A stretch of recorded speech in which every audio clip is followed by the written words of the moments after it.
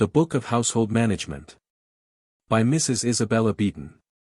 I must frankly own, that if I had known, beforehand, that this book would have cost me the labor which it has, I should never have been courageous enough to commence it. What moved me, in the first instance, to attempt a work like this, was the discomfort and suffering which I had seen brought upon men and women by household mismanagement.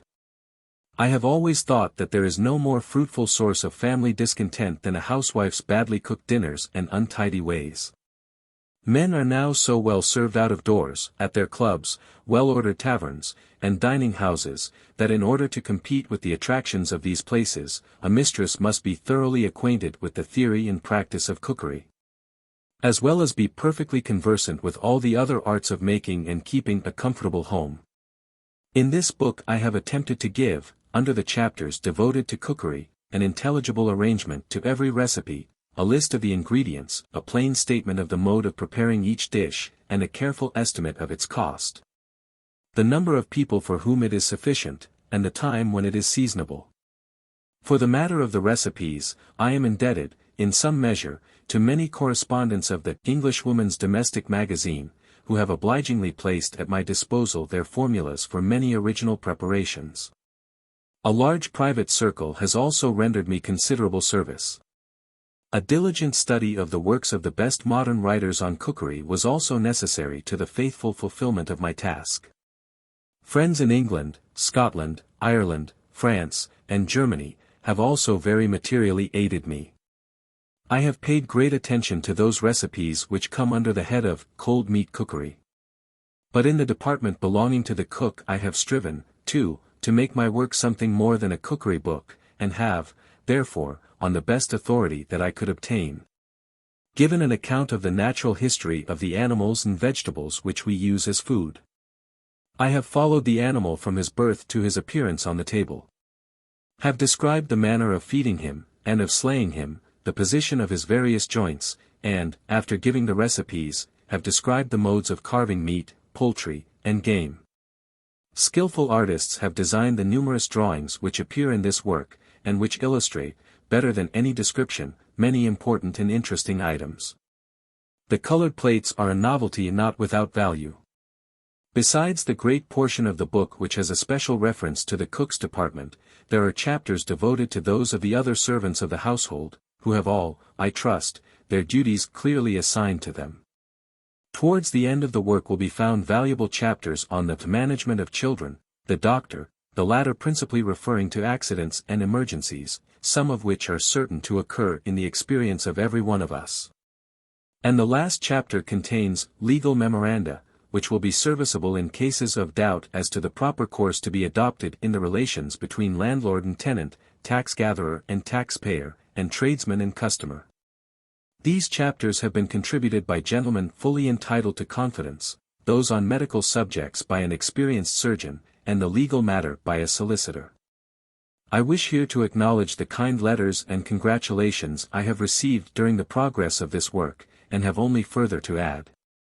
That I trust the result of the 4 years' incessant labor which I have expended will not be altogether unacceptable to some of my countrymen and countrywomen. Chapter 1.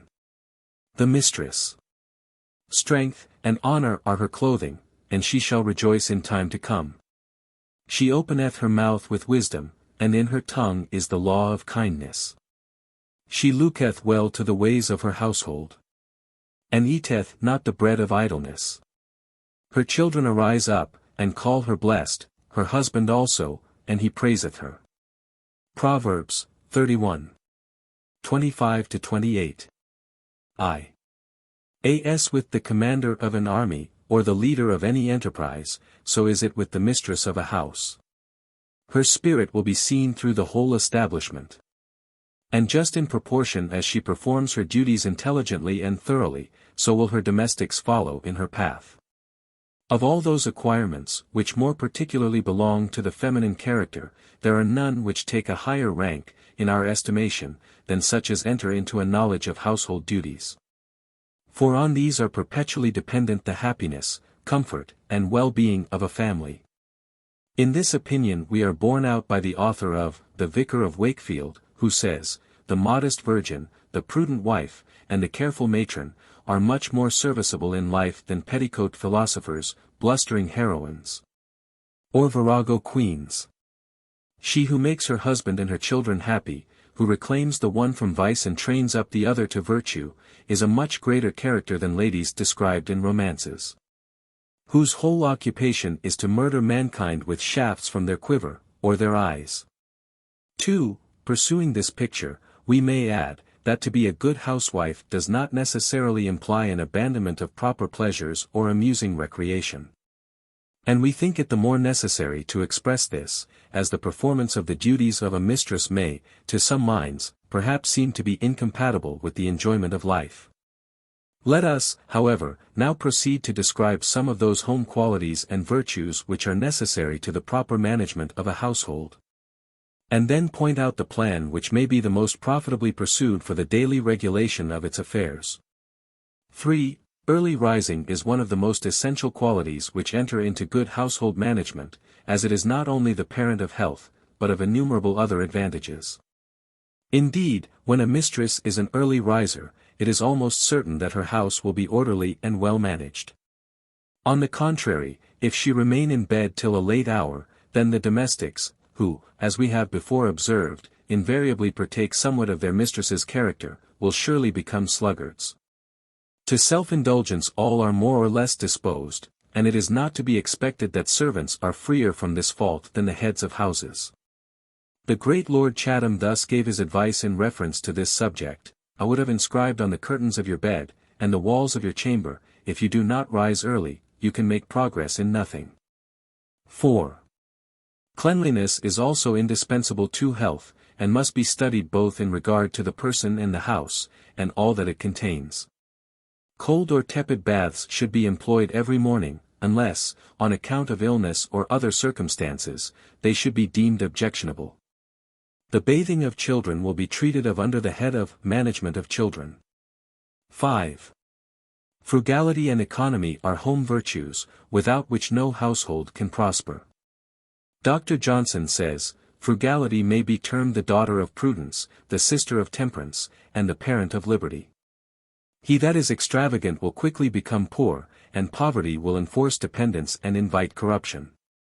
The necessity of practicing economy should be evident to every one, whether in the possession of an income no more than sufficient for a family's requirements, or of a large fortune, which puts financial adversity out of the question. We must always remember that it is a great merit in housekeeping to manage a little well. "He is a good waggoner," says Bishop Hall, "that can turn in a little room." To live well in abundance is the praise of the estate, not of the person. I will study more how to give a good account of my little, than how to make it more. In this there is true wisdom, and it may be added, that those who can manage a little well, are most likely to succeed in their management of larger matters. Economy and frugality must never, however, be allowed to degenerate into parsimony and meanness. 6. The choice of acquaintances is very important to the happiness of a mistress and her family. A gossiping acquaintance, who indulges in the scandal and ridicule of her neighbors, should be avoided as a pestilence. It is likewise all necessary to beware, as Thomson sings, the whispered tale, that, like the fabling Nile, no fountain knows. Fair-laced deceit, whose wily, conscious eye ne'er looks direct. The tongue that licks the dust, but, when it safely dares, as prompt to sting. If the duties of a family do not sufficiently occupy the time of a mistress, society should be formed of such a kind as will tend to the mutual interchange of general and interesting information. 7. Friendships should not be hastily formed, nor the heart given, at once, to every newcomer.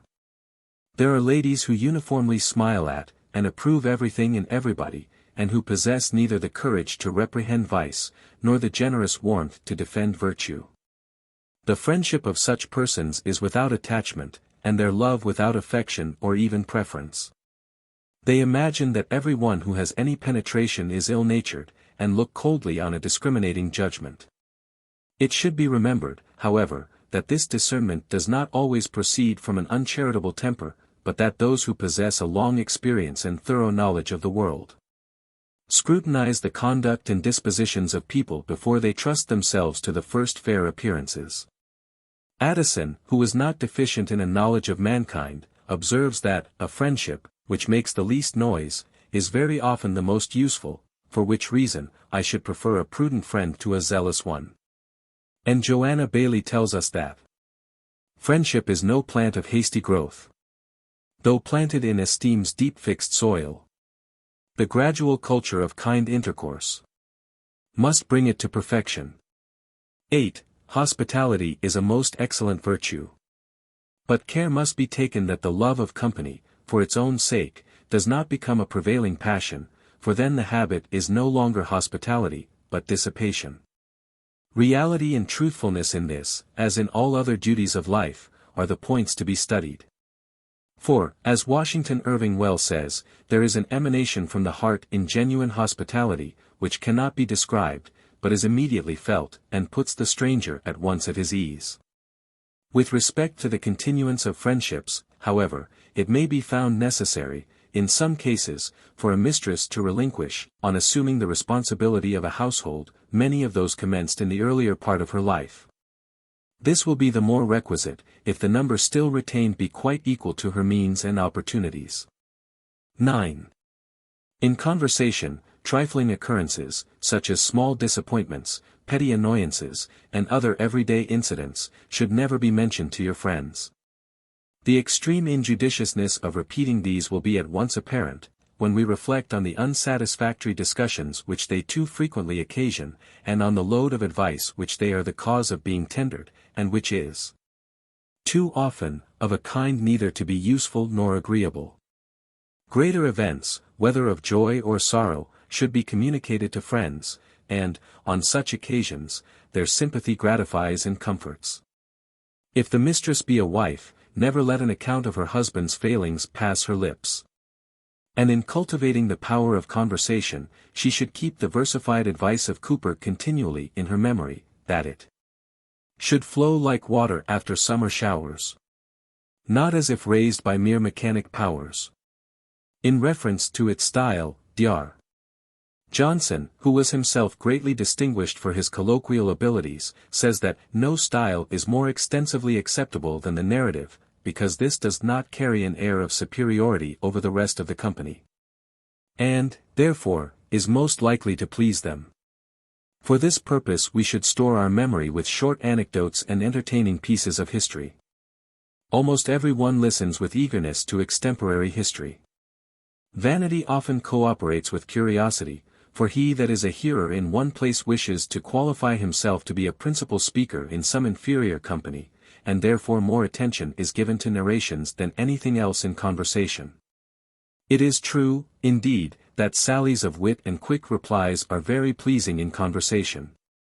But they frequently tend to raise envy in some of the company, but the narrative way neither raises this, nor any other evil passion, but keeps all the company nearly upon an equality, and, if judiciously managed, will at once entertain and improve them all. 10. Good temper should be cultivated by every mistress, as upon it the welfare of the household may be said to turn. Indeed, its influence can hardly be overestimated, as it has the effect of molding the characters of those around her, and of acting most beneficially on the happiness of the domestic circle. Every head of a household should strive to be cheerful, and should never fail to show a deep interest in all that appertains to the well-being of those who claim the protection of her roof. Gentleness, not partial and temporary, but universal and regular, should pervade her conduct, for where such a spirit is habitually manifested, it not only delights her children, but makes her domestics attentive and respectful. Her visitors are also pleased by it, and their happiness is increased. 11. On the important subject of dress and fashion we cannot do better than quote an opinion from the 8th volume of the Englishwoman's Domestic Magazine.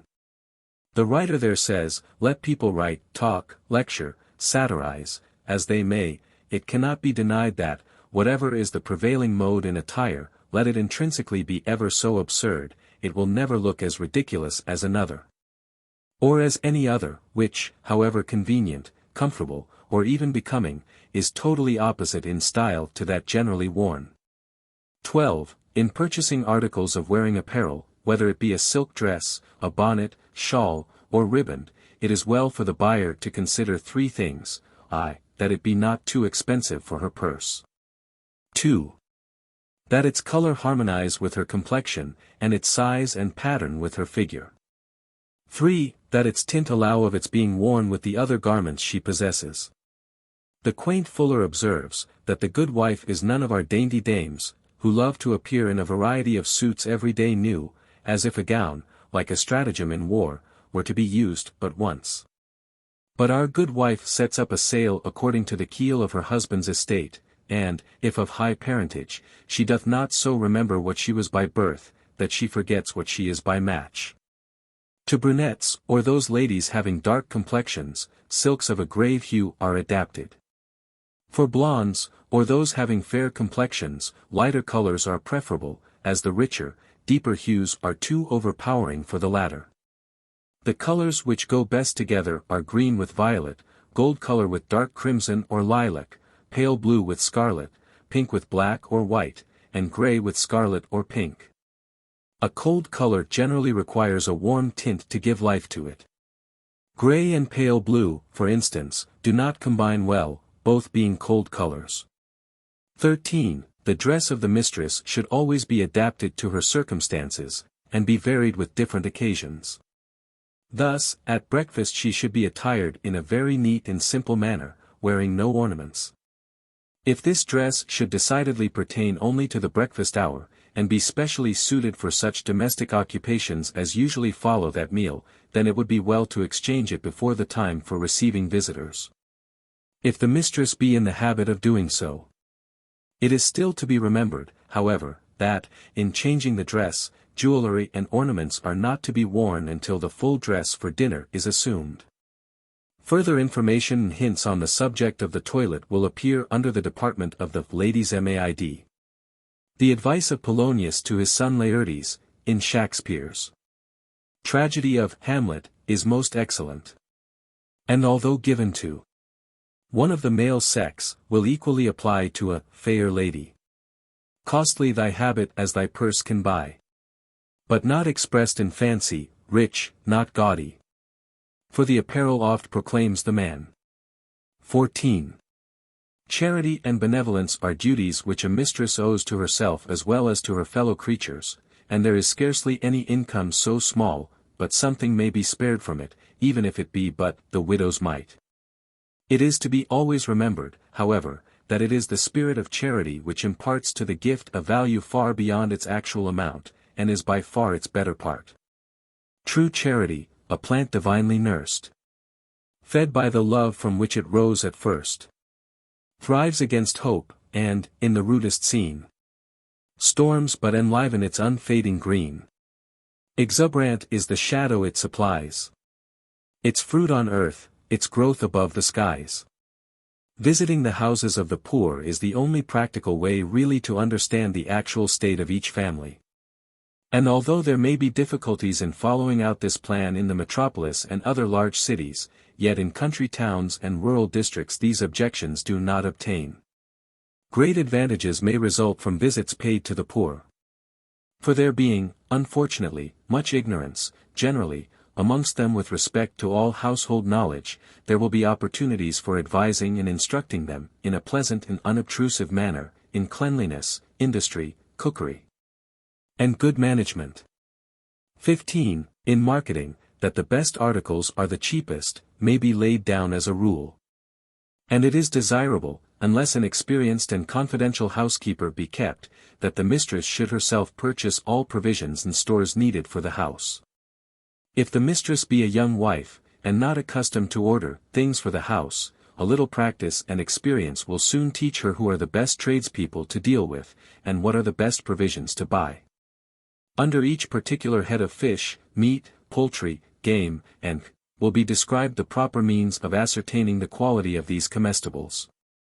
16. A housekeeping account book should invariably be kept, and kept punctually and precisely. The plan for keeping household accounts, which we should recommend, would be to make an entry, that is, write down into a daily diary every amount paid on that particular day, be it ever so small. Then, at the end of the month, let these various payments be ranged under their specific heads of butcher, baker, and thus will be seen the proportions paid to each tradesman, and any one month's expenses may be contrasted with another. The housekeeping accounts should be balanced not less than once a month, so that you may see that the money you have in hand tallies with your account of it in your diary. Judge Halliburton never wrote truer words than when he said, "No man is rich whose expenditure exceeds his means, and no one is poor whose incomings exceed his outgoings." When, in a large establishment, a housekeeper is kept, it will be advisable for the mistress to examine her accounts regularly. Then any increase of expenditure which may be apparent, can easily be explained, and the housekeeper will have the satisfaction of knowing whether her efforts to manage her department well and economically have been successful. 17. Engaging domestics is one of those duties in which the judgment of the mistress must be keenly exercised. There are some respectable registry offices, where good servants may sometimes be hired. But the plan rather to be recommended is, for the mistress to make inquiry amongst her circle of friends and acquaintances, and her tradespeople.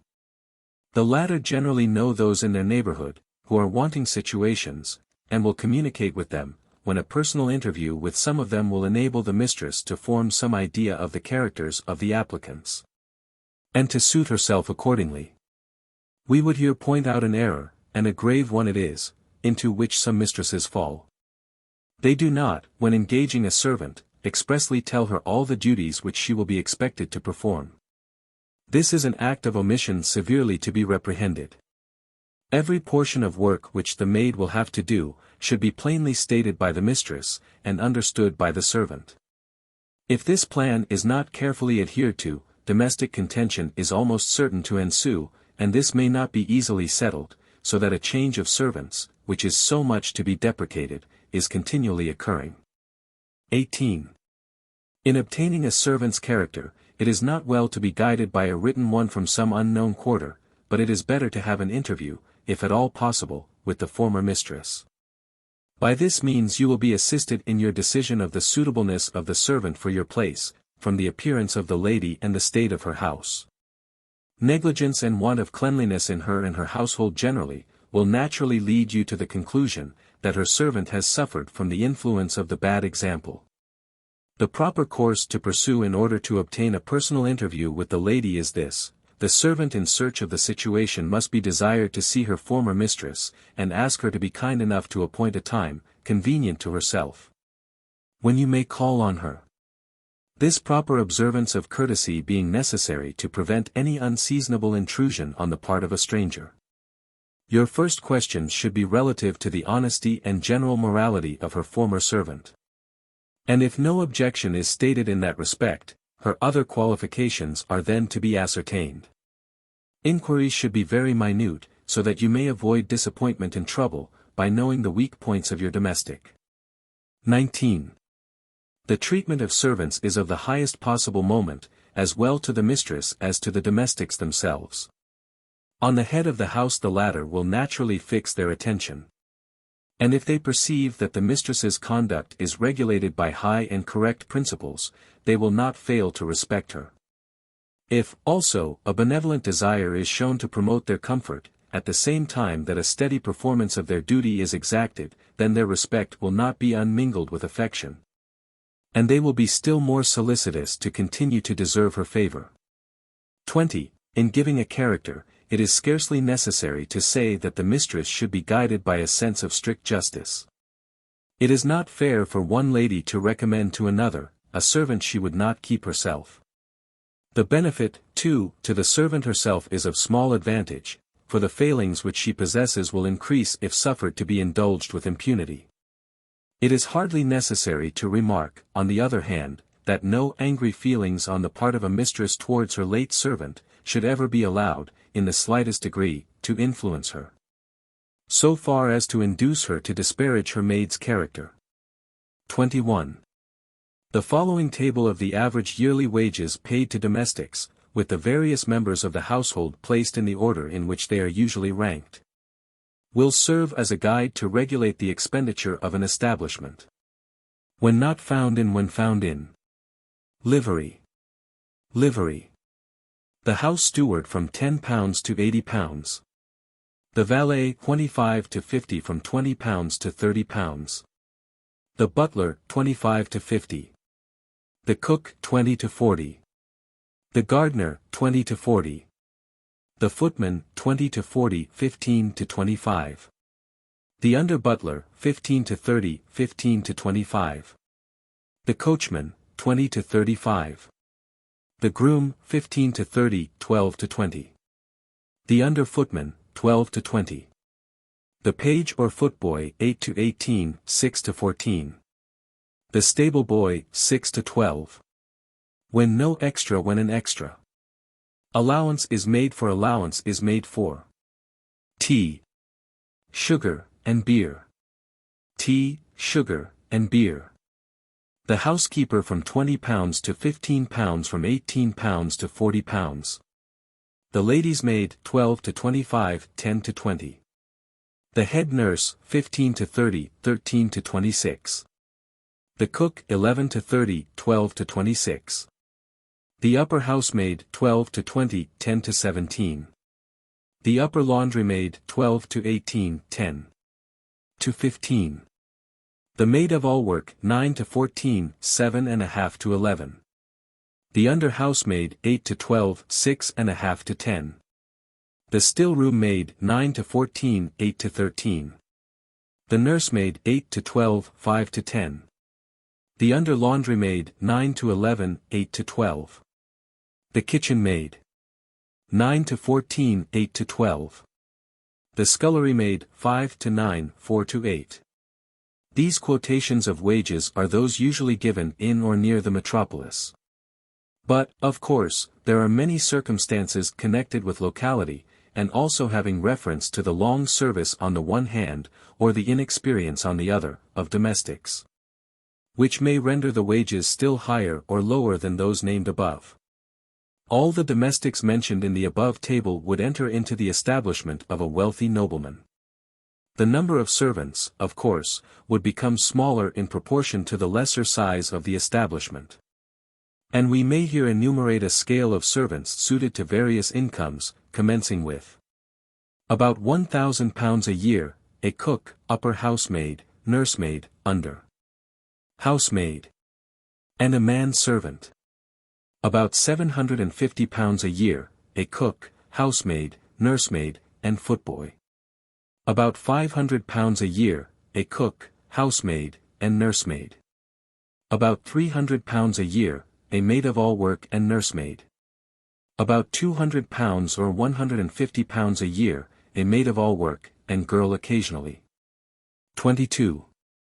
Having thus indicated some of the more general duties of the mistress, relative to the moral government of her household, we will now give a few specific instructions on matters having a more practical relation to the position which she is supposed to occupy in the eye of the world.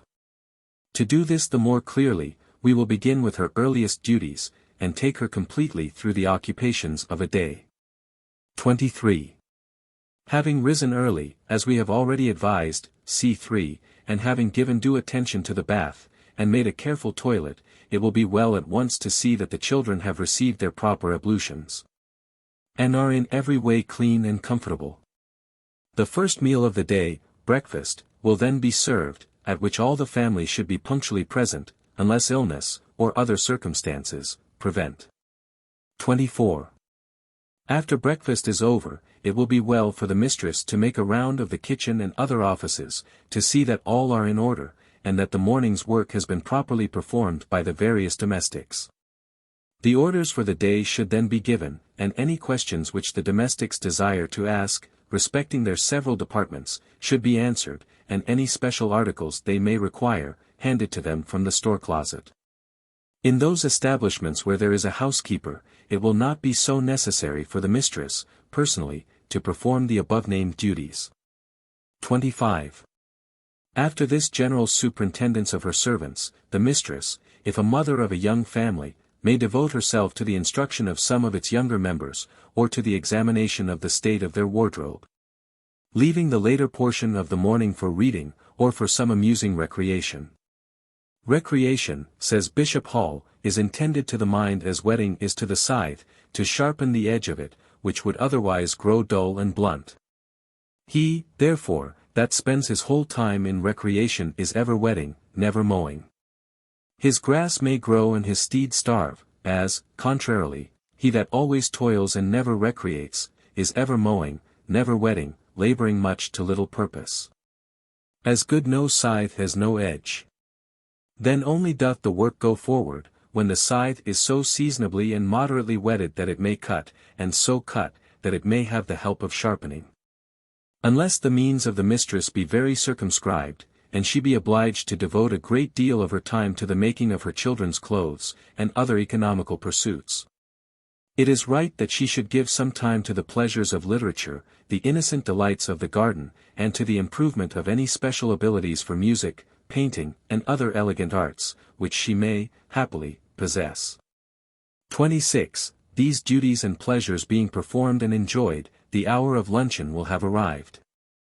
This is a very necessary meal between an early breakfast and a late dinner, as a healthy person, with good exercise, should have a fresh supply of food once in 4 hours. It should be a light meal.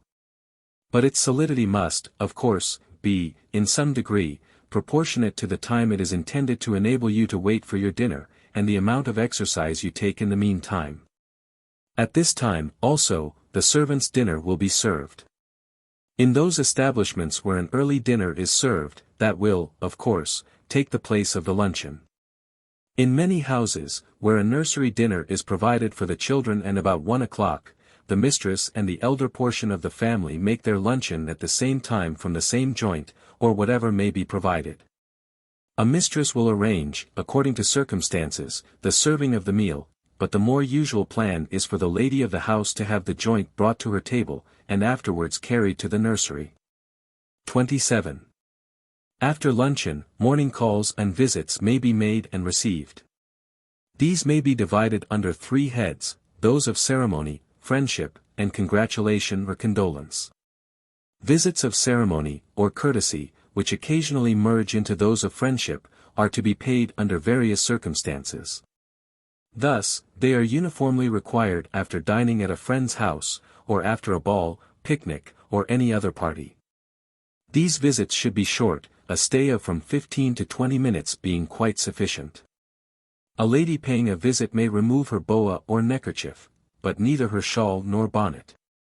When other visitors are announced, it is well to retire as soon as possible, taking care to let it appear that their arrival is not the cause. When they are quietly seated, and the bustle of their entrance is over, rise from your chair, taking a kind leave of the hostess, and bowing politely to the guests. Should you call at an inconvenient time, not having ascertained the luncheon hour, or from any other inadvertence, retire as soon as possible, without, however, showing that you feel yourself an intruder.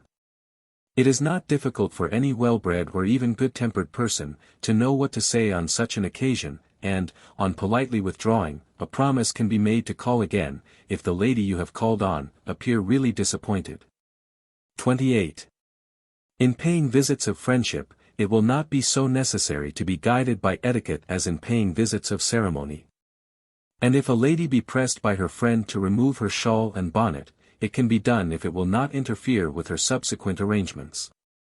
It is, however, requisite to call at suitable times, and to avoid staying too long, if your friend is engaged. The courtesies of society should ever be maintained, even in the domestic circle, and amongst the nearest friends. During these visits, the manners should be easy and cheerful, and the subjects of conversation such as may be readily terminated. Serious discussions or arguments are to be altogether avoided, and there is much danger and impropriety in expressing opinions of those persons and characters with whom, perhaps, there is but a slight acquaintance. See 6, 7, and 9. It is not advisable, at any time, to take favorite dogs into another lady's drawing-room, for many persons have an absolute dislike to such animals. And besides this, there is always a chance of a breakage of some article occurring, through their leaping and bounding here and there, sometimes very much to the fear and annoyance of the hostess. Her children, also, unless they are particularly well trained and orderly, and she is on exceedingly friendly terms with the hostess, should not accompany a lady in making morning calls. Where a lady, however, pays her visits in a carriage, the children can be taken in the vehicle, and remain in it until the visit is over. 29. For morning calls, it is well to be neatly attired. For a costume very different to that you generally wear, or anything approaching an evening dress, will be very much out of place. As a general rule, it may be said, both in reference to this and all other occasions, it is better to be underdressed than overdressed. A strict account should be kept of ceremonial visits, and notice how soon your visits have been returned. An opinion may thus be formed as to whether your frequent visits are, or are not, desirable. There are, naturally, instances when the circumstances of old age or ill health will preclude any return of a call. But when this is the case, it must not interrupt the discharge of the duty. 30. In paying visits of condolence, it is to be remembered that they should be paid within a week after the event which occasions them. If the acquaintance, however, is but slight, then immediately after the family has appeared at public worship. A lady should send in her card, and if her friends be able to receive her, the visitor's manner and conversation should be subdued and in harmony with the character of her visit. Courtesy would dictate that a morning card should be used, and that visitors, in paying condoling visits, should be dressed in black, either silk or plain-colored apparel. Sympathy with the affliction of the family is thus expressed, and these attentions are, in such cases, pleasing and soothing. In all these visits, if your acquaintance or friend be not at home, a card should be left. If in a carriage, the servant will answer your inquiry and receive your card. If paying your visits on foot, give your card to the servant in the hall, but leave to go in and rest should on no account be asked. The form of words, not at home, may be understood in different senses, but the only courteous way is to receive them as being perfectly true. You may imagine that the lady of the house is really at home, and that she would make an exception in your favor, or you may think that your acquaintance is not desired. But, in either case, not the slightest word is to escape you, which would suggest, on your part, such an impression. 31. In receiving morning calls, the foregoing description of the etiquette to be observed in paying them, will be of considerable service. It is to be added, however, that the occupations of drawing, music or reading should be suspended on the entrance of morning visitors.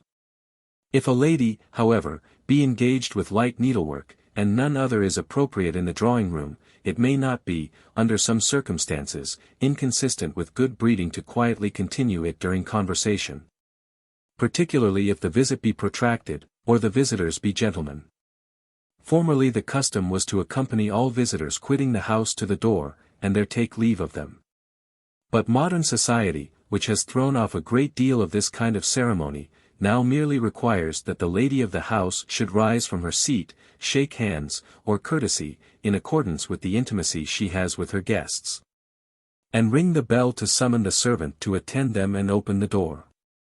In making a first call either upon a newly married couple, or persons newly arrived in the neighborhood, a lady should leave her husband's card together with her own, at the same time, stating that the profession or business in which he is engaged has prevented him from having the pleasure of paying the visit, with her.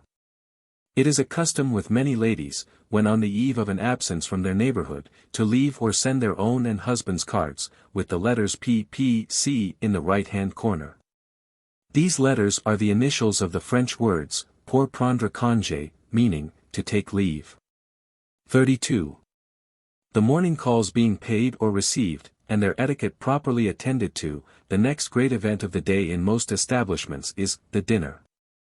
And we only propose here to make a few general remarks on this important topic, as, in future pages, the whole art of dining will be thoroughly considered, with reference to its economy, comfort, and enjoyment. 33. In giving or accepting an invitation for dinner, the following is the form of words generally made use of. They, however, can be varied in proportion to the intimacy or position of the hosts and guests. Mr. and Mrs. A. Present their compliments to Mr. and Mrs. B. and request the honor, or hope to have the pleasure, of their company. To dinner on Wednesday, the 6th of December next. A. Street. November 13, 1859. RSVP. The letters in the corner imply, Réponde, s'il vous plaît, meaning, an answer will oblige. The reply, accepting the invitation, is couched in the following terms. Mr. and Mrs. B, present their compliments to Mr. and Mrs. A, and will do themselves the honor of, or will have much pleasure in, accepting their kind invitation to dinner on the 6th of December next. B, Square, November 18, 1859. Cards, or invitations for a dinner party, should be issued a fortnight or 3 weeks, sometimes even a month, beforehand, and care should be taken by the hostess, in the selection of the invited guests, that they should be suited to each other. Much also of the pleasure of a dinner party will depend on the arrangement of the guests at table, so as to form a duad mixture of talkers and listeners, the grave and the gay.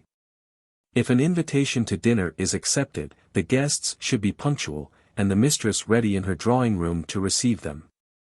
At some periods it has been considered fashionable to come late to dinner, but lately nous avons changed tout cela. 34. The half-hour before dinner has always been considered as the great ordeal through which the mistress, in giving a dinner party, will either pass with flying colors, or lose many of her laurels. The anxiety to receive her guests, her hope that all will be present in due time, her trust in the skill of her cook, and the attention of the other domestics, all tend to make these few minutes a trying time.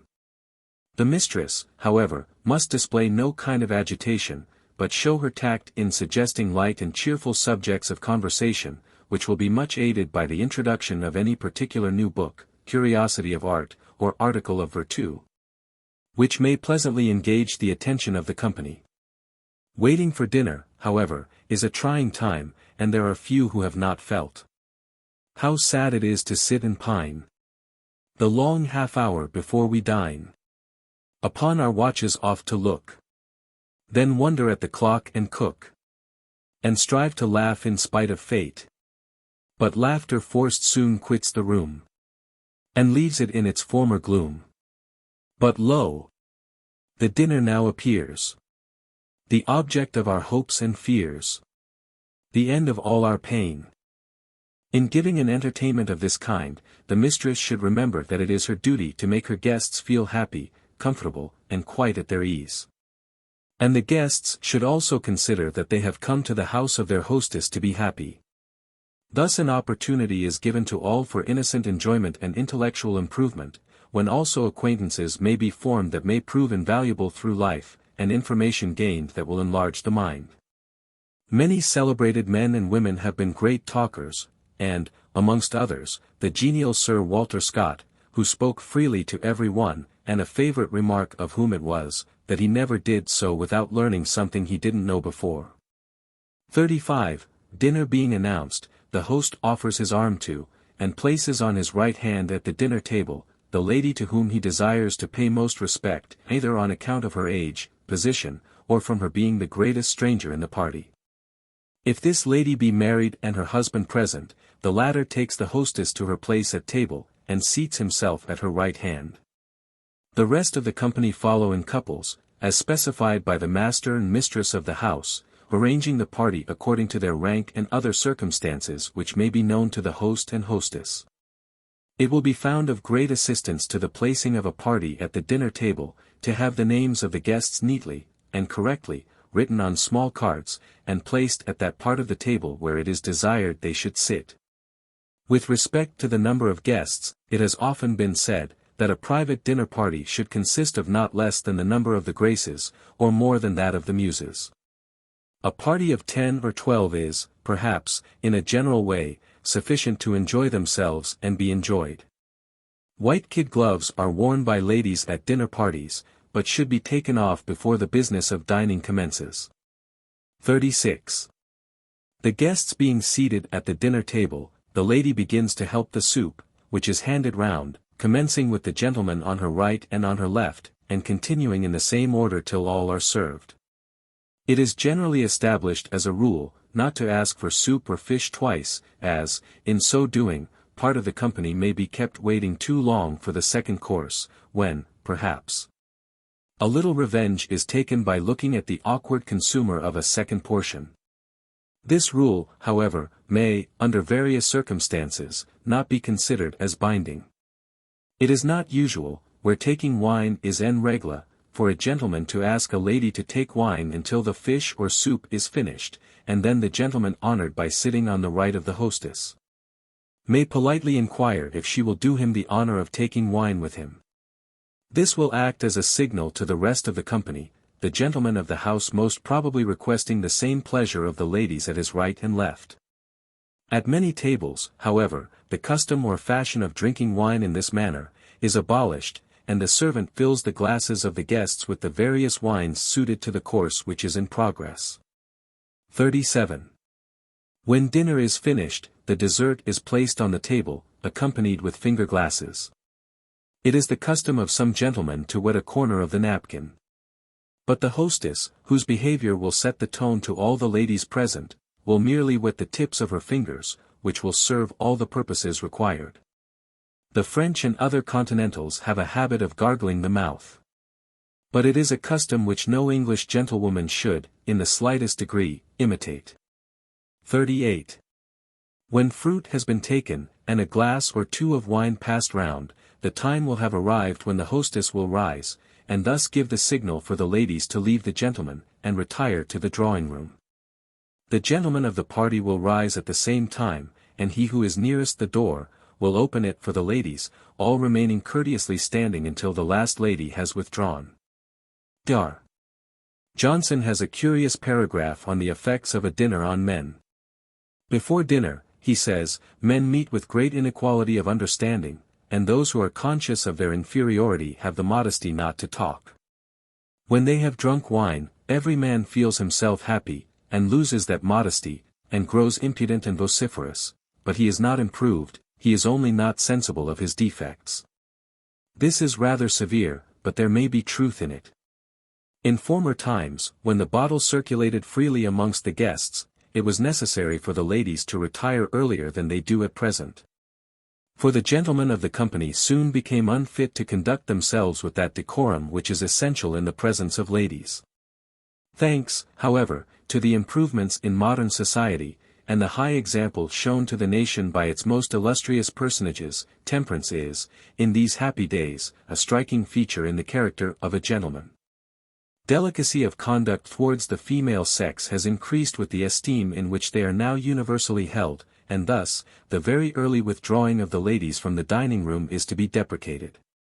A lull in the conversation will seasonably indicate the moment for the ladies' departure. 39. After-dinner invitations may be given, by which we wish to be understood, invitations for the evening.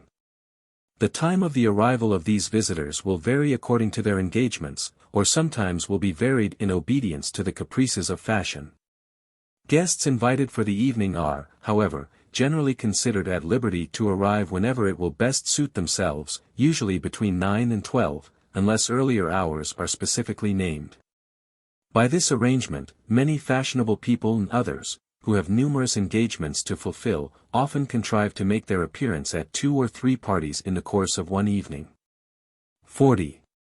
The etiquette of the dinner party table being disposed of, let us now enter slightly into that of an evening party or ball. The invitations issued and accepted for either of these, will be written in the same style as those already described for a dinner party. They should be sent out at least 3 weeks before the day fixed for the event, and should be replied to within a week of their receipt. By attending to these courtesies, the guests will have time to consider their engagements and prepare their dresses, and the hostess will, also, know what will be the number of her party. If the entertainment is to be simply an evening party, this must be specified on the card or note of invitation. Short or verbal invitations, except where persons are exceedingly intimate, or are very near relations, are very far from proper, although, of course, in this respect and in many other respects, very much always depends on the manner in which the invitation is given. True politeness, however, should be studied even amongst the nearest friends and relations, for the mechanical forms of good breeding are of great consequence, and too much familiarity may have, for its effect, the destruction of friendship. 41.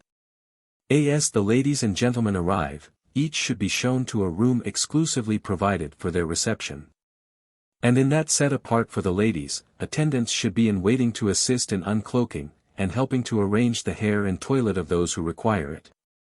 It will be found convenient, in those cases where the number of guests is large, to provide numbered tickets, so that they can be attached to the cloaks and shawls of each lady, a duplicate of which should be handed to the guest. Coffee is sometimes provided in this, or an anteroom, for those who would like to partake of it. 42. As the visitors are announced by the servant, it is not necessary for the lady of the house to advance each time towards the door, but merely to rise from her seat to receive their courtesies and congratulations. If, indeed, the hostess wishes to show particular favor to some peculiarly honored guests, she may introduce them to others, whose acquaintance she may imagine will be especially suitable and agreeable. It is very often the practice of the master of the house to introduce one gentleman to another, but occasionally the lady performs this office. When it will, of course, be polite for the persons thus introduced to take their seats together for the time being. The custom of non-introduction is very much in vogue in many houses, and guests are thus left to discover for themselves the position and qualities of the people around them. The servant, indeed, calls out the names of all the visitors as they arrive, but, in many instances, mispronounces them, so that it will not be well to follow this information, as if it were an unerring guide. In our opinion, it is a cheerless and depressing custom, although, in thus speaking, we do not allude to the large assemblies of the aristocracy, but to the smaller parties of the middle classes. 43. A separate room or convenient buffet should be appropriated for refreshments, and to which the dancers may retire, and cakes and biscuits, with wine negus, lemonade, and ices, handed round. A supper is also mostly provided at the private parties of the middle classes, and this requires, on the part of the hostess, a great deal of attention and supervision. It usually takes place between the first and second parts of the program of the dances, of which there should be several prettily written or printed copies distributed about the ballroom. In private parties, a lady is not to refuse the invitation of a gentleman to dance, unless she be previously engaged. The hostess must be supposed to have asked to her house only those persons whom she knows to be perfectly respectable and of unblemished character, as well as pretty equal in position. And thus, to decline the offer of any gentleman present, would be a tacit reflection on the master and mistress of the house. It may be mentioned here, more especially for the young who will read this book, that introductions at balls or evening parties cease with the occasion that calls them forth, no introduction, at these times, giving a gentleman a right to address. Afterwards, a lady. She is, consequently, free, next morning, to pass her partner at a ball of the previous evening without the slightest recognition. 44. The ball is generally opened, that is, the first place in the first quadrille is occupied, by the lady of the house. When anything prevents this, the host will usually lead off the dance with the lady who is either the highest in rank, or the greatest stranger. It will be well for the hostess, even if she be very partial to the amusement, and a graceful dancer, not to participate in it to any great extent, lest her lady guests should have occasion to complain of her monopoly of the gentleman. And other causes of neglect. A few dances will suffice to show her interest in the entertainment, without unduly trenching on the attention due to her guests. In all its parts a ball should be perfect. The music, and the banquet, and the wine. The garlands, the rose odors, and the flowers. The hostess or host, during the progress of a ball, will courteously accost and chat with their friends, and take care that the ladies are furnished with seats, and that those who wish to dance are provided with partners. A gentle hint from the hostess, conveyed in a quiet ladylike manner, that certain ladies have remained unengaged during several dances, is sure not to be neglected by any gentleman. Thus will be studied the comfort and enjoyment of the guests, and no lady, in leaving the house, will be able to feel the chagrin and disappointment of not having been invited to stand up in a dance during the whole of the evening. 45. When any of the carriages of the guests are announced, or the time for their departure arrived, they should make a slight intimation to the hostess, without, however, exciting any observation, that they are about to depart. If this cannot be done, however, without creating too much bustle, it will be better for the visitors to retire quietly without taking their leave. During the course of the week, the hostess will expect to receive from every guest a call, where it is possible, or cards expressing the gratification experienced from her entertainment. This attention is due to every lady for the pains and trouble she has been at, and tends to promote social, kindly feelings. 46. Having thus discoursed of parties of pleasure, it will be an interesting change to return to the more domestic business of the house, although all the details we have been giving of dinner parties, balls, and the like, appertain to the department of the mistress. Without a knowledge of the etiquette to be observed on these occasions, a mistress would be unable to enjoy and appreciate those friendly pleasant meetings which give, as it were, a fillip to life, and make the quiet happy home of an English gentlewoman appear the more delightful and enjoyable. In their proper places, all that is necessary to be known respecting the dishes and appearance of the breakfast, dinner, tea, and supper tables, will be set forth in this work. 47. A family dinner at home, compared with either giving or going to a dinner party, is, of course, of much more frequent occurrence, and many will say, of much greater importance. Both, however, have to be considered with a view to their nicety and enjoyment, and the latter more particularly with reference to economy. These points will be especially noted in the following pages on household cookery.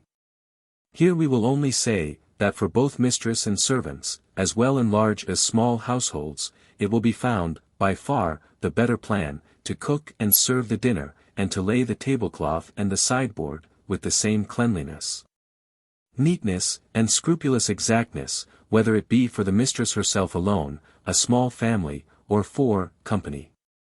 If this rule be strictly adhered to, all will find themselves increase in managing skill, whilst a knowledge of their daily duties will become familiar, and enable them to meet difficult occasions with ease, and overcome any amount of obstacles. 48. Of the manner of passing evenings at home, there is none pleasanter than in such recreative enjoyments as those which relax the mind from its severer duties, whilst they stimulate it with a gentle delight. Where there are young people forming a part of the evening circle, interesting and agreeable pastime should especially be promoted. It is of incalculable benefit to them that their homes should possess all the attractions of healthful amusement, comfort, and happiness, for if they do not find pleasure there, they will seek it elsewhere. It ought, therefore, to enter into the domestic policy of every parent, to make her children feel that home is the happiest place in the world, that to imbue them with this delicious home feeling is one of the choicest gifts a parent can bestow. Light or fancy needlework often forms a portion of the evening's recreation for the ladies of the household, and this may be varied by an occasional game at chess or backgammon. It has often been remarked, too, that nothing is more delightful to the feminine members of a family, than the reading aloud of some good standard work or amusing publication. A knowledge of polite literature may be thus obtained by the whole family, especially if the reader is able and willing to explain the more difficult passages of the book, and expatiate on the wisdom and beauties it may contain. This plan, in a great measure, realizes the advice of Lord Bacon, who says, "Read not to contradict and refute, nor to believe and take for granted, nor to find talk and discourse, but to weigh and consider." 49. In retiring for the night, it is well to remember that early rising is almost impossible, if late going to bed be the order, or rather disorder, of the house. The younger members of a family should go early and at regular hours to their beds, and the domestics as soon as possible after a reasonably appointed hour. Either the master or the mistress of a house should, after all have gone to their separate rooms, see that all is right with respect to the lights and fires below. And no servants should, on any account, be allowed to remain up after the heads of the house have retired. 50. Having thus gone from early rising to early retiring, there remain only now to be considered a few special positions respecting which the mistress of the house will be glad to receive some specific information. 51. When a mistress takes a house in a new locality, it will be etiquette for her to wait until the older inhabitants of the neighborhood call upon her, thus evincing a desire, on their part, to become acquainted with the newcomer. It may be, that the mistress will desire an intimate acquaintance with but few of her neighbors, but it is to be specially borne in mind that all visits, whether of ceremony, friendship, or condolence, should be punctiliously returned. 52. You may perhaps have been favored with letters of introduction from some of your friends, to persons living in the neighborhood to which you have just come. In this case enclose the letter of introduction in an envelope with your card. Then, if the person, to whom it is addressed, calls in the course of a few days, the visit should be returned by you within the week, if possible. Any breach of etiquette, in this respect, will not readily be excused. In the event of your being invited to dinner under the above circumstances, nothing but necessity should prevent you from accepting the invitation. If, however, there is some distinct reason why you cannot accept, let it be stated frankly and plainly, for politeness and truthfulness should be ever allied. An opportunity should, also, be taken to call in the course of a day or two, in order to politely express your regret and disappointment at not having been able to avail yourself of their kindness. 53. In giving a letter of introduction, it should always be handed to your friend, unsealed. Courtesy dictates this, as the person whom you are introducing would, perhaps, wish to know in what manner he or she was spoken of. Should you receive a letter from a friend, introducing to you any person known to and esteemed by the writer, the letter should be immediately acknowledged, and your willingness expressed to do all in your power to carry out his or her wishes. 54. Such are the onerous duties which enter into the position of the mistress of a house, and such are, happily, with a slight but continued attention, of by no means difficult performance. She ought always to remember that she is the first and the last, the alpha and the omega in the government of her establishment, and that it is by her conduct that its whole internal policy is regulated. She is, therefore, a person of far more importance in a community than she usually thinks she is. On her pattern her daughters model themselves, by her counsels they are directed, through her virtues all are honored.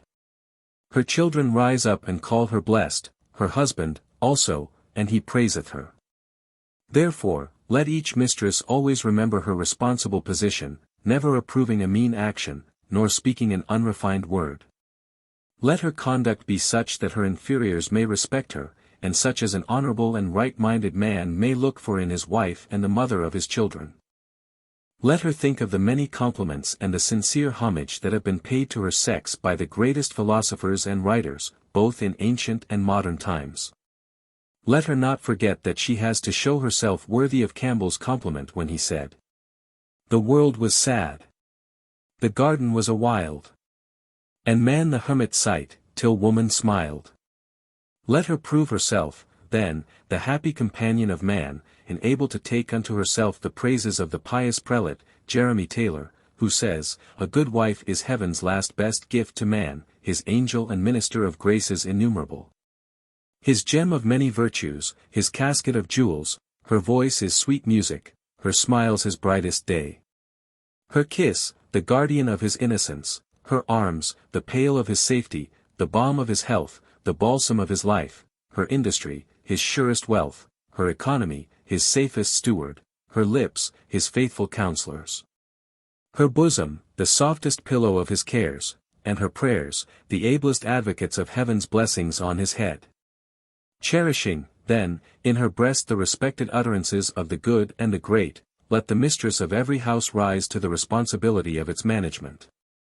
So that, in doing her duty to all around her, she may receive the genuine reward of respect, love, and affection. Note: many mistresses have experienced the horrors of house hunting, and it is well known that 3 removes are as good, or bad, rather, as a fire. Nevertheless, it being quite evident that we must, in these days at least, live in houses, and are sometimes obliged to change our residences, it is well to consider some of the conditions which will add to, or diminish, the convenience and comfort of our homes. Although the choice of a house must be dependent on so many different circumstances with different people, that to give any specific directions on this head would be impossible and useless. Yet it will be advantageous, perhaps, to many, if we point out some of those general features as to locality, soil, aspect, and, to which the attention of all house-takers should be carefully directed.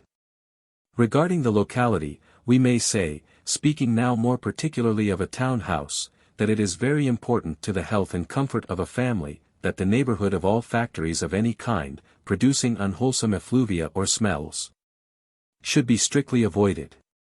Neither is it well to take a house in the immediate vicinity of where a noisy trade is carried on, as it is unpleasant to the feelings, and tends to increase any existing irritation of the system. Referring to soils.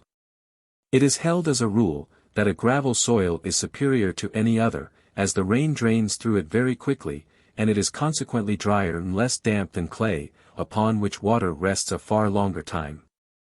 A clay country, too, is not so pleasant for walking exercise as one in which gravel predominates. The aspect of the house should be well considered, and it should be borne in mind that the more sunlight that comes into the house, the healthier is the habitation. The close, fetid smell which assails one on entering a narrow court, or street, in towns, is to be assigned to the want of light, and, consequently, air. A house with a south or southwest aspect, is lighter, warmer, drier, and consequently more healthy, than one facing the north or northeast. Great advances have been made, during the last few years, in the principles of sanitary knowledge, and one most essential point to be observed in reference to a house, is its drainage, as it has been proved in an endless number of cases. That bad or defective drainage is as certain to destroy health as the taking of poisons. This arises from its injuriously affecting the atmosphere, thus rendering the air we breathe unwholesome and deleterious. Let it be borne in mind, then, that unless a house is effectually drained, the health of its inhabitants is sure to suffer. And they will be susceptible of ague, rheumatism, diarrhea, fevers, and cholera.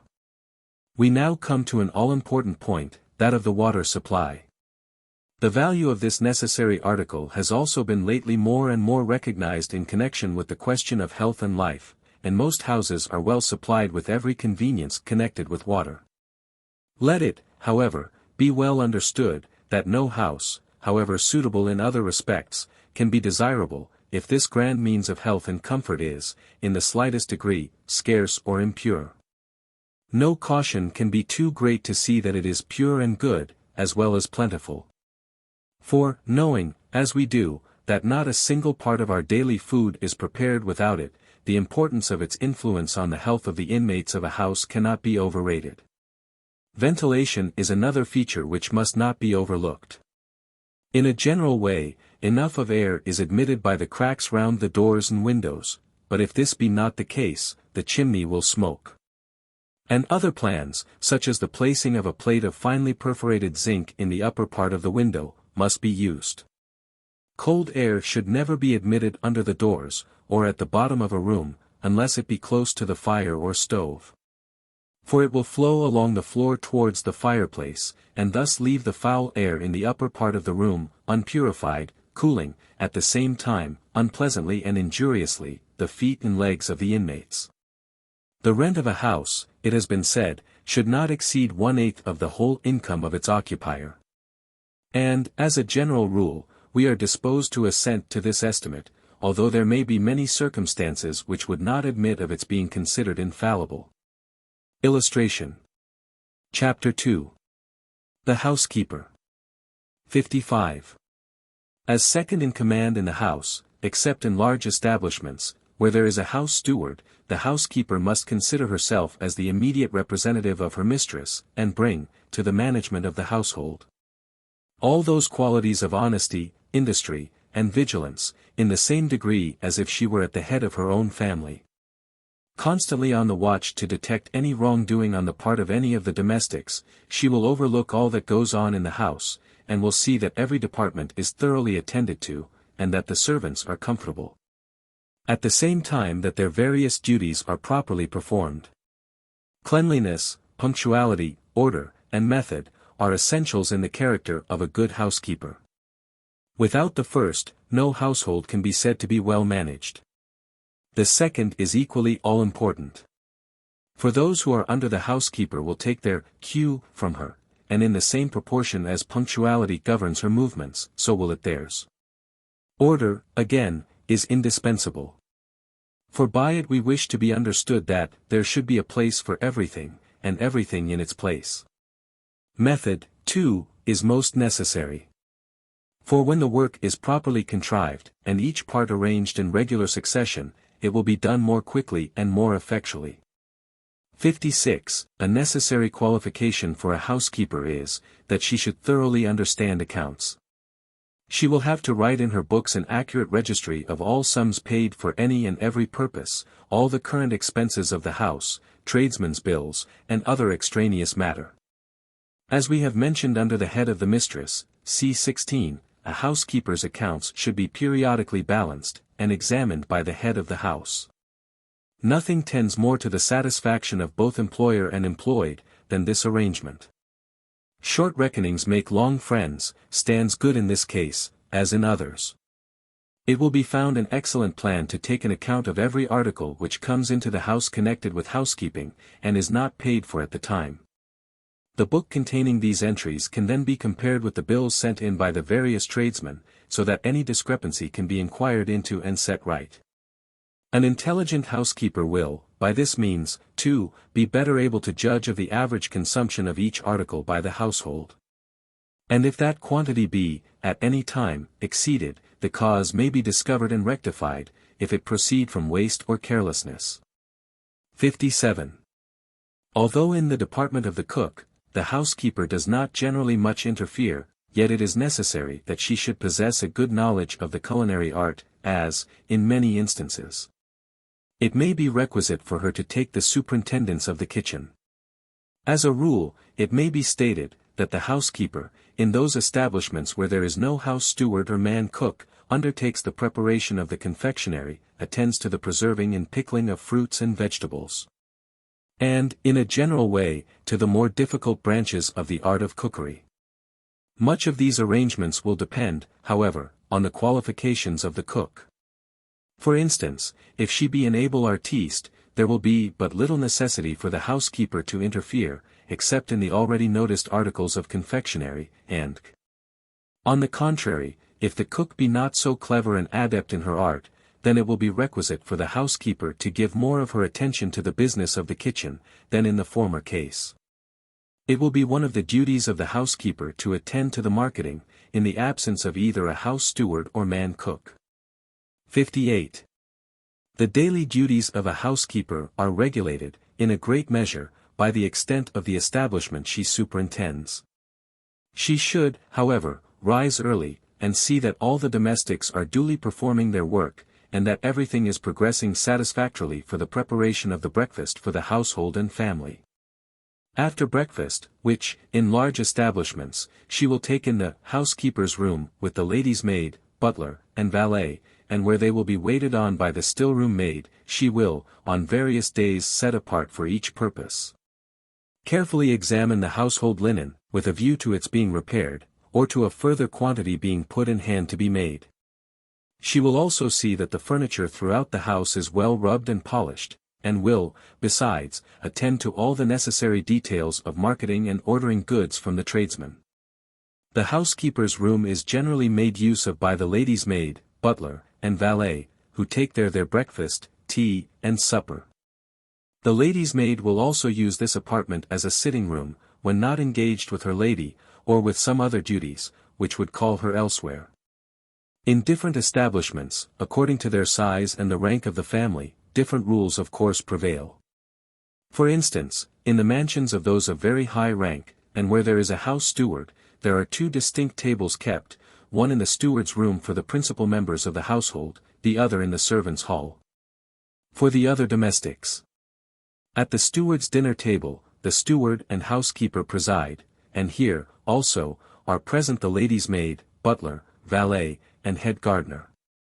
Should any visitors be staying with the family, their servants, generally the valet and lady's maid, will be admitted to the steward's table. 59. After dinner, the housekeeper, having seen that all the members of the establishment have regularly returned to their various duties, and that all the departments of the household are in proper working order, will have many important matters claiming her attention. She will, possibly, have to give the finishing touch to some article of confectionery, or be occupied with some of the more elaborate processes of the still-room. There may also be the dessert to arrange, ice creams to make. And all these employments call for no ordinary degree of care, taste, and attention. The still-room was formerly much more in vogue than at present. For in days of auld lang syne, the still was in constant requisition for the supply of sweet-flavored waters for the purposes of cookery, scents and aromatic substances used in the preparation of the toilet, and cordials in cases of accidents and illness. There are some establishments, however, in which distillation is still carried on, and in these, the still-room maid has her old duties to perform. In a general way, however, this domestic is immediately concerned with the housekeeper. For the latter she lights the fire, dusts her room, prepares the breakfast table, and waits at the different meals taken in the housekeeper's room, see 58. A still-room maid may learn a very great deal of useful knowledge from her intimate connection with the housekeeper, and if she be active and intelligent, may soon fit herself for a better position in the household. 60. In the evening, the housekeeper will often busy herself with the necessary preparations for the next day's duties. Numberless small, but still important arrangements, will have to be made, so that everything may move smoothly. At times, perhaps, attention will have to be paid to the breaking of lump sugar, the stoning of raisins, the washing, cleansing, and drying of currants, and the evening, too, is the best time for setting right her account of the expenditure, and duly writing a statement of moneys received and paid, and also for making memoranda of any articles she may require for her storeroom or other departments. Periodically, at some convenient time, for instance, quarterly or half-yearly, it is a good plan for the housekeeper to make an inventory of everything she has under her care, and compare this with the lists of a former period. She will then be able to furnish a statement, if necessary, of the articles which, on account of time, breakage, loss, or other causes, it has been necessary to replace or replenish. 61. In concluding these remarks on the duties of the housekeeper, we will briefly refer to the very great responsibility which attaches to her position.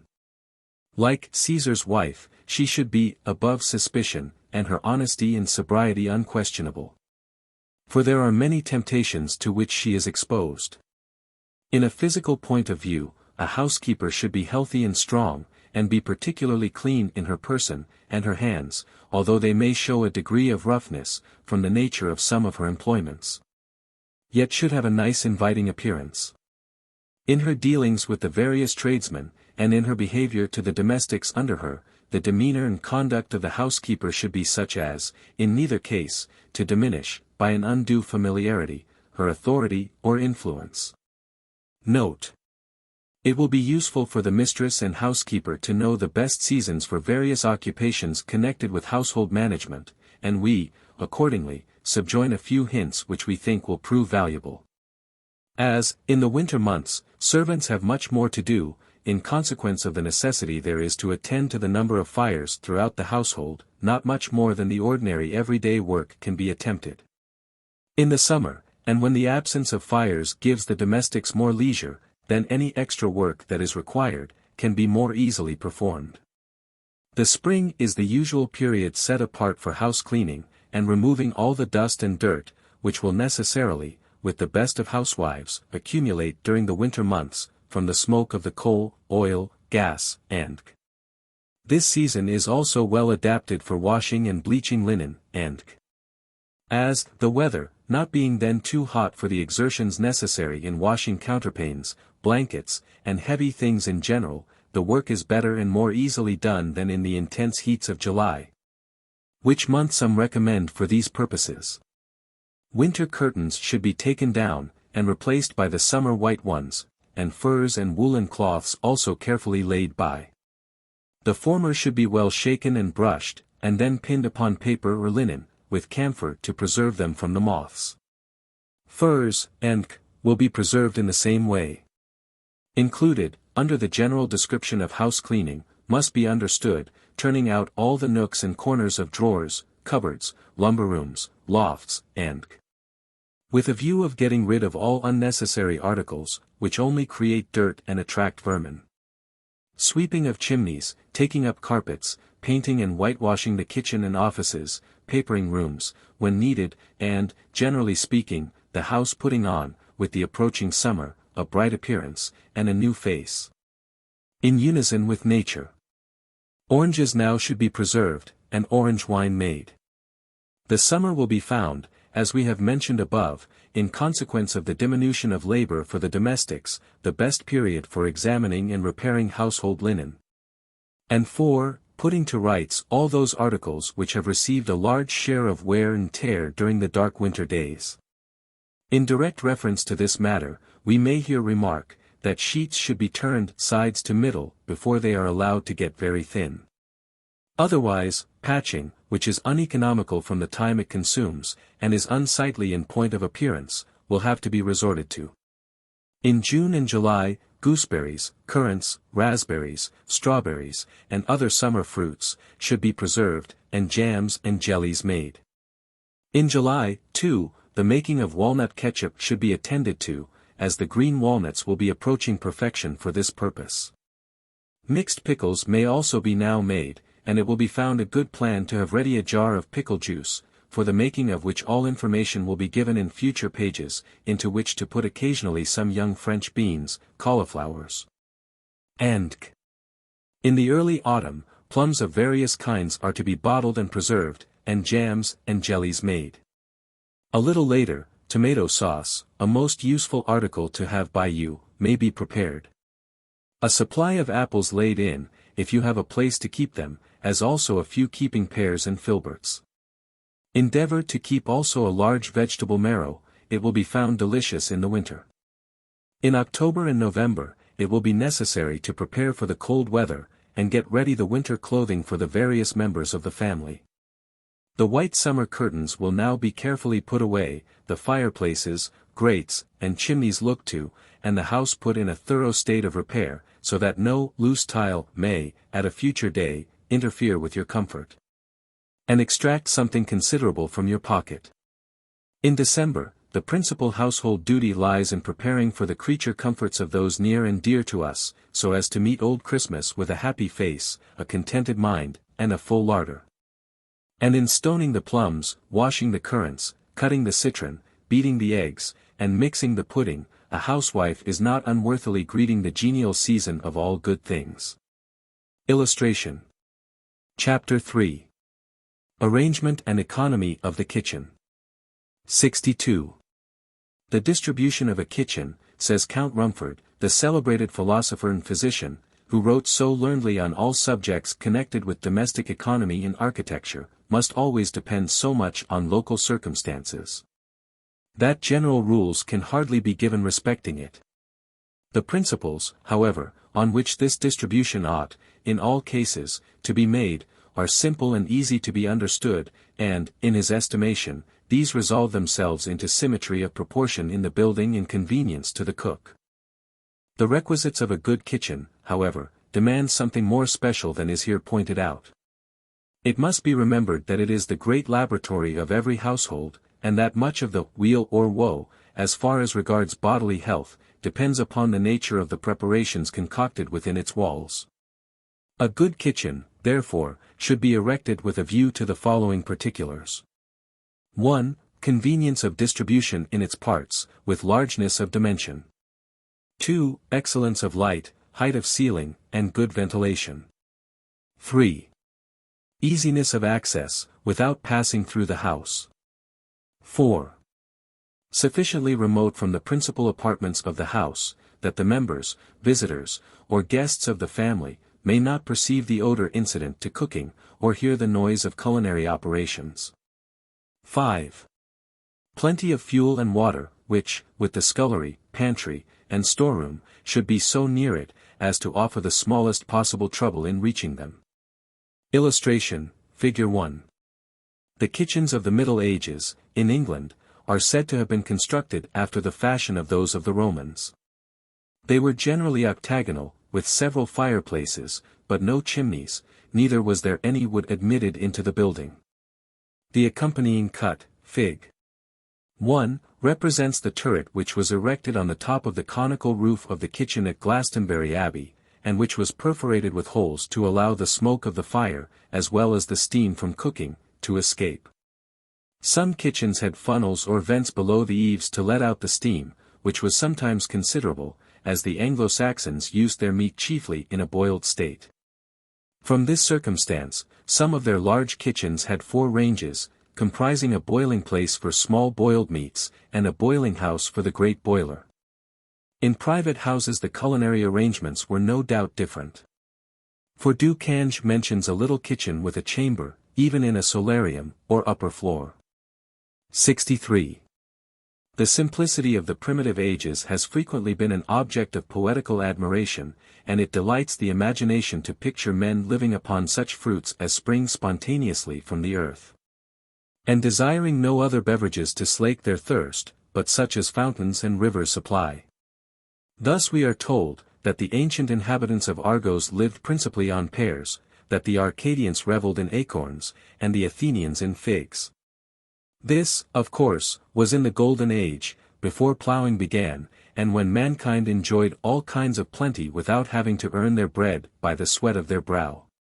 This delightful period, however, could not last forever, and the earth became barren, and continued unfruitful till Ceres came and taught the art of sowing, with several other useful inventions.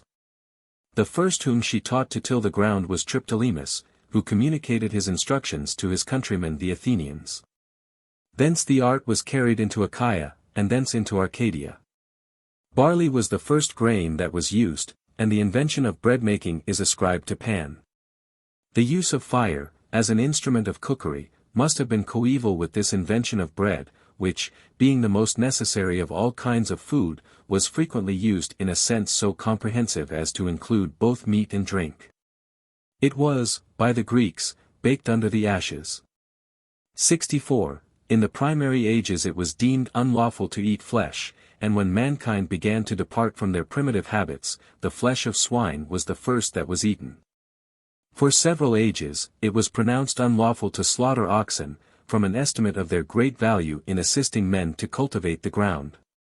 Nor was it usual to kill young animals, from a sentiment which considered it cruel to take away the life of those that had scarcely tasted the joys of existence. At this period no cooks were kept, and we know from Homer that his ancient heroes prepared and dressed their victuals with their own hands. Ulysses, for example, we are told, like a modern charwoman, excelled at lighting a fire, whilst Achilles was an adept at turning a spit.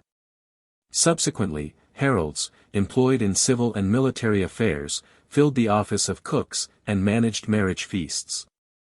But this, no doubt, was after mankind had advanced in the art of living, a step further than roasting, which, in all places, was the ancient manner of dressing meat. 65. The age of roasting we may consider as that in which the use of the metals would be introduced as adjuncts to the culinary art, and amongst these, iron, the most useful of them all, would necessarily take a prominent place. This metal is easily oxidized, but to bring it to a state of fusibility, it requires a most intense heat. Of all the metals, it is the widest diffused and most abundant, and few stones or mineral bodies are without an admixture of it. It possesses the valuable property of being welded by hammering, and hence its adaptation to the numerous purposes of civilized life. Metallic grains of iron have been found in strawberries, and 1/12 of the weight of the wood of dried oak is said to consist of this metal. Blood owes its color of redness to the quantity of iron it contains, and rain and snow are seldom perfectly free from it. In the arts it is employed in 3 states, as cast iron, wrought iron, and steel. In each of these it largely enters into the domestic economy, and stoves, grates, and the general implements of cookery, are usually composed of it. In antiquity, its employment was, comparatively speaking, equally universal. The excavations made at Pompeii have proved this. The accompanying cuts present us with specimens of stoves, both ancient and modern. Fig. 2 is the remains of a kitchen stove found in the house of Pansa, at Pompeii, and would seem, in its perfect state, not to have been materially different from such as are in use at the present day. Fig. 3 is a self-acting, simple open range in modern use, and may be had of 2 qualities, ranging, according to their dimensions, from 3 pounds, 10s, and 3 pounds, 18s, respectively, up to 4 pounds, 10s, and 7 pounds. Fives. They are completely fitted up with oven, boiler, sliding cheek, wrought iron bars, revolving shelves, and brass tap. Figure 4 is called the improved Leamington Kitchener, and is said to surpass any other range in use, for easy cooking by one fire. It has a hot plate, which is well calculated for an ironing stove, and on which as many vessels as will stand upon it, may be kept boiling, without being either soiled or injured. Besides, it has a perfectly ventilated and spacious wrought iron roaster, with movable shelves, draw-out stand, double dripping pan, and meat stand. The roaster can be converted into an oven by closing the valves, when bread and pastry can be baked in it in a superior manner. It also has a large iron boiler with brass tap and steam pipe, round and square gridirons for chops and steaks, ash pan, open fire for roasting, and a set of ornamental covings with plate warmer attached. It took a first-class prize and medal in the Great Exhibition of 1851, and was also exhibited, with all the recent improvements, at the Dublin Exhibition in 1853. Figure 5 is another Kitchener, adapted for large families. It has on the one side, a large ventilated oven, and on the other, the fire and roaster. The hot plate is over all, and there is a back boiler, made of wrought iron, with brass tap and steam pipe. In other respects it resembles Fig. 4, with which it possesses similar advantages of construction. Either may be had at varying prices, according to size, from £5, 15s, up to £23. 10s, they are supplied by Messrs. Richard and John Slack 336, Strand, London. Illustration, Figure 2. Illustration, Figure 3. Illustration, Figure 4. Illustration, Figure 5. 66. From kitchen ranges to the implements used in cookery is but a step. With these, every kitchen should be well supplied, otherwise the cook must not be expected to perform her office in a satisfactory manner. Of the culinary utensils of the ancients, our knowledge is very limited. But as the art of living, in every civilized country, is pretty much the same, the instruments for cooking must, in a great degree, bear a striking resemblance to each other.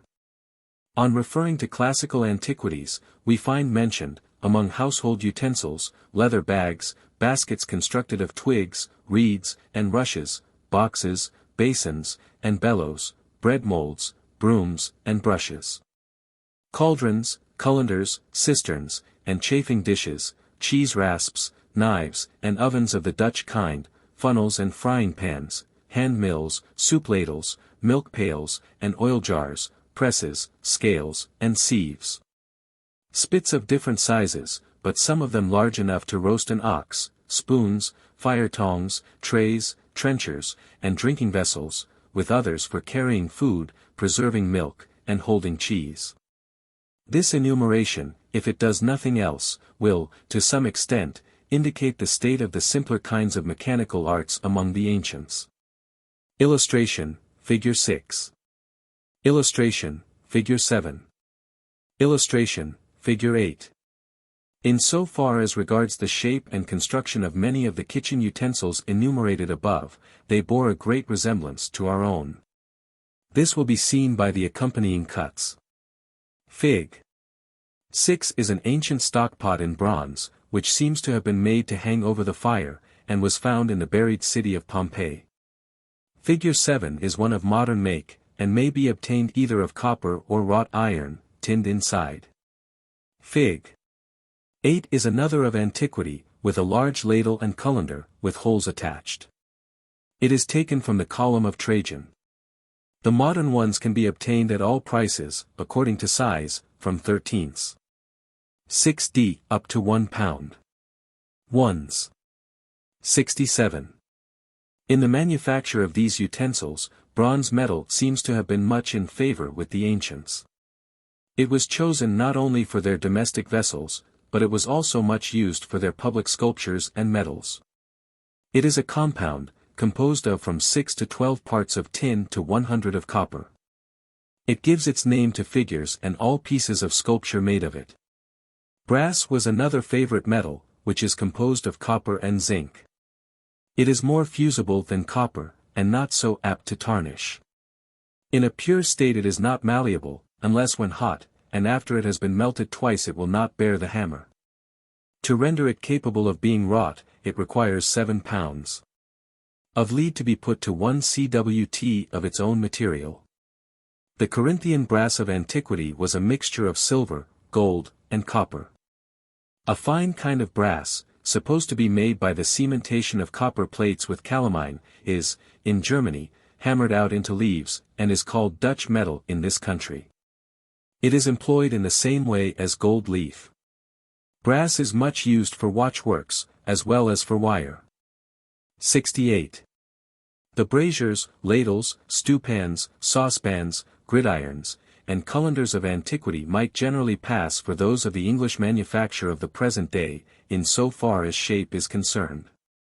In proof of this we have placed together the following similar articles of ancient and modern pattern, in order that the reader may, at a single view, see wherein any difference that is between them, consists.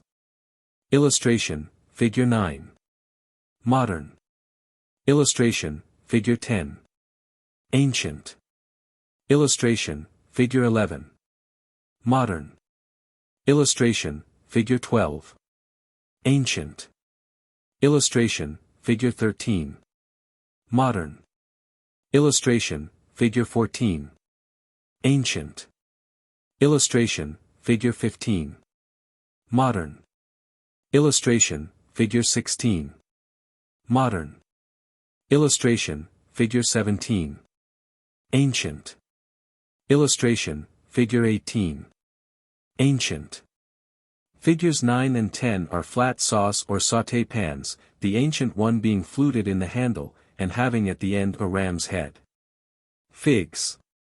11 and 12 are cullenders, the handle of the ancient one being adorned, in the original, with carved representations of a cornucopia, a satyr, a goat, pigs, and other animals. Any display of taste in the adornment of such utensils, might seem to be useless. But when we remember how much more natural it is for us all to be careful of the beautiful and costly, than of the plain and cheap, it may even become a question in the economy of a kitchen, whether it would not, in the long run, be cheaper to have articles which displayed some tasteful ingenuity in their manufacture, than such as are so perfectly plain as to have no attractions whatever beyond their mere suitableness to the purposes for which they are made. Figures 13 and 14 are saucepans, the ancient one being of bronze, originally copied from the cabinet of M. l'Abbé Charlotte, and engraved in the Antiquities of Montfaucon. Figures 15 and 17 are gridirons, and 16 and 18 dripping pans. In all these utensils the resemblance between such as were in use 2,000 years ago, and those in use at the present day, is strikingly manifest. 69. Some of the ancient utensils represented in the above cuts, are copied from those found amid the ruins of Herculaneum and Pompeii. These Roman cities were, in the 1st century, buried beneath the lava of an eruption of Vesuvius, and continued to be lost to the world till the beginning of the last century, when a peasant, in digging for a well, gradually discovered a small temple with some statues. Little notice, however, was taken of this circumstance till 1736, when the King of Naples, desiring to erect a palace at Portici, caused extensive excavations to be made, when the city of Herculaneum was slowly unfolded to view. Pompeii was discovered about 1750, and being easier cleared from the lava in which it had so long been entombed, disclosed itself as it existed immediately before the catastrophe which overwhelmed it, nearly 2,000 years ago. It presented, to the modern world, the perfect picture of the form and structure of an ancient Roman city. The interior of its habitations, shops, baths, theaters, and temples, were all disclosed, with many of the implements used by the workmen in their various trades, and the materials on which they were employed. When the doomed city was covered with the Lavian stream.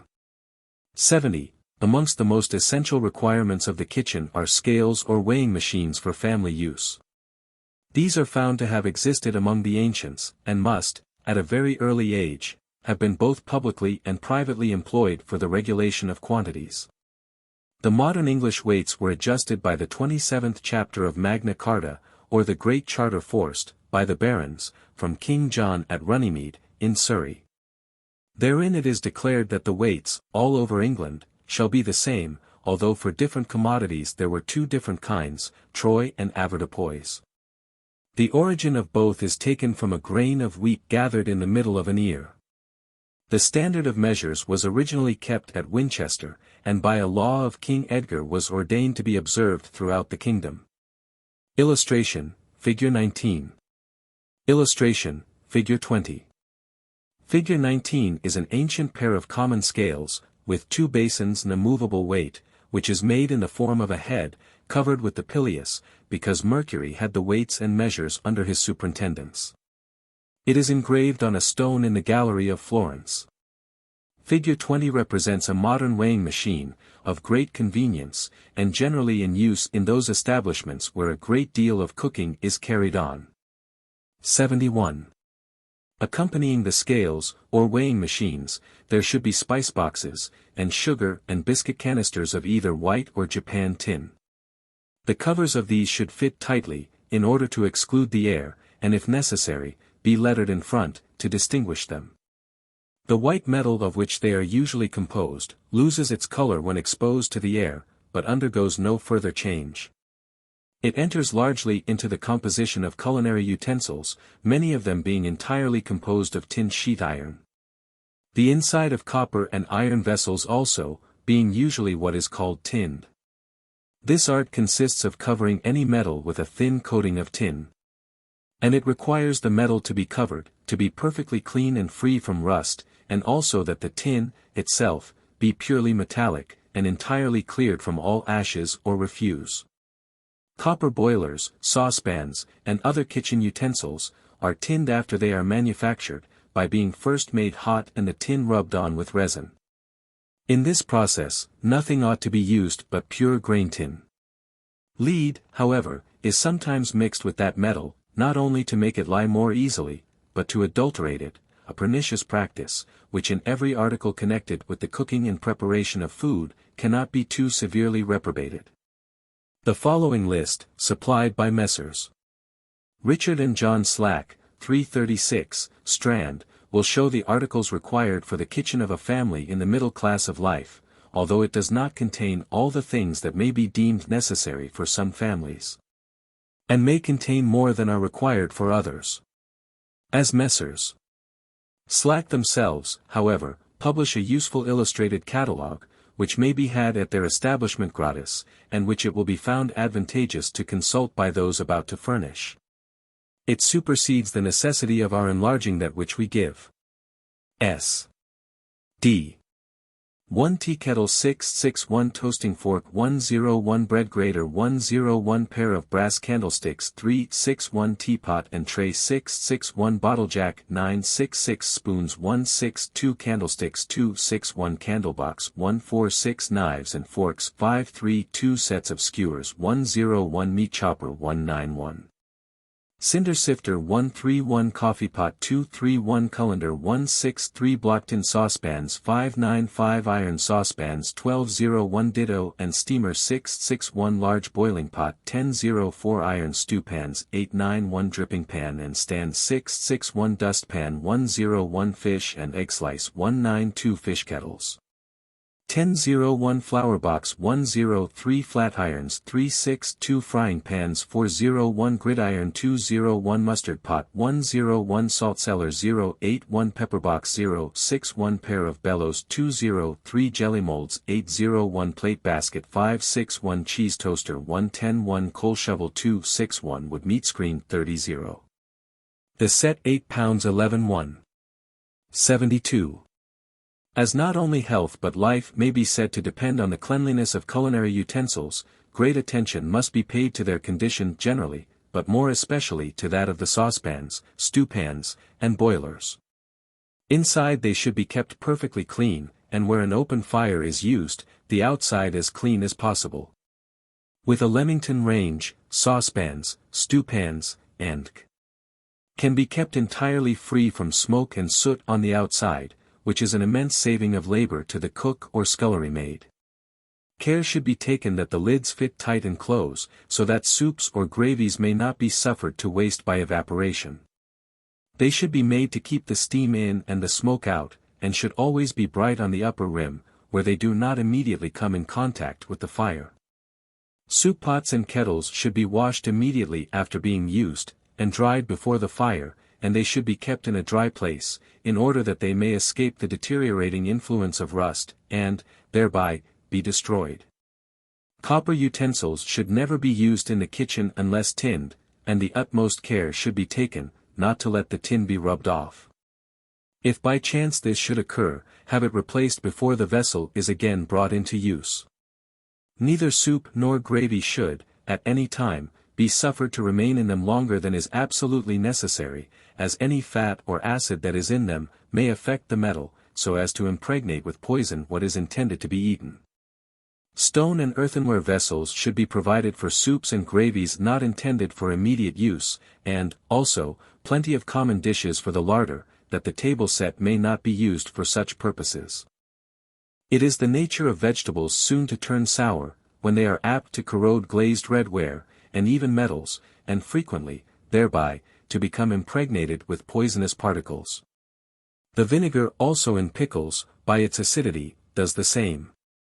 Consideration, therefore, should be given to these facts, and great care also taken that all sieves, jelly bags, and tapes for collared articles, be well scalded and kept dry, or they will impart an unpleasant flavor when next used. To all these directions the cook should pay great attention, nor should they, by any means, be neglected by the mistress of the household, who ought to remember that cleanliness in the kitchen gives health and happiness to home, whilst economy will immeasurably assist in preserving them. 73. Without fuel, a kitchen might be pronounced to be of little use, therefore, to discover and invent materials for supplying us with the means of domestic heat and comfort, has exercised the ingenuity of man.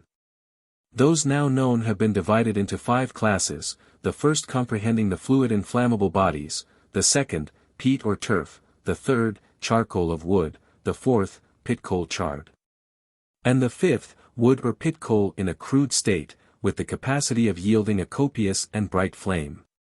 The first may be said seldom to be employed for the purposes of cookery.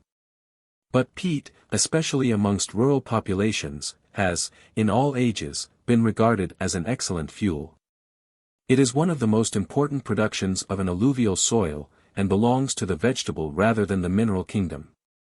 It may be described as composed of wet, spongy black earth, held together by decayed vegetables. Formerly it covered extensive tracts in England, but has greatly disappeared before the genius of agricultural improvement. Charcoal is a kind of artificial coal, used principally where a strong and clear fire is desired. It is a black, brittle, insoluble, inodorous, tasteless substance, and, when newly made, possesses the remarkable property of absorbing certain quantities of the different gases. Its dust, when used as a polishing powder, gives great brilliancy to metals. It consists of wood half burned, and is manufactured by cutting pieces of timber into nearly the same size, then disposing them in heaps, and covering them with earth, so as to prevent communication with the air, except when necessary to make them burn. When they have been sufficiently charred, the fire is extinguished by stopping the vents through which the air is admitted. Of coal there are various species, as, pit, comb, slate, cannel, kilkenny, sulphureous, bovie, jet, and k. These have all their specific differences, and are employed for various purposes, but are all, more or less, used as fuel. The use of coal for burning purposes was not known to the Romans. In Britain it was discovered about 50 years before the birth of Christ, in Lancashire, not far from where Manchester now stands, but for ages after its discovery, so long as forests abounded, would continue to be the fuel used for firing. The first public notice of coal is in the reign of Henry III, who, in 1272, granted a charter to the town of Newcastle, permitting the inhabitants to dig for coal. It took some centuries more, however, to bring it into common use, as this did not take place till about the first quarter of the 17th century, in the time of Charles I. A few years after the Restoration, we find that about 200,000 chaldrons were consumed in London. Although several countries possess mines of coal, the quality of their mineral is, in general, greatly inferior to that of Great Britain, where it is found mostly in undulating districts abounding with valleys, and interspersed with plains of considerable extent. It lies usually between the strata of other substances, and rarely in an horizontal position, but with a dip or inclination to one side. Our cut, figure 21, represents a section of coal as it is found in the stratum. Illustration, figure 21. 74. To be acquainted with the periods when things are in season, is one of the most essential pieces of knowledge which enter into the art of cookery. We have, therefore, compiled the following list, which will serve to show for every month in the year the times when things are in season. January. Fish. Barbel, brill, carp, cod, crabs, crayfish, dace, eels, flounders, haddocks, herrings, lampreys, lobsters, mussels, oysters, perch, pike, plaice, prawns, shrimps, skate, smelts, soles, sprats, sturgeon, tench, thornback, turbot, whitings. Meat. Beef, house lamb, mutton, pork, veal, venison. Poultry. Capons, fowls, tame pigeons, pullets, rabbits, turkeys. Game. Grouse, hares, partridges, pheasants, snipe, wildfowl, woodcock. Vegetables. Beetroot, broccoli, cabbages, carrots, celery, chervil, cresses, cucumbers, forced, endive, lettuces, parsnips, potatoes, savoys, spinach, turnips, various herbs. Fruit. Apples, grapes, medlars, nuts, oranges, pears, walnuts, crystallized preserves, foreign, dried fruits, such as almonds and raisins, French and Spanish plums, prunes, figs, dates. February. Fish.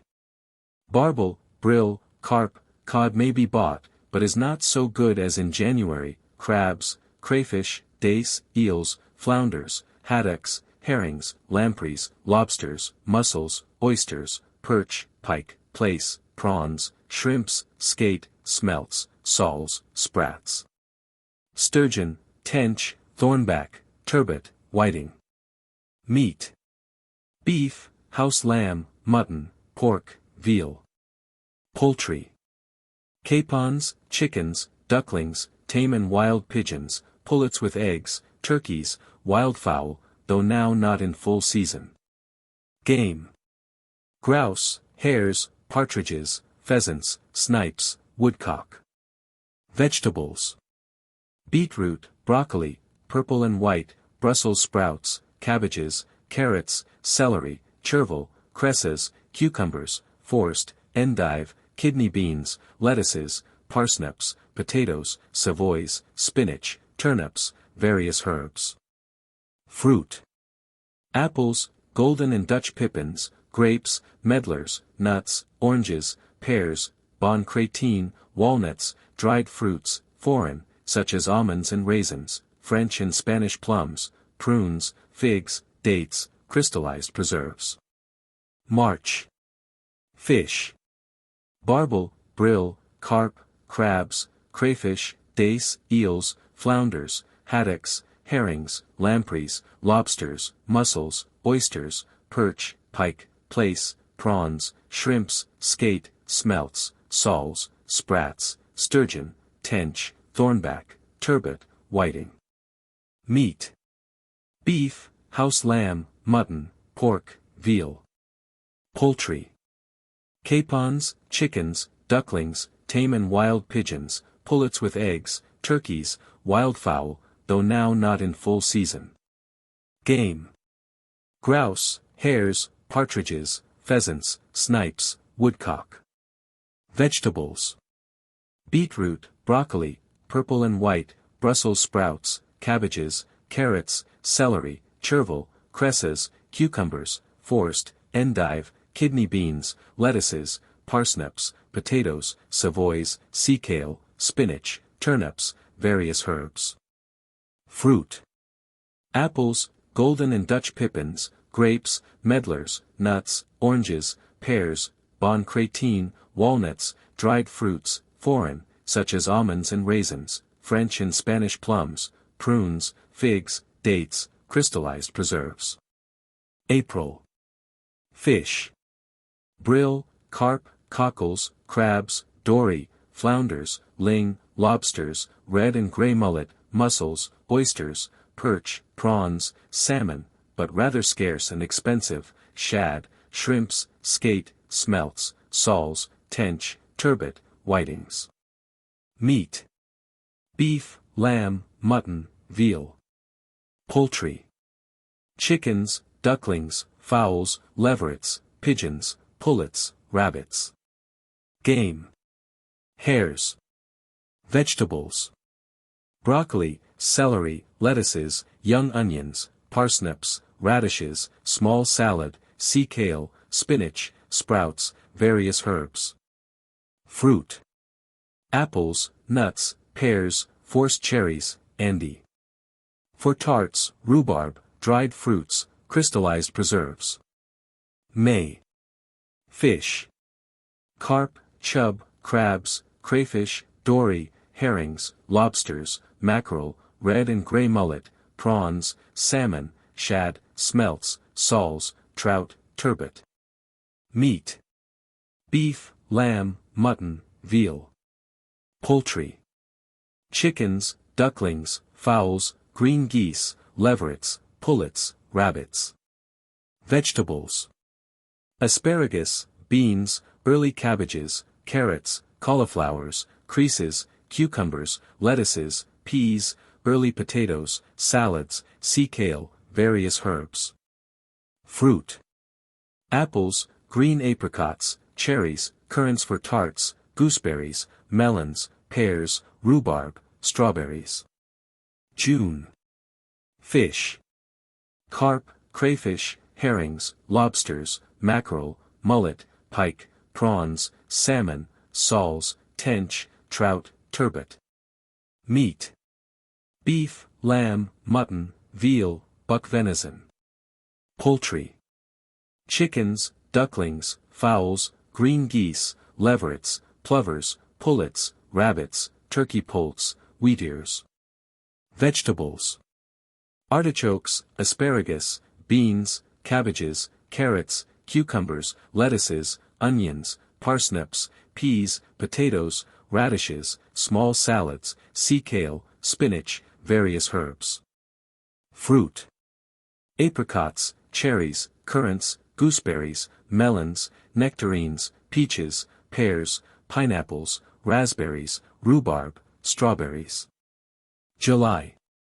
Fish. Carp, crayfish, dory, flounders, haddocks, herrings, lobsters, mackerel, mullet, pike, plaice, prawns, salmon, shrimps, soles, sturgeon, tench, thornback. Meat. Beef, lamb, mutton, veal, buck venison. Poultry. Chickens, ducklings, fowls, green geese, leverets, plovers, pullets, rabbits, turkey poults, wheatears, wild ducks, called flappers. Vegetables.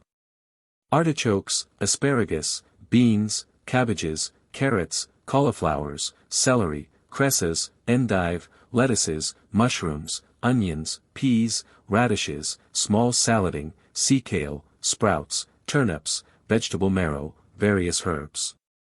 Fruit.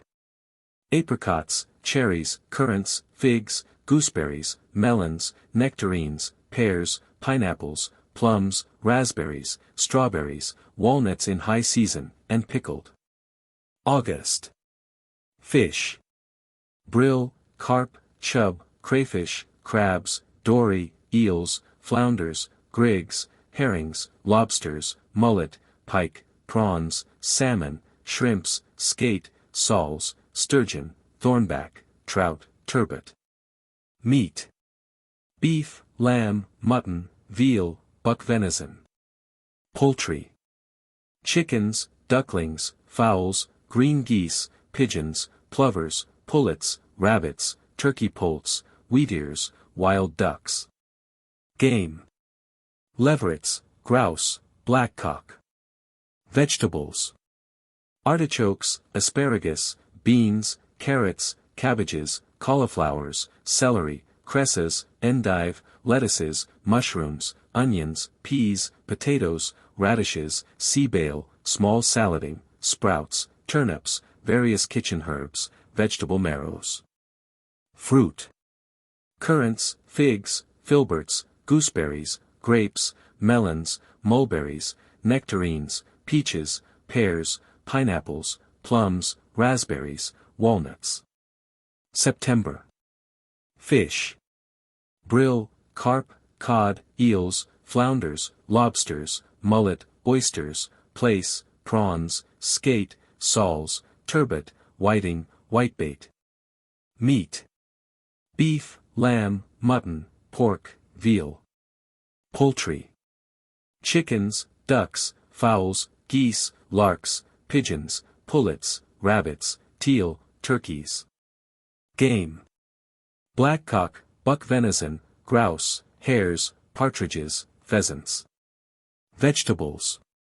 Artichokes, asparagus, beans, cabbage sprouts, carrots, celery, lettuces, mushrooms, onions, peas, potatoes, salading, sea kale, sprouts, tomatoes, turnips, vegetable marrows, various herbs. Fruit. Bull aces, damsons, figs, filberts, grapes, melons, morella cherries, mulberries, nectarines, peaches, pears, plums, quinces, walnuts. October. Fish. Barbel, brill, cod, crabs, eels, flounders, gudgeons, haddocks, lobsters, mullet, oysters, plaice, prawns, skate, soles, tench, turbot, whiting.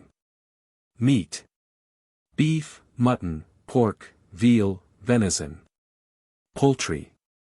Chickens, fowls, geese, larks, pigeons, pullets, rabbits, teal, turkeys, widgeons, wild ducks. Game. Blackcock, grouse, hares, partridges, pheasants, snipes, woodcocks, doe venison. Vegetables.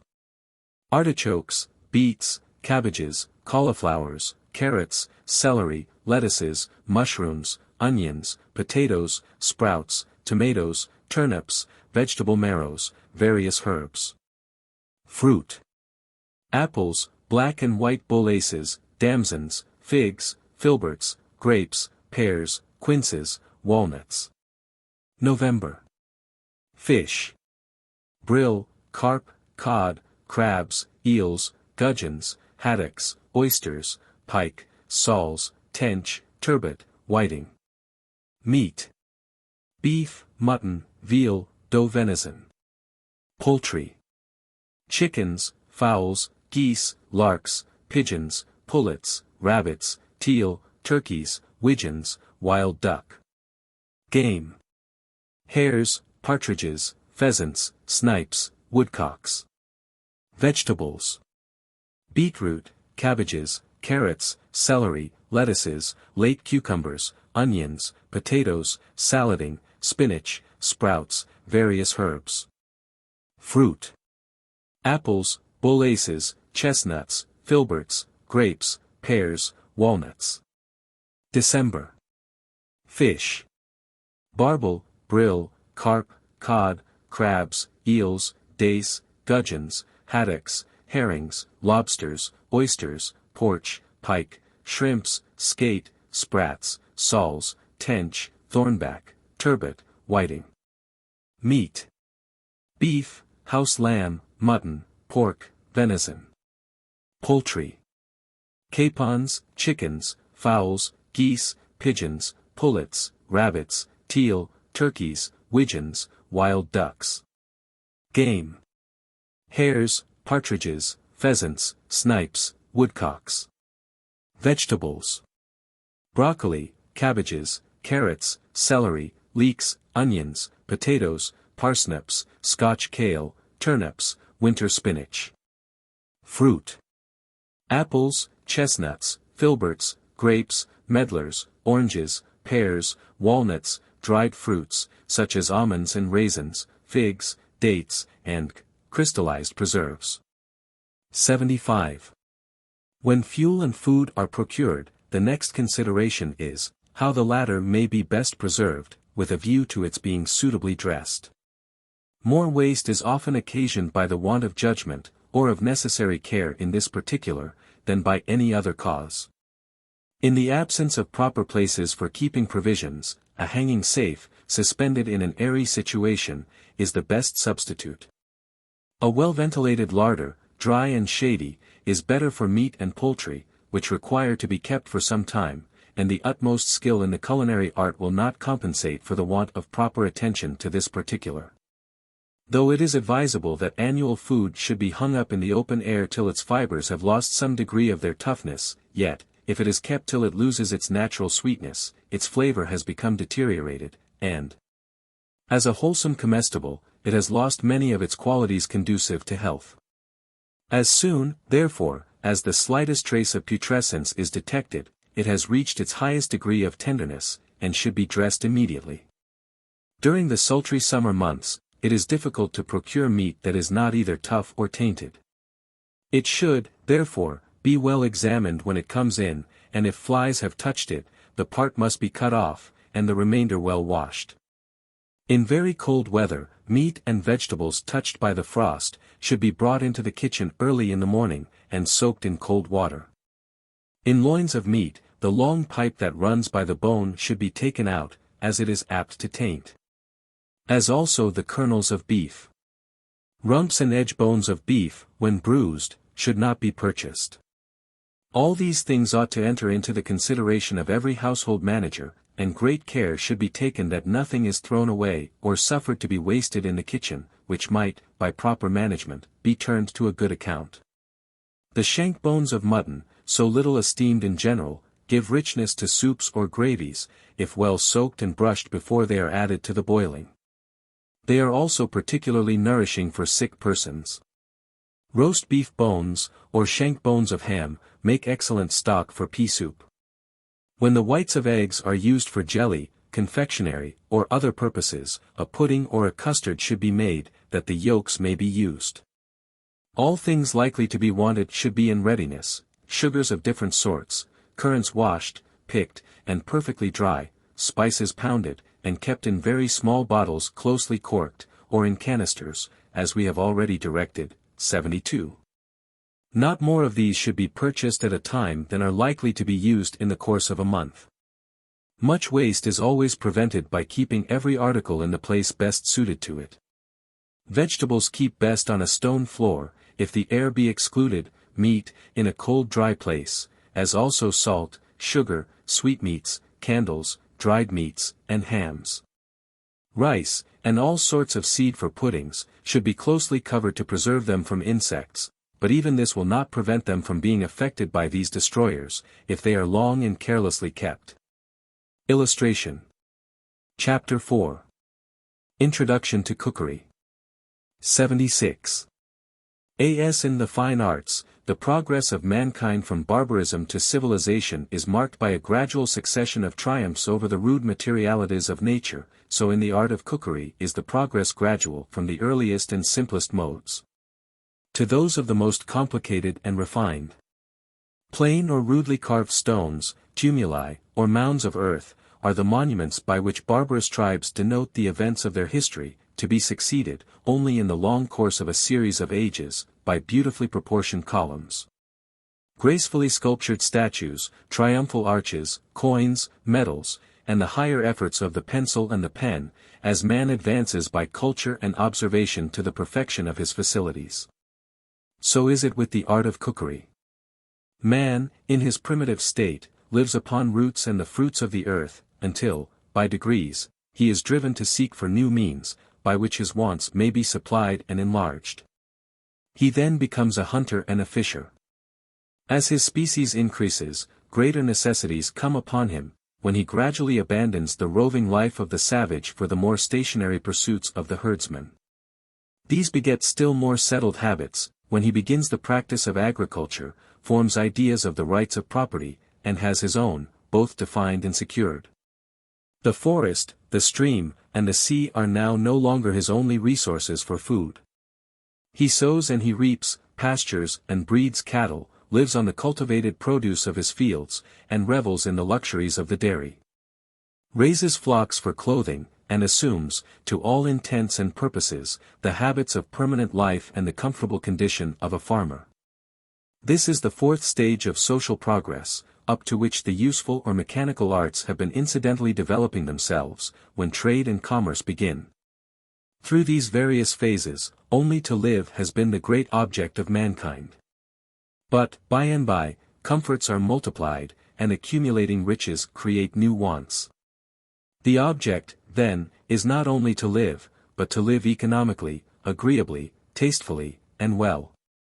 Accordingly, the art of cookery commences. And although the fruits of the earth, the fowls of the air, the beasts of the field, and the fish of the sea, are still the only food of mankind, yet these are so prepared, improved, and dressed by skill and ingenuity, that they are the means of immeasurably extending the boundaries of human enjoyments. Everything that is edible, and passes under the hands of the cook, is more or less changed, and assumes new forms. Hence the influence of that functionary is immense upon the happiness of a household. 77. In order that the duties of the cook may be properly performed, and that he may be able to reproduce esteemed dishes with certainty, all terms of indecision should be banished from his art. Accordingly, what is known only to him, will, in these pages, be made known to others. In them all those indecisive terms expressed by a bit of this, some of that, a small piece of that, and a handful of the other, shall never be made use of, but all quantities be precisely and explicitly stated. With a desire, also, that all ignorance on this most essential part of the culinary art should disappear, and that a uniform system of weights and measures should be adopted, we give an account of the weights which answer to certain measures. A tablespoonful is frequently mentioned in a recipe, in the prescriptions of medical men, and also in medical, chemical, and gastronomical works. By it is generally meant and understood a measure or bulk equal to that which would be produced by half an ounce of water. A dessert spoonful is the half of a tablespoonful. That is to say, by it is meant a measure or bulk equal to a quarter of an ounce of water. A teaspoonful is equal in quantity to a dram of water. A drop. This is the name of a vague kind of measure, and is so called on account of the liquid being dropped from the mouth of a bottle. Its quantity, however, will vary either from the consistency of the liquid or the size and shape of the mouth of the bottle. The College of Physicians determined the quantity of a drop to be 1 grain, 60 drops making 1 fluid dram. Their drop, or 60th part of a fluid dram, is called a minim. Illustration, Figure 22.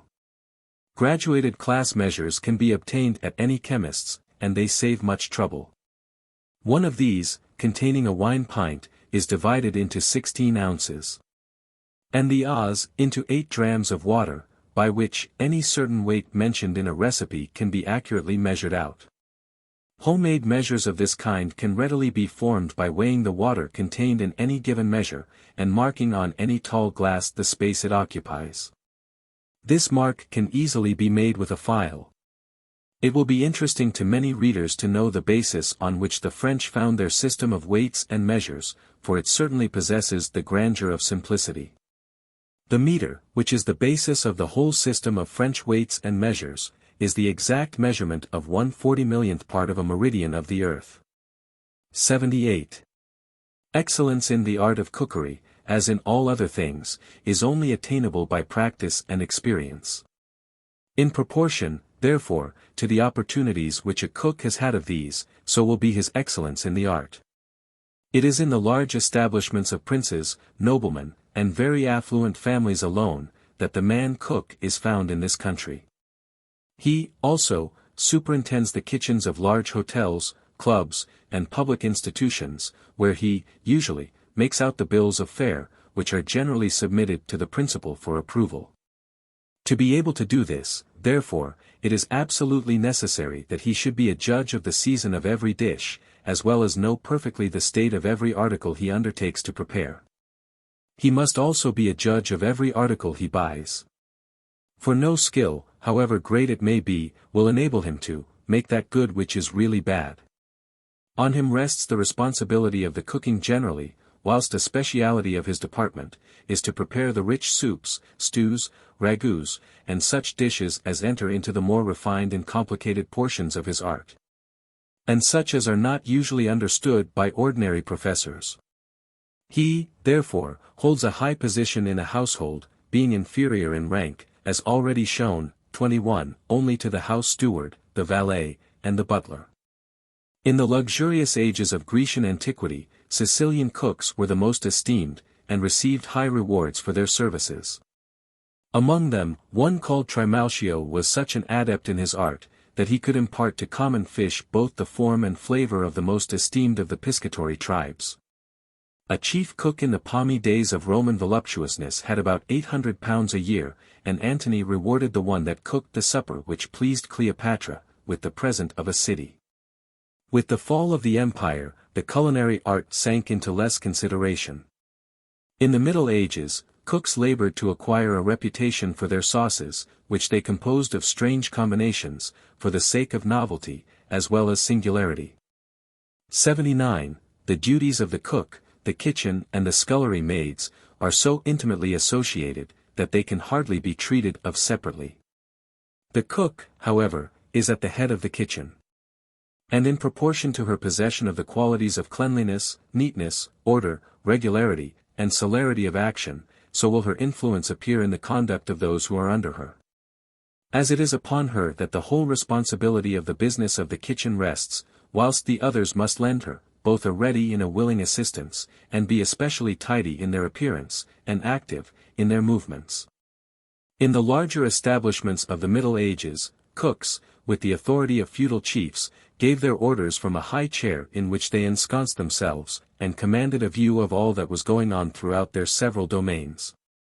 Each held a long wooden spoon, with which he tasted, without leaving his seat, the various comestibles that were cooking on the stoves, and which he frequently used as a rod of punishment on the backs of those whose idleness and gluttony too largely predominated over their diligence and temperance.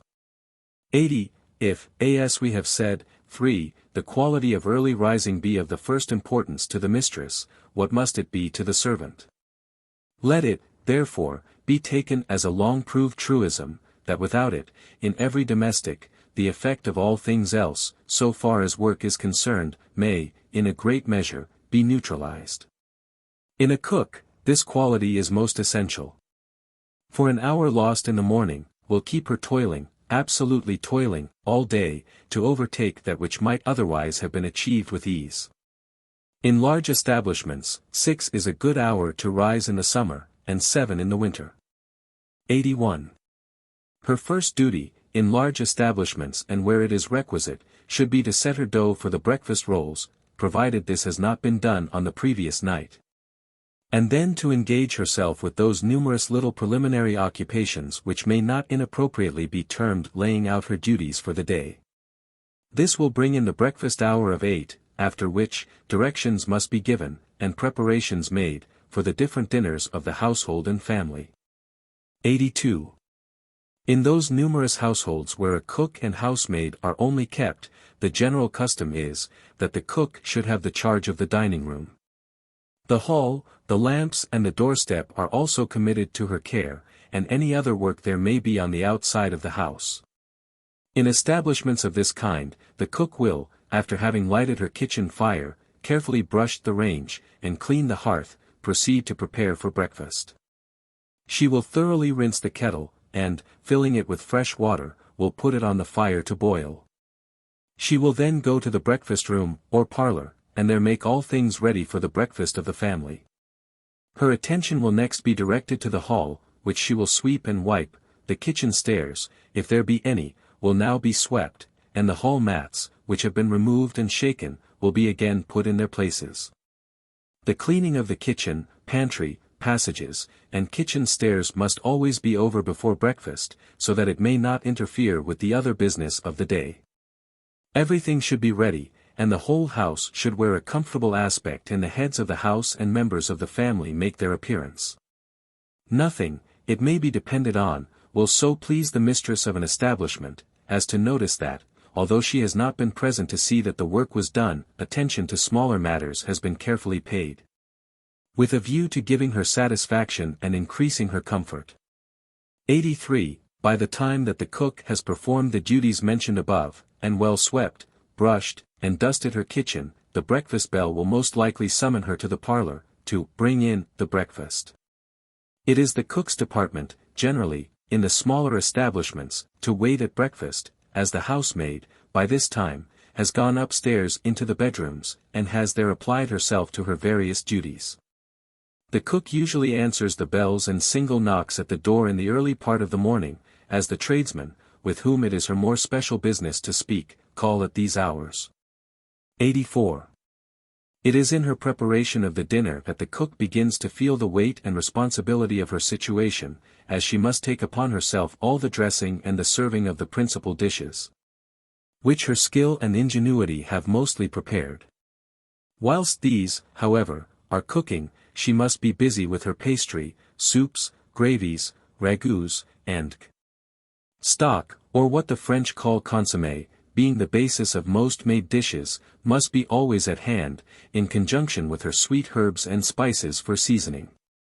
A place for everything, and everything in its place, must be her rule, in order that time may not be wasted in looking for things when they are wanted, and in order that the whole apparatus of cooking may move with the regularity and precision of a well-adjusted machine. All must go on simultaneously. The vegetables and sauces must be ready with the dishes they are to accompany, and in order that they may be suitable, the smallest oversight must not be made in their preparation. When the dinner hour has arrived, it is the duty of the cook to dish up such dishes as may, without injury, stand, for some time, covered on the hot plate or in the hot closet. But such as are of a more important or recherché kind, must be delayed until the order to serve is given from the drawing-room. Then comes haste, but there must be no hurry, all must work with order. The cook takes charge of the fish, soups, and poultry, and the kitchen maid of the vegetables, sauces, and gravies. These she puts into their appropriate dishes, whilst the scullery maid waits on and assists the cook. Everything must be timed so as to prevent its getting cold, whilst great care should be taken, that, between the first and second courses, no more time is allowed to elapse than is necessary, for fear that the company in the dining-room lose all relish for what has yet to come of the dinner. When the dinner has been served, the most important feature in the daily life of the cook is at an end. She must, however, now begin to look to the contents of her larder, taking care to keep everything sweet and clean, so that no disagreeable smells may arise from the gravies, milk, or meat that may be there. These are the principal duties of a cook in a first-rate establishment. In smaller establishments, the housekeeper often conducts the higher department of cooking, see 58, 59, 60, and the cook, with the assistance of a scullery maid, performs some of the subordinate duties of the kitchen maid. When circumstances render it necessary, the cook engages to perform the whole of the work of the kitchen, and, in some places, a portion of the housework also. 85. Whilst the cook is engaged with her morning duties, the kitchen maid is also occupied with hers. Her first duty, after the fire is lighted, is to sweep and clean the kitchen, and the various offices belonging to it. This she does every morning, besides cleaning the stone steps at the entrance of the house, the halls, the passages, and the stairs which lead to the kitchen. Her general duties, besides these, are to wash and scour all these places twice a week, with the tables, shelves, and cupboards. She has also to dress the nursery and servants' hall dinners, to prepare all fish, poultry, and vegetables, trim meat joints and cutlets, and do all such duties as may be considered to enter into the cook's department in a subordinate degree. 86. The duties of the scullery maid are to assist the cook, to keep the scullery clean, and all the metallic as well as earthenware kitchen utensils. The position of scullery maid is not, of course, one of high rank, nor is the payment for her services large. But if she be fortunate enough to have over her a good kitchen maid and clever cook, she may very soon learn to perform various little duties connected with cooking operations, which may be of considerable service in fitting her for a more responsible place. Now, it will be doubtless thought by the majority of our readers, that the fascinations connected with the position of the scullery maid, are not so great as to induce many people to leave a comfortable home in order to work in a scullery. But we are acquainted with one instance in which the desire, on the part of a young girl, was so strong to become connected with the kitchen and cookery, that she absolutely left her parents, and engaged herself as a scullery maid in a gentleman's house. Here she showed herself so active and intelligent, that she very quickly rose to the rank of kitchen maid, and from this, so great was her gastronomical genius, she became, in a short space of time, one of the best women cooks in England. After this, we think, it must be allowed, that a cook, like a poet, nascitur, non fit. 87. Modern cookery stands so greatly indebted to the gastronomic propensities of our French neighbors, that many of their terms are adopted and applied by English artists to the same as well as similar preparations of their own. A vocabulary of these is, therefore, indispensable in a work of this kind. Accordingly, the following will be found sufficiently complete for all ordinary purposes. Explanation of French terms used in modern household cookery. Aspic. A savory jelly, used as an exterior molding for cold game, poultry, fish, and this, being of a transparent nature, allows the bird which it covers to be seen through it. This may also be used for decorating or garnishing. Assiette, plate. Assiettes are the small entrees and hors d'oeuvre, the quantity of which does not exceed what a plate will hold. At dessert, fruits, cheese, chestnuts, biscuits, and, if served upon a plate, are termed assiettes. Assiette volante is a dish which a servant hands round to the guests, but is not placed upon the table. Small cheese soufflés and different dishes, which ought to be served very hot, are frequently made assiettes volantes. Aublu. Fish dressed in such a manner as to have a bluish appearance. Bain-marie. An open saucepan or kettle of nearly boiling water, in which a smaller vessel can be set for cooking and warming. This is very useful for keeping articles hot, without altering their quantity or quality. If you keep sauce, broth, or soup by the fireside, the soup reduces and becomes too strong, and the sauce thickens as well as reduces. But this is prevented by using the bain-marie, in which the water should be very hot, but not boiling. Béchamel. French white sauce, now frequently used in English cookery. Blanch.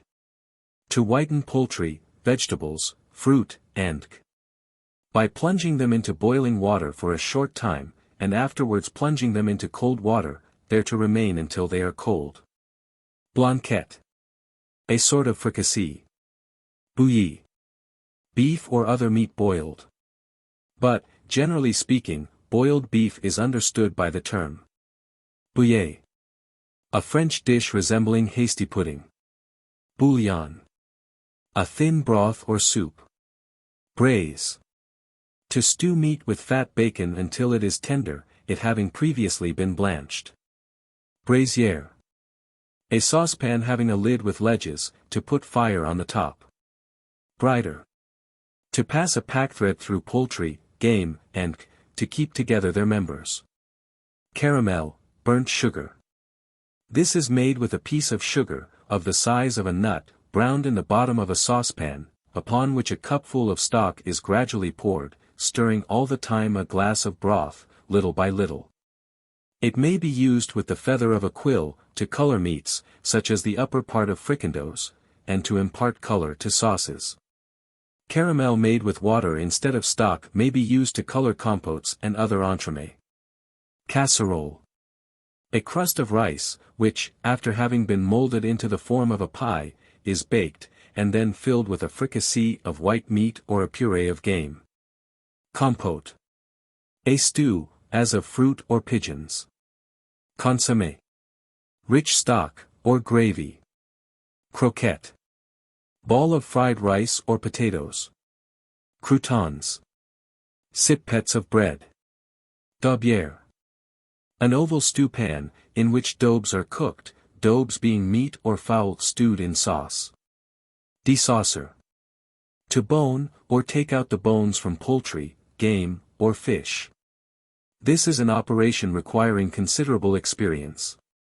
Entrees. Small side or corner dishes, served with the first course. Entremet. Small side or corner dishes, served with the second course. Escalopes. Collops. Small, round, thin pieces of tender meat, or of fish, beaten with the handle of a strong knife to make them tender. Feuilletage. Puff paste. Flambeer. To singe fowl or game, after they have been picked. Foncer.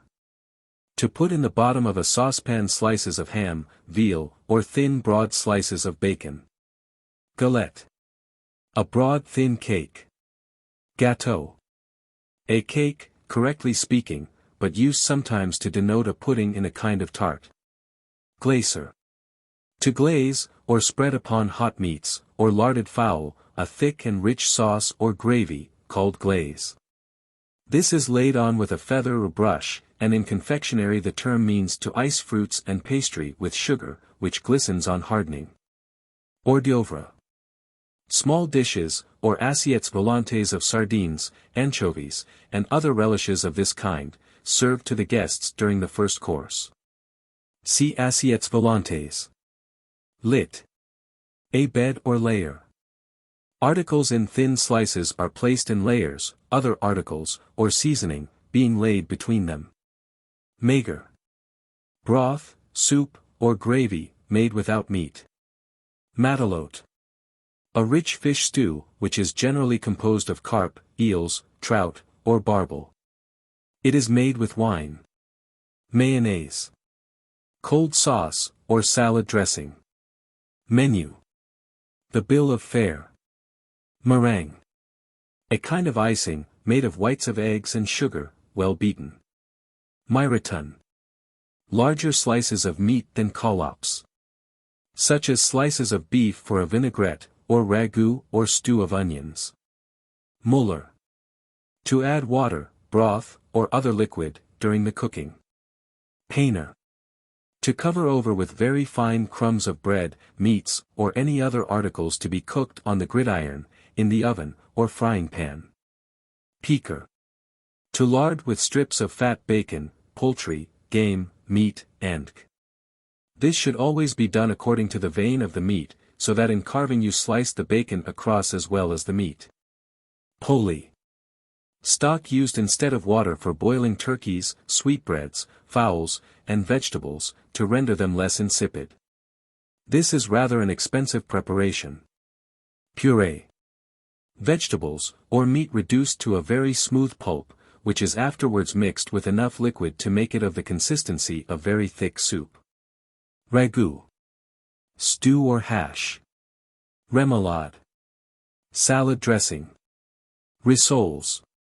Pastry, made of light puff paste, and cut into various forms, and fried. They may be filled with fish, meat, or sweets. Roux. Brown and white, French thickening. Salmi. Ragout of game previously roasted. Sauce piquante. A sharp sauce, in which somewhat of a vinegar flavor predominates. Sauter. To dress with sauce in a saucepan, repeatedly moving it about. Tamise. Tammy, a sort of open cloth or sieve through which to strain broth and sauces, so as to rid them of small bones, froth, and tourte. Tart. Fruit pie. Trouser. To truss a bird. To put together the body and tie the wings and thighs, in order to round it for roasting or boiling, each being tied then with packthread, to keep it in the required form. Violet.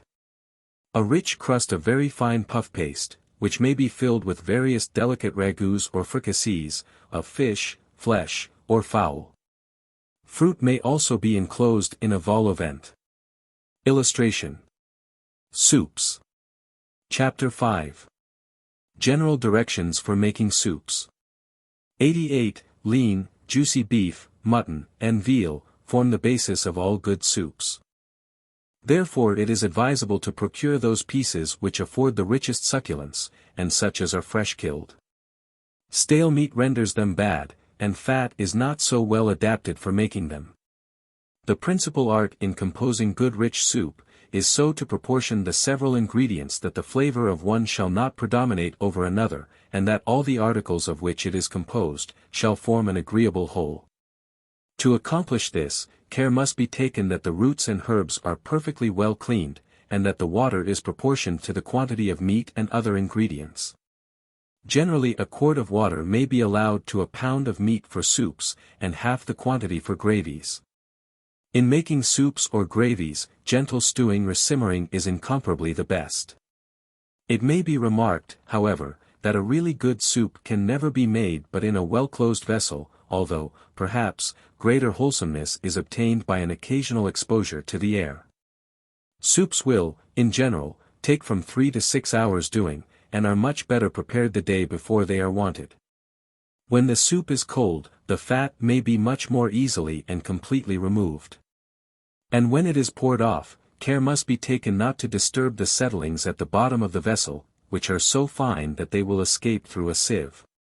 A tamiz is the best strainer, and if the soup is strained while it is hot, let the tamiz or cloth be previously soaked in cold water. Clear soups must be perfectly transparent, and thickened soups about the consistence of cream. To thicken and give body to soups and gravies, potato mucilage, arrowroot, bread raspings, isinglass, flour and butter, barley, rice, or oatmeal, in a little water rubbed well together, are used. A piece of boiled beef pounded to a pulp, with a bit of butter and flour, and rubbed through a sieve, and gradually incorporated with the soup, will be found an excellent addition. When the soup appears to be too thin or too weak, the cover of the boiler should be taken off, and the contents allowed to boil till some of the watery parts have evaporated, or some of the thickening materials, above mentioned, should be added. When soups and gravies are kept from day to day in hot weather, they should be warmed up every day, and put into fresh scalded pans or tureens, and placed in a cool cellar. In temperate weather, every other day may be sufficient. 89. Various herbs and vegetables are required for the purpose of making soups and gravies. Of these the principal are, Scotch barley, pearl barley, wheat flour, oatmeal, bread raspings, peas, beans, rice, vermicelli, macaroni, isinglass, potato mucilage, mushroom or mushroom ketchup, champignons, parsnips, carrots, beetroot, turnips, garlic, shallots, and onions. Sliced onions, fried with butter and flour till they are browned, and then rubbed through a sieve, are excellent to heighten the color and flavor of brown soups and sauces, and form the basis of many of the fine relishes furnished by the cook. The older and drier the onion, the stronger will be its flavor. Leeks, cucumber, or burnet vinegar, celery or celery seed pounded. The latter, though equally strong, does not impart the delicate sweetness of the fresh vegetable. And when used as a substitute, its flavor should be corrected by the addition of a bit of sugar. Cress seed, parsley, common thyme, lemon thyme, orange thyme, knotted marjoram, sage, mint, winter savory, and basil. As fresh green basil is seldom to be procured, and its fine flavor is soon lost, the best way of preserving the extract is by pouring wine on the fresh leaves. 90. For the seasoning of soups, bay leaves, tomato, tarragon, chervil, burnet, allspice, cinnamon, ginger, nutmeg, clove, mace, black and white pepper, essence of anchovy, lemon peel, and juice, and Seville orange juice, are all taken. The latter imparts a finer flavor than the lemon, and the acid is much milder. These materials, with wine, mushroom ketchup, Harvey's sauce, tomato sauce, combined in various proportions, are, with other ingredients, manipulated into an almost endless variety of excellent soups and gravies. Soups, which are intended to constitute the principal part of a meal, certainly ought not to be flavored like sauces, which are only designed to give a relish to some particular dish. Soup, broth and bouillon.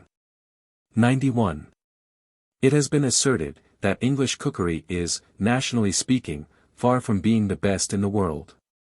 More than this, we have been frequently told by brilliant foreign writers, half philosophers, half chefs, that we are the worst cooks on the face of the earth, and that the proverb which alludes to the divine origin of food, and the precisely opposite origin of its preparers, is peculiarly applicable to us islanders.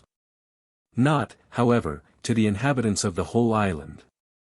For, it is stated in a work which treats of culinary operations, north of the Tweed, that the broth of Scotland claims, for excellence and wholesomeness, a very close second place to the bouillon, or common soup of France. 3 hot meals of broth and meat, for about the price of 1 roasting joint, our Scottish brothers and sisters get, they say, and we hasten to assent to what we think is now a very well ascertained fact. We are glad to note, however, that soups of vegetables, fish, meat, and game, are now very frequently found in the homes of the English middle classes, as well as in the mansions of the wealthier and more aristocratic. And we take this to be one evidence, that we are on the right road to an improvement in our system of cookery. One great cause of many of the spoilt dishes and badly cooked meats which are brought to our tables, arises, we think, and most will agree with us, from a non-acquaintance with common, everyday things.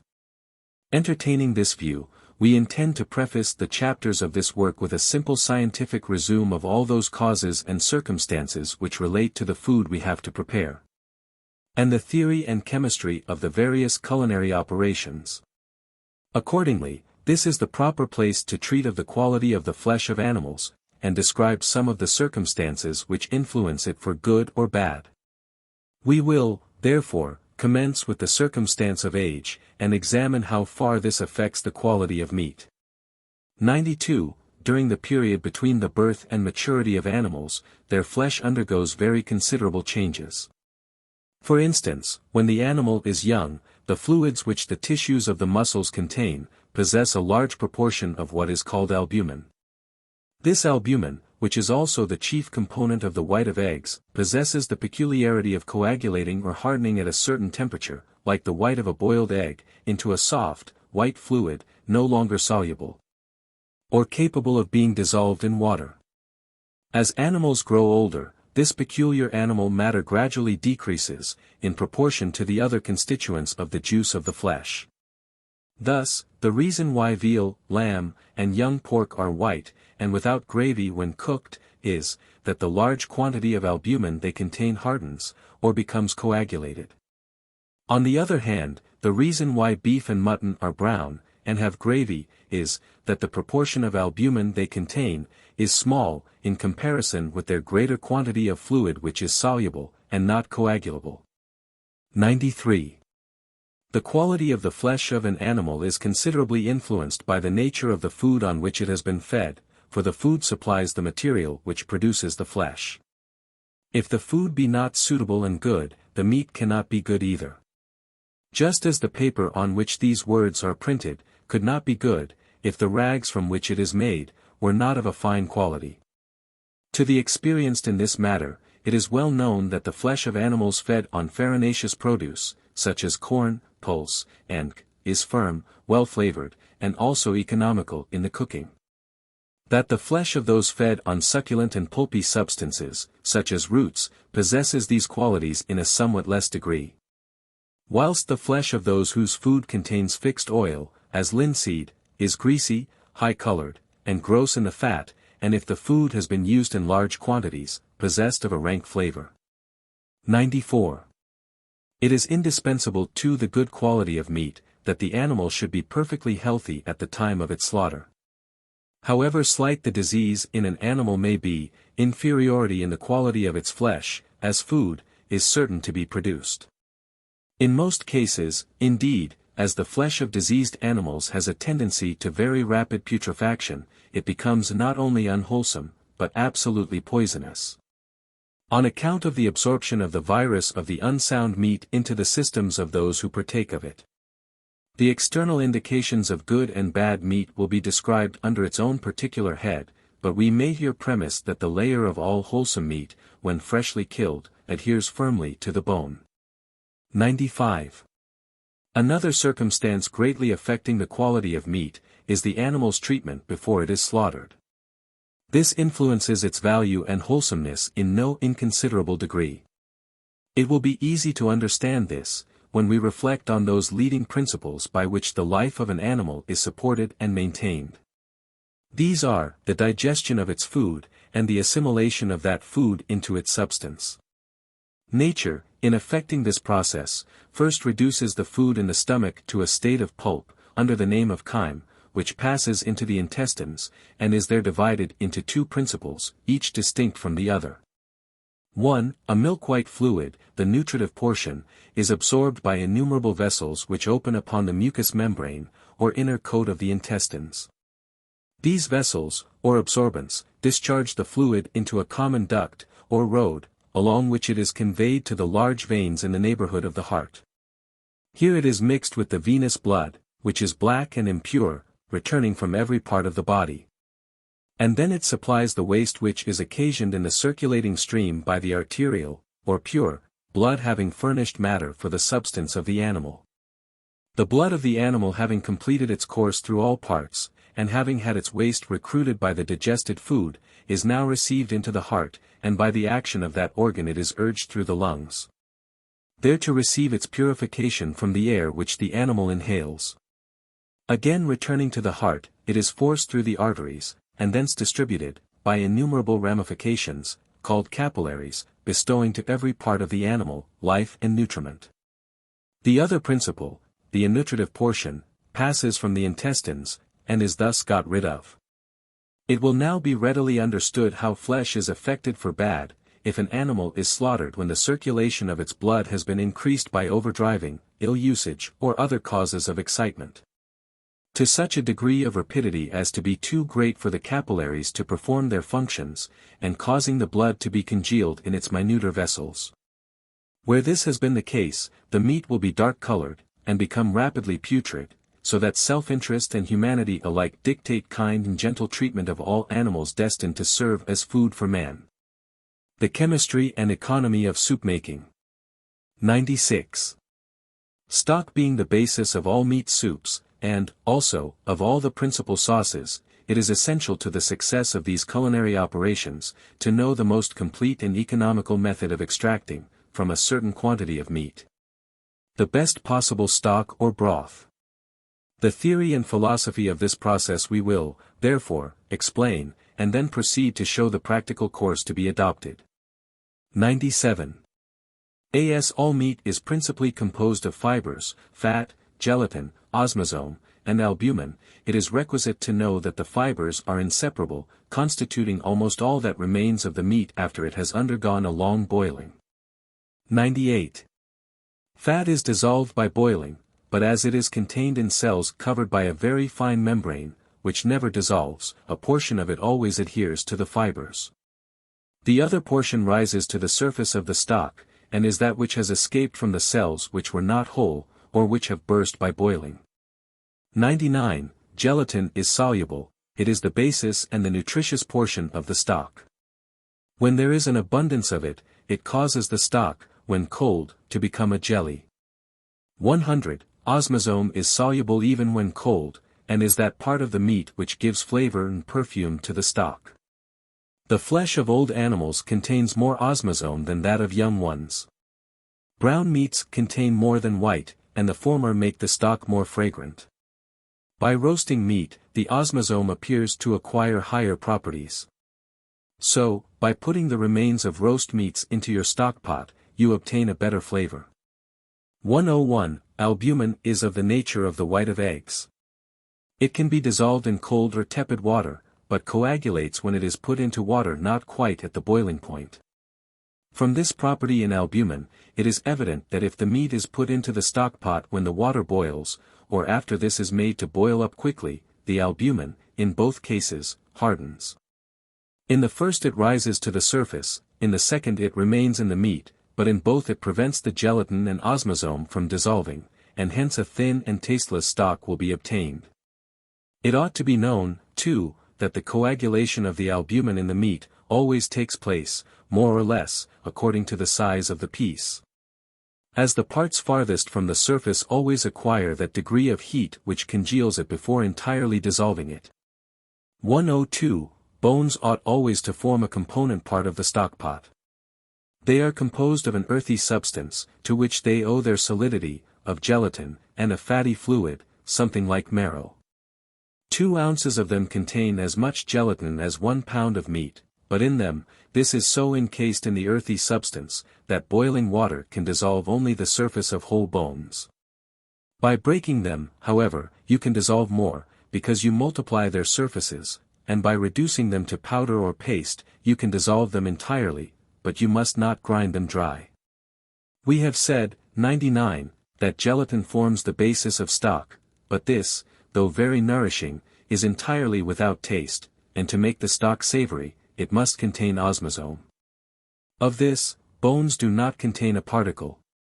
And that is the reason why stock made entirely of them, is not liked, but when you add meat to the broken or pulverized bones, the osmazome contained in it makes the stock sufficiently savory. 103. In concluding this part of our subject, the following condensed hints and directions should be attended to in the economy of soup making. Beef makes the best stock, veal stock has less color and taste. Whilst mutton sometimes gives it a tallowy smell, far from agreeable, unless the meat has been previously roasted or broiled. Fowls add very little to the flavor of stock, unless they be old and fat.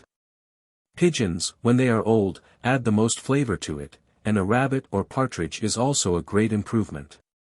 From the freshest meat the best stock is obtained. 2. If the meat be boiled solely to make stock, it must be cut up into the smallest possible pieces. But, generally speaking, if it is desired to have good stock and a piece of savory meat as well, it is necessary to put a rather large piece into the stock pot, say sufficient for 2 or 3 days. During which time the stock will keep well in all weathers. Choose the freshest meat, and have it cut as thick as possible, for if it is a thin, flat piece, it will not look well, and will be very soon spoiled by the boiling. 3. Never wash meat, as it deprives its surface of all its juices. Separate it from the bones, and tie it round with tape, so that its shape may be preserved, then put it into the stock pot, and for each pound of meat, let there be 1 pint of water. Press it down with the hand, to allow the air, which it contains, to escape, and which often raises it to the top of the water. 4. Put the stock pot on a gentle fire, so that it may heat gradually. The albumen will first dissolve, afterwards coagulate, and as it is in this state lighter than the liquid, it will rise to the surface, bringing with it all its impurities. It is this which makes the scum. The rising of the hardened albumen has the same effect in clarifying stock as the white of eggs, and, as a rule, it may be said that the more scum there is, the clearer will be the stock. Always take care that the fire is very regular. V. Remove the scum when it rises thickly, and do not let the stock boil, because then one portion of the scum will be dissolved, and the other go to the bottom of the pot, thus rendering it very difficult to obtain a clear broth. If the fire is regular, it will not be necessary to add cold water in order to make the scum rise, but if the fire is too large at first, it will then be necessary to do so. 6. When the stock is well skimmed, and begins to boil, put in salt and vegetables, which may be 2 or 3 carrots, 2 turnips, 1 parsnip, a bunch of leeks and celery tied together. You can add, according to taste, a piece of cabbage, 2 or 3 cloves stuck in an onion, and a tomato. The latter gives a very agreeable flavor to the stock. If fried onion be added, it ought, according to the advice of a famous French chef, to be tied in a little bag. Without this precaution, the color of the stock is liable to be clouded. 7. By this time we will now suppose that you have chopped the bones which were separated from the meat, and those which were left from the roast meat of the day before. Remember, as was before pointed out, that the more these are broken, the more gelatin you will have. The best way to break them up is to pound them roughly in an iron mortar, adding, from time to time, a little water, to prevent them getting heated. It is a great saving thus to make use of the bones of meat, which, in too many English families, we fear, are entirely wasted, for it is certain, as previously stated, No. 102, that 2 ounces of bone contain as much gelatin, which is the nutritive portion of stock, as 1 pound of meat. In their broken state tie them up in a bag, and put them in the stock pot. Adding the gristly parts of cold meat, and trimmings, which can be used for no other purpose. If, to make up the weight, you have received from the butcher a piece of mutton or veal, broil it slightly over a clear fire before putting it in the stockpot, and be very careful that it does not contract the least taste of being smoked or burnt. 8. Add now the vegetables, which, to a certain extent, will stop the boiling of the stock. Wait, therefore, till it simmers well up again, then draw it to the side of the fire, and keep it gently simmering till it is served, preserving, as before said, your fire always the same. Cover the stockpot well, to prevent evaporation. Do not fill it up, even if you take out a little stock, unless the meat is exposed, in which case a little boiling water may be added, but only enough to cover it. After 6 hours slow and gentle simmering, the stock is done. And it should not be continued on the fire longer than is necessary, or it will tend to insipidity.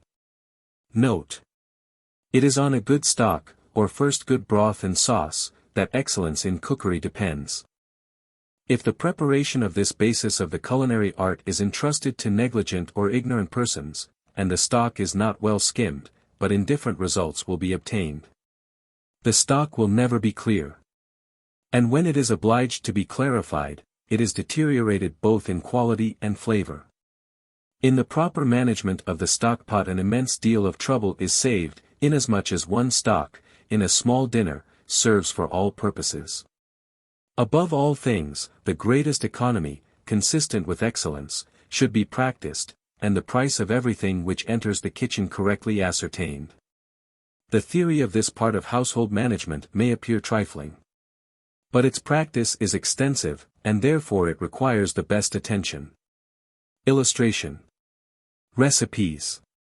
Chapter 6. Fruit and Vegetable Soups. It will be seen, by reference to the following recipes, that an entirely original and most intelligible system has been pursued in explaining the preparation of each dish. We would recommend the young housekeeper, cook, or whoever may be engaged in the important task of getting ready the dinner, or other meal, to follow precisely the order in which the recipes are given. Thus, let them first place on their table all the ingredients necessary, then the modus operandi, or mode of preparation, will be easily managed. By a careful reading, too, of the recipes, there will not be the slightest difficulty in arranging a repast for any number of persons, and an accurate notion will be gained of the time the cooling of each dish will occupy.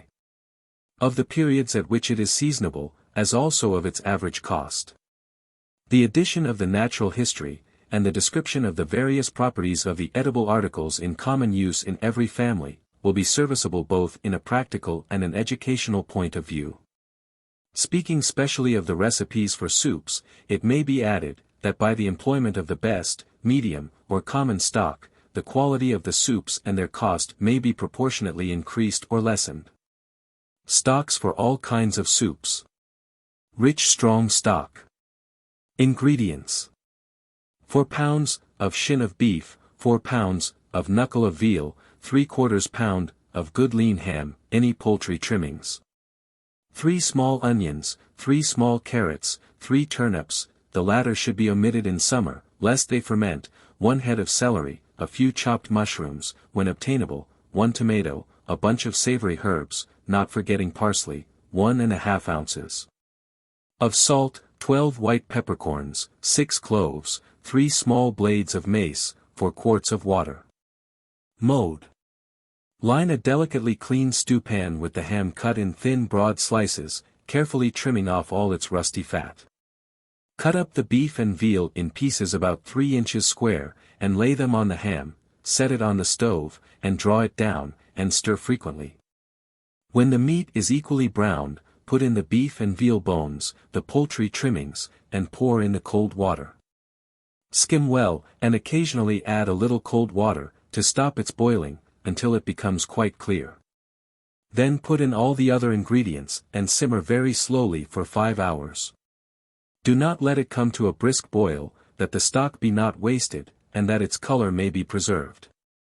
Strain through a very fine hair sieve, or tammy, and it will be fit for use. Time. 5 hours.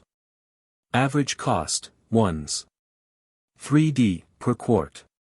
Medium stock. Ingredients.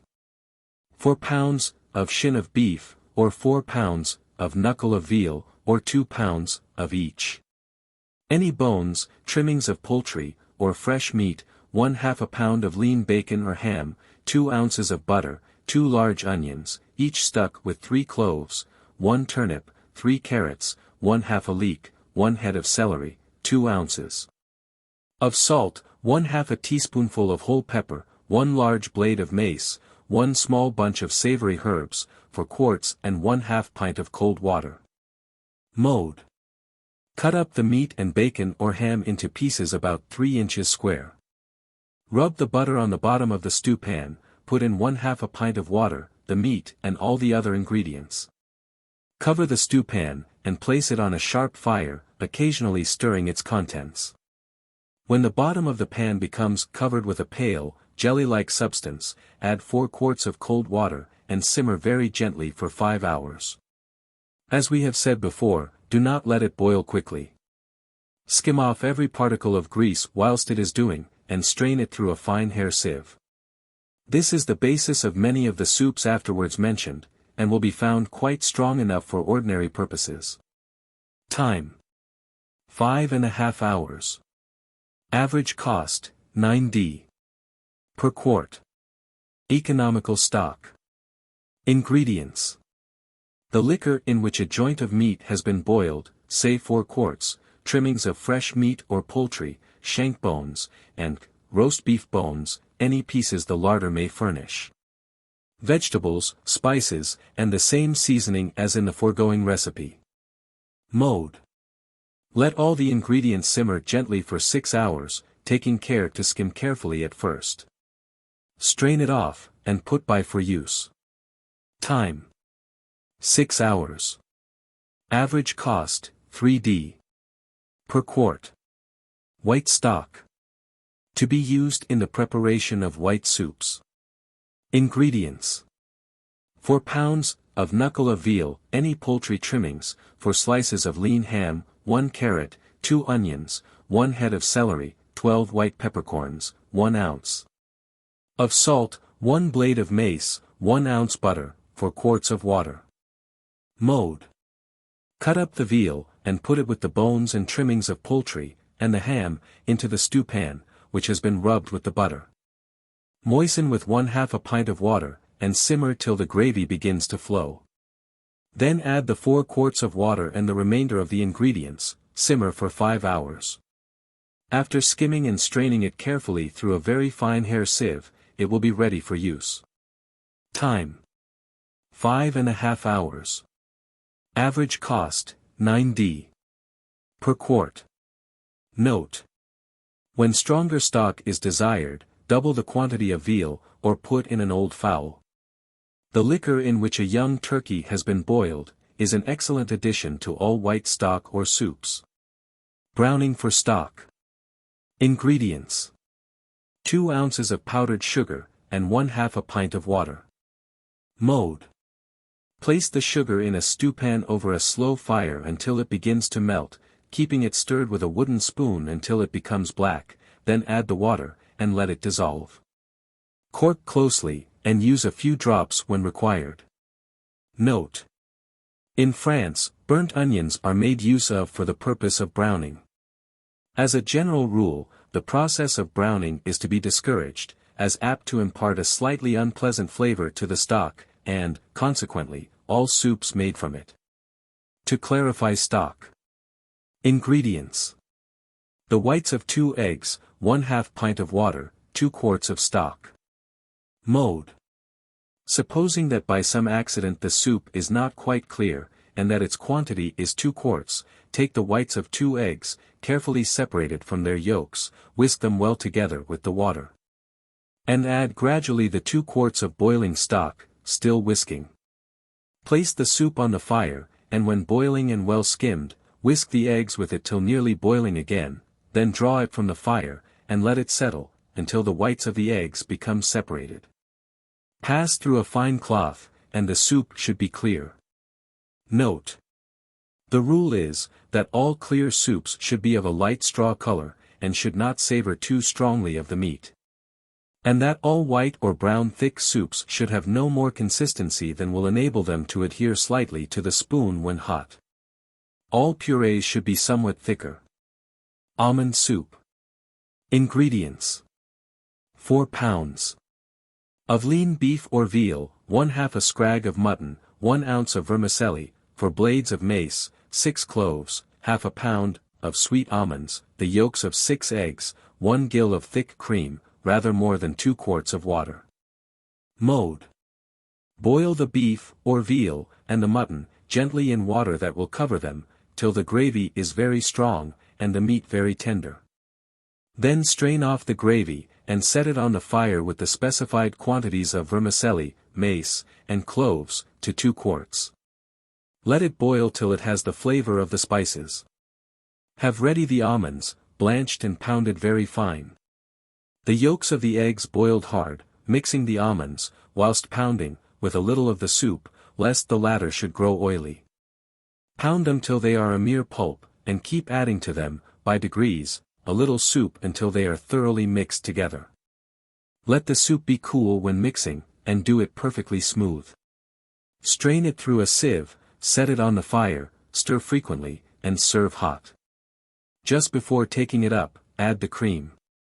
Time. 3 hours. Average cost per quart, 2s. 3d. Seasonable all the year. Sufficient for 8 persons.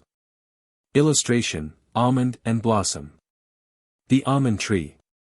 This tree is indigenous to the northern parts of Asia and Africa, but it is now cultivated in Europe, especially in the south of France, Italy, and Spain. It flowers in spring, and produces its fruit in August. Although there are 2 kinds of almonds, the sweet and the bitter, they are considered as only varieties of the same species. The best sweet almonds brought to England are called the Syrian or Jordan, and come from Malaga. The inferior qualities are brought from Valencia and Italy. Bitter almonds come principally from Magador. Anciently, the almond was much esteemed by the nations of the East. Jacob included it among the presents which he designed for Joseph. The Greeks called it the Greek or Thasian nut, and the Romans believed that by eating 6 of them, they were secured against drunkenness, however deeply they might imbibe. Almonds, however, are considered as very indigestible. The bitter contain 2 principles which produce 2 violent poisons, prussic acid and a kind of volatile oil. It is consequently dangerous to eat them in large quantities. Almonds pounded together with a little sugar and water, however, produce a milk similar to that which is yielded by animals. Their oil is used for making fine soap, and their cake as a cosmetic. Apple soup. Ingredients.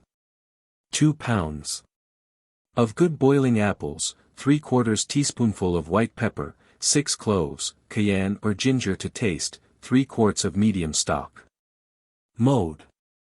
Peel and quarter the apples, taking out their cores, put them into the stock, stew them gently till tender.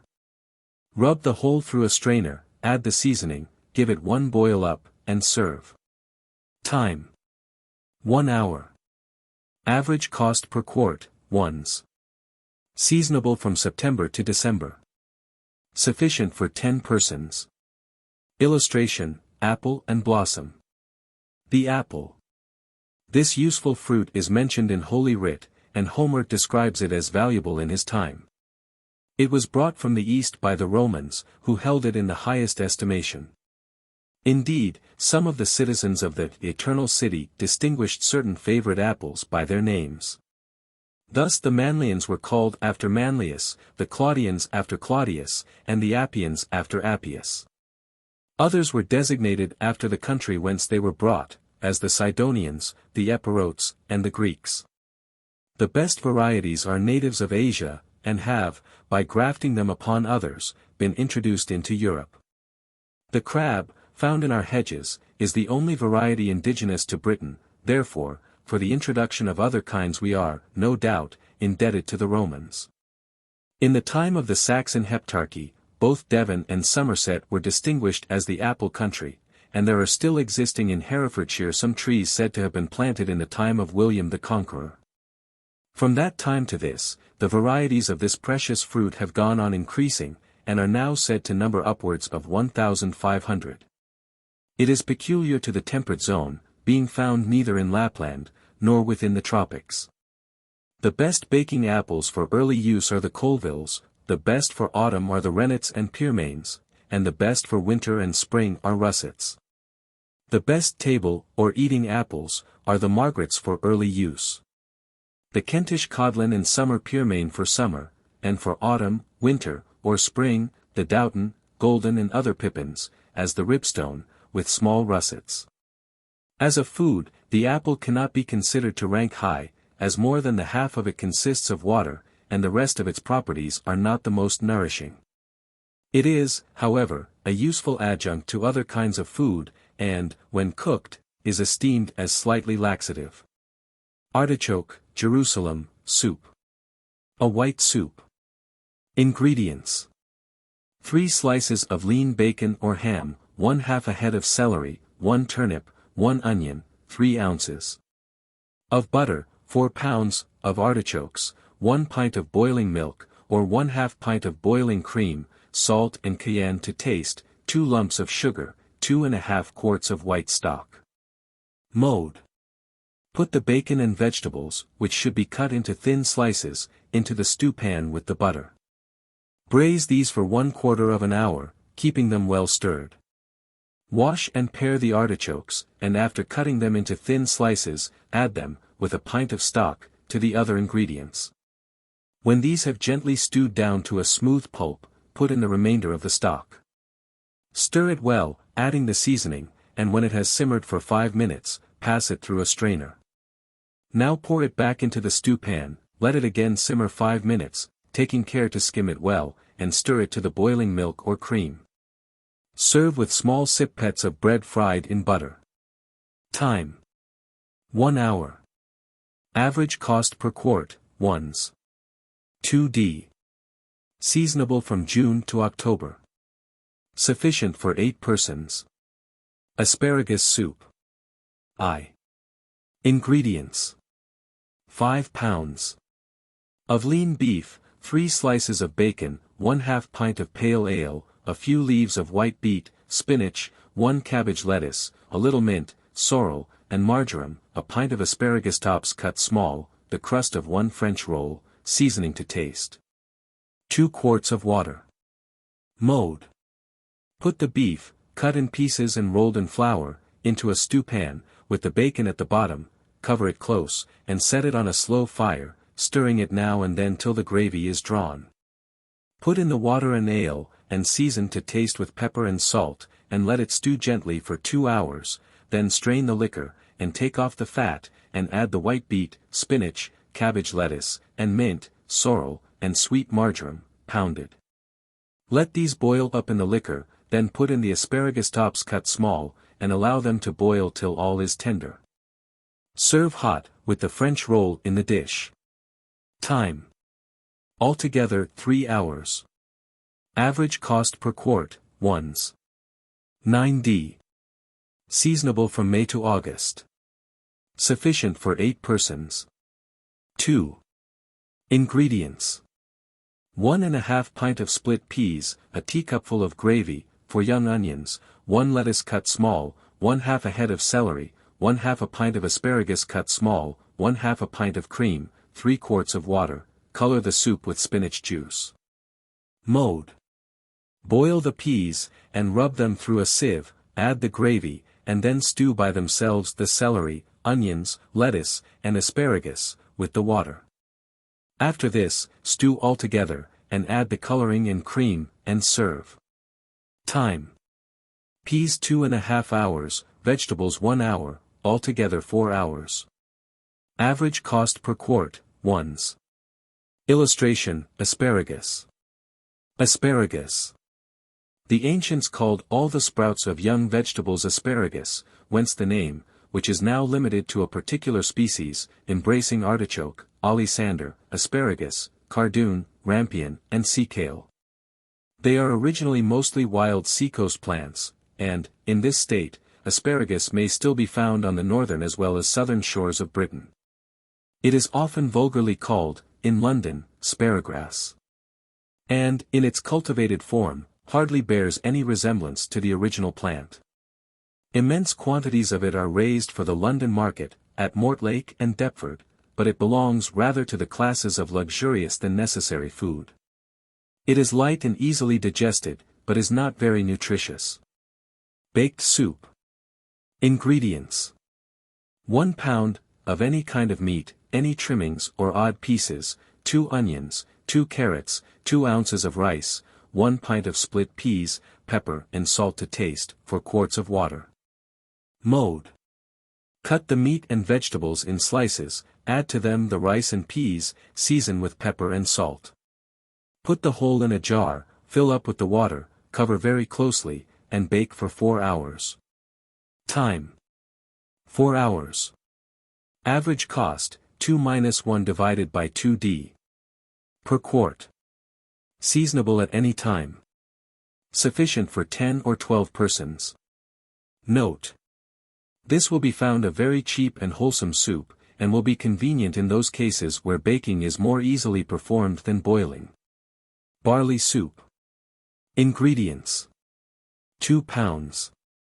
Of shin of beef, 1/4 pound, of pearl barley, a large bunch of parsley, 4 onions, 6 potatoes, salt and pepper, 4 quarts of water. Mode.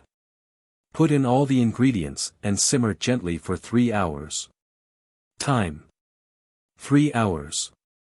Average cost, 2-1 divided by 2d. Per quart. Seasonable all the year, but more suitable for winter. Illustration, barley. Barley. This, in the order of cereal grasses, is, in Britain, the next plant to wheat in point of value, and exhibits several species and varieties.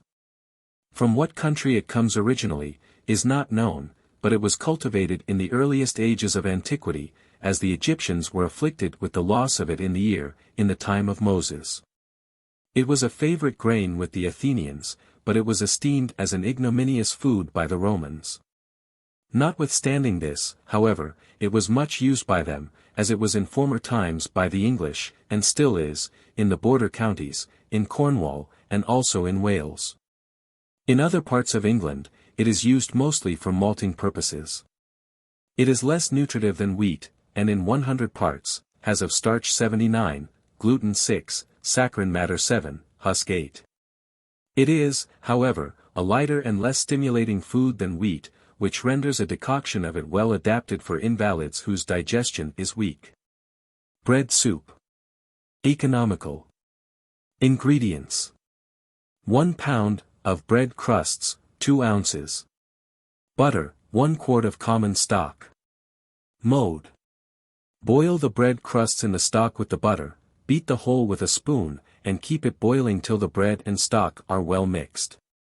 Season with a little salt. Time. Half an hour. Average cost per quart, 4d.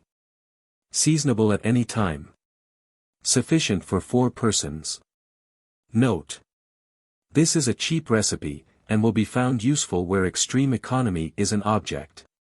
Illustration, quern, or grinding mill. Bread. The origin of bread is involved in the obscurity of distant ages. The Greeks attributed its invention to Pan, but before they, themselves, had an existence, it was, no doubt, in use among the primitive nations of mankind. The Chaldeans and the Egyptians were acquainted with it, and Sarah, the companion of Abraham, mixed flour and water together, kneaded it, and covered it with ashes on the hearth. The scriptures inform us that leavened bread was known to the Israelites, but it is not known when the art of fermenting it was discovered. It is said that the Romans learnt it during their wars with Perseus, king of Macedon, and that it was introduced to the imperial city about 200 years before the birth of Christ. With them it no doubt found its way into Britain. But after their departure from the island, it probably ceased to be used. We know that King Alfred allowed the unfermented cakes to burn in the neatherd's cottage. And that, even in the 16th century, unfermented cakes, kneaded by the women, were the only kind of bread known to the inhabitants of Norway and Sweden. The Italians of this day consume the greater portion of their flour in the form of polenta, or soft pudding, vermicelli, and macaroni, and, in the remoter districts of Scotland, much unfermented bread is still used. We give a cut of the corn grinding mill, which, towards the end of the last century, was in use in that country, and which is thus described by Dr. Johnson in his Journey to the Hebrides. It consists of 2 stones about 1.5 feet in diameter. The lower is a little convex, to which the concavity of the upper must be fitted. In the middle of the upper stone is a round hole, and on one side is a long handle. The grinder sheds the corn gradually into the hole with one hand, and works the handle round with the other.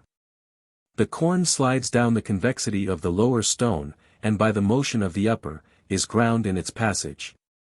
Such a primitive piece of machinery, it may safely be said, has entirely disappeared from this country. In other parts of this work, we shall have opportunities of speaking of bread and bread-making, which, from its great and general use in the nourishment of mankind, has emphatically been called the staff of life. The necessity, therefore, of having it both pure and good is of the first importance. Cabbage soup. Ingredients: 1 large cabbage, 3 carrots, 2 onions, 4 or 5 slices of lean bacon, salt and pepper to taste, 2 quarts of medium stock No. 105. Mode: scald the cabbage, exit it up and drain it. Line the stewpan with the bacon, put in the cabbage, carrots, and onions, moisten with skimmings from the stock, and simmer very gently, till the cabbage is tender. Add the stock, stew softly for half an hour, and carefully skim off every particle of fat. Season and serve. Time: 1½ hour. Average cost, 1s. per quart. Seasonable in winter. Sufficient for 8 persons. Illustration: cabbage seeding. The cabbage. It is remarkable, that although there is no country in the world now more plentifully supplied with fruits and vegetables than Great Britain, yet the greater number of these had no existence in it before the time of Henry VIII. Anderson, writing under the date of 1548, says, the English cultivated scarcely any vegetables before the last 2 centuries. At the commencement of the reign of Henry VIII. Neither salad, nor carrots, nor cabbages, nor radishes, nor any other comestibles of a like nature, were grown in any part of the kingdom. They came from Holland and Flanders. The original of all the cabbage tribe is the wild plant sea colewort, which is to be found wasting whatever sweetness it may have on the desert air, on many of the cliffs of the south coast of England. In this state, it scarcely weighs more than half an ounce, yet, in a cultivated state, to what dimensions can it be made to grow? However greatly the whole of the tribe is esteemed among the moderns, by the ancients they were held in yet higher estimation. The Egyptians adored and raised altars to them, and the Greeks and Romans ascribed many of the most exalted virtues to them. Cato affirmed, that the cabbage cured all diseases, and declared, that it was to its use that the Romans were enabled to live in health and without the assistance of physicians for 600 years. It was introduced by that people into Germany, Gaul, and, no doubt, Britain, although, in this last, it may have been suffered to pass into desuetude for some centuries. The whole tribe is in general wholesome and nutritive, and forms a valuable adjunct to animal food. Soupa alla contatrice. An excellent soup, very beneficial for the voice. Ingredients: 3 ounces of sago, 1/2 pint of cream, the yolks of 3 eggs, 1 lump of sugar, and seasoning to taste, 1 bay leaf, if liked, 2 quarts of medium stock No. 105. Mode: having washed the sago in boiling water, let it be gradually added to the nearly boiling stock. Simmer for 1/2 hour, when it should be well dissolved. Beat up the yolks of the eggs, add to them the boiling cream. Stir these quickly in the soup, and serve immediately. Do not let the soup boil, or the eggs will curdle. Time: 40 minutes. Average cost, 1s. 6d. per quart. Seasonable all the year. Sufficient for 8 persons. Note: this is a soup, the principal ingredients of which, sago and eggs, have always been deemed very beneficial to the chest and throat. In various quantities, and in different preparations. These have been partaken of by the principal singers of the day, including the celebrated Swedish nightingale, Jenny Lind, and, as they have always avowed, with considerable advantage to the voice, in singing. Carrot soup. I. Ingredients. 4 quarts of liquor in which a leg of mutton or beef has been boiled, a few beef bones, 6 large carrots, 2 large onions, 1 turnip, seasoning of salt and pepper to taste, cayenne. Mode. Put the liquor, bones, onions, turnip, pepper, and salt, into a stew pan, and simmer for 3 hours. Scrape and cut the carrots thin, strain the soup on them, and stew them till soft enough to pulp through a hair sieve or coarse cloth. Then boil the pulp with the soup, which should be of the consistency of pea soup. Add cayenne. Pulp only the red part of the carrot, and make this soup the day before it is wanted. Time. 4½ hours. Average cost per quart, 1 - 1 divided by 2d. Seasonable from October to March. Sufficient for 10 persons. 2. Ingredients. 2 pounds of carrots, 3 ounces of butter, seasoning to taste of salt and cayenne, 2 quarts of stock or gravy soup. Mode. Scrape and cut out all specks from the carrots, wash, and wipe them dry, and then reduce them into 1/4-inch slices. Put the butter into a large stew pan, and when it is melted, add 2 pounds of the sliced carrots, and let them stew gently for an hour without browning. Add to them the soup, and allow them to simmer till tender, say for nearly an hour. Press them through a strainer with the soup, and add salt and cayenne if required. Boil the whole gently for 5 minutes, skim well, and serve as hot as possible. Time. 1 to 1/4 hour. Average cost per quart, ones. 1d. Illustration, taza and carrot leaves. The carrot. There is a wild carrot which grows in England. But it is white and small, and not much esteemed. The garden carrot in general use, was introduced in the reign of Queen Elizabeth, and was, at first, so highly esteemed, that the ladies wore leaves of it in their headdresses. It is of great value in the culinary art, especially for soups and stews. It can be used also for beer instead of malt, and, in distillation, it yields a large quantity of spirit. The carrot is proportionably valuable as it has more of the red than the yellow part. There is a large red variety much used by the farmers for coloring butter. As a garden vegetable, it is what is called the orange carrot that is usually cultivated.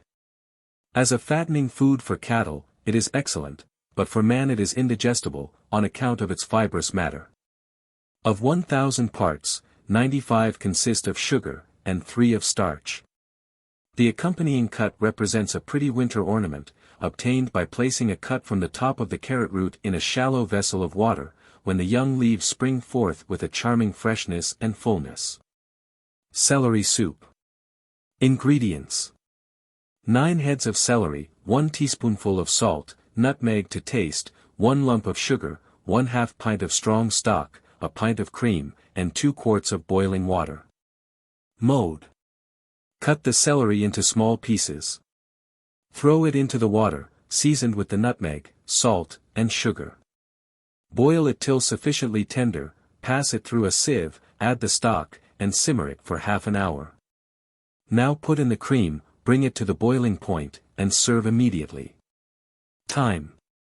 1 hour. Average cost, ones. Per quart. Seasonable from September to March. Sufficient for 10 persons. Note. This soup can be made brown, instead of white, by omitting the cream, and coloring it a little. When celery cannot be procured, half a dram of the seed, finely pounded, will give a flavor to the soup, if put in 1/4 of an hour before it is done. A little of the essence of celery will answer the same purpose. Celery. This plant is indigenous to Britain, and, in its wild state, grows by the side of ditches and along some parts of the seacoast. In this state it is called smolic, and, to some extent, is a dangerous narcotic. By cultivation, however, it has been brought to the fine flavour which the garden plant possesses. In the vicinity of Manchester it is raised to an enormous size. When our natural observation is assisted by the accurate results ascertained by the light of science, how infinitely does it enhance our delight in contemplating the products of nature. To know, for example, that the endless variety of color which we see in plants is developed only by the rays of the sun, is to know a truism sublime by its very comprehensiveness. The cause of the whiteness of celery is nothing more than the want of light in its vegetation, and in order that this effect may be produced, the plant is almost wholly covered with earth. The tops of the leaves alone being suffered to appear above the ground. Chantilly soup.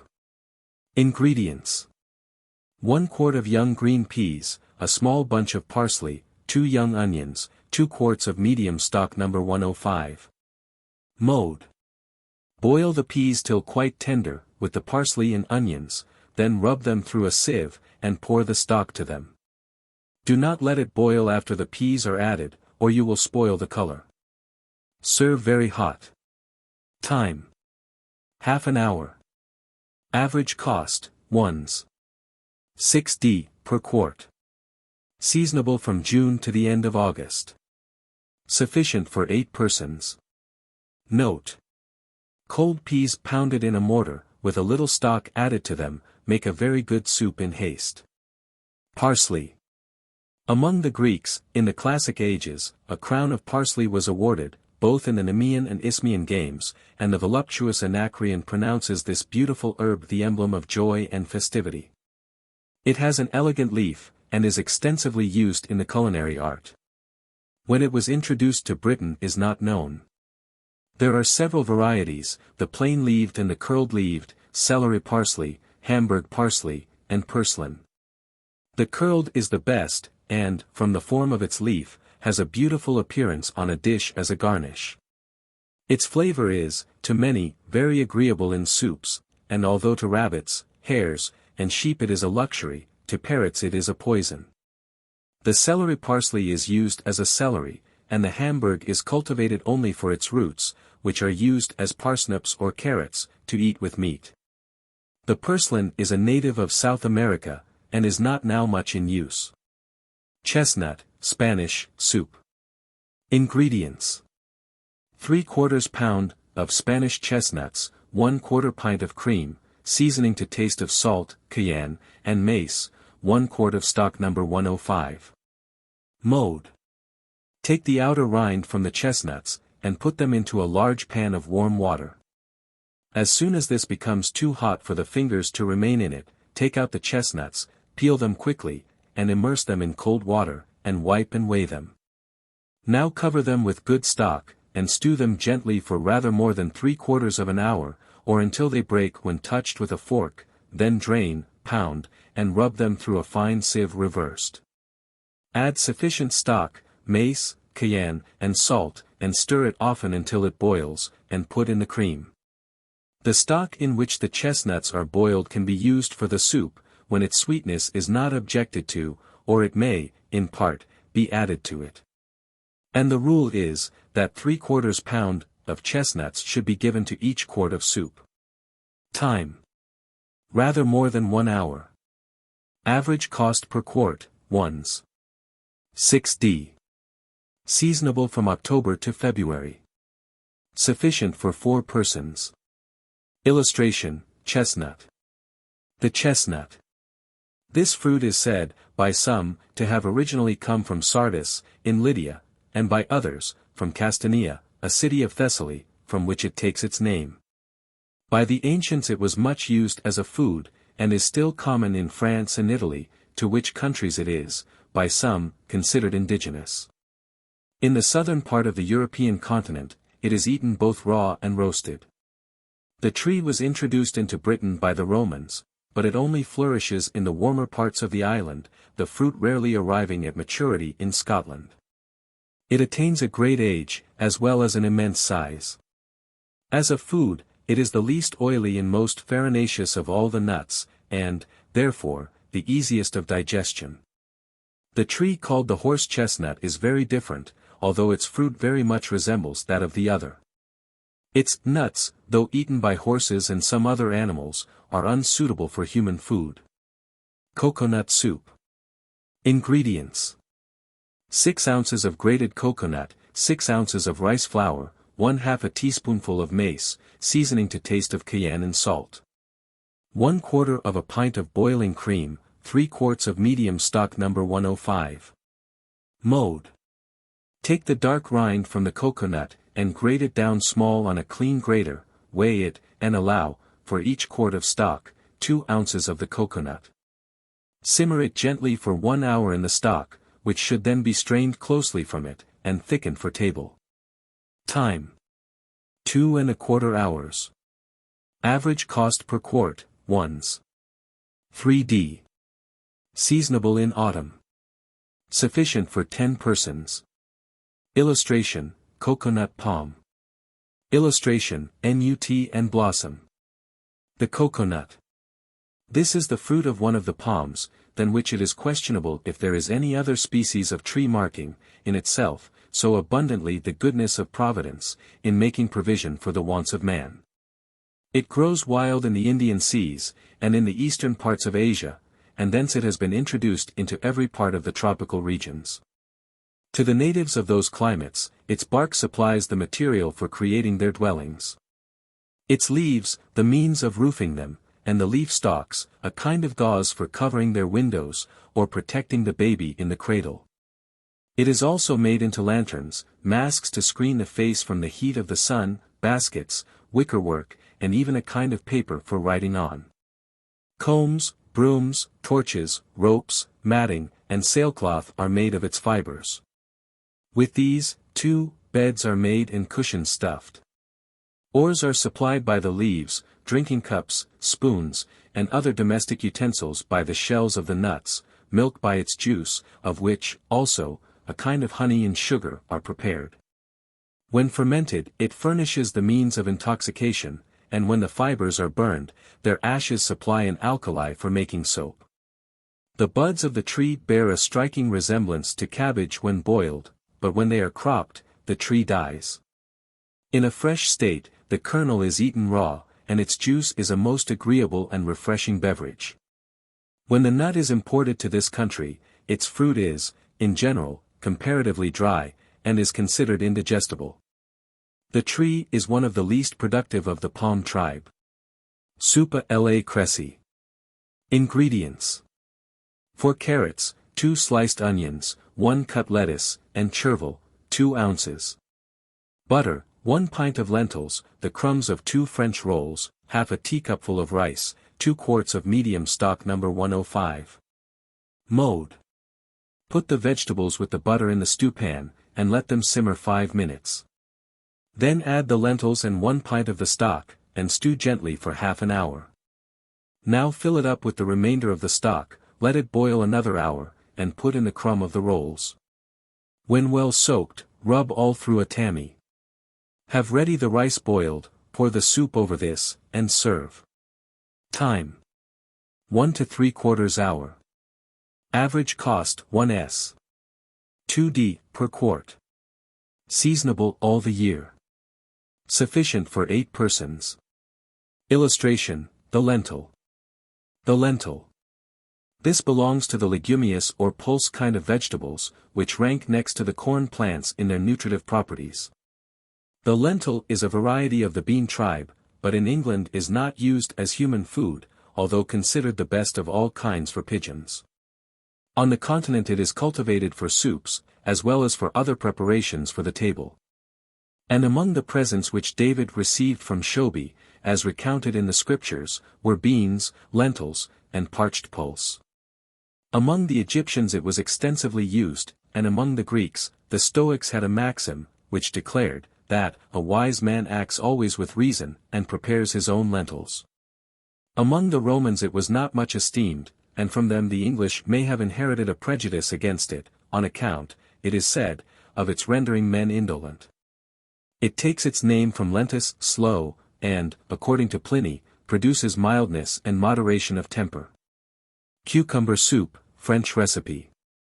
Ingredients: 1 large cucumber, a piece of butter the size of a walnut, a little chervil and sorrel cut in large pieces, salt and pepper to taste, the yolks of 2 eggs, 1 gill of cream, 1 quart of medium stock No. 105. Mode. Pare the cucumber, quarter it, and take out the seeds, cut it in thin slices, put these on a plate with a little salt, to draw the water from them, drain, and put them in your stewpan, with the butter.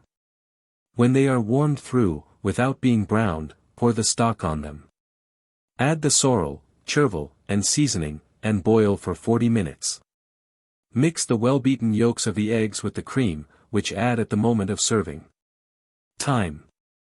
1 hour. Average cost, 1s. 2d per quart. Seasonable from June to September. Sufficient for 4 persons. The cucumber. The antiquity of this fruit is very great.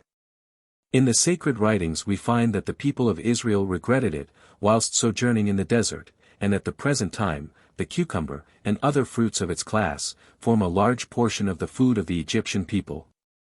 By the Eastern nations generally, as well as by the Greeks and Romans, it was greatly esteemed. Like the melon, it was originally brought from Asia by the Romans, and in the 14th century it was common in England, although, in the time of the Wars of the Roses, it seems no longer to have been cultivated. It is a cold food, and of difficult digestion when eaten raw. As a preserved sweetmeat, however, it is esteemed one of the most agreeable. Egg soup. Ingredients. A tablespoonful of flour, for eggs, 2 small blades of finely pounded mace, 2 quarts of stock No. 105. Mode.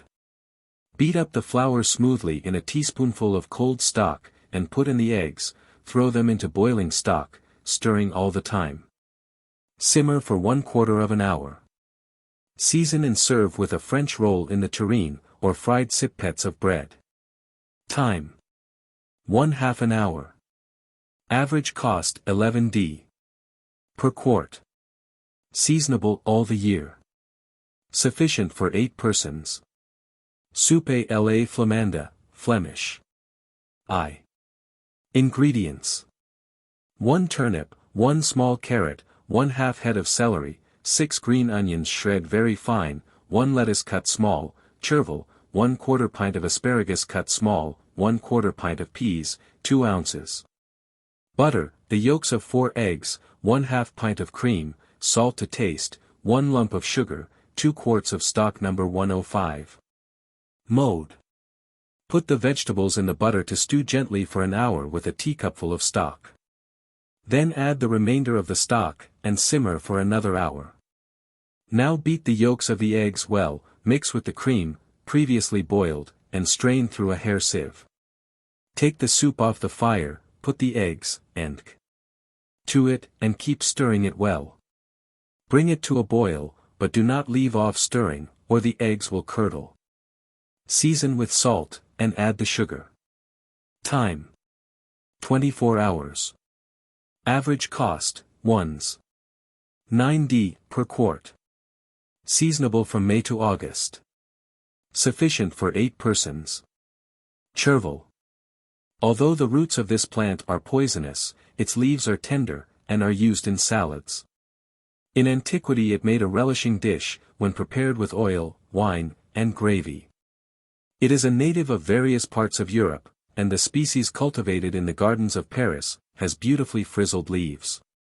2. Ingredients. 5 onions, 5 heads of celery, 10 moderate-sized potatoes, 3 ounces. Butter, 1/2 pint of water, 1/2 pint of cream, 2 quarts of stock No. 105. Mode.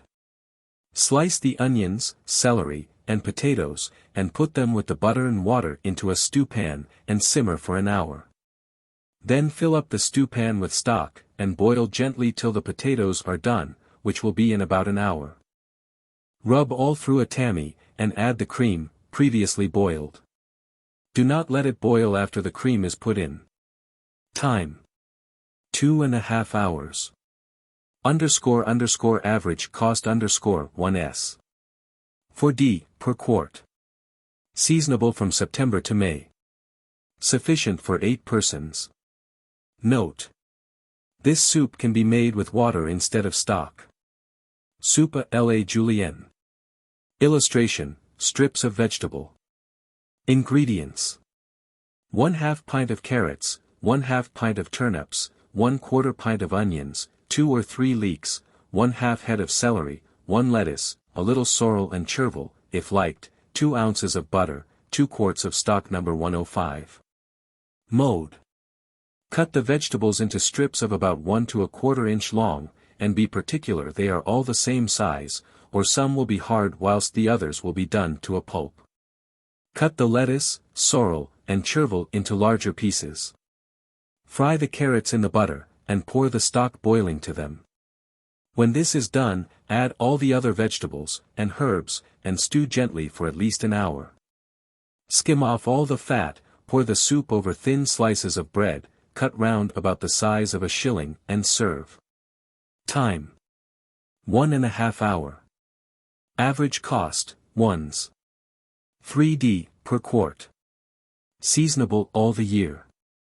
Sufficient for 8 persons. Note. In summer, green peas, asparagus tops, French beans, and can be added. When the vegetables are very strong, instead of frying them in butter at first, they should be blanched, and afterward simmered in the stock. Sorrel. This is one of the spinaceous plants, which take their name from spinach, which is the chief among them. It is little used in English cookery, but a great deal in French, in which it is employed for soups, sauces, and salads. In English meadows it is usually left to grow wild, but in France, where it is cultivated, its flavor is greatly improved. Kale brose, a Scotch recipe. Ingredients. Half an ox head or cow heel, a teacupful of toasted oatmeal, salt to taste, 2 handfuls of greens, 3 quarts of water. Mode. Make a broth of the ox head or cow heel, and boil it till oil floats on the top of the liquor, then boil the greens, shred, in it. Put the oatmeal, with a little salt, into a basin, and mix with it quickly a teacupful of the fat broth. It should not run into one doughy mass, but form knots. Stir it into the whole, give 1 boil, and serve very hot. Time. 4 hours. Average cost, 8d per quart. Seasonable all the year, but more suitable in winter. Sufficient for 10 persons. Leek soup. Ingredients. A sheep's head, 3 quarts of water, 12 leeks cut small, pepper and salt to taste, oatmeal to thicken. Mode. Prepare the head, either by skinning or cleaning the skin very nicely, split it in 2, take out the brains, and put it into boiling water, add the leeks and seasoning, and simmer very gently for 4 hours. Mix smoothly, with cold water, as much oatmeal as will make the soup tolerably thick, pour it into the soup, continue stirring till the whole is blended and well done, and serve. Time. 4½ hours. Average cost, 4d per quart. Seasonable in winter. Sufficient for 10 persons. 2. Commonly called coccoliki. Ingredients. A capon or large fowl, sometimes an old cock, from which the recipe takes its name, is used, which should be trussed as for boiling. 2 or 3 bunches of fine leeks, 5 quarts of stock No. 105, pepper and salt to taste. Mode. Well wash the leeks, and, if old, scald them in boiling water for a few minutes, taking off the roots and part of the heads, and cut them into lengths of about an inch. Put the fowl into the stock, with, at first, 1/2 of the leeks, and allow it to simmer gently. In half an hour add the remaining leeks, and then it may simmer for 3 or 4 hours longer. It should be carefully skimmed, and can be seasoned to taste. In serving, take out the fowl, and carve it neatly, placing the pieces in a tureen, and pouring over them the soup, which should be very thick of leeks, a puree of leeks the French would call it. Time. 4 hours. Average cost, 6d per quart. Or, with stock No. 106, Seasonable in winter. Sufficient for 10 persons. Note: without the fowl, the above, which would then be merely called leek soup, is very good, and also economical. Cookery was largely consumed at the Burns Centenary Festival at the Crystal Palace, Sydenham, in 1859. Illustration: leeks. The leek. As in the case of the cucumber, this vegetable was bewailed by the Israelites in their journey through the desert. It is one of the Alliaceous tribe, which consists of the onion, garlic, chive, shallot, and leek. These, as articles of food, are perhaps more widely diffused over the face of the earth than any other genus of edible plants. It is the national badge of the Welsh, and tradition ascribes to Saint David its introduction to that part of Britain. The origin of the wearing of the leek on Saint David's Day, among that people, is thus given in Beeton's Dictionary of Universal Information. It probably originated from the custom of Cymhortha, or the friendly aid, practiced among farmers. In some districts of South Wales, all the neighbours of a small farmer were wont to appoint a day when they attended to plough his land, and the like. And, at such time, it was the custom for each to bring his portion of leeks with him for making the broth or soup. See Saint David. Others derive the origin of the custom from the Battle of Crecy. The plant, when grown in Wales and Scotland, is sharper than it is in England, and its flavour is preferred by many to that of the onion in broth. It is very wholesome, and, to prevent its tainting the breath, should be well boiled. Macaroni soup. Ingredients: 3 ounces of macaroni, a piece of butter the size of a walnut, salt to taste, 2 quarts of clear stock No. 105. Mode: throw the macaroni and butter into boiling water, with a pinch of salt, and simmer for 1/2 hour. When it is tender, drain and cut it into thin rings or lengths, and drop it into the boiling stock. Stew gently for 15 minutes, and serve grated Parmesan cheese with it. Time: 3/4 hour. Average cost, 1s. per quart. Seasonable all the year. Sufficient for 8 persons. Illustration: macaroni. Macaroni. This is the favorite food of Italy, where, especially among the Neapolitans, it may be regarded as the staff of life. The crowd of London, says Mr. Forsyth, is a double line in quick motion. It is the crowd of business. The crowd of Naples consists in a general tide rolling up and down, and in the middle of this tide, 100 eddies of men. You are stopped by a carpenter's bench, you are lost among shoemakers' stalls, and you dash among the pots of a macaroni stall. This article of food is nothing more than a thick paste, made of the best wheaten flour, with a small quantity of water. When it has been well worked, it is put into a hollow cylindrical vessel, pierced with holes of the size of tobacco pipes at the bottom. Through these holes the mass is forced by a powerful screw bearing on a piece of wood made exactly to fit the inside of the cylinder. Whilst issuing from the holes, it is partially baked by a fire placed below the cylinder, and is, at the same time, drawn away and hung over rods placed about the room, in order to dry. In a few days it is fit for use. As it is both wholesome and nutritious, it ought to be much more used by all classes in England than it is. It generally accompanies Parmesan cheese to the tables of the rich, but is also used for thickening soups and making puddings. Soup maker, i.e. without meat. Ingredients: 6 ounces. Butter, 6 onions sliced, 4 heads of celery, 2 lettuces, a small bunch of parsley, 2 handfuls of spinach, 3 pieces of bread crust, 2 blades of mace, salt and pepper to taste, the yolks of 2 eggs, 3 teaspoonfuls of vinegar, 2 quarts of water. Mode: melt the butter in a stew pan, and put in the onions to stew gently for 3 or 4 minutes, then add the celery, spinach, lettuces, and parsley, cut small. Stir the ingredients well for 10 minutes. Now put in the water, bread, seasoning, and mace. Boil gently for 1½ hour, and, at the moment of serving, beat in the yolks of the eggs and the vinegar, but do not let it boil, or the eggs will curdle. Time: 2 hours. Average cost, 6d. per quart. Seasonable all the year. Sufficient for 8 persons. Illustration, lettuce. The lettuce. This is one of the acetarious vegetables, which comprise a large class, chiefly used as pickles, salads, and other condiments. The lettuce has in all antiquity been distinguished as a kitchen garden plant. It was, without preparation, eaten by the Hebrews with the paschal lamb. The Greeks delighted in it, and the Romans, in the time of Domitian, had it prepared with eggs, and served in the first course at their tables, merely to excite their appetites. Its botanical name is lactuca, so called from the milky juice it exudes when its stalks are cut. It possesses a narcotic virtue, noticed by ancient physicians, and even in our day a lettuce supper is deemed conducive to repose.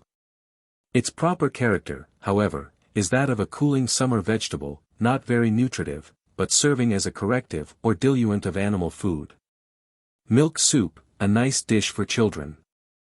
Ingredients: 2 quarts of milk, 1 saltspoonful of salt, 1 teaspoonful of powdered cinnamon, 3 teaspoonfuls of pounded sugar, or more if liked, 4 thin slices of bread, the yolks of 6 eggs. Mode: boil the milk with the salt, cinnamon, and sugar. Lay the bread in a deep dish, pour over it a little of the milk, and keep it hot over a stove, without burning. Beat up the yolks of the eggs, add them to the milk, and stir it over the fire till it thickens. Do not let it curdle. Pour it upon the bread, and serve. Time: 3/4 of an hour. Average cost, 8d. per quart. Seasonable all the year. Sufficient for 10 children. Onion soup. Ingredients: 6 large onions, 2 ounces. Of butter, salt and pepper to taste, 1/4 pint of cream, 1 quart of stock No. 105. Mode: chop the onions, put them in the butter, stir them occasionally, but do not let them brown. When tender, put the stock to them, and season. Strain the soup, and add the boiling cream. Time: 1½ hour. Average cost, 1s. per quart. Seasonable in winter. Sufficient for 4 persons. Cheap onion soup. Ingredients: 8 middling-sized onions, 3 ounces. Of butter, a tablespoonful of rice flour, salt and pepper to taste, 1 teaspoonful of powdered sugar, thickening of butter and flour, 2 quarts of water. Mode: cut the onions small, put them in the stew pan with the butter, and fry them well. Mix the rice flour smoothly with the water, add the onions, seasoning, and sugar, and simmer till tender. Thicken with butter and flour, and serve. Time: 2 hours. Average cost, 4d. per quart. Seasonable in winter. Sufficient for 8 persons. Illustration, onion. The onion. Like the cabbage, this plant was erected into an object of worship by the idolatrous Egyptians 2,000 years before the Christian era, and it still forms a favorite food in the country of these people, as well as in other parts of Africa. When it was first introduced to England, has not been ascertained, but it has long been in use, and esteemed as a favorite seasoning plant to various dishes. In warmer climates it is much milder in its flavor. And such as are grown in Spain and Portugal, are, comparatively speaking, very large, and are often eaten both in a boiled and roasted state. The Strasbourg is the most esteemed. And, although all the species have highly nutritive properties, they impart such a disagreeable odor to the breath, that they are often rejected even where they are liked. Chewing a little raw parsley is said to remove this odor. Pan kale. Ingredients: 2 pounds of cabbage, or Savoy greens, 1/4 pound of butter or dripping, salt and pepper to taste, oatmeal for thickening, 2 quarts of water. Mode: chop the cabbage very fine, thicken the water with oatmeal, put in the cabbage and butter, or dripping, season and simmer for 1½ hour. It can be made sooner by blanching and mashing the greens, adding any good liquor that a joint has been boiled in, and then further thicken with bread or pounded biscuit. Time, 1½ hour. Average cost, 1–1 divided by 2d. Per quart. Seasonable all the year, but more suitable in winter. Sufficient for 8 persons. The Savoy. This is a close-hearted wrinkle-leaved cabbage, sweet and tender, especially the middle leaves, and in season from November to spring. The yellow species bears hard weather without injury, whilst the dwarf kind are improved and rendered more tender by frost. Parsnip soup. Ingredients. 1 pound of sliced parsnips, 2 ounces of butter, salt and cayenne to taste, 1 quart of stock No. 106. Mode. Put the parsnips into the stew pan with the butter, which has been previously melted, and simmer them till quite tender. Then add nearly a pint of stock, and boil together for half an hour. Pass all through a fine strainer, and put to it the remainder of the stock. Season, boil, and serve immediately. Time. 2 hours. Average cost, 6d. Per quart. Seasonable from October to April. Sufficient for 4 persons.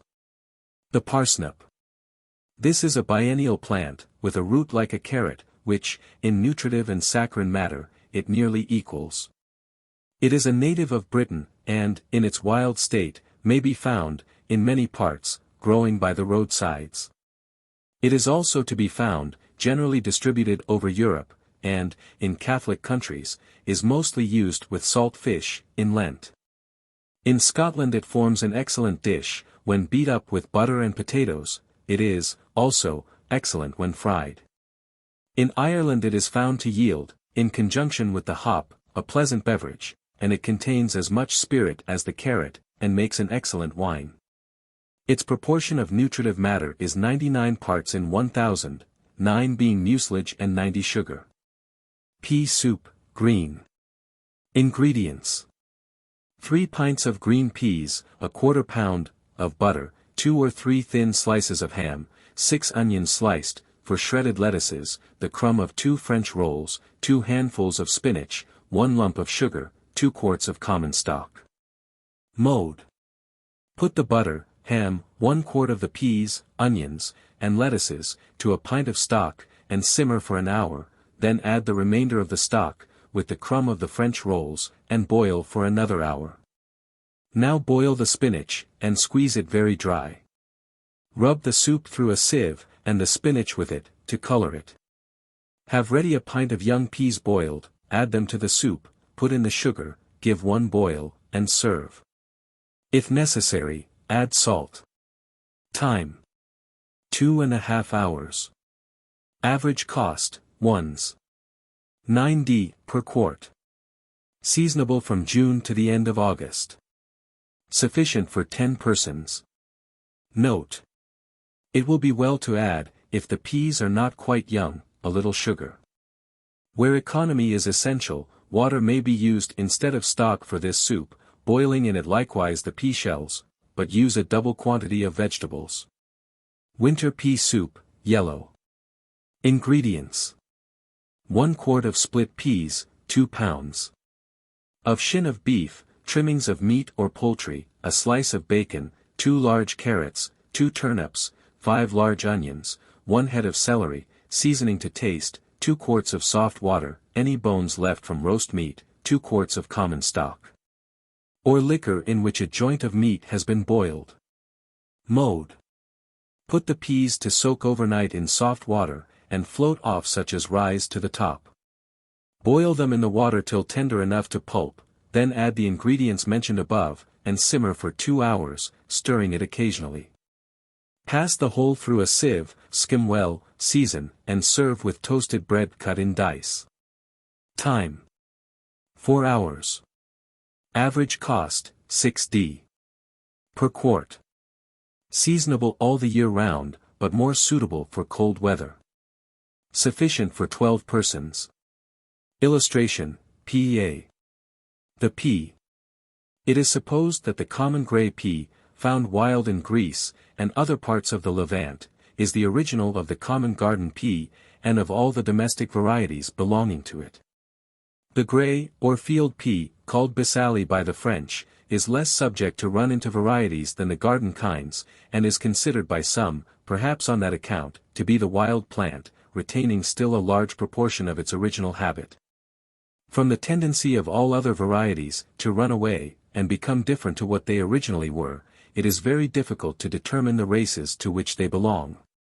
The pea was well known to the Romans, and, probably, was introduced to Britain at an early period, for we find peas mentioned by Lydgate, a poet of the 15th century, as being hawked in London. They seem, however, for a considerable time, to have fallen out of use, for, in the reign of Queen Elizabeth, Fuller tells us they were brought from Holland, and were accounted fit dainties for ladies, they came so far and cost so dear. There are some varieties of peas which have no lining in their pods, which are eaten cooked in the same way as kidney beans. They are called sugar peas, and the best variety is the large crooked sugar, which is also very good, used in the common way, as a culinary vegetable. There is also a white sort, which readily splits when subjected to the action of millstones set wide apart, so as not to grind them. These are used largely for soups, and especially for sea stores. From the quantity of farinaceous and saccharine matter contained in the pea, it is highly nutritious as an article of food. Pea soup, inexpensive. Ingredients: 1/4 pound of onions, 1/4 pound of carrots, 2 ounces of celery, 3/4 pound of split peas, a little mint, shred fine, 1 tablespoonful of coarse brown sugar, salt and pepper to taste, 4 quarts of water, or liquor in which a joint of meat has been boiled. Mode: fry the vegetables for 10 minutes in a little butter or dripping, previously cutting them up in small pieces, pour the water on them, and when boiling add the peas. Let them simmer for nearly 3 hours, or until the peas are thoroughly done. Add the sugar, seasoning, and mint, boil for 1/4 of an hour, and serve. Time: 3½ hours. Average cost, 1 - 1 divided by 2d. Per quart. Seasonable in winter. Sufficient for 12 persons. Potato soup. Ingredients: 4 pounds of mealy potatoes, boiled or steamed very dry, pepper and salt to taste, 2 quarts of stock No. 105. Mode: when the potatoes are boiled, mash them smoothly, that no lumps remain, and gradually put them to the boiling stock. Pass it through a sieve, season, and simmer for 5 minutes. Skim well, and serve with fried bread. Time: ½ an hour. Average cost, 10d.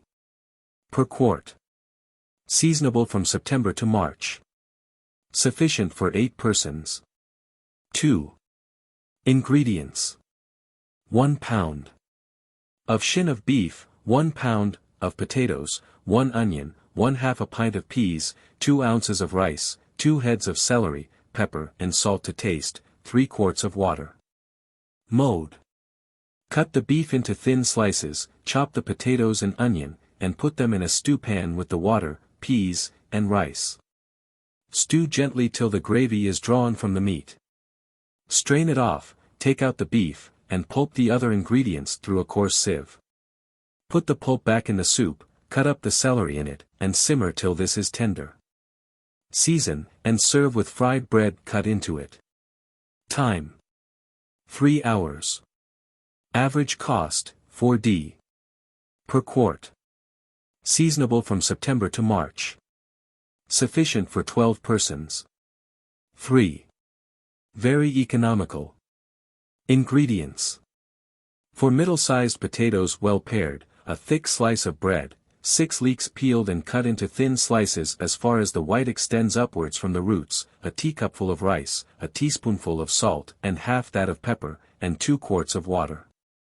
Mode: the water must be completely boiling before anything is put into it, then add the whole of the ingredients at once, with the exception of the rice, the salt and the pepper. Cover, and let these come to a brisk boil.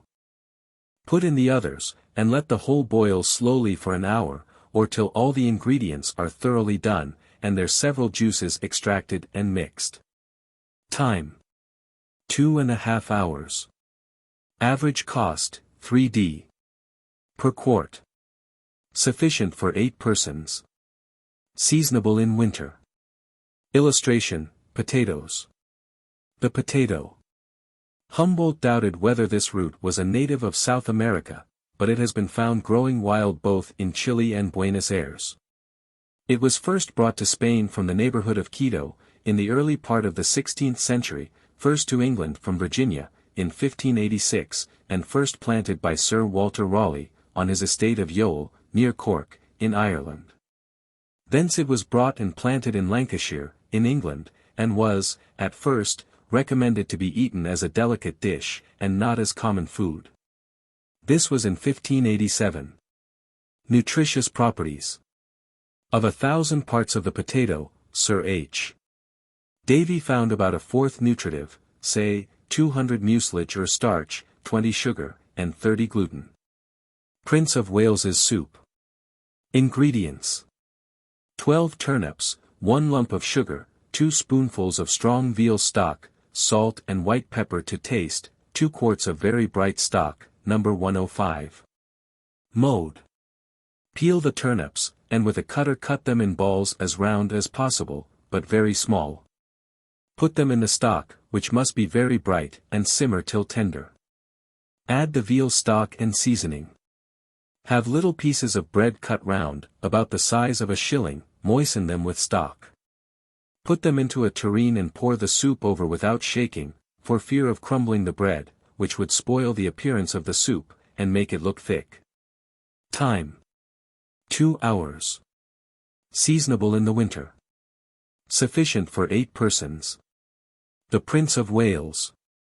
This soup was invented by a philanthropic friend of the editress, to be distributed among the poor of a considerable village, when the Prince of Wales attained his majority, on the November 9, 1859. Accompanying this fact, the following notice, which appears in Beeton's Dictionary of Universal Information, may appropriately be introduced, premising that British princes attain their majority in their 18th year. Whilst mortals of ordinary rank do not arrive at that period till their 21st.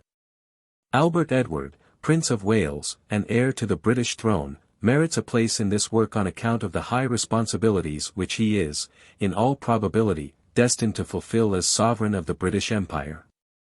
On the 10th of November, 1858, he was gazetted as having been invested with the rank of a colonel in the army. Speaking of this circumstance, the Times said, the significance of this event is, that it marks the period when the heir to the British throne is about to take rank among men, and to enter formally upon a career, which every loyal subject of the Queen will pray may be a long and a happy one, for his own sake and for the sake of the vast empire which, in the course of nature, he will one day be called to govern.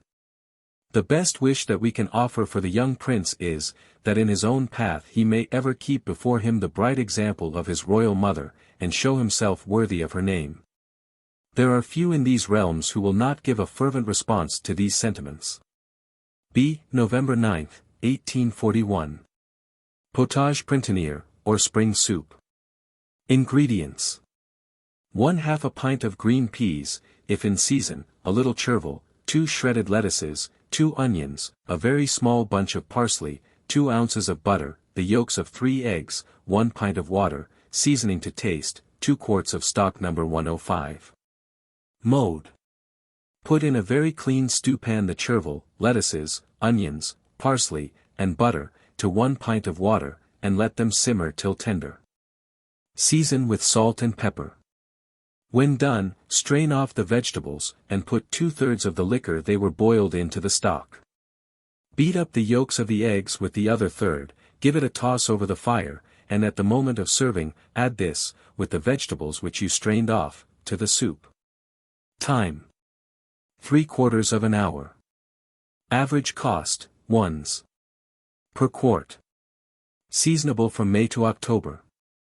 Sufficient for 8 persons. Rice soup. I. Ingredients: 4 ounces of Putna rice, salt, cayenne, and mace, 2 quarts of white stock. Mode: throw the rice into boiling water, and let it remain 5 minutes. Then pour it into a sieve, and allow it to drain well. Now add it to the stock boiling, and allow it to stew till it is quite tender, season to taste. Serve quickly. Time: 1 hour. Average cost, 1s. 3d per quart. Seasonable all the year. Sufficient for 8 persons. Illustration: ears of rice. Rice. This is a plant of Indian origin, and has formed the principal food of the Indian and Chinese people from the most remote antiquity. Both Pliny and Dioscorides class it with the cereals, though Galen places it among the vegetables. Be this as it may, however, it was imported to Greece, from India, about 286 years before Christ, and by the ancients it was esteemed both nutritious and fattening. There are 3 kinds of rice: the hill rice, the putna, and the Carolina, of the United States. Of these, only the 2 latter are imported to this country, and the Carolina is considered the best, as it is the dearest. The nourishing properties of rice are greatly inferior to those of wheat, but it is both a light and a wholesome food. In combination with other foods, its nutritive qualities are greatly increased. But from its having little stimulating power, it is apt, when taken in large quantities alone, to lie long on the stomach. 2. Ingredients: 6 ounces of rice, the yolks of 4 eggs, 1/2 a pint of cream, rather more than 2 quarts of stock No. 105. Mode: boil the rice in the stock and rub half of it through a tammy, put the stock in the stewpan, add all the rice, and simmer gently for 5 minutes. Beat the yolks of the eggs, mix them with the cream, previously boiled, and strain through a hair sieve. Take the soup off the fire, add the eggs and cream, stirring frequently. Heat it gradually, stirring all the time. But do not let it boil, or the eggs will curdle. Time: 2 hours. Average cost, 1s. 4d per quart. Seasonable all the year. Sufficient for 8 persons. Sago soup. Ingredients: 5 ounces of sago, 2 quarts of stock No. 105. Mode: wash the sago in boiling water, and add it, by degrees, to the boiling stock, and simmer till the sago is entirely dissolved, and forms a sort of jelly. Time: nearly an hour. Average cost, 10d per quart. Sufficient for 8 persons. Seasonable all the year. Note: the yolks of 2 eggs, beaten up with a little cream, previously boiled, and added at the moment of serving, much improves this soup. Illustration: sago palm. Sago. The farinaceous food of this name constitutes the pith of the sago tree, the Sagus farinifera of Linnaeus, which grows spontaneously in the East Indies and in the archipelago of the Indian Ocean. There it forms the principal farinaceous diet of the inhabitants. In order to procure it, the tree is felled and sawn in pieces. The pith is then taken out, and put in receptacles of cold water, where it is stirred until the flour separates from the filaments, and sinks to the bottom, where it is suffered to remain until the water is poured off. When it is taken out and spread on wicker frames to dry. To give it the round granular form in which we find it come to this country, it is passed through a colander, then rubbed into little balls, and dried. The tree is not fit for felling until it has attained a growth of 7 years, when a single trunk will yield 600 pounds weight, and, as an acre of ground will grow 430 of these trees, a large return of flour is the result. The best quality has a slightly reddish hue, and easily dissolves to a jelly, in hot water. As a restorative diet, it is much used. Semolina soup. Ingredients: 5 ounces of semolina, 2 quarts of boiling stock, No. 105, or 106. Mode: drop the semolina into the boiling stock, and keep stirring, to prevent its burning. Simmer gently for half an hour, and serve. Time: 1/2 an hour. Average cost, 10d per quart, or 4d. Seasonable all the year. Sufficient for 8 persons. Semolina. This is the heart of the grano duro wheat of Italy, which is imported for the purpose of making the best vermicelli. It has a coarse appearance, and may be purchased at the Italian warehouses. It is also called suji. And semoletta is another name for a finer sort.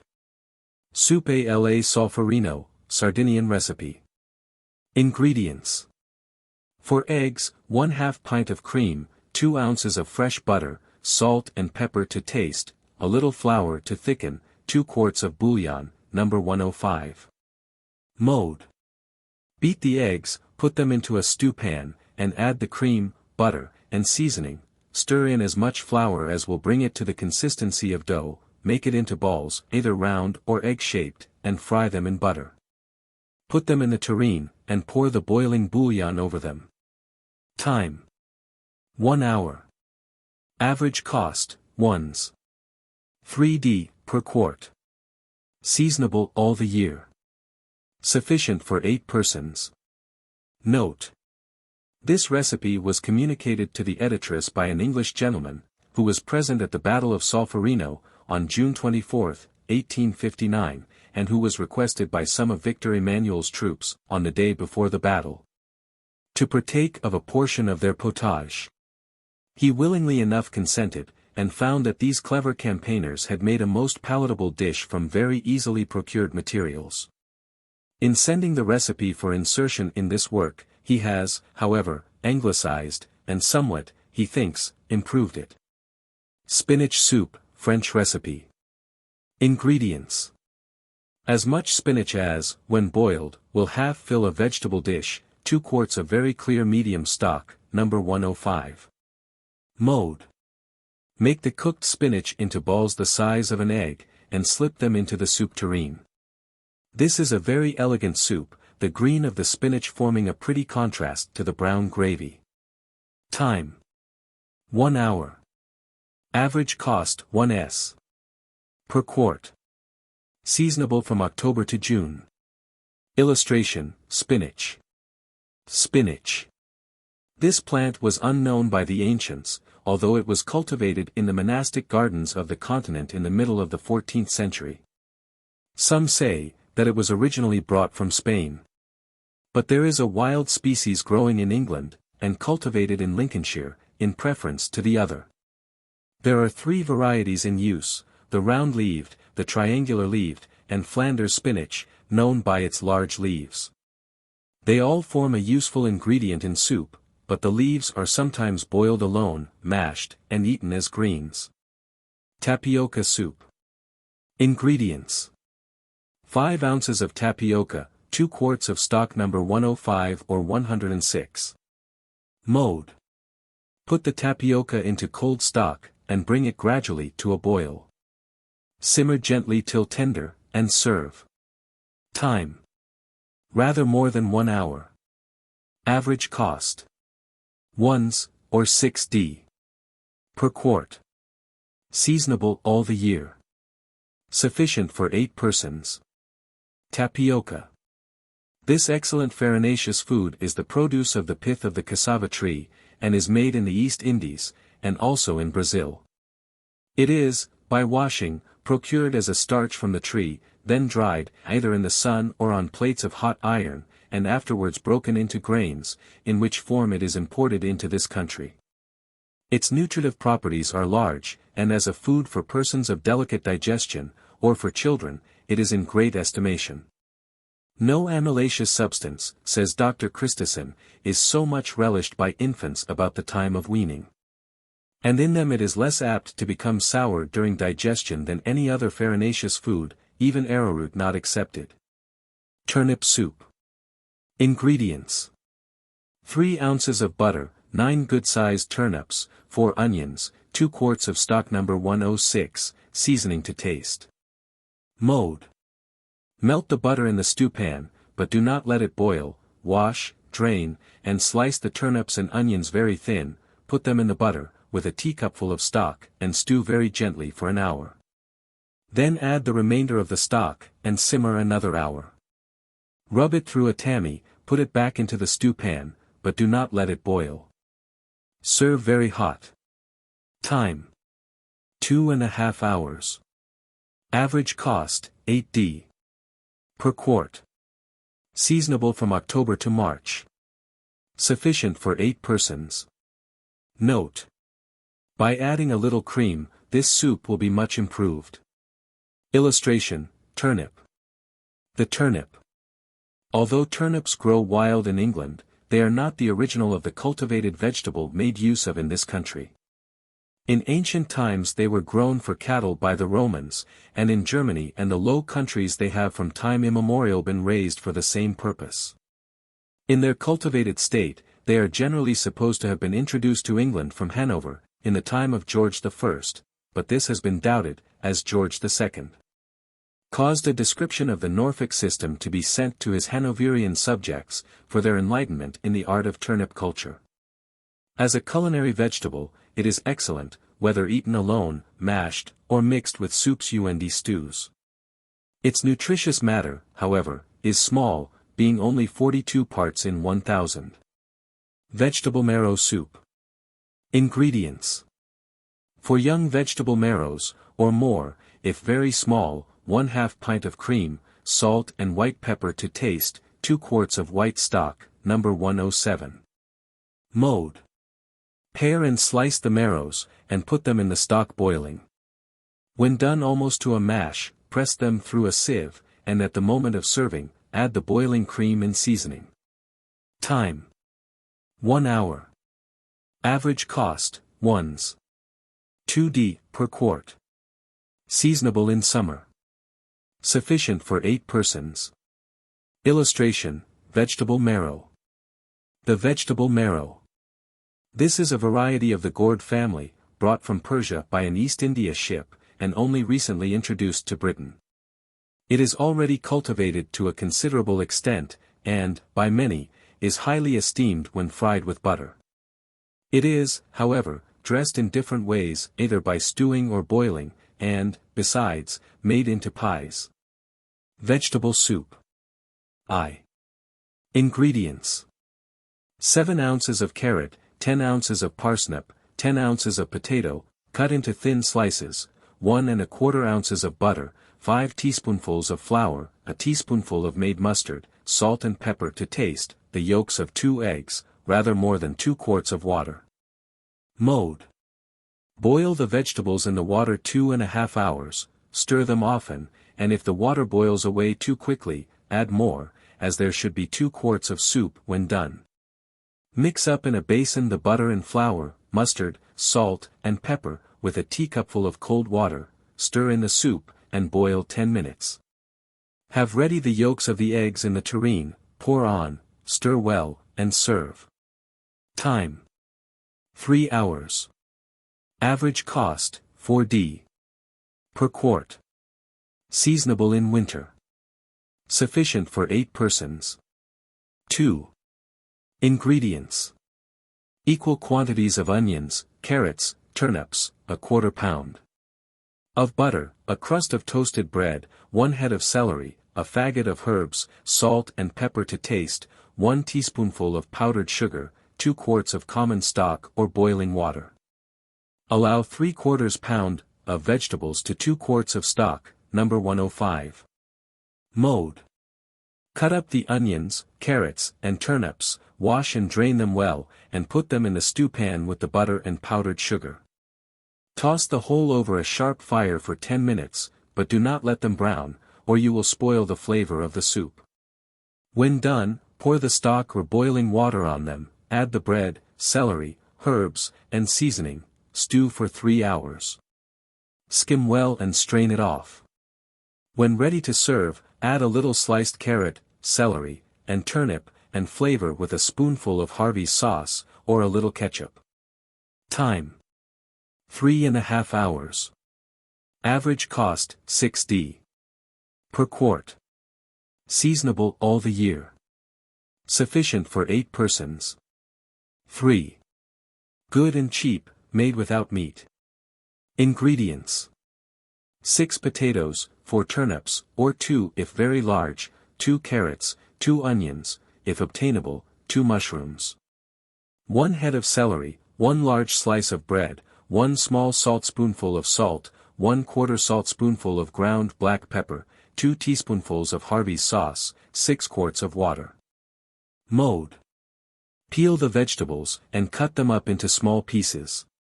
Toast the bread rather brown, and put all into a stew pan with the water and seasoning. Simmer gently for 3 hours, or until all is reduced to a pulp, and pass it through a sieve in the same way as pea soup, which it should resemble in consistence. But it should be a dark brown color. Warm it up again when required, put in the Harvey's sauce, and, if necessary, add to the flavoring. Time. 3 hours, or rather more. Average cost, 1d. Per quart. Seasonable at any time. Sufficient for 16 persons. Note. This recipe was forwarded to the editress by a lady in the county of Durham, by whom it was strongly recommended. Vermicelli soup. I. Ingredients. 1½ pounds, of bacon, stuck with cloves, ½ ounce. Of butter, worked up in flour, 1 small fowl, trussed for boiling, 2 ounces of vermicelli, 2 quarts of white stock, No. 107. Mode. Put the stock, bacon, butter, and fowl into the stew pan, and stew for 3/4 of an hour. Take the vermicelli, add it to a little of the stock, and set it on the fire, till it is quite tender. When the soup is ready, take out the fowl and bacon, and put the bacon on a dish. Skim the soup as clean as possible. Pour it, with the vermicelli, over the fowl. Cut some bread thin, put in the soup, and serve. Time. 2 hours. Average cost, exclusive of the fowl and bacon, 10d. Per quart. Seasonable in winter. Sufficient for 4 persons. Illustration, vermicelli. Vermicelli. This is a preparation of Italian origin, and is made in the same way as macaroni, only the yolks of eggs, sugar, saffron, and cheese, are added to the paste. 2. Ingredients. 1/4 pound. Of vermicelli, 2 quarts of clear gravy stock, No. 169. Mode. Put the vermicelli in the soup, boiling, simmer very gently for 1/2 hour, and stir frequently. Time, 1/2 hour. Average cost, 1s. 3d, per quart. Seasonable all the year. Sufficient for 8 persons. White soup. Ingredients. 1/4 pound, of sweet almonds, 1/4 pound. Of cold veal or poultry, a thick slice of stale bread, a piece of fresh lemon peel, 1 blade of mace, pounded, 3/4 pint of cream, the yolks of 2 hard-boiled eggs, 2 quarts of white stock, No. 107. Mode. Reduce the almonds in a mortar to a paste, with a spoonful of water, and add to them the meat, which should be previously pounded with the bread. Beat all together, and add the lemon peel, very finely chopped, and the mace. Pour the boiling stock on the whole, and simmer for an hour. Rub the eggs in the cream, put in the soup, bring it to a boil, and serve immediately. Time. 1½ hour. Average cost, 1s. 6d, per quart. Seasonable all the year. Sufficient for 8 persons. Note. A more economical white soup may be made by using common veal stock, and thickening with rice, flour, and milk. Vermicelli should be served with it. Average cost, 5d. Per quart. Useful soup for benevolent purposes. Ingredients. An ox cheek, any pieces of trimmings of beef, which may be bought very cheaply, say 4 pounds. A few bones, any pot liquor the larder may furnish, 1/4 peck of onions, 6 leeks, a large bunch of herbs, ½ pound, of celery, the outside pieces, or green tops, do very well, ½ pound, of carrots, ½ pound, of turnips, ½ pound. Of coarse brown sugar, 1/2 pint of beer, 4 pounds, of common rice, or pearl barley, ½ pound, of salt, 1 ounce of black pepper, a few raspings, 10 gallons of water. Mode. Cut up the meat in small pieces, break the bones, put them in a copper, with the 10 gallons of water, and stew for 1/2 an hour. Cut up the vegetables, put them in with the sugar and beer, and boil for 4 hours. 2 hours before the soup is wanted, add the rice and raspings, and keep stirring till it is well mixed in the soup, which simmer gently. If the liquor reduces too much, fill up with water. Time: 6½ hours. Average cost: 1 - 1 divided by 2d. Per quart. Note: the above recipe was used in the winter of 1858 by the editress, who made, each week, in her copper, 8 or 9 gallons of this soup, for distribution amongst about a dozen families of the village near which she lives. The cost, as will be seen, was not great. But she has reason to believe that the soup was very much liked, and gave to the members of those families, a dish of warm, comforting food, in place of the cold meat and piece of bread which form, with too many cottagers, their usual meal, when, with a little more knowledge of the cooking art, they might have, for less expense, a warm dish, every day. Meat, poultry, and game soups. Brilla soup. Ingredients: 4 pounds of shin of beef, 3 carrots, 2 turnips, a large sprig of thyme, 2 onions, 1 head of celery, salt and pepper to taste, 4 quarts water. Mode: take the beef, cut off all the meat from the bone, in nice square pieces, and boil the bone for 4 hours. Strain the liquor, let it cool, and take off the fat, then put the pieces of meat in the cold liquor, cut small the carrots, turnips, and celery, chop the onions, add them with the thyme and seasoning, and simmer till the meat is tender. If not brown enough, color it with browning. Time: 6 hours. Average cost: 5d. Per quart. Seasonable all the year. Sufficient for 10 persons. Time: this sweet herb was known to the Romans, who made use of it in culinary preparations, as well as in aromatic liqueurs. There are 2 species of it growing wild in Britain, but the garden thyme is a native of the south of Europe, and is more delicate in its perfume than the others. Its young leaves give an agreeable flavor to soups and sauces. They are also used in stuffings. Calf satiety soup. Ingredients: 1/2 a calf's head, 1 onion stuck with cloves, a very small bunch of sweet herbs, 2 blades of mace, salt and white pepper to taste, 6 ounces of rice flour, 3 tablespoonfuls of ketchup, 3 quarts of white stock, No. 107, or pot liquor, or water. Mode: rub the head with salt, soak it for 6 hours, and clean it thoroughly. Put it in the stew pan, and cover it with the stock, or pot liquor, or water, adding the onion and sweet herbs. When well skimmed and boiled for 1½ hour, take out the head, and skim and strain the soup. Mix the rice flour with the ketchup, thicken the soup with it, and simmer for 5 minutes. Now cut up the head into pieces about 2 inches long, and simmer them in the soup till the meat and fat are quite tender. Season with white pepper and mace finely pounded, and serve very hot. When the calf's head is taken out of the soup, cover it up, or it will discolor. Time: 2½ hours. Average cost: 1s. 9d. per quart, with stock No. 107. Seasonable from May to October. Sufficient for 10 persons. Note: force meatballs can be added, and the soup may be flavored with a little lemon juice, or a glass of sherry or Madeira. The bones from the head may be stewed down again, with a few fresh vegetables, and it will make a very good common stock. Giblet soup. Ingredients: 3 sets of goose or duck giblets, 2 pounds.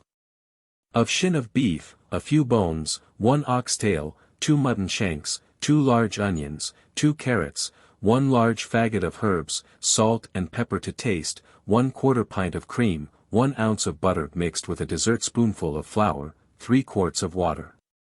Mode: scald the giblets, cut the gizzards in 8 pieces, and put them in a stewpan with the beef, bones, oxtail, mutton shanks, onions, herbs, pepper, and salt, add the 3 quarts of water, and simmer till the giblets are tender, taking care to skim well.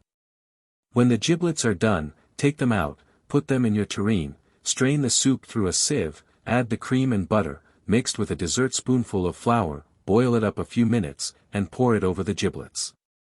It can be flavored with port wine and a little mushroom ketchup, instead of cream. Add salt to taste. Time: 3 hours. Average cost, 9d. per quart. Seasonable all the year. Sufficient for 10 persons. Gravy soup. Ingredients: 6 pounds of shin of beef, a knuckle of veal weighing 5 pounds, a few pieces or trimmings, 2 slices of nicely flavored lean ham, a quarter pound of butter, 2 onions, 2 carrots, 1 turnip, nearly a head of celery, 1 blade of mace, 6 cloves, a hunch of savory herb with endive, seasoning of salt and pepper to taste, 3 lumps of sugar, 5 quarts of boiling soft water. It can be flavored with ketchup, Leamington sauce, sea sauces, Harvey's sauce, and a little soy. Mode: slightly brown the meat and ham in the butter, but do not let them burn. When this is done, pour to it the water, and as the scum rises, take it off. When no more appears, add all the other ingredients, and let the soup simmer slowly by the fire for 6 hours without stirring it any more from the bottom. Take it off, and let it settle, skim off all the fat you can, and pass it through a tammy. When perfectly cold, you can remove all the fat, and leave the sediment untouched, which serves very nicely for thick gravies, hashes, and time: 7 hours. Average cost, 1s. per quart. Seasonable all the year. Sufficient for 14 persons. Endive. This plant belongs to the Acetarius tribe of vegetables, and is supposed to have originally come from China and Japan. It was known to the ancients, but was not introduced to England till about the middle of the 16th century. It is consumed in large quantities by the French, and in London, in the neighborhood of which it is grown in abundance. It is greatly used as a winter salad, as well as in soups and stews. Hare soup. Ingredients: a hare fresh killed, 1 pound, of lean gravy beef, a slice of ham, 1 carrot, 2 onions, a faggot of savory herbs, a quarter ounce of whole black pepper, a little browned flour, 1/4 pint of port wine, the crumb of 2 French rolls, salt and cayenne to taste, 3 quarts of water. Mode: skin and paunch the hare, saving the liver and as much blood as possible. Cut it in pieces, and put it in a stewpan with all the ingredients, and simmer gently for 8 hours. This soup should be made the day before it is wanted. Strain through a sieve, put the best parts of the hare in the soup, and serve. Or 2. Proceed as above, but, instead of putting the joints of the hare in the soup, pick the meat from the bones, pound it in a mortar, and add it, with the crumb of 2 French rolls, to the soup.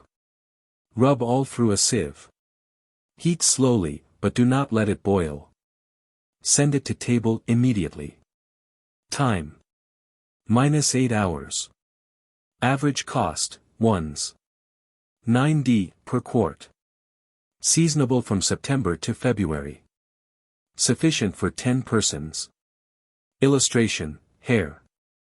The common hare. This little animal is found throughout Europe, and, indeed, in most of the northern parts of the world, and as it is destitute of natural weapons of defense, Providence has endowed it with an extraordinary amount of the passion of fear. As if to awaken the vigilance of this passion, too, he has furnished it with long and tubular ears, in order that it may catch the remotest sounds. And with full, prominent eyes, which enable it to see, at one and the same time, both before and behind it. The hare feeds in the evenings, and sleeps, in its form, during the day. And, as it generally lies on the ground, its feet, both below and above, are protected with a thick covering of hair. Its flesh, though esteemed by the Romans, was forbidden by the Druids and by the earlier Britons. It is now, though very dark and dry, and devoid of fat, much esteemed by Europeans, on account of the peculiarity of its flavor. In purchasing this animal, it ought to be remembered that both hares and rabbits, when old, have their claws rugged and blunt, their haunches thick, and their ears dry and tough. The ears of a young hare easily tear, and it has a narrow cleft in the lip, whilst its claws are both smooth and sharp. Hessian soup. Ingredients: half an ox's head, 1 pint of split peas, 3 carrots, 6 turnips, 6 potatoes, 6 onions, 1 head of celery, 1 bunch of savory herbs, pepper and salt to taste, 2 blades of mace, a little allspice, 4 cloves, the crumb of a French roll, 6 quarts of water. Mode: clean the head, rub it with salt and water, and soak it for 5 hours in warm water. Simmer it in the water till tender, put it into a pan and let it cool, skim off all the fat. Take out the head, and add the vegetables cut up small, and the peas which have been previously soaked, simmer them without the meat, till they are done enough to pulp through a sieve. Add the seasoning, with pieces of the meat cut up. Give 1 boil, and serve. Time: 4 hours. Average cost, 6d. per quart. Seasonable in winter. Sufficient for 16 persons. Note: an excellent hash or ragout can be made by cutting up the nicest parts of the head, thickening and seasoning more highly a little of the soup, and adding a glass of port wine and 2 tablespoonfuls of ketchup. Mock turtle. I. Ingredients: 1/2 a calf's head, 1/4 pound, of butter, 1/4 pound. Of lean ham, 2 tablespoonfuls of minced parsley, a little minced lemon thyme, sweet marjoram, basil, 2 onions, a few chopped mushrooms, when obtainable, 2 shallots, 2 tablespoonfuls of flour, 1/4 bottle of Madeira or sherry, force meatballs. Cayenne, salt and mace to taste, the juice of 1 lemon and 1 Seville orange, 1 dessertspoonful of pounded sugar, 3 quarts of best stock, No. 104. Mode: scald the head with the skin on, remove the brain, tie the head up in a cloth, and let it boil for 1 hour. Then take the meat from the bones, cut it into small square pieces, and throw them into cold water. Now take the meat, put it into a stewpan, and cover with stock, let it boil gently for an hour, or rather more, if not quite tender, and set it on one side. Melt the butter in another stewpan, and add the ham, cut small, with the herbs, parsley, onions, shallots, mushrooms, and nearly a pint of stock. Let these simmer slowly for 2 hours, and then dredge in as much flour as will dry up the butter. Fill up with the remainder of the stock, add the wine, let it stew gently for 10 minutes, rub it through a tammy, and put it to the calf's head, season with cayenne, and, if required, a little salt, add the juice of the orange and lemon. And when liked, 1/4 teaspoonful of pounded mace, and the sugar. Put in the force meatballs, simmer 5 minutes, and serve very hot. Time: 4½ hours. Average cost, 3s. 6d, per quart, or 2s. 6d without wine or force meatballs. Seasonable in winter. Sufficient for 10 persons. Note: the bones of the head should be well stewed in the liquor it was first boiled in, and will make good white stock, flavored with vegetables, etc. 2. More economical. Ingredients: a knuckle of veal weighing 5 or 6 pounds, 2 cow heels, 2 large onions stuck with cloves, 1 bunch of sweet herbs, 3 blades of mace, salt to taste, 12 peppercorns, 1 glass of sherry, 24 force meatballs, a little lemon juice, 4 quarts of water. Mode: put all the ingredients, except the force meatballs and lemon juice, in an earthen jar, and stew for 6 hours. Do not open it till cold. When wanted for use, skim off all the fat, and strain carefully. Place it on the fire, cut up the meat into 1.5-inch squares, put it, with the force meatballs and lemon juice, into the soup, and serve. It can be flavored with a tablespoonful of anchovy, or Harvey's sauce. Time: 6 hours. Average cost 1s. 4d per quart. Seasonable in winter. Sufficient for 10 persons. The calf, the flesh of this animal is called veal, and when young, that is, under 2 months old, yields a large quantity of soluble extract, and is, therefore, much employed for soups and broths. The Essex farmers have obtained a celebrity for fattening calves better than any others in England, where they are plentifully supplied with milk, a thing impossible to be done in the immediate neighbourhood of London. Marjoram. There are several species of this plant, but that which is preferred for cookery is a native of Portugal, and is called sweet or knotted marjoram. When its leaves are dried, they have an agreeable aromatic flavour, and hence are used for soups, stuffings, and basil. This is a native of the East Indies, and is highly aromatic, having a perfume greatly resembling that of cloves. It is not much employed in English cookery, but is a favourite with French cooks, by whom its leaves are used in soups and salads. Mulligatawny soup. Ingredients: 2 tablespoonfuls of curry powder, 6 onions, 1 clove of garlic, 1 ounce of pounded almonds, a little lemon pickle, or mango juice, to taste, 1 fowl or rabbit, for slices of lean bacon, 2 quarts of medium stock, or, if wanted very good, best stock. Mode. Slice and fry the onions of a nice color. Line the stew pan with the bacon, cut up the rabbit or fowl into small joints, and slightly brown them, put in the fried onions, the garlic and stock, and simmer gently till the meat is tender. Skim very carefully, and when the meat is done, rub the curry powder to a smooth batter, add it to the soup with the almonds, which must be first pounded with a little of the stock. Put in seasoning and lemon pickle or mango juice to taste, and serve boiled rice with it. Time: 2 hours. Average cost, 1s. 6d per quart, with stock number 105. Seasonable in winter. Sufficient for 8 persons. Note: this soup can also be made with breast of veal, or calf's head. Vegetable mulligatawny is made with veal stock, by boiling and pulping chopped vegetable marrow, cucumbers, onions, and tomatoes, and seasoning with curry powder and cayenne. Nice pieces of meat, good curry powder, and strong stock, are necessary to make this soup good. Illustration: coriander. Coriander. This plant, which largely enters into the composition of curry powder with turmeric, originally comes from the East, but it has long been cultivated in England, especially in Essex, where it is reared for the use of confectioners and druggists. In private gardens, it is cultivated for the sake of its tender leaves, which are highly aromatic, and are employed in soups and salads. Its seeds are used in large quantities for the purposes of distillation. A good mutton soup. Ingredients: a neck of mutton about 5 or 6 pounds, 3 carrots, 3 turnips, 2 onions, a large bunch of sweet herbs, including parsley, salt and pepper to taste, a little sherry, if liked, 3 quarts of water. Mode. Lay the ingredients in a covered pan before the fire, and let them remain there the whole day, stirring occasionally. The next day put the whole into a stew pan, and place it on a brisk fire. When it commences to boil, take the pan off the fire, and put it on one side to simmer until the meat is done. When ready for use, take out the meat, dish it up with carrots and turnips, and send it to table.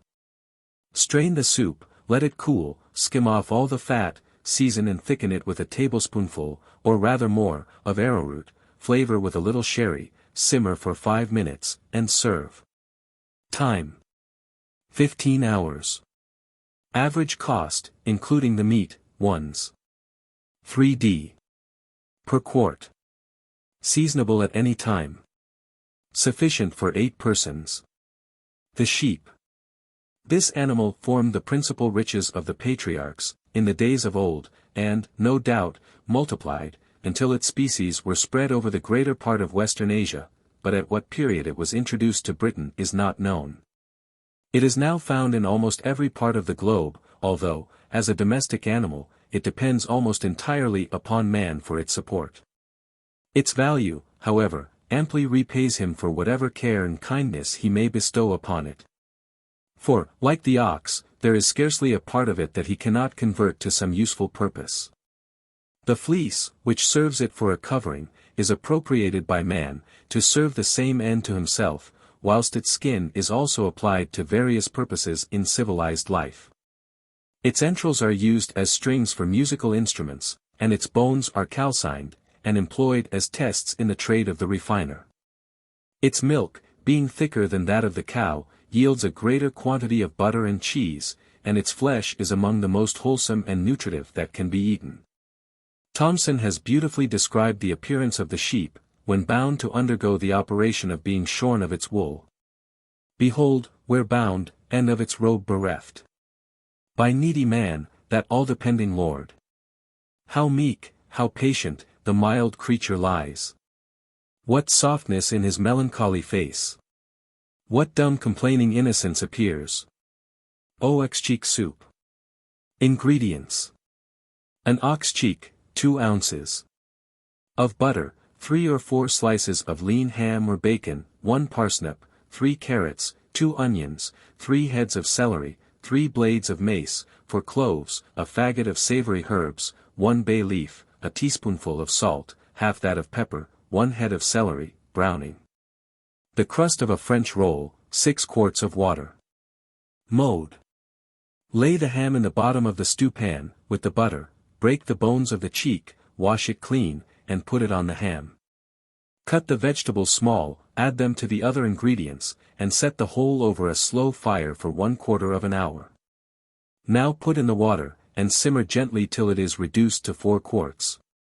Take out the fleshy part of the cheek, and strain the soup into a clean stewpan, thicken with flour, put in a head of sliced celery, and simmer till the celery is tender. If not a good color, use a little browning. Cut the meat into small square pieces, pour the soup over, and serve with the crust of a French roll in the tureen. A glass of sherry much improves this soup. Time. 3 to 4 hours. Average cost, 8d. per quart. Seasonable in winter. Sufficient for 12 persons. The ox. Of the quadrupedal animals, the flesh of those that feed upon herbs is the most wholesome and nutritious for human food. In the early ages, the ox was used as a religious sacrifice, and, in the eyes of the Egyptians was deemed so sacred as to be worthy of exaltation to represent Taurus, one of the 12 signs of the zodiac. To this day, the Hindus venerate the cow, whose flesh is forbidden to be eaten, and whose fat, supposed to have been employed to grease the cartridges of the Indian army, was one of the proximate causes of the Great Sepoy Rebellion of 1857. There are no animals of greater use to man than the tribe to which the ox belongs. There is hardly a part of them that does not enter into some of the arts and purposes of civilized life. Of their horns are made combs, knife handles, boxes, spoons, and drinking cups. They are also made into transparent plates for lanterns, an invention ascribed, in England, to King Alfred. Glue is made from their gristles, cartilages, and portions of their hides. Their bones often form a substitute for ivory, their skins, when calves, are manufactured into vellum, their blood is the basis of Prussian blue. Their sinews furnish fine and strong threads, used by saddlers, their hair enters into various manufactures, their tallow is made into candles, their flesh is eaten, and the utility of the milk and cream of the cow is well known. Oxtail soup. Ingredients. 2 oxtails, 2 slices of ham, 1 ounce. Of butter, 2 carrots, 2 turnips, 3 onions, 1 leek, 1 head of celery, 1 bunch of savory herbs, 1 bay leaf, 12 whole peppercorns, 4 cloves, a tablespoonful of salt, 2 tablespoonfuls of ketchup, 1/2 glass of port wine, 3 quarts of water. Mode. Cut up the tails, separating them at the joints, wash them, and put them in a stew pan, with the butter. Cut the vegetables in slices, and add them, with the peppercorns and herbs. Put in 1/2 pint of water, and stir it over a sharp fire till the juices are drawn. Fill up the stew pan with the water, and, when boiling, add the salt. Skim well, and simmer very gently for 4 hours, or until the tails are tender. Take them out, skim and strain the soup, thicken with flour, and flavor with the ketchup and port wine.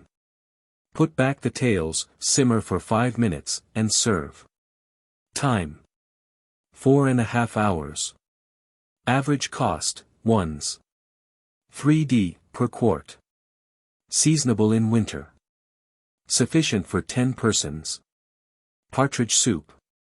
Ingredients: 2 partridges, 3 slices of lean ham, 2 shred onions, 1 head of celery, 1 large carrot, and 1 turnip cut into any fanciful shapes, 1 small lump of sugar, 2 ounces of butter, salt and pepper to taste, 2 quarts of stock No. 105, or common, No. 106.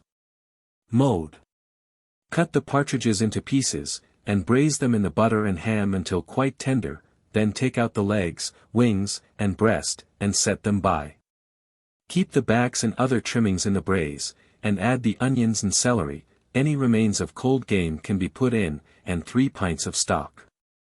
Simmer slowly for 1 hour, strain it, and skim the fat off as clean as possible. Put in the pieces that were taken out, give it 1 boil, and skim again to have it quite clear, and add the sugar and seasoning. Now simmer the cut carrot and turnip in 1 pint of stock. When quite tender, put them to the partridges, and serve. Time: 2 hours. Average cost, 2s. or 1s. 6d per quart. Seasonable from September to February. Sufficient for 8 persons. Note: the meat of the partridges may be pounded with the crumb of a French roll, and worked with the soup through a sieve. Serve with stewed celery cut in slices, and put in the tureen. The partridge. This is a timorous bird, being easily taken. It became known to the Greeks and Romans, whose tables it helped to furnish with food. Formerly, the red was scarce in Italy, but its place was supplied by the white, which, at considerable expense, was frequently procured from the Alps. The Athenians trained this bird for fighting, and Severus used to lighten the cares of royalty by witnessing the spirit of its combats. The Greeks esteemed its leg most highly, and rejected the other portions as unfashionable to be eaten.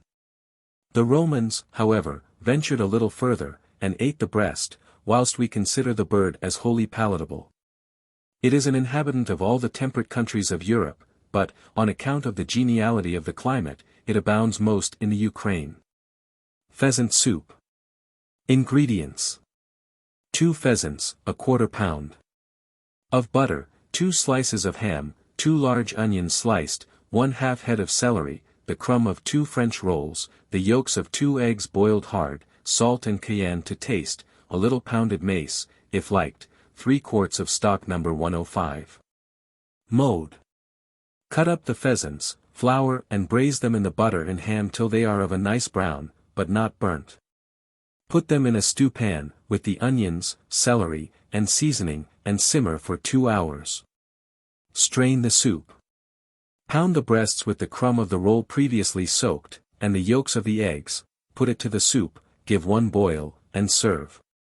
Time: 2½ hours. Average cost, 2s. 10d per quart, or, if made with fragments of gold game, 1s. Seasonable from October to February. Sufficient for 10 persons. Note: fragments, pieces and bones of cold game, may be used to great advantage in this soup, and then 1 pheasant will suffice. Portable soup. Ingredients: 2 knuckles of veal, 3 shins of beef, 1 large faggot of herbs, 2 bay leaves, 2 heads of celery, 3 onions, 3 carrots, 2 blades of mace, 6 cloves, a teaspoonful of salt, sufficient water to cover all the ingredients. Mode: take the marrow from the bones, put all the ingredients in a stock pot, and simmer slowly for 12 hours, or more. If the meat be not done to rags, strain it off, and put it in a very cool place.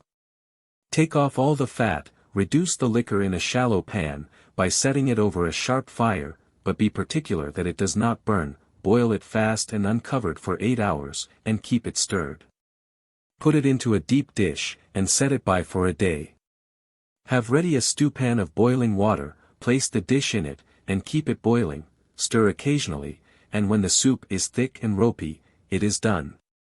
Form it into little cakes by pouring a small quantity on to the bottom of cups or basins. When cold, turn them out on a flannel to dry. Keep them from the air in tin canisters. Average cost of this quantity, 16s. Note: soup can be made in 5 minutes with this, by dissolving a small piece, about the size of a walnut, in a pint of warm water, and simmering for 2 minutes. Vermicelli, macaroni, or other Italian pastes, may be added. The laurel or bay. The leaves of this tree frequently enter into the recipes of cookery, but they ought not to be used without the greatest caution, and not at all unless the cook is perfectly aware of their effects. It ought to be known, that there are 2 kinds of bay trees, the classic laurel, whose leaves are comparatively harmless, and the cherry laurel, which is the one whose leaves are employed in cookery. They have a kernel-like flavor, and are used in blancmange, puddings, custards but when acted upon by water, they develop prussic acid, and, therefore, but a small number of the leaves should be used at a time. Rabbit soup. Ingredients: 2 large rabbits, or 3 small ones. A faggot of savory herbs, 1/2 head of celery, 2 carrots, 1 onion, 1 blade of mace, salt and white pepper to taste, a little pounded mace, 1/2 pint of cream, the yolks of 2 eggs boiled hard, the crumb of a French roll, nearly 3 quarts of water. Mode: make the soup with the legs and shoulders of the rabbit, and keep the nice pieces for a dish or entree. Put them into warm water, and draw the blood. When quite clean, put them in a stewpan, with a faggot of herbs, and a teacupful, or rather more, of veal stock or water. Simmer slowly till done through, and add the 3 quarts of water, and boil for an hour. Take out the rabbit, pick the meat from the bones, covering it up to keep it white, put the bones back in the liquor, add the vegetables, and simmer for 2 hours, skim and strain, and let it cool. Now pound the meat in a mortar, with the yolks of the eggs, and the crumb of the roll previously soaked, rub it through a tammy, and gradually add it to the strained liquor, and simmer for 15 minutes. Mix arrowroot or rice flour with the cream, say 2 dessertspoonfuls, and stir in the soup, bring it to a boil, and serve. This soup must be very white, and instead of thickening it with arrowroot or rice flour, vermicelli or pearl barley can be boiled in a little stock, and put in 5 minutes before serving. Time: nearly 4 hours. Average cost, 1s. per quart. Seasonable from September to March. Sufficient for 10 persons. Regency soup. Ingredients: any bones and remains of any cold game, such as of pheasants, partridges, and 2 carrots, 2 small onions, 1 head of celery, 1 turnip, a quarter pound. Of pearl barley, the yolks of 3 eggs boiled hard, 1/4 pint of cream, salt to taste, 2 quarts of stock No. 105, or common stock, No. 106. Mode: place the bones or remains of game in the stewpan, with the vegetables sliced. Pour over the stock, and simmer for 2 hours, skim off all the fat, and strain it. Wash the barley, and boil it in 2 or 3 waters before putting it to the soup. Finish simmering in the soup, and when the barley is done, take out half, and pound the other half with the yolks of the eggs. When you have finished pounding, rub it through a clean tammy, add the cream, and salt if necessary. Give 1 boil, and serve very hot, putting in the barley that was taken out first. Time: 2½ hours. Average cost, 1s. per quart, if made with medium stock, or 6d. per quart, with common stock. Seasonable from September to March. Sufficient for 8 persons. Soupe à la reine. I. Ingredients: 1 large fowl, 1 ounce of sweet almonds, the crumb of 1½ French roll, 1/2 pint of cream, salt to taste, 1 small lump of sugar, 2 quarts of good white veal stock, No. 107. Mode: Boil the fowl gently in the stock till quite tender, which will be in about an hour, or rather more. Take out the fowl, pull the meat from the bones, and put it into a mortar with the almonds, and pound very fine. When beaten enough, put the meat back in the stock, with the crumb of the rolls, and let it simmer for an hour. Rub it through a tammy, add the sugar, 1/2 pint of cream that has boiled, and, if you prefer, cut the crust of the roll into small round pieces, and pour the soup over it, when you serve. Time: 2 hours, or rather more. Average cost, 2s. per quart. Seasonable all the year. Sufficient for 8 persons. Note: all white soups should be warmed in a vessel placed in another of boiling water. See Bain-Marie, No. 87. 2. Economical. Ingredients: any remains of roast chickens, 1/2 teacupful of rice, salt and pepper to taste, 1 quart of stock No. 106.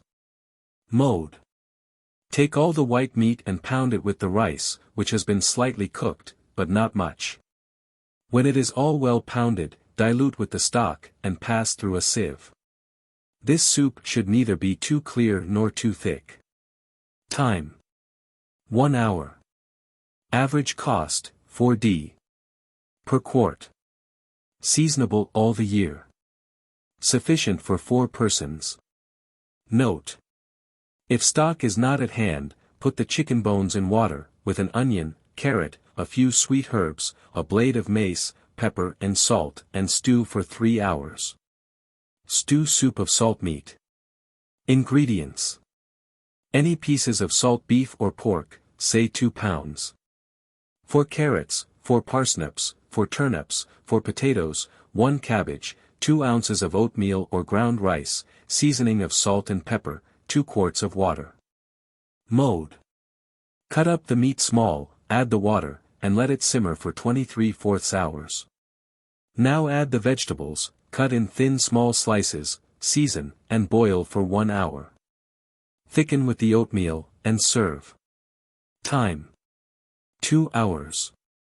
Average cost, 3d. per quart without the meat. Seasonable in winter. Sufficient for 6 persons.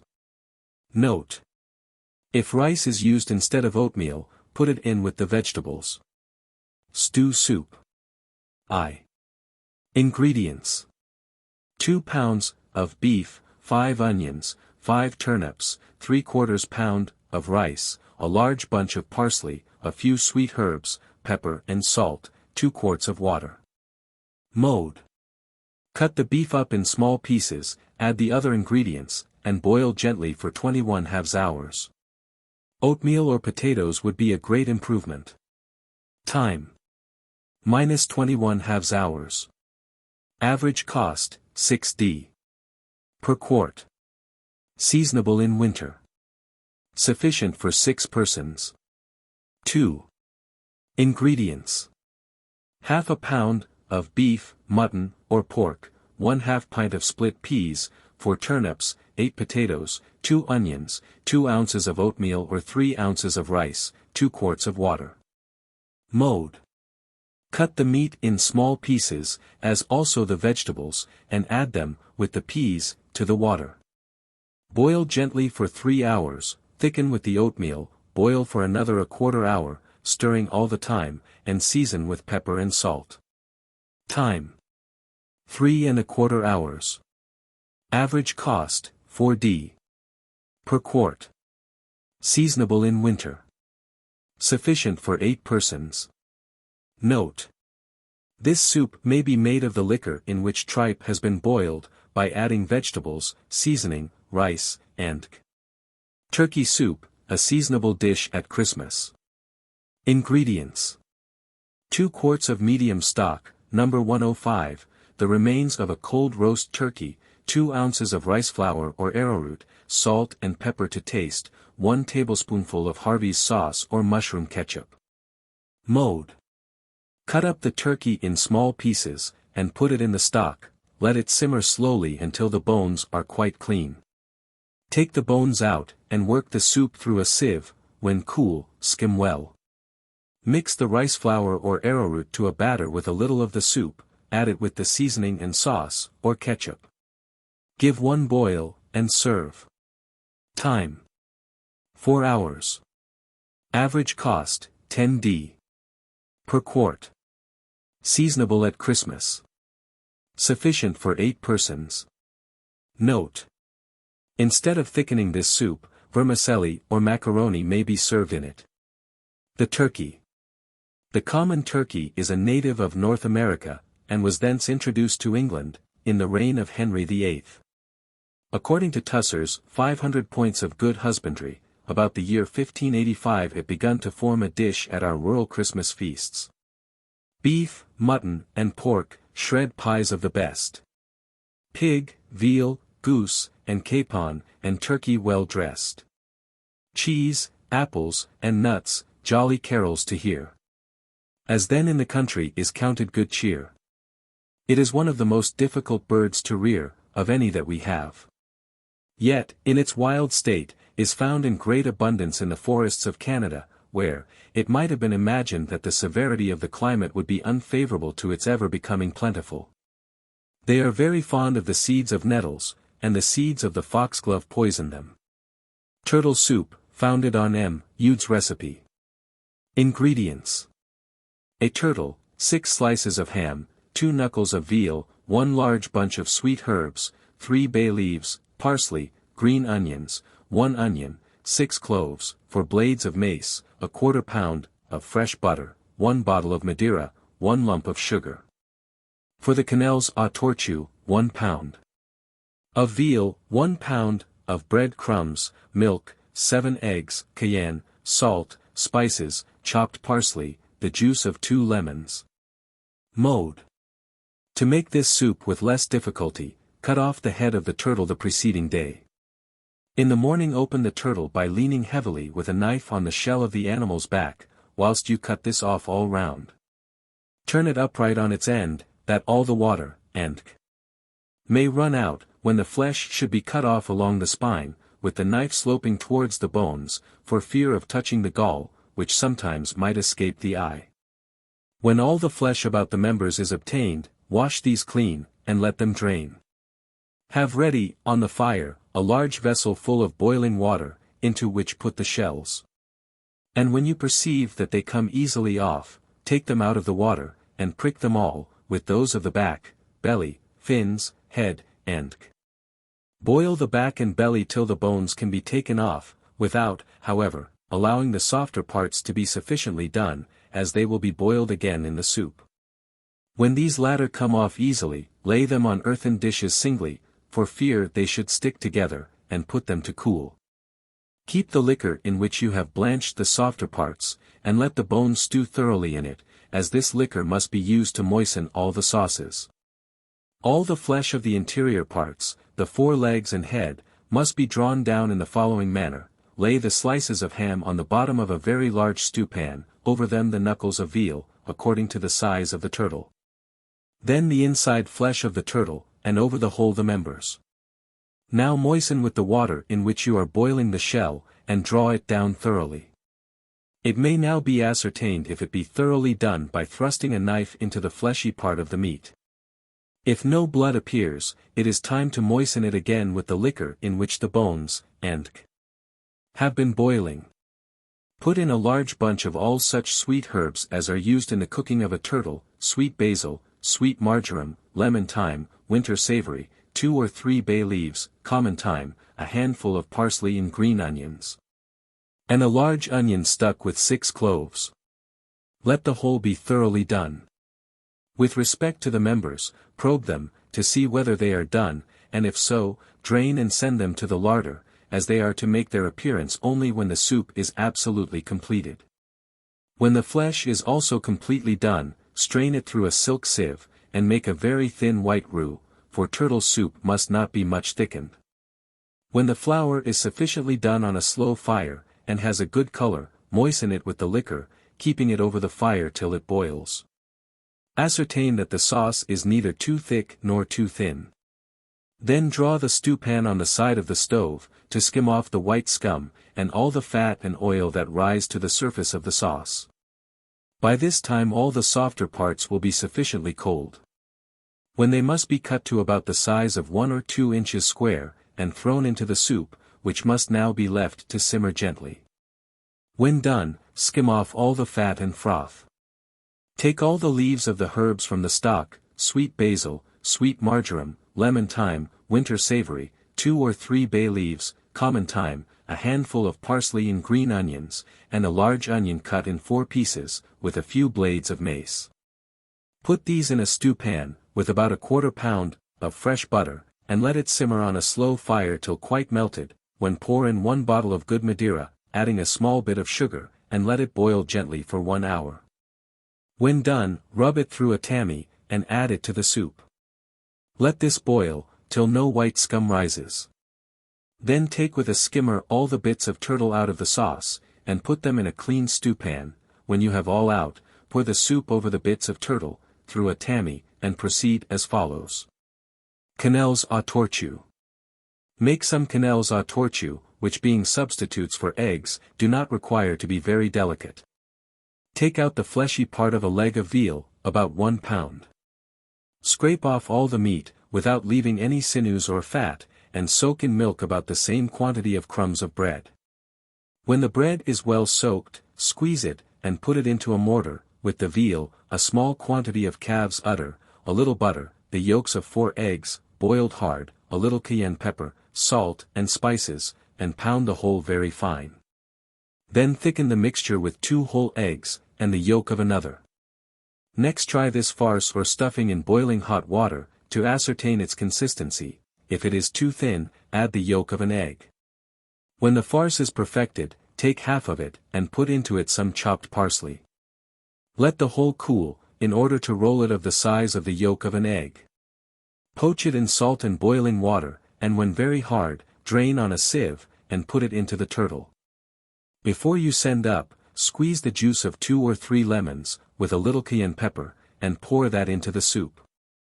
The fins may be served as a plat d'entrée with a little turtle sauce. If not, on the following day you may warm the turtle au bain-marie, and serve the members entire, with a matelote sauce, garnished with mushrooms, cock's combs, quenelles, and when either lemon juice or cayenne pepper has been introduced, no boiling must take place. Note: it is necessary to observe, that the turtle prepared a day before it is used, is generally preferable, the flavor being more uniform. Be particular, when you dress a very large turtle, to preserve the green fat, be cautious not to study a very brown color. The natural green of the fish is preferred by every epicure and true connoisseur, in a separate stewpan. And likewise when the turtle is entirely done, to have as many tureens as you mean to serve each time. You cannot put the whole in a large vessel, for many reasons. First, it will be long in cooling. Secondly, when you take some out, it will break all the rest into rags. If you warm in a bain-marie, the turtle will always retain the same taste. But if you boil it often, it becomes strong, and loses the delicacy of its flavor. The cost of turtle soup. This is the most expensive soup brought to table. It is sold by the quart, 1 guinea being the standard price for that quantity. The price of live turtle ranges from 8d. to 2s. per pound, according to supply and demand. When live turtle is dear, many cooks use the tinned turtle, which is killed when caught, and preserved by being put in hermetically sealed canisters, and so sent over to England. The cost of a tin, containing 2 quarts, or 4 pounds, is about 2 pounds, and for a small one, containing the green fat, 7s. 6d. From these about 6 quarts of good soup may be made. Illustration: the turtle. The green turtle. This reptile is found in large numbers on the coasts of all the islands and continents within the tropics, in both the Old and New Worlds. Their length is often 5 feet and upwards, and they range in weight from 50 to 500 or 600 pounds. As turtles find a constant supply of food on the coasts which they frequent, they are not of a quarrelsome disposition, as the submarine meadows in which they pasture, yield plenty for them all. Like other species of amphibia, too, they have the power of living many months without food. So that they live harmlessly and peaceably together, notwithstanding that they seem to have no common bond of association, but merely assemble in the same places as if entirely by accident. England is mostly supplied with them from the West Indies, whence they are brought alive and in tolerable health. The green turtle is highly prized on account of the delicious quality of its flesh, the fat of the upper and lower shields of the animal being esteemed the richest and most delicate parts. The soup, however, is apt to disagree with weak stomachs. As an article of luxury, the turtle has only come into fashion within the last 100 years, and some hundreds of tureens of turtle soup are served annually at the Lord Mayor's dinner in Guildhall. A good family soup. Ingredients. Remains of a cold tongue, 2 pounds, of shin of beef, any cold pieces of meat or beef bones, 2 turnips, 2 carrots, 2 onions, 1 parsnip, 1 head of celery, 4 quarts of water, 1/2 teacupful of rice, salt and pepper to taste. Mode. Put all the ingredients in a stew pan, and simmer gently for 4 hours, or until all the goodness is drawn from the meat. Strain off the soup, and let it stand to get cold. The kernels and soft parts of the tongue must be saved. When the soup is wanted for use, skim off all the fat, put in the kernels and soft parts of the tongue, slice in a small quantity of fresh carrot, turnip and onion, stew till the vegetables are tender, and serve with toasted bread. Time. 5 hours. Average cost 3d. Per quart. Seasonable at any time.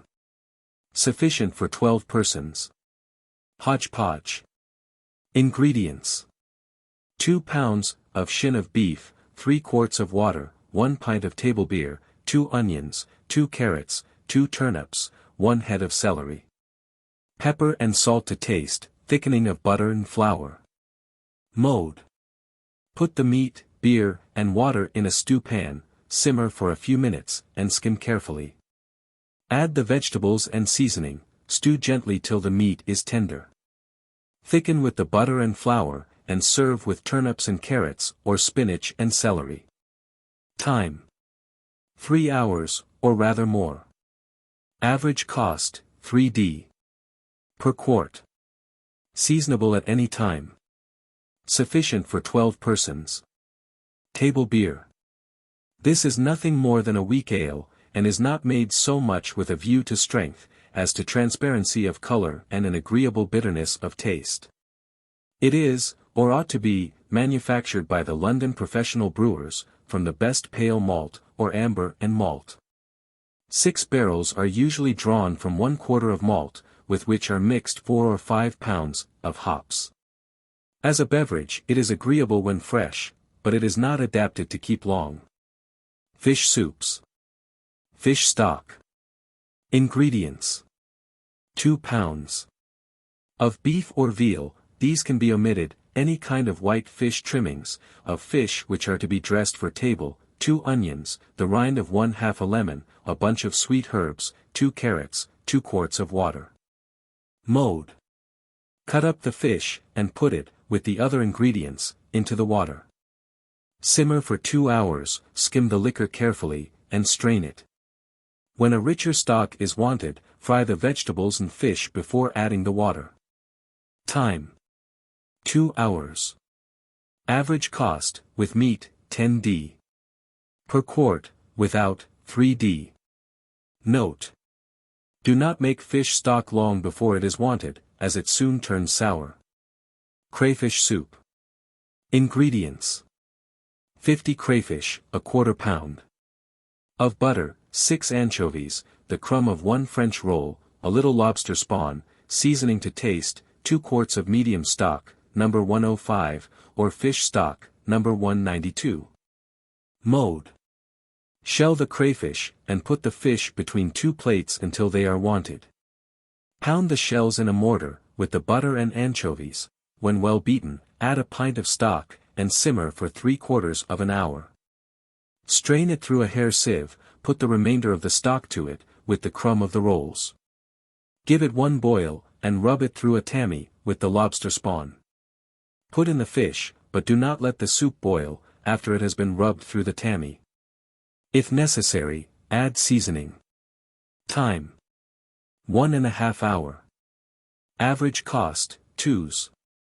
3d or 1s. 9d. Per quart. Seasonable from January to July. Sufficient for 8 persons. Illustration, crayfish. The crayfish.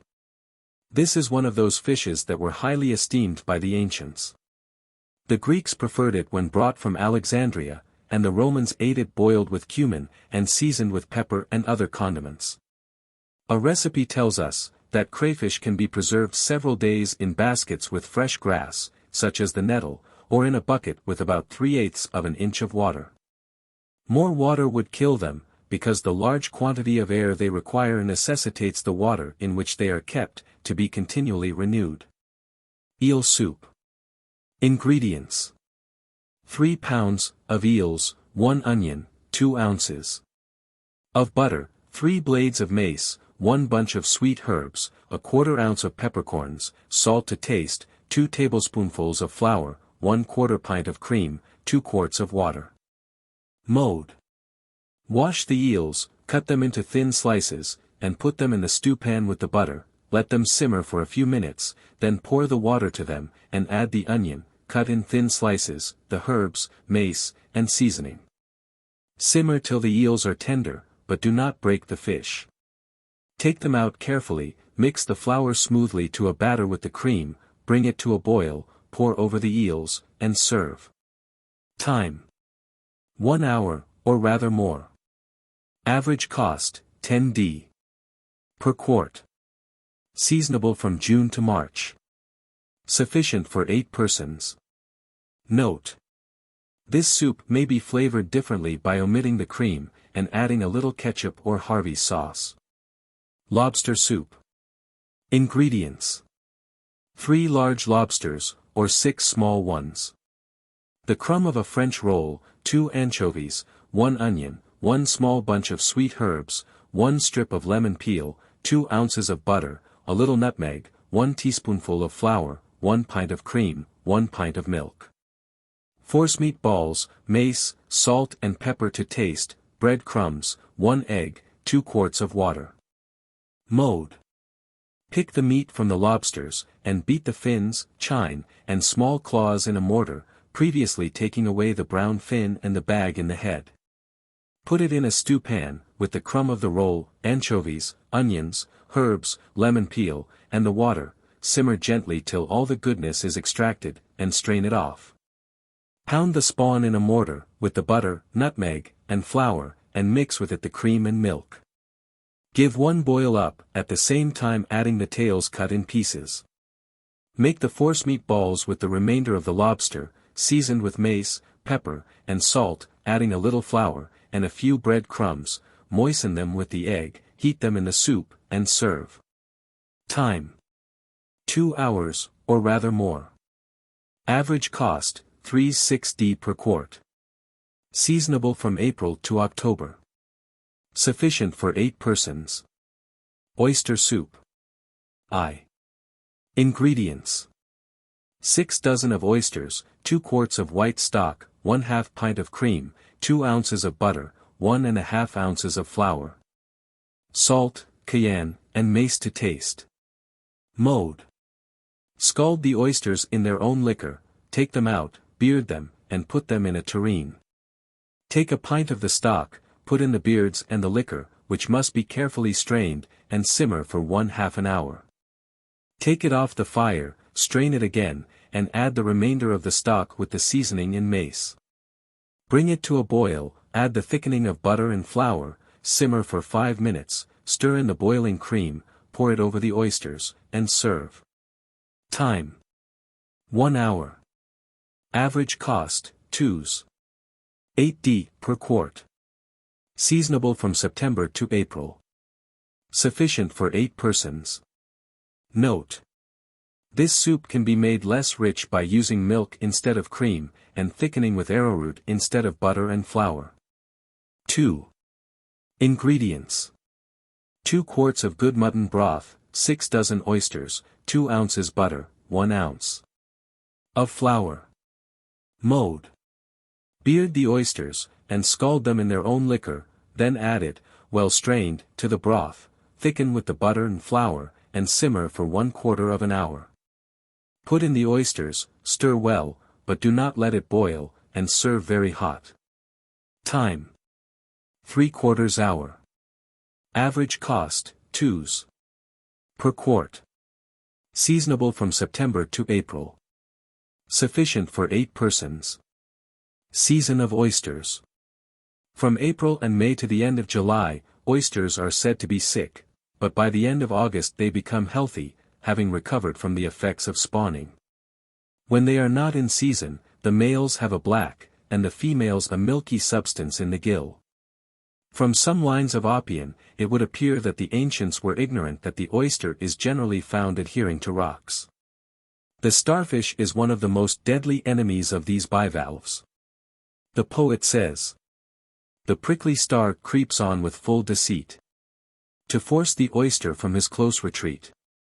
When gaping lids their widened void display, the watchful star thrusts in a pointed ray. Of all its treasures spoils the rifled case, and empty shells the sandy hillock grace."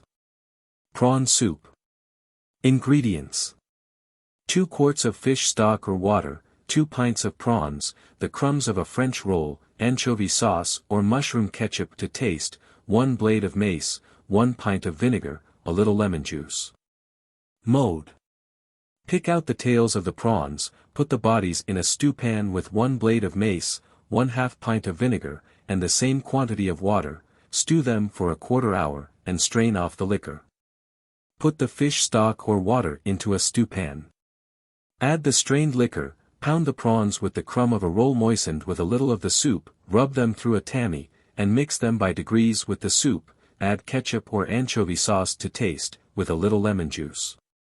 When it is well cooked, put in a few picked prawns, let them get thoroughly hot, and serve. If not thick enough, put in a little butter and flour. Time: hour. Average cost, 1s. 1d per quart, if made with water. Seasonable at any time. Sufficient for 8 persons. Note: this can be thickened with tomatoes, and vermicelli served in it, which makes it a very tasteful soup. Illustration: the prawn. The prawn. This little fish bears a striking resemblance to the shrimp, but is neither so common nor so small. It is to be found on most of the sandy shores of Europe. The Isle of Wight is famous for shrimps, where they are potted. But both the prawns and the shrimps vended in London are too much salted for the excellence of their natural flavor to be preserved. They are extremely lively little animals, as seen in their native retreats. Illustration: Fish. Chapter 7. The Natural History of Fishes. 199.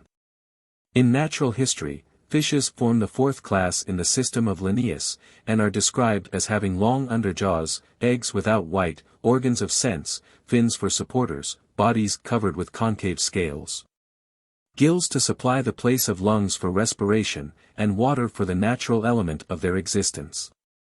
Had mankind no other knowledge of animals than of such as inhabit the land and breathe their own atmosphere, they would listen with incredulous wonder, if told that there were other kinds of beings which existed only in the waters, and which would die almost as soon as they were taken from them. However strongly these facts might be attested, they would hardly believe them, without the operation of their own senses, as they would recollect the effect produced on their own bodies when immersed in water, and the impossibility of their sustaining life in it for any lengthened period of time. Experience, however, has taught them, that the great deep is crowded with inhabitants of various sizes, and of vastly different constructions, with modes of life entirely distinct from those which belong to the animals of the land, and with peculiarities of design, equally wonderful with those of any other works which have come from the hand of the Creator. The history of these races, however, must remain forever, more or less, in a state of darkness, since the depths in which they live are beyond the power of human exploration, and since the illimitable expansion of their domain places them almost entirely out of the reach of human accessibility. 200. In studying the conformation of fishes, we naturally conclude that they are, in every respect, well adapted to the element in which they have their existence. Their shape has a striking resemblance to the lower part of a ship. And there is no doubt that the form of the fish originally suggested the form of the ship. The body is in general slender, gradually diminishing towards each of its extremities, and flattened on each of its sides. This is precisely the form of the lower part of the hull of a ship, and it enables both the animal and the vessel, with comparative ease, to penetrate and divide the resisting medium for which they have been adapted. The velocity of a ship, however, in sailing before the wind, is by no means to be compared to that of a fish. It is well known that the largest fishes will, with the greatest ease, overtake a ship in full sail, play round it without effort, and shoot ahead of it at pleasure. This arises from their great flexibility, which, to compete with, mocks the labors of art, and enables them to migrate thousands of miles in a season, without the slightest indications of languor or fatigue. 201. The principal instruments employed by fishes to accelerate their motion, are their air bladder, fins, and tail. By means of the air bladder they enlarge or diminish the specific gravity of their bodies. When they wish to sink, they compress the muscles of the abdomen, and eject the air contained in it, by which, their weight, compared with that of the water, is increased, and they consequently descend. On the other hand, when they wish to rise, they relax the compression of the abdominal muscles, when the air bladder fills and distends, and the body immediately ascends to the surface. How simply, yet how wonderfully, has the Supreme Being adapted certain means to the attainment of certain ends. Those fishes which are destitute of the air bladder are heavy in the water, and have no great alacrity in rising. The larger proportion of them remain at the bottom, unless they are so formed as to be able to strike their native element downwards with sufficient force to enable them to ascend. When the air bladder of a fish is burst, its power of ascending to the surface has forever passed away. From a knowledge of this fact, the fishermen of cod are enabled to preserve them alive for a considerable time in their whaleboats. The means they adopt to accomplish this, is to perforate the sound, or air bladder, with a needle, which disengages the air, when the fishes immediately descend to the bottom of the well, into which they are thrown. Without this operation, it would be impossible to keep the cod under water whilst they had life. In swimming, the fins enable fishes to preserve their upright position, especially those of the belly, which act like 2 feet. Without those, they would swim with their bellies upward, as it is in their backs that the center of gravity lies. In ascending and descending, these are likewise of great assistance, as they contract and expand accordingly. The tail is an instrument of great muscular force, and largely assists the fish in all its motions. In some instances it acts like the rudder of a ship, and enables it to turn sideways. And when moved from side to side with a quick vibratory motion, fishes are made, in the same manner as the screw propeller makes a steamship, to dart forward with a celerity proportion to the muscular force with which it is employed. 202. The bodies of fishes are mostly covered with a kind of horny scales, but some are almost entirely without them, or have them so minute as to be almost invisible, as is the case with the eel. The object of these is to preserve them from injury by the pressure of the water, or the sudden contact with pebbles, rocks, or seaweeds. Others, again, are enveloped in a fatty, oleaginous substance, also intended as a defense against the friction of the water, and those in which the scales are small, are supplied with a larger quantity of slimy matter. 203. The respiration of fishes is effected by means of those comb-like organs which are placed on each side of the neck, and which are called gills. It is curious to watch the process of breathing as it is performed by the finny tribes. It seems to be so continuous, that it might almost pass for an illustration of the vexed problem which conceals the secret of perpetual motion.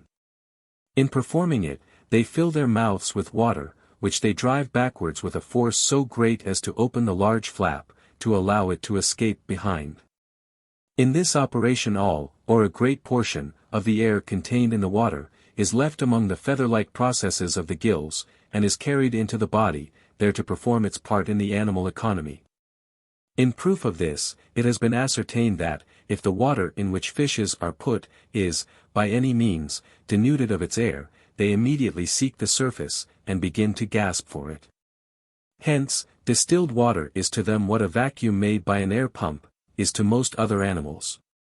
For this reason, when a fish pond, or other aqueous receptacle in which fishes are kept, is entirely frozen over, it is necessary to make holes in the ice, not so especially for the purpose of feeding them, as for that of giving them air to breathe. 204. The positions of the teeth of fishes are well calculated to excite our amazement, for, in some cases, these are situated in the jaws, sometimes on the tongue or palate, and sometimes even in the throat. They are in general sharp-pointed and immovable, but in the carp they are obtuse, and in the pike so easily moved as to seem to have no deeper hold than such as the mere skin can afford. In the herring, the tongue is set with teeth, to enable it the better, it is supposed, to retain its food. 205. Although naturalists have divided fishes into two great tribes, the osseous and the cartilaginous, yet the distinction is not very precise. For the first have a great deal of cartilage, and the second, at any rate, a portion of calcareous matter in their bones. It may, therefore, be said that the bones of fishes form a kind of intermediate substance between true bones and cartilages. The backbone extends through the whole length of the body, and consists of vertebrae, strong and thick towards the head, but weaker and more slender as it approaches the tail. Each species has a determinate number of vertebrae, which are increased in size in proportion with the body. The ribs are attached to the processes of the vertebrae, and enclose the breast and abdomen. Some kinds, as the rays, have no ribs, whilst others, as the sturgeon and eel, have very short ones. Between the pointed processes of the vertebrae are situated the bones which support the dorsal, back, and the anal, below the tail, fins, which are connected with the processes by a ligament. At the breast are the sternum or breastbone, clavicles or collarbones, and the scapulae or shoulder blades, on which the pectoral or breast fins are placed. The bones which support the ventral or belly fins are called the ossa pelvis. Besides these principal bones, there are often other smaller ones, placed between the muscles to assist their motion. 206. Some of the organs of sense in fishes are supposed to be possessed by them in a high degree, and others much more imperfectly. Of the latter kind are the senses of touch and taste, which are believed to be very slightly developed. On the other hand, those of hearing, seeing, and smelling, are ascertained to be acute, but the first in a lesser degree than both the second and third. Their possession of an auditory organ was long doubted, and even denied by some physiologists. But it has been found placed on the sides of the skull, or in the cavity which contains the brain. It occupies a position entirely distinct and detached from the skull, and, in this respect, differs in the local disposition of the same sense in birds and quadrupeds.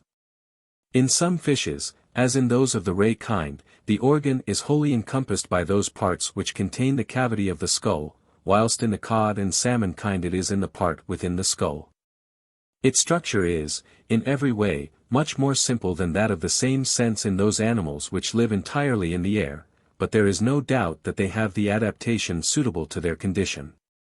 In some genera, as in the rays, the external orifice or ear is very small, and is placed in the upper surface of the head, whilst in others there is no visible external orifice whatever.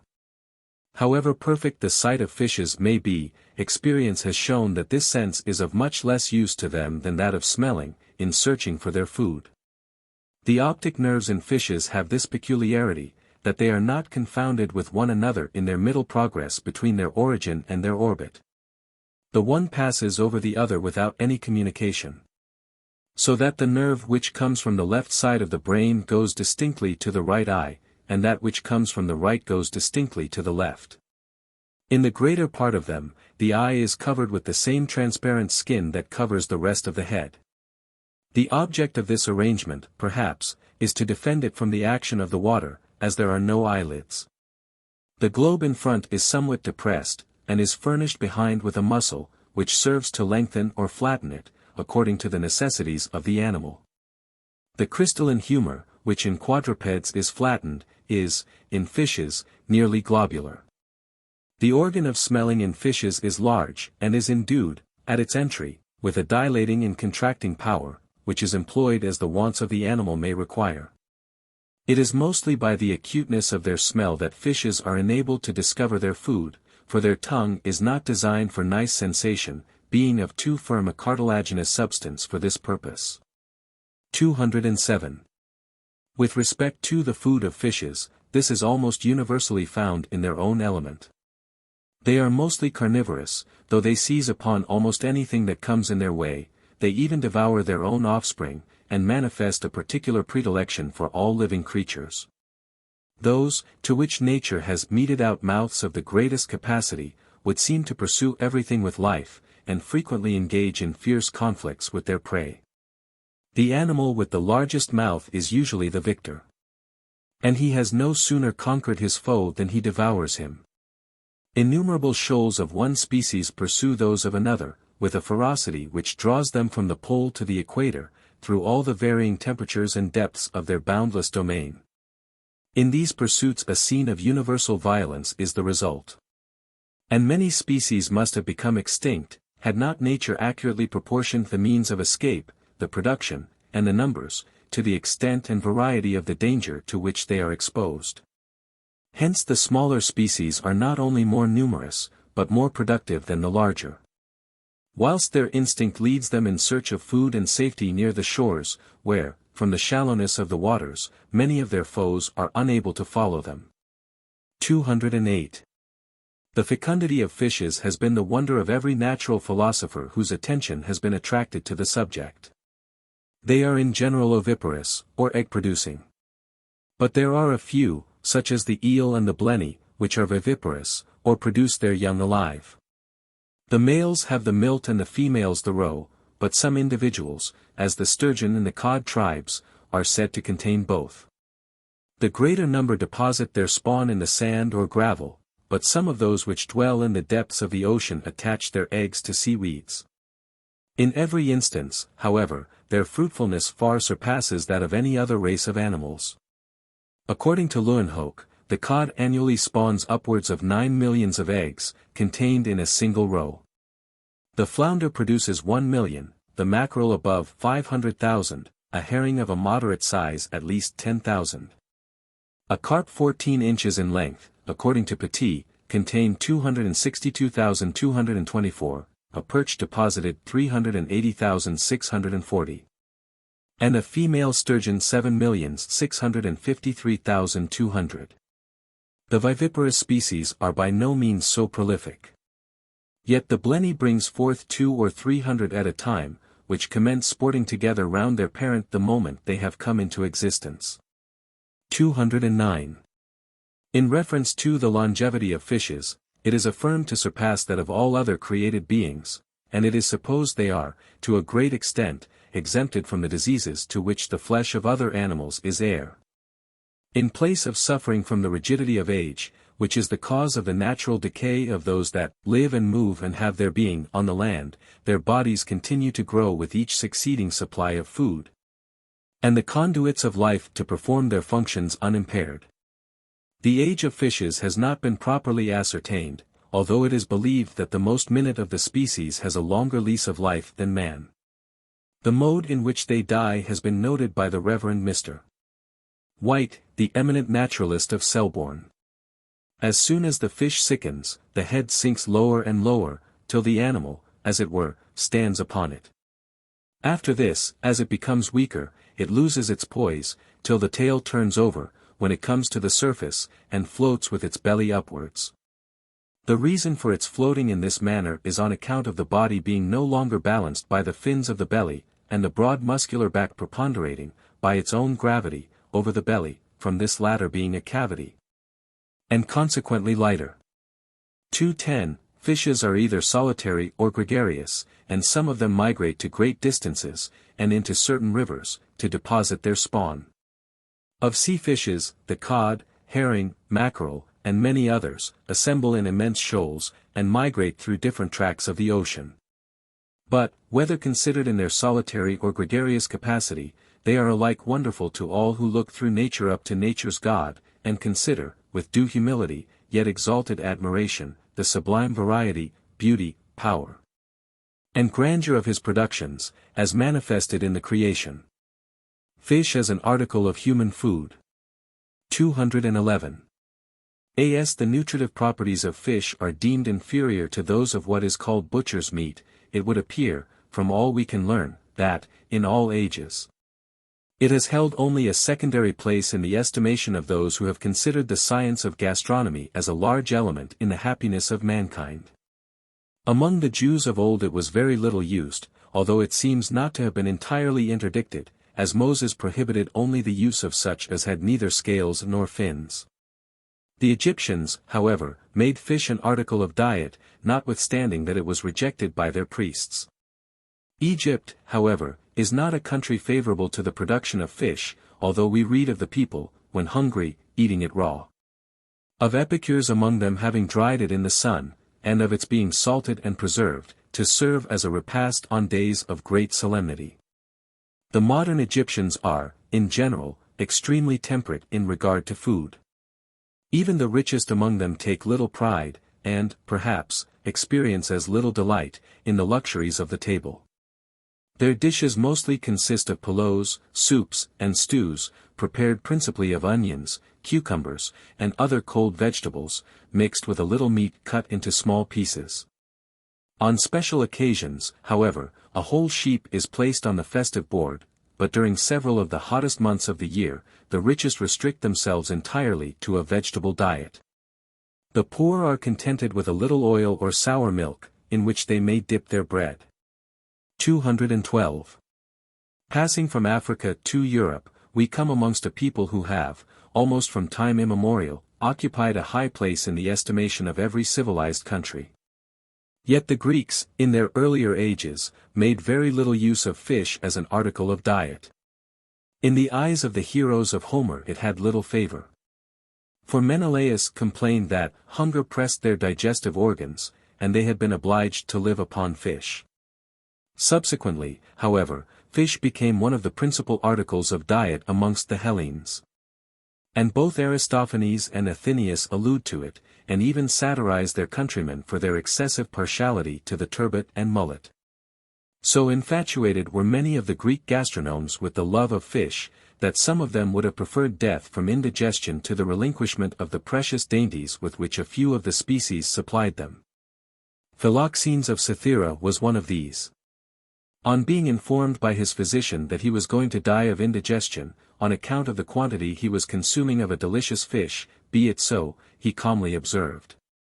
But before I die, let me finish the remainder. 213. The geographical situation of Greece was highly favorable for the development of a taste for the piscatory tribes. And the skill of the Greek cooks was so great, that they could impart every variety of relish to the dish they were called upon to prepare. Athenaeus has transmitted to posterity some very important precepts upon their ingenuity in seasoning with salt, oil, and aromatics. At the present day the food of the Greeks, through the combined influence of poverty in the long fasts which their religion imposes upon them, is, to a large extent, composed of fish, accompanied with vegetables and fruit. Caviar, prepared from the roes of sturgeons, is the national ragout, which, like all other fish dishes, they season with aromatic herbs. Snails dressed in garlic are also a favorite dish. 214.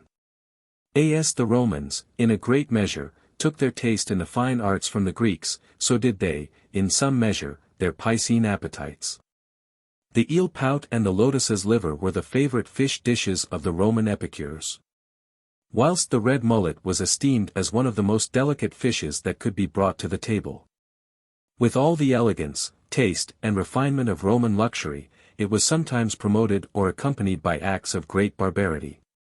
In proof of this, the mention of the red mullet suggests the mode in which it was sometimes treated for the, to us, horrible entertainment of the fashionable in Roman circles. It may be premised, that as England has, Rome, in her palmy days, had, her fops, who had, no doubt, through the medium of their cooks, discovered that when the scales of the red mullet were removed, the flesh presented a fine pink color.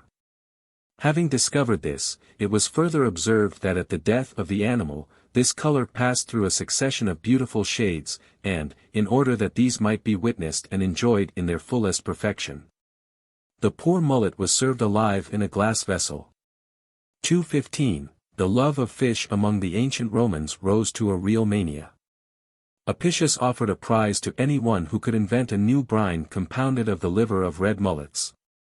And Lucullus had a canal cut through a mountain, in the neighborhood of Naples, that fish might be the more easily transported to the gardens of his villa. Hortensius, the orator, wept over the death of a turbot which he had fed with his own hands. And the daughter of Drusus adorned one that she had, with rings of gold. These were, surely, instances of misplaced affection, but there is no accounting for tastes. It was but the other day that we read in the Times of a wealthy living English hermit, who delights in the companionship of rats. The modern Romans are merged in the general name of Italians, who, with the exception of macaroni, have no specially characteristic article of food. 216. From Rome to Gaul is, considering the means of modern locomotion, no great way. But the ancient sumptuary laws of that kingdom give us little information regarding the ichthyophagous propensities of its inhabitants. Louis XII engaged 6 fishmongers to furnish his board with freshwater animals, and Francis I had 22, whilst Henry the Great extended his requirements a little further, and had 24. In the time of Louis XIV, the cooks had attained to such a degree of perfection in their art, that they could convert the form and flesh of the trout, pike, or carp, into the very shape and flavor of the most delicious game. The French long enjoyed a European reputation for their skill and refinement in the preparing of food. In place of plain joints, French cookery delights in the marvels of what are called made dishes, ragouts, stews, and fricassees, in which no trace of the original materials of which they are compounded is to be found. 217. From Gaul we cross to Britain, where it has been asserted, by, at least, one authority, that the ancient inhabitants ate no fish.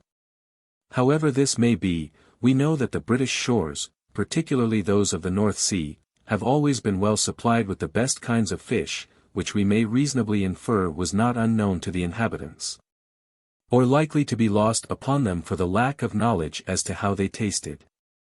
By the time of Edward II, fish had, in England, become a dainty, especially the sturgeon, which was permitted to appear on no table but that of the king. In the 14th century, a decree of King John informs us that the people ate both seals and porpoises, whilst in the days of the troubadours, whales were fished for and caught in the Mediterranean Sea, for the purpose of being used as human food. Whatever checks the ancient British may have had upon their piscatory appetites, there are happily none of any great consequence upon the modern, who delight in wholesome food of every kind. Their taste is, perhaps, too much inclined to that which is accounted solid and substantial, but they really eat more moderately, even of animal food, than either the French or the Germans. Roast beef, or other viands cooked in the plainest manner, are, with them, a sufficient luxury, yet they delight in living well, whilst it is easy to prove how largely their affections are developed by even the prospect of a substantial cheer. In proof of this we will just observe, that if a great dinner is to be celebrated, it is not uncommon for the appointed stewards and committee to meet and have a preliminary dinner among themselves, in order to arrange the great one, and after that, to have another dinner to discharge the bill which the great one cost. This enjoyable disposition we take to form a very large item in the aggregate happiness of the nation. 218. The general use of fish, as an article of human food among civilized nations, we have thus sufficiently shown, and will conclude this portion of our subject with the following hints, which ought to be remembered by all those who are fond of occasionally varying their dietary with a piscine dish. I. Fish shortly before they spawn are, in general, best in condition. When the spawning is just over, they are out of season, and unfit for human food. 2. When fish is out of season, it has a transparent, bluish tinge, however much it may be boiled. When it is in season, its muscles are firm, and boil white and curdy.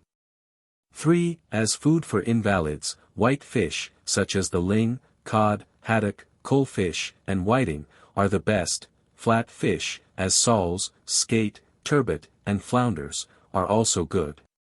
For salmon, mackerel, herrings, and trout soon spoil or decompose after they are killed, therefore, to be in perfection, they should be prepared for the table on the day they are caught. With flat fish, this is not of such consequence, as they will keep longer.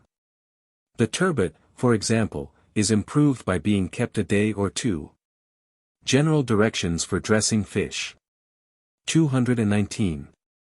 In dressing fish, of any kind, the first point to be attended to, is to see that it be perfectly clean. It is a common error to wash it too much, as by doing so the flavor is diminished. If the fish is to be boiled, a little salt and vinegar should be put into the water, to give it firmness, after it is cleaned. Codfish, whiting, and haddock, are far better if a little salted, and kept a day. And if the weather be not very hot, they will be good for 2 days. 220. When fish is cheap and plentiful, and a larger quantity is purchased than is immediately wanted, the overplus of such as will bear it should be potted, or pickled, or salted, and hung up.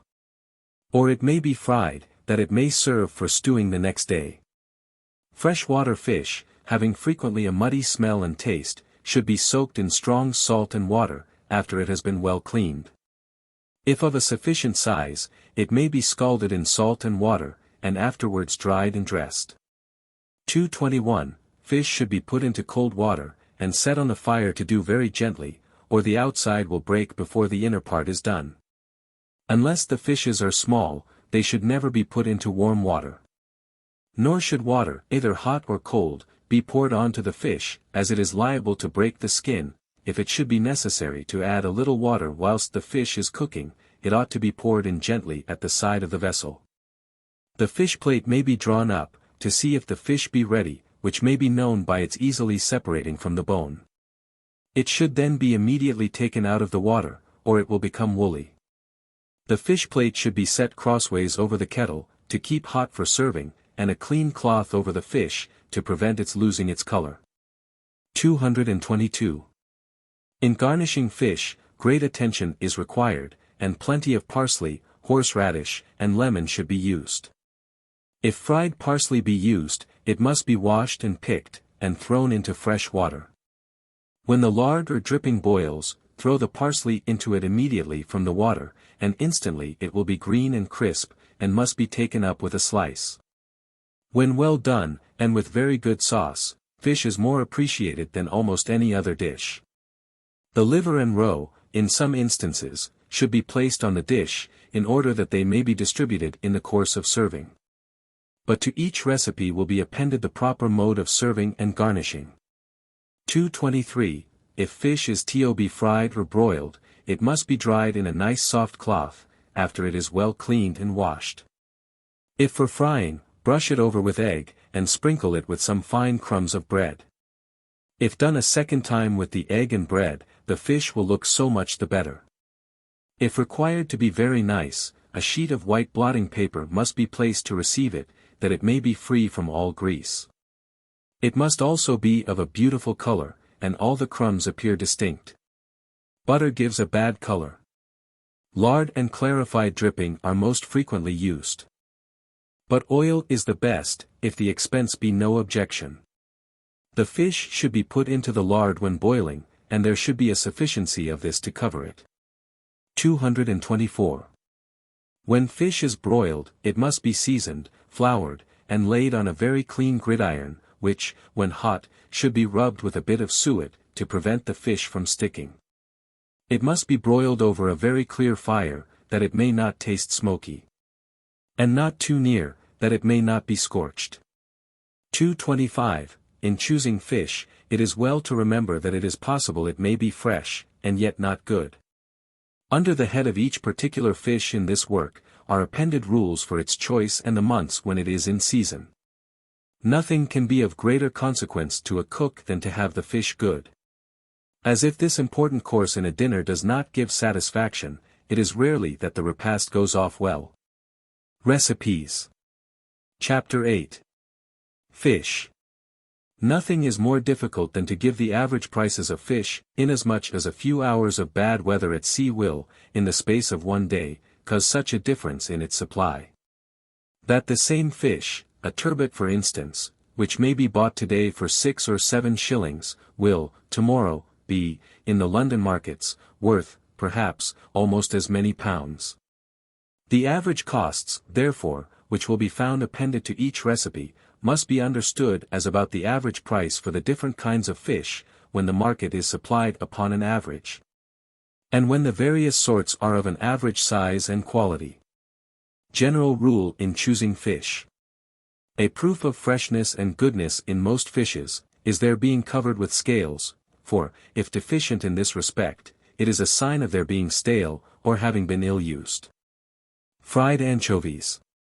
Ingredients. 1 tablespoonful of oil, 1/2 a glass of white wine, sufficient flour to thicken, 12 anchovies. Mode.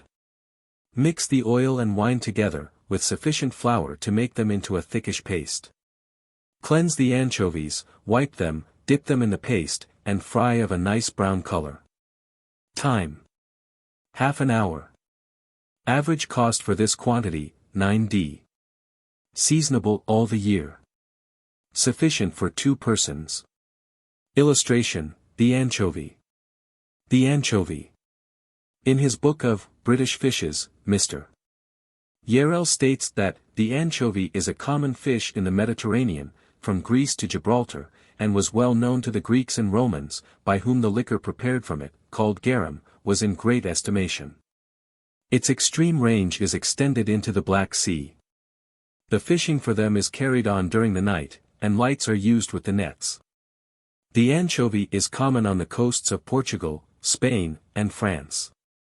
It occurs, I have no doubt, at the Channel Islands, and has been taken on the Hampshire coast, and in the Bristol Channel. Other fish, of inferior quality, but resembling the real Gorgona anchovy, are frequently sold for it, and passed off as genuine. Anchovy butter or paste. Ingredients. 2 dozen anchovies, 1/2 pound, of fresh butter. Mode. Wash the anchovies thoroughly, bone and dry them, and pound them in a mortar to a paste. Mix the butter gradually with them, and rub the whole through a sieve. Put it by in small pots for use, and carefully exclude the air with a bladder, as it soon changes the color of anchovies, besides spoiling them. Average cost for this quantity, 2s. Potted anchovies. Potted anchovies are made in the same way, by adding pounded mace, cayenne, and nutmeg to taste. Anchovy toast. Ingredients. Toast 2 or 3 slices of bread, or, if wanted very savory, fry them in clarified butter, and spread on them the paste, No. 227. Made mustard, or a few grains of cayenne, may be added to the paste before laying it on the toast. Anchovy paste. When some delicate zest, says a work just issued on the adulterations of trade, is required to make the plain English breakfast more palatable, many people are in the habit of indulging in what they imagine to be anchovies. These fish are preserved in a kind of pickling bottle, carefully corked down, and surrounded by a red-looking liquor, resembling in appearance diluted clay. The price is moderate, 1 shilling only being demanded for the luxury. When these anchovies are what is termed potted, it implies that the fish have been pounded into the consistency of a paste, and then placed in flat pots, somewhat similar in shape to those used for pomatum. This paste is usually eaten spread upon toast, and is said to form an excellent bonne bouche, which enables gentlemen at wine parties to enjoy their port with redoubled gusto. Unfortunately, in 6 cases out of 10, the only portion of these preserved delicacies, that contains anything indicative of anchovies, is the paper label pasted on the bottle or pot, on which the word itself is printed. All the samples of anchovy paste, analyzed by different medical men, have been found to be highly and vividly colored with very large quantities of Bole Armenian. The anchovy itself, when imported, is of a dark dead color, and it is to make it a bright, handsome-looking sauce, that this red earth is used. Barbel. Ingredients. 1/2 pint of port wine, a saltspoonful of salt, 2 tablespoonfuls of vinegar, 2 sliced onions, a faggot of sweet herbs, nutmeg and mace to taste, the juice of a lemon, 2 anchovies, 1 or 2 barbels, according to size. Mode: boil the barbels in salt and water till done, pour off some of the water, and, to the remainder, put the ingredients mentioned above. Simmer gently for half an hour, or rather more, and strain. Put in the fish, heat it gradually. But do not let it boil, or it will be broken. Time: altogether 1 hour. Sufficient for 4 persons. Seasonable from September to November. Illustration: the barbel. The barbel, this fish takes its name from the barbs or wattles at its mouth. And, in England, is esteemed as one of the worst of the freshwater fish. It was, however, formerly, if not now, a favorite with the Jews, excellent cookers of fish. Others would boil with it a piece of bacon, that it might have a relish. It is to be met with from 2 to 3 or 4 feet long, and is said to live to a great age.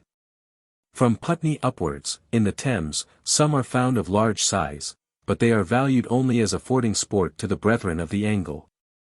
Brill. Ingredients: a quarter pound of salt to each gallon of water, a little vinegar.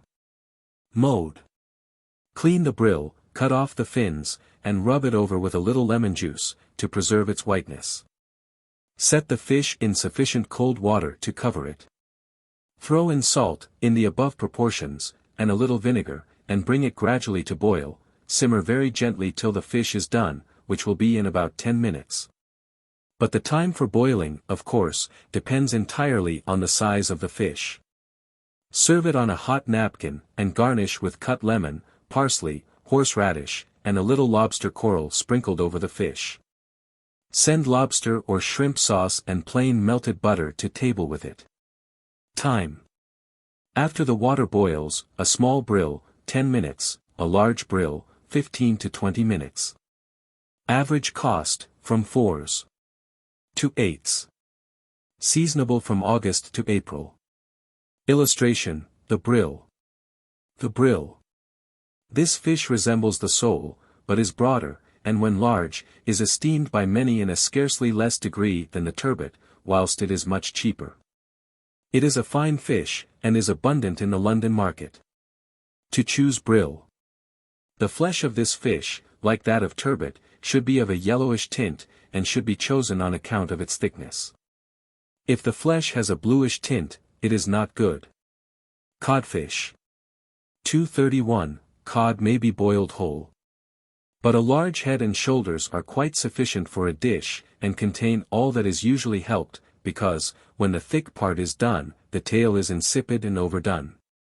The latter, cut in slices, makes a very good dish for frying.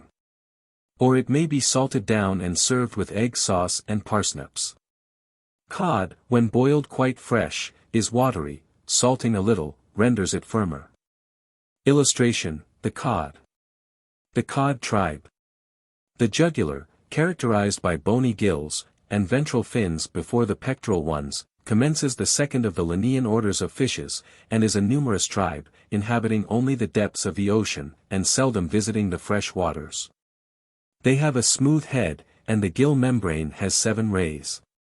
The body is oblong, and covered with deciduous scales. The fins are all enclosed in skin, whilst their rays are unarmed. The ventral fins are slender, and terminate in a point. Their habits are gregarious, and they feed on smaller fish and other marine animals. Cod's head and shoulders. Ingredients: sufficient water to cover the fish, 5 ounces of salt to each gallon of water. Mode: cleanse the fish thoroughly, and rub a little salt over the thick part and inside of the fish, 1 or 2 hours before dressing it, as this very much improves the flavor. Lay it in the fish kettle, with sufficient cold water to cover it. Be very particular not to pour the water on the fish, as it is liable to break it, and only keep it just simmering. If the water should boil away, add a little by pouring it in at the side of the kettle, and not on the fish. Add salt in the above proportion, and bring it gradually to a boil. Skim very carefully, draw it to the side of the fire, and let it gently simmer till done. Take it out and drain it. Serve on a hot napkin and garnish with cut lemon, horseradish, the roe and liver. See colored plate C. Time. According to size, 1/2 an hour, more or less. Average cost, from 3s to a success. Sufficient for 6 or 8 persons. Seasonable from November to March.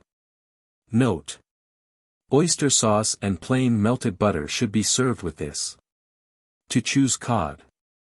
The cod should be chosen for the table when it is plump and round near the tail, when the hollow behind the head is deep, and when the sides are undulated as if they were ribbed. The glutinous parts about the head lose their delicate flavor, after the fish has been 24 hours out of the water. The great point by which the cod should be judged is the firmness of its flesh. And, although the cod is not firm when it is alive, its quality may be arrived at by pressing the finger into the flesh. If this rises immediately, the fish is good; if not, it is stale. Another sign of its goodness is, if the fish, when it is cut, exhibits a bronze appearance, like the silver side of a round of beef. When this is the case, the flesh will be firm when cooked. Stiffness in a cod, or in any other fish, is a sure sign of freshness, though not always of quality. Sometimes, codfish, though exhibiting signs of rough usage, will eat much better than those with red gills, so strongly recommended by many cookery books. This appearance is generally caused by the fish having been knocked about at sea, in the whaleboats, in which they are conveyed from the fishing grounds to market. Salt cod, commonly called saltfish. Ingredients. Sufficient water to cover the fish. Mode. Wash the fish, and lay it all night in water, with a 1/4 pint of vinegar. When thoroughly soaked, take it out, see that it is perfectly clean, and put it in the fish kettle with sufficient cold water to cover it. Heat it gradually, but do not let it boil much, or the fish will be hard. Skim well, and when done, drain the fish and put it on a napkin garnished with hard-boiled eggs cut in rings. Time. About 1 hour. Average cost, 6d per lb. Seasonable in the spring. Sufficient for each person, a 1/4 pound. Note: serve with egg sauce and parsnips. This is an especial dish on Ash Wednesday. Preserving cod. Immediately as the cod are caught, their heads are cut off. They are then opened, cleaned, and salted, when they are stowed away in the hold of the vessel, in beds of 5 or 6 yards square, head to tail, with a layer of salt to each layer of fish. When they have lain in this state 3 or 4 days, in order that the water may drain from them, they are shifted into a different part of the vessel, and again salted. Here they remain till the vessel is loaded, when they are sometimes cut into thick pieces and packed in barrels for the greater convenience of carriage. Cod sounds. Should be well soaked in salt and water, and thoroughly washed before dressing them. They are considered a great delicacy, and may either be broiled, fried, or boiled. If they are boiled, mix a little milk with the water. Cod sounds, en poule. Ingredients. For forcemeat, 12 chopped oysters, 3 chopped anchovies, a 1/4 pound of bread crumbs, 1 ounce of butter, 2 eggs, seasoning of salt, pepper, nutmeg, and mace to taste, for cod sounds. Mode. Make the forcemeat by mixing the ingredients well together. Wash the sounds, and boil them in milk and water for 1/2 an hour, take them out and let them cool. Cover each with a layer of forcemeat, roll them up in a nice form, and skewer them. Rub over with lard, dredge with flour, and cook them gently before the fire in a Dutch oven. Time. 1 hour. Average cost, 6d per lb. Seasonable from November to March. Sufficient for 4 persons. The sounds in codfish. These are the air or swimming bladders, by means of which the fishes are enabled to ascend or descend in the water. In the Newfoundland fishery they are taken out previous to incipient putrefaction, washed from their slime and salted for exportation. The tongues are also cured and packed up in barrels. Whilst, from the livers, considerable quantities of oil are extracted, this oil having been found possessed of the most nourishing properties, and particularly beneficial in cases of pulmonary affections. Cod pie. Economical. I. Ingredients. Any remains of cold cod, 12 oysters, sufficient melted butter to moisten it, mashed potatoes enough to fill up the dish. Mode. Flake the fish from the bone, and carefully take away all the skin. Lay it in a pie dish, pour over the melted butter and oysters, or oyster sauce, if there is any left, and cover with mashed potatoes. Bake for 1/2 an hour, and send to table of a nice brown color. Time. Half an hour. Seasonable from November to March. 2. Ingredients. 2 slices of cod, pepper and salt to taste, 1/2 a teaspoonful of grated nutmeg, 1 large blade of pounded mace, 2 ounces of butter, 1/2 pint of stock No. 107, a paste crust, see pastry. For sauce, 1 tablespoonful of stock, 1/4 pint of cream or milk, thickening of flour or butter, lemon peel chopped very fine to taste, 12 oysters. Mode. Lay the cod in salt for 4 hours, then wash it and place it in a dish. Season, and add the butter and stock, cover with the crust, and bake for 1 hour, or rather more. Now make the sauce, by mixing the ingredients named above. Give it 1 boil, and pour it into the pie by a hole made at the top of the crust, which can easily be covered by a small piece of pastry cut and baked in any fanciful shape, such as a leaf, or otherwise. Time. 1½ hour. Average cost, with fresh fish, 2s. 6d. Seasonable from November to March. Sufficient for 6 persons. Note. The remains of cold fish may be used for this pie. Curried cod. Ingredients. 2 slices of large cod, or the remains of any cold fish. 3 ounces of butter, 1 onion sliced, a teacupful of white stock, thickening of butter and flour, 1 small teaspoonful of curry powder, 1/4 pint of cream, salt and cayenne to taste. Mode. Flake the fish, and fry it of a nice brown color with the butter and onions, put this in a stew pan, add the stock and thickening, and simmer for 10 minutes. Stir the curry powder into the cream. Put it, with the seasoning, to the other ingredients, give 1 boil, and serve. Time. 3/4 hour. Average cost, with fresh fish, 3s. Seasonable from November to March. Sufficient for 4 persons. The food of the cod. This chiefly consists of the smaller species of the scaly tribes, shellfish, crabs, and worms. Their voracity is very great, and they will bite at any small body they see moved by the water, even stones and pebbles, which are frequently found in their stomachs. They sometimes attain a great size, but their usual weight is from 14 to 40 pounds. Cod à la cream. Ingredients. 1 large slice of cod, 1 ounce. Of butter, 1 chopped shallot, a little minced parsley, 1/4 teacupful of white stock, 1/4 pint of milk or cream, flour to thicken, cayenne and lemon juice to taste, 1/4 teaspoonful of powdered sugar. Mode. Boil the cod, and while hot, break it into flakes, put the butter, shallot, parsley, and stock into a stew pan, and let them boil for 5 minutes. Stir in sufficient flour to thicken, and pour to it the milk or cream. Simmer for 10 minutes, add the cayenne and sugar, and, when liked, a little lemon juice. Put the fish in the sauce to warm gradually, but do not let it boil. Serve in a dish garnished with croutons. Time. Rather more than half an hour. Average cost, with cream, 2s. Seasonable from November to March. Sufficient for 3 persons. Note. The remains of fish from the preceding day answer very well for this dish. Cod à la béchamel. Ingredients. Any remains of cold cod, 4 tablespoonfuls of béchamel, see sauces, 2 ounces butter, seasoning to taste of pepper and salt, fried bread, a few bread crumbs. Mode. Flake the cod carefully, leaving out all skin and bone.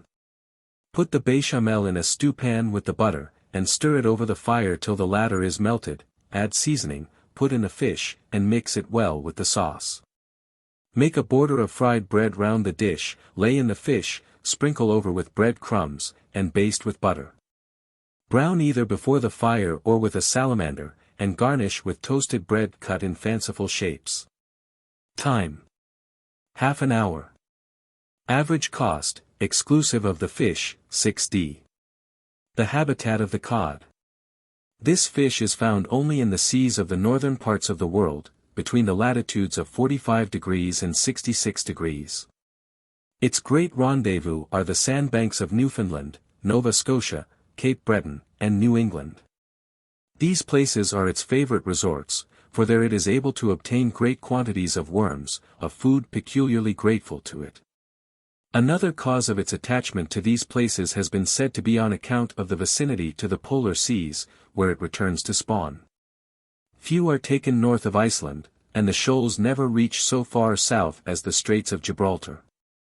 Many are taken on the coasts of Norway, in the Baltic, and off the Orkneys, which, prior to the discovery of Newfoundland, formed one of the principal fisheries.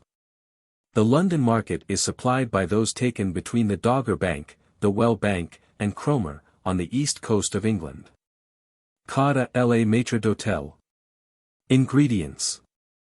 2 slices of cod, a quarter pound, of butter, a little chopped shallot and parsley. Pepper to taste, 1/4 teaspoonful of grated nutmeg, or rather less, when the flavor is not liked, the juice of 1/4 lemon. Mode. Boil the cod, and either leave it whole, or, what is still better, flake it from the bone, and take off the skin.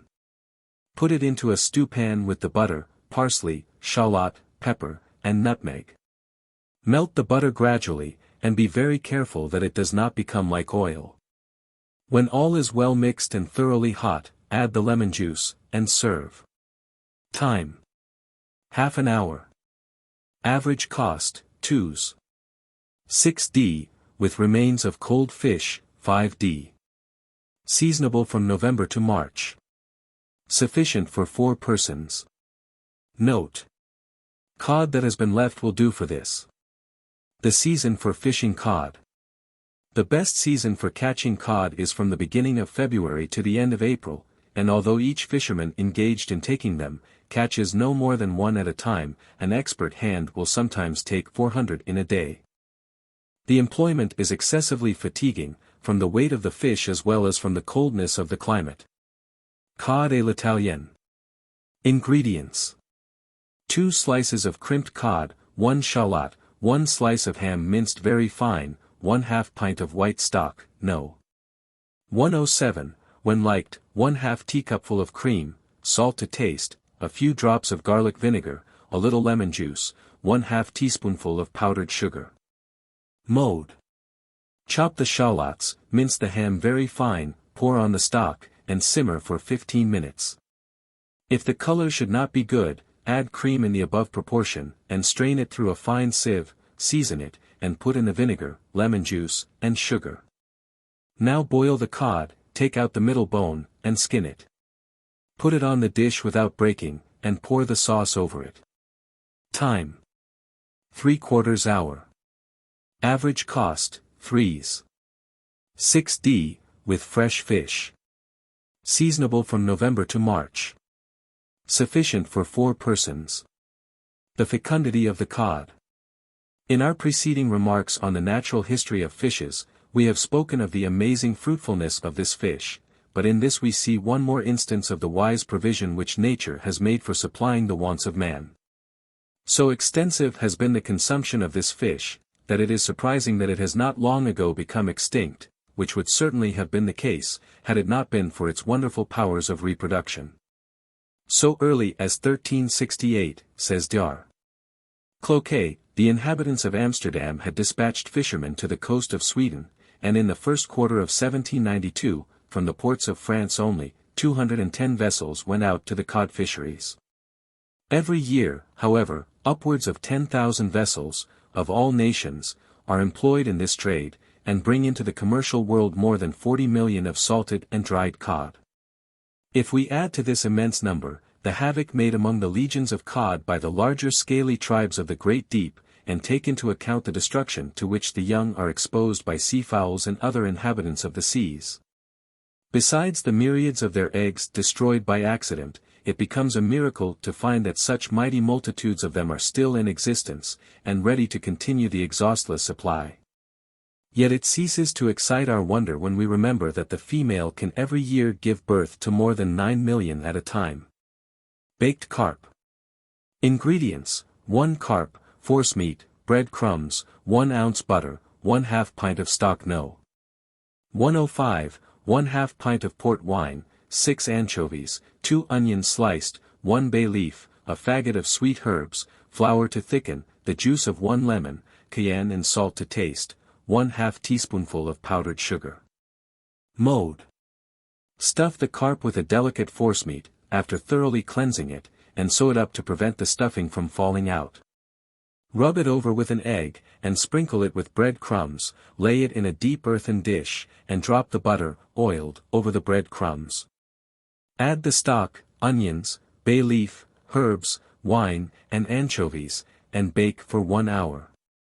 Put 1 ounce of butter into a stew pan, melt it, and dredge in sufficient flour to dry it up, put in the strained liquor from the carp, stir frequently, and when it has boiled, add the lemon juice and seasoning. Serve the carp on a dish garnished with parsley and cut lemon, and the sauce in a boat. Time: 1 to 1/4 hour. Average cost: seldom bought. Seasonable from March to October. Sufficient for 1 or 2 persons. Illustration: the carp. The carp. This species of fish inhabit the fresh waters, where they feed on worms, insects, aquatic plants, small fish, clay, or mold. Some of them are migratory. They have very small mouths and no teeth, and the gill membrane has 3 rays. The body is smooth, and generally whitish. The carp both grows and increases very fast, and is accounted the most valuable of all fish for the stocking of ponds. It has been pronounced the queen of river fish, and was first introduced to this country about 300 years ago. Of its sound, or air bladder, a kind of glue is made, and a green paint of its gall. Stewed carp. Ingredients: 1 carp, salt, stock number 105, 2 onions, 6 cloves, 12 peppercorns, 1 blade of mace, 1/4 pint of port wine, the juice of 1/2 lemon, cayenne and salt to taste, a faggot of savory herbs. Mode. Scale the fish, clean it nicely, and, if very large, divide it, lay it in the stew pan, after having rubbed a little salt on it, and put in sufficient stock to cover it. Add the herbs, onions, and spices, and stew gently for 1 hour, or rather more, should it be very large. Dish up the fish with great care, strain the liquor, and add to it the port wine, lemon juice, and cayenne. Give 1 boil, pour it over the fish, and serve. Time: 1 to 1/4 hour. Average cost: seldom bought. Seasonable from March to October. Sufficient for 1 or 2 persons. Note: this fish can be boiled plain, and served with parsley and butter. Chub and char may be cooked in the same manner as the above, as also dace and roach. The age of carp. This fish has been found to live 150 years. The pond in the garden of Emmanuel College, Cambridge, contained one that had lived there 70 years, and Gessner mentions an instance of one 100 years old. They are, besides, capable of being tamed. Dar. Smith, in his Tour on the Continent, says, in reference to the Prince of Condé's seat at Chantilly, the most pleasing things about it were the immense shoals of very large carp, silvered over with age, like silver fish, and perfectly tame.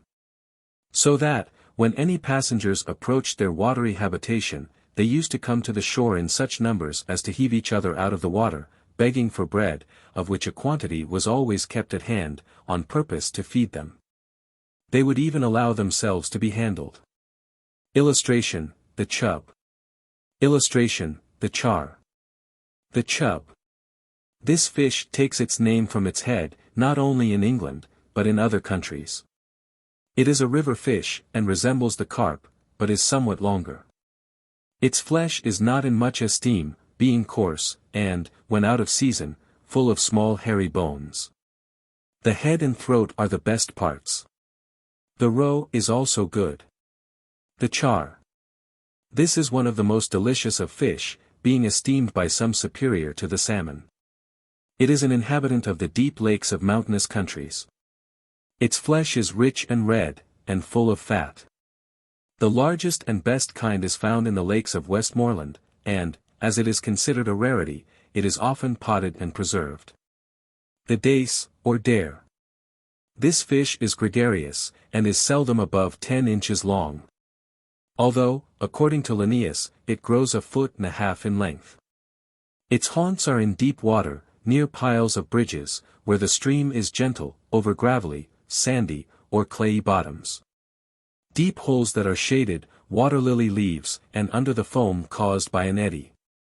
In the warm months they are to be found in shoals on the shallows near to streams. They are in season about the end of April, and gradually improve till February, when they attain their highest condition.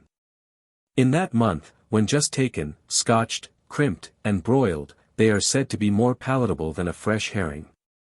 The roach.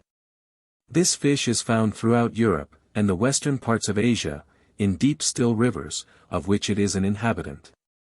It is rarely more than 1.5 pounds in weight, and is in season from September till March. It is plentiful in England, and the finest are caught in the Thames. The proverb, as sound as a roach, is derived from the French name of this fish being roche, which also means rock. Illustration, the dace. Illustration, the roach. To dress crab. Ingredients. 1 crab, 2 tablespoonfuls of vinegar, 1 ditto of oil, salt, white pepper, and cayenne, to taste. Mode. Empty the shells, and thoroughly mix the meat with the above ingredients, and put it in the large shell. Garnish with slices of cut lemon and parsley. The quantity of oil may be increased when it is much liked. See colored plate I. Average cost, from 10d. to 2s. Seasonable all the year, but not so good in May, June, and July. Sufficient for 3 persons. To choose crab. The middle-sized crab is the best, and the crab, like the lobster, should be judged by its weight, for if light, it is watery. Hot crab.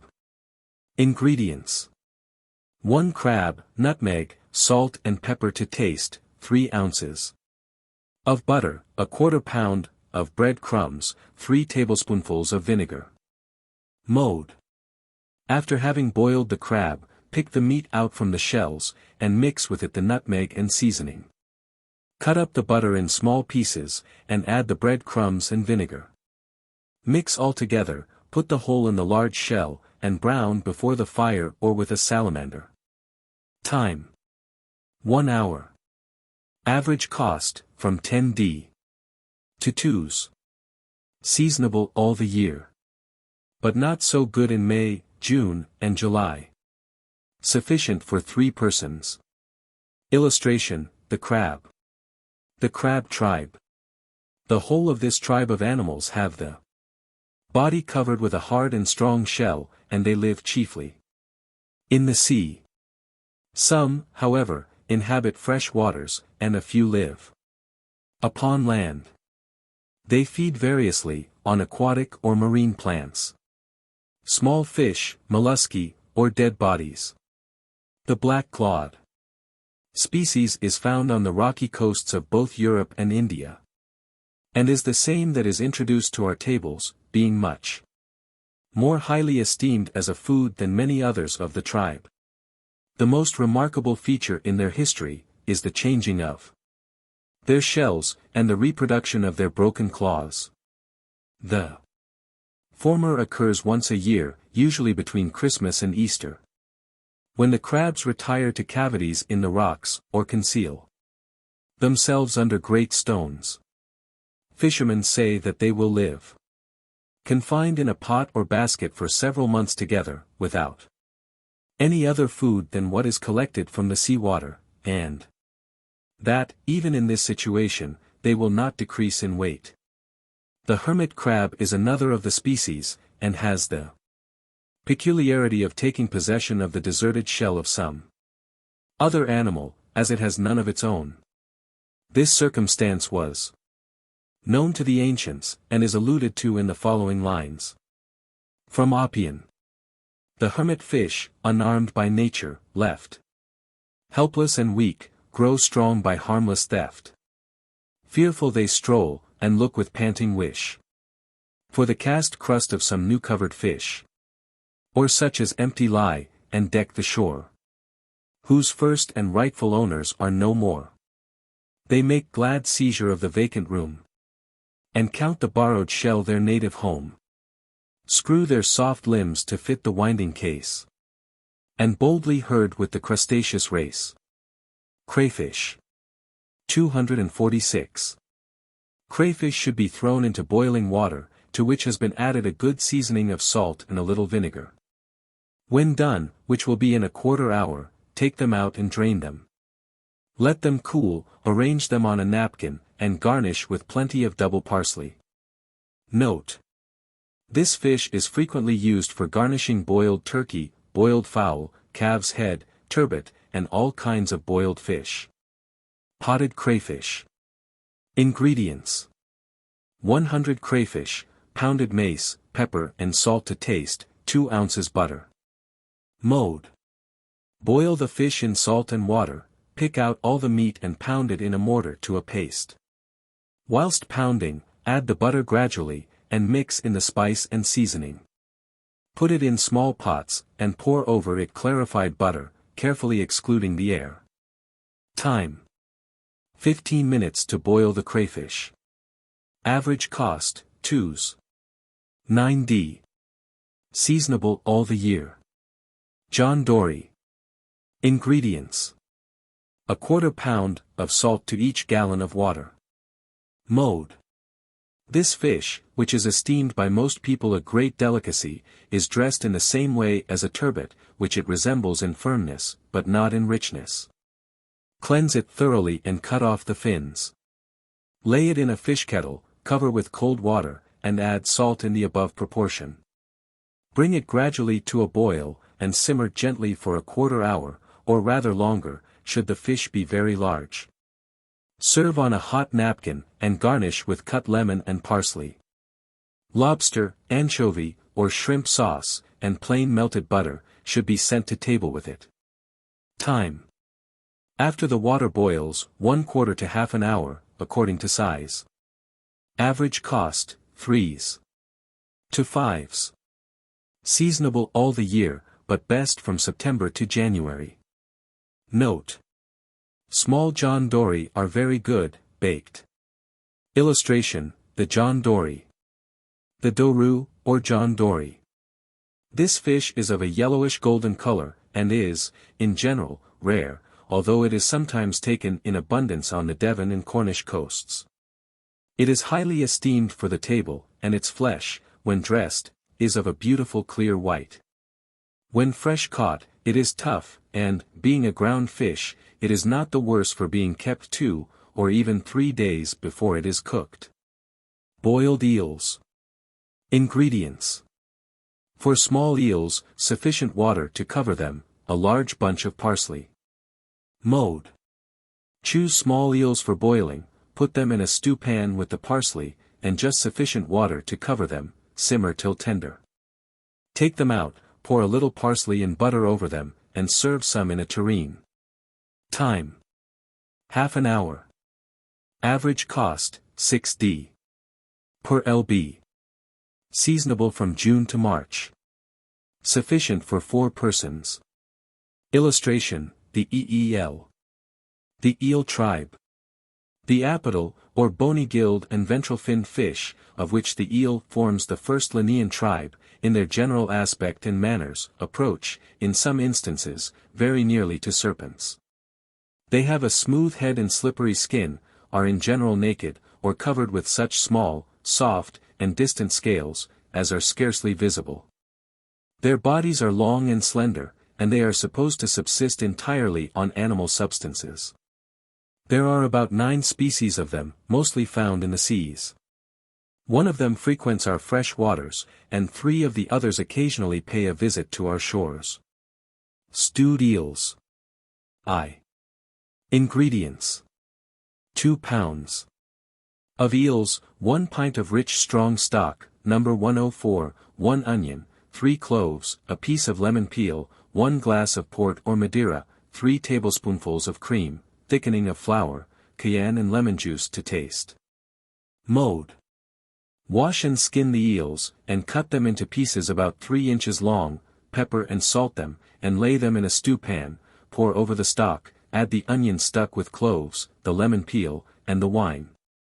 Stew gently for half an hour, or rather more, and lift them carefully on a dish, which keep hot. Strain the gravy, stir to the cream sufficient flour to thicken, mix all together, boil for 2 minutes, and add the cayenne and lemon juice. Pour over the eels and serve. Time. 3/4 hour. Average cost for this quantity, 2s. 3d. Seasonable from June to March. Sufficient for 5 or 6 persons. The common eel.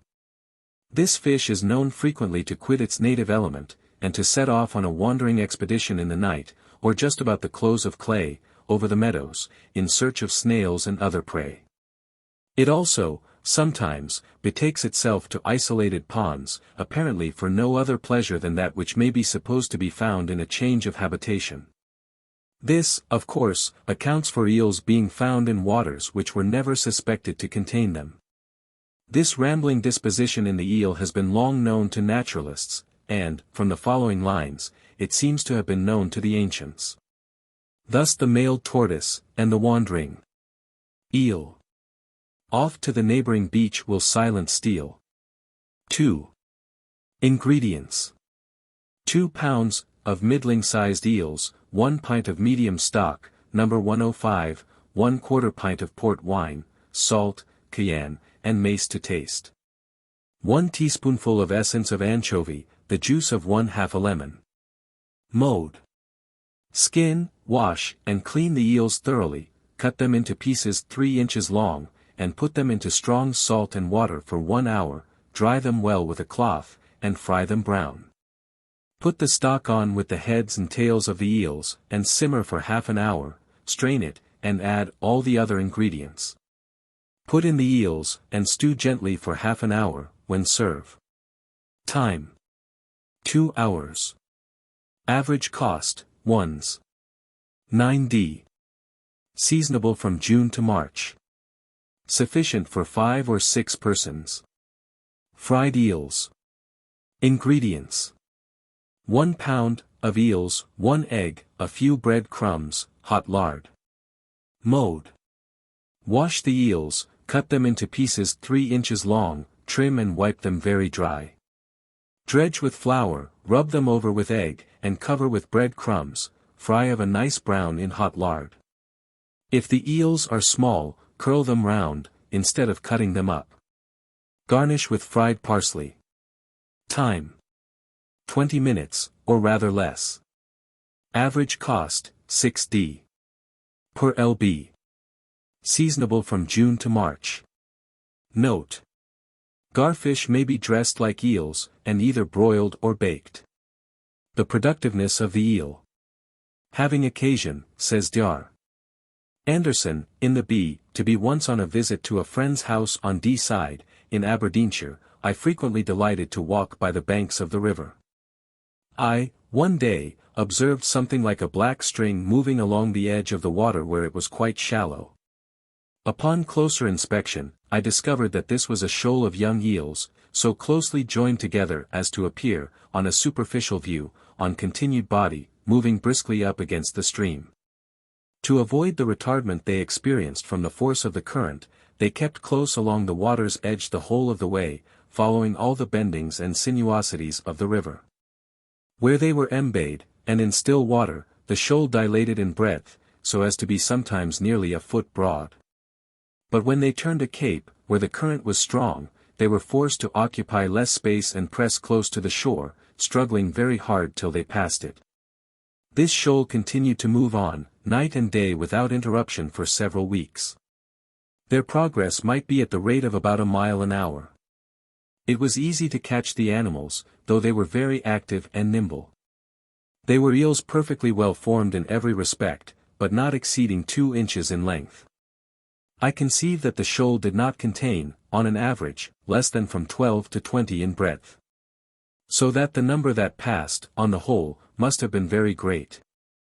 Whence they came or whither they went, I know not, but the place where I saw this, was 6 miles from the sea. Eel pie. Ingredients. 1 pound. Of eels, a little chopped parsley, 1 shallot, grated nutmeg, pepper and salt to taste, the juice of 1/2 a lemon, small quantity of forcemeat, 1/4 pint of béchamel, sea sauces, puff paste. Mode. Skin and wash the eels, cut them into pieces 2 inches long, and line the bottom of the pie dish with forcemeat. Put in the eels, and sprinkle them with the parsley, shallots, nutmeg, seasoning, and lemon juice, and cover with puff paste. Bake for 1 hour, or rather more, make the béchamel hot, and pour it into the pie. Time. Rather more than 1 hour. Seasonable from August to March. Collared eel. Ingredients. 1 large eel, pepper and salt to taste. 2 blades of mace, 2 cloves, a little allspice very finely pounded, 6 leaves of sage, and a small bunch of herbs minced very small. Mode. Bone the eel and skin it. Split it, and sprinkle it over with the ingredients, taking care that the spices are very finely pounded, and the herbs chopped very small. Roll it up and bind with a broad piece of tape, and boil it in water, mixed with a little salt and vinegar, till tender. It may either be served whole or cut in slices. And when cold, the eel should be kept in the liquor it was boiled in, but with a little more vinegar put to it. Time. 2 hours. Average cost, 6d. Per lb. Seasonable from August to March. Haunts of the eel. These are usually in mud, among weeds, under roots or stumps of trees, or in holes in the banks or the bottoms of rivers. Here they often grow to an enormous size, sometimes weighing as much as 15 or 16 pounds. They seldom come forth from their hiding places except in the night, and, in winter, bury themselves deep in the mud, on account of their great susceptibility of cold. Eels à la tartare. Ingredients. 2 pounds. Of eels, 1 carrot, 1 onion, a little flour, 1 glass of sherry, salt, pepper, and nutmeg to taste, bread crumbs, 1 egg, 2 tablespoonfuls of vinegar. Mode. Rub the butter on the bottom of the stewpan. Cut up the carrot and onion, and stir them over the fire for 5 minutes, dredge in a little flour, add the wine and seasoning, and boil for 1/2 an hour. Skin and wash the eels, cut them into pieces, put them to the other ingredients, and simmer till tender. When they are done, take them out, let them get cold, cover them with egg and bread crumbs, and fry them of a nice brown. Put them on a dish, pour sauce piquante over, and serve them hot. Time. 1½ hour. Average cost, 1s. 8d, exclusive of the sauce piquante. Seasonable from August to March. Sufficient for 5 or 6 persons. Voracity of the eel. We find in a note upon Isaac Walton, by Sir John Hawkins, that he knew of eels, when kept in ponds, frequently destroying ducks. From a canal near his house at Twickenham he himself missed many young ducks. And on draining, in order to clean it, great numbers of large eels were caught in the mud. When some of these were opened, there were found in their stomachs the undigested heads of the quacking tribe which had become their victims. Eels en matelote. Ingredients. 5 or 6 young onions, a few mushrooms, when obtainable, salt, pepper, and nutmeg to taste, 1 laurel leaf, 1/2 pint of port wine, 1/2 pint of medium stock, No. 105, butter and flour to thicken, 2 pounds, of eels. Mode. Rub the stewpan with butter, dredge in a little flour, add the onions cut very small, slightly brown them, and put in all the other ingredients. Wash, and cut up the eels into pieces 3 inches long, put them in the stewpan, and simmer for half an hour. Make round the dish a border of croutons, or pieces of toasted bread, arrange the eels in a pyramid in the center, and pour over the sauce. Serve very hot. Time: 3/4 hour. Average cost, 1s. for this quantity. Seasonable from August to March. Sufficient for 5 or 6 persons. Tenacity of life in the eel. There is no fish so tenacious of life as this. After it is skinned and cut in pieces, the parts will continue to move for a considerable time, and no fish will live so long out of water. Illustration: the lamprey. The lamprey. With the Romans, this fish occupied a respectable rank among the piscine tribes, and in Britain it has at various periods stood high in public favor. It was the cause of the death of Henry I. of England, who ate so much of them, that it brought on an attack of indigestion, which carried him off. It is an inhabitant of the sea, ascending rivers, principally about the end of winter, and, after passing a few months in fresh water, returning again to its oceanic residence. It is most in season in March, April, and May, but is, by some, regarded as an unwholesome food, although looked on by others as a great delicacy. They are dressed as eels.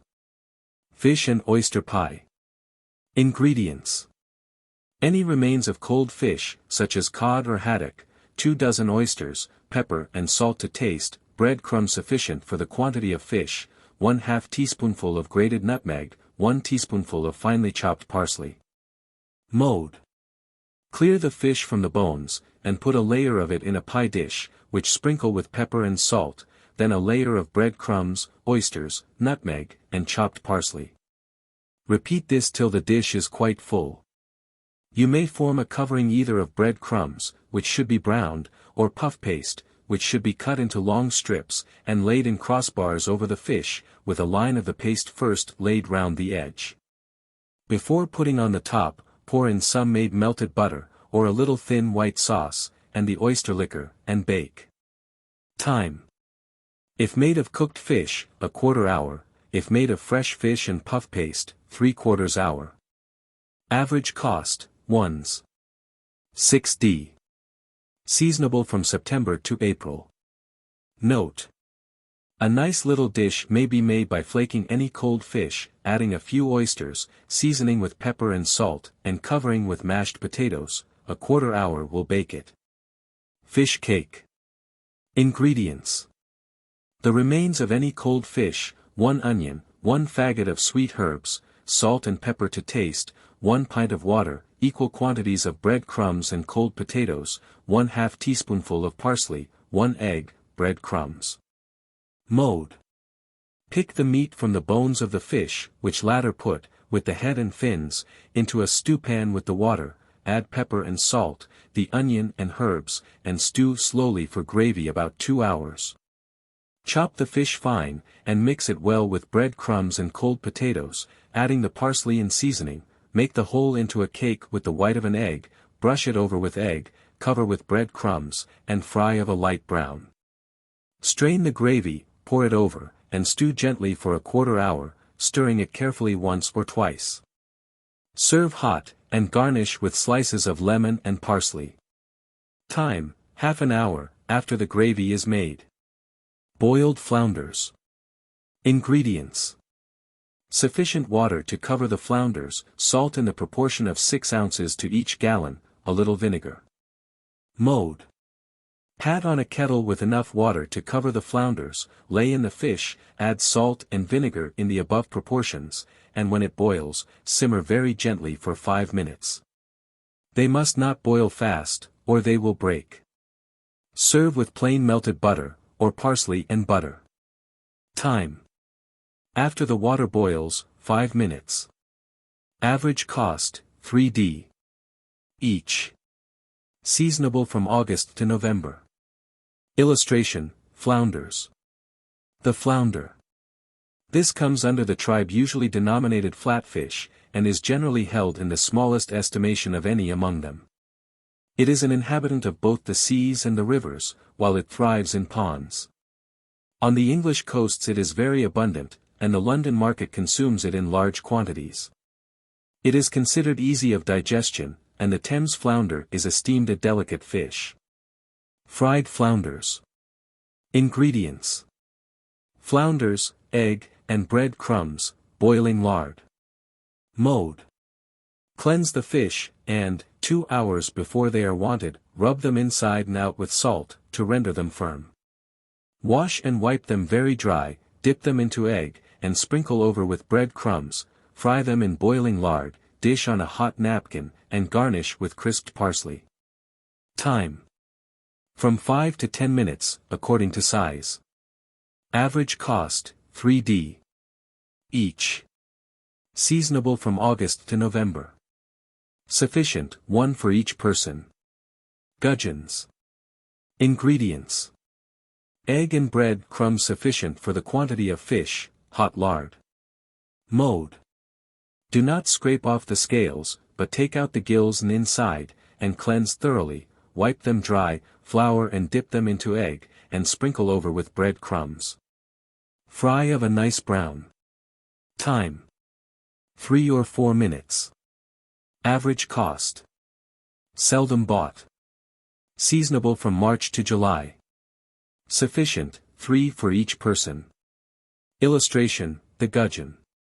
The gudgeon. This is a freshwater fish, belonging to the carp genus, and is found in placid streams and lakes. It was highly esteemed by the Greeks, and was, at the beginning of supper, served fried at Rome. It abounds both in France and Germany, and is both excellent and numerous in some of the rivers of England. Its flesh is firm, well flavored, and easily digested. Gurnet, or gurnard. Ingredients: 1 gurnet, 6 ounces of salt to each gallon of water. Mode: cleanse the fish thoroughly, and cut off the fins. Have ready some boiling water, with salt in the above proportion, put the fish in, and simmer very gently for half an hour. Parsley and butter, or anchovy sauce, should be served with it. Time: half an hour. Average cost. Seldom bought. Seasonable from October to March, but in perfection in October. Sufficient, a middling-sized one for 2 persons. Note: this fish is frequently stuffed with forcemeat and baked. Illustration: the gurnet. The gurnet. If I be not ashamed of my soldiers, I am a soused gurnet, says Falstaff, which shows that this fish has been long known in England. It is very common on the British coasts, and is an excellent fish as food. Baked haddocks.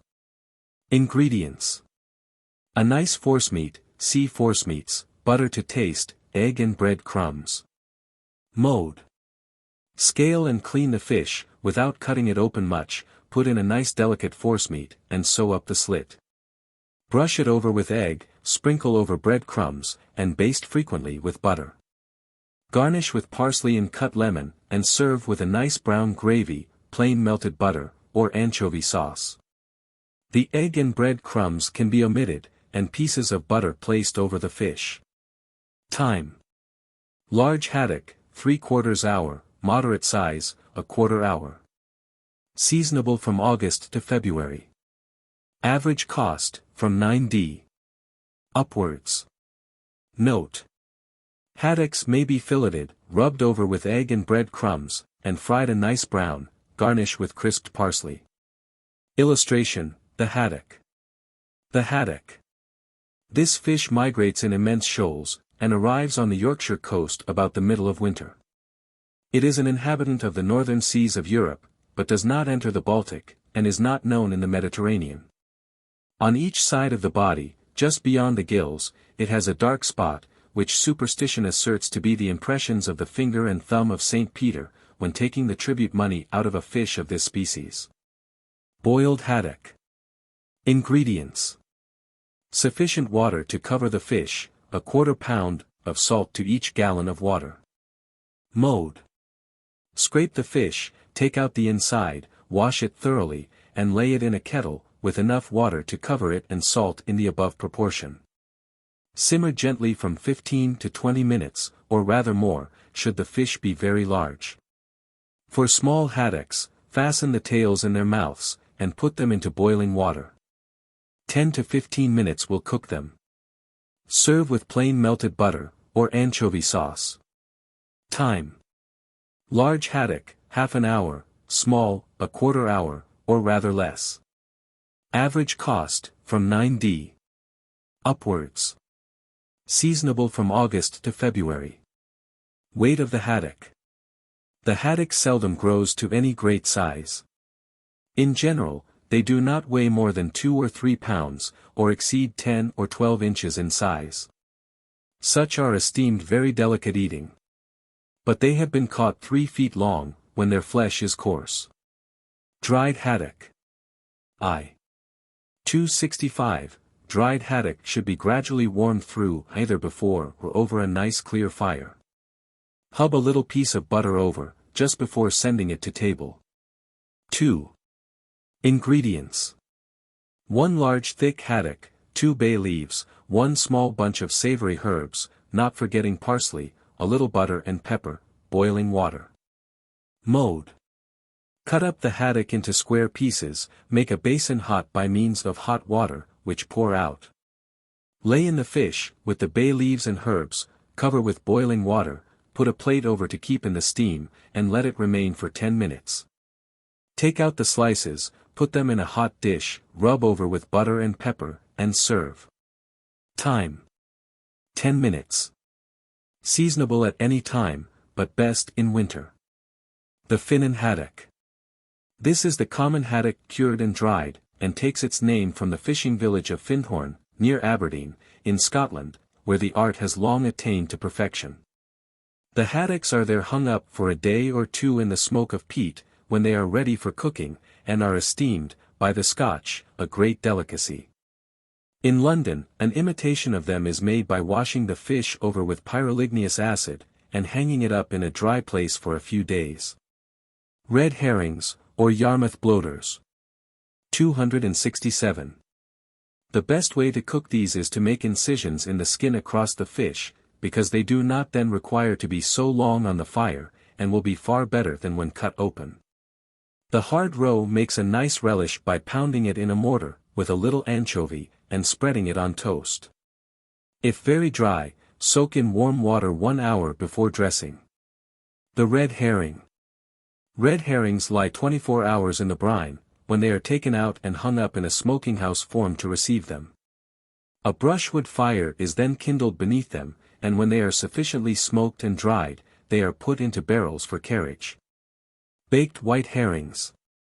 Ingredients. 12 herrings, 4 bay leaves, 12 cloves, 12 allspice, 2 small blades of mace, cayenne pepper and salt to taste, sufficient vinegar to fill up the dish. Mode. Take the herrings, cut off the heads, and gut them. Put them in a pie dish, heads and tails alternately, and, between each layer, sprinkle over the above ingredients. Cover the fish with the vinegar, and bake for half an hour, but do not use it till quite cold. The herrings may be cut down the front, the backbone taken out, and closed again. Sprats done in this way are very delicious. Time. 1/2 an hour. Average cost, 1d. each. To choose the herring. The more scales this fish has, the surer the sign of its freshness. It should also have a bright and silvery look, but if red about the head, it is a sign that it has been dead for some time. Illustration, the herring. The herring.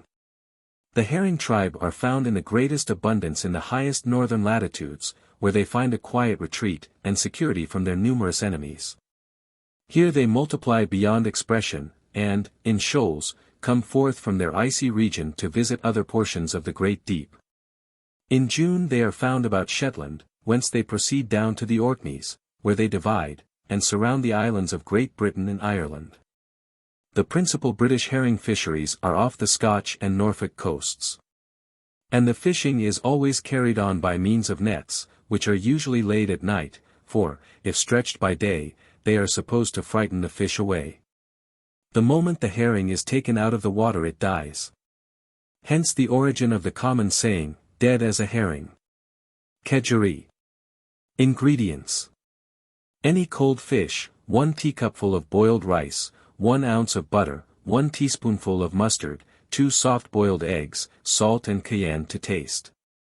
Mode. Pick the fish carefully from the bones, mix with the other ingredients, and serve very hot. The quantities may be varied according to the amount of fish used. Time. A quarter hour after the rice is boiled. Average cost, 5d, exclusive of the fish. To boil lobsters. Ingredients. A quarter pound of salt to each gallon of water. Mode. Buy the lobsters alive, and choose those that are heavy and full of motion, which is an indication of their freshness. When the shell is encrusted, it is a sign they are old. Medium-sized lobsters are the best. Have ready a stewpan of boiling water, salted in the above proportion. Put in the lobster, and keep it boiling quickly from 20 minutes to 3/4 hour, according to its size, and do not forget to skim well. If it boils too long, the meat becomes thready, and if not done enough, the spawn is not red. This must be obviated by great attention. Hub the shell over with a little butter or sweet oil, which wipe off again. Time. Small lobster, 20 minutes to half an hour, large ditto, 1/2 to 1/3 hour. Average cost, medium size, 1s. 6d to 2s. 6d. Seasonable all the year, but best from March to October. To choose lobsters. This shellfish, if it has been cooked alive, as it ought to have been, will have a stiffness in the tail, which, if gently raised, will return with a spring. Care, however, must be taken in thus proving it. For if the tail is pulled straight out, it will not return, when the fish might be pronounced inferior, which, in reality, may not be the case. In order to be good, lobsters should be weighty for their bulk. If light, they will be watery. And those of the medium size, are always the best. Small-sized lobsters are cheapest, and answer very well for sauce. In boiling lobsters, the appearance of the shell will be much improved by rubbing over it a little butter or salad oil on being immediately taken from the pot. Illustration, the lobster. The lobster. This is one of the crab tribe, and is found on most of the rocky coasts of Great Britain. Some are caught with the hand, but the larger number in pots, which serve all the purposes of a trap, being made of osiers, and baited with garbage. They are shaped like a wire mousetrap, so that when the lobsters once enter them, they cannot get out again. They are fastened to a cord and sunk in the sea, and their place marked by a buoy. The fish is very prolific, and deposits of its eggs in the sand, where they are soon hatched. On the coast of Norway, they are very abundant, and it is from there that the English metropolis is mostly supplied. They are rather indigestible, and, as a food, not so nutritive as they are generally supposed to be.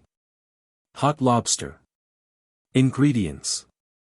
1 lobster, 2 ounces of butter, grated nutmeg, salt, pepper, and pounded mace, to taste, bread crumbs, 2 eggs. Mode. Pound the meat of the lobster to a smooth paste with the butter and seasoning, and add a few bread crumbs.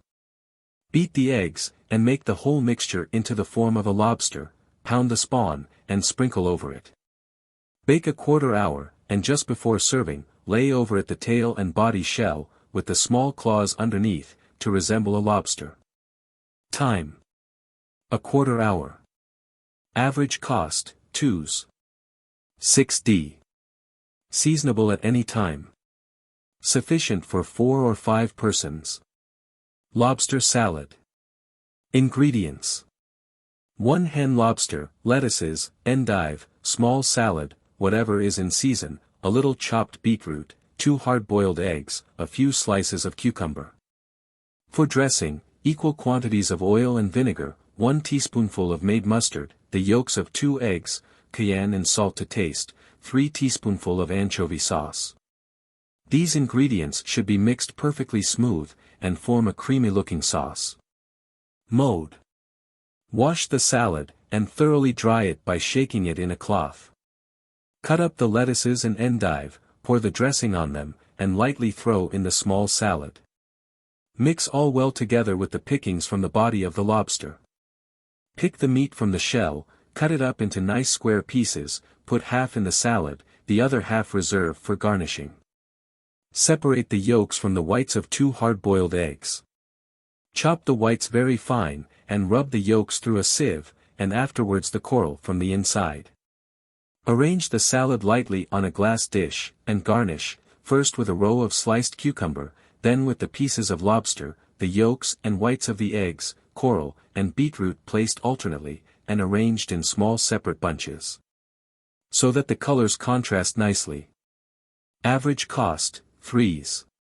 6d, sufficient for 4 or 5 persons.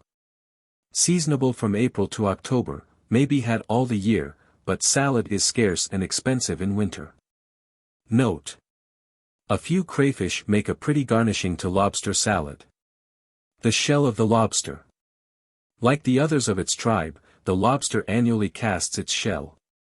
Previously to its throwing off the old one, it appears sick, languid, and restless, but in the course of a few days it is entirely invested in its new coat of armor.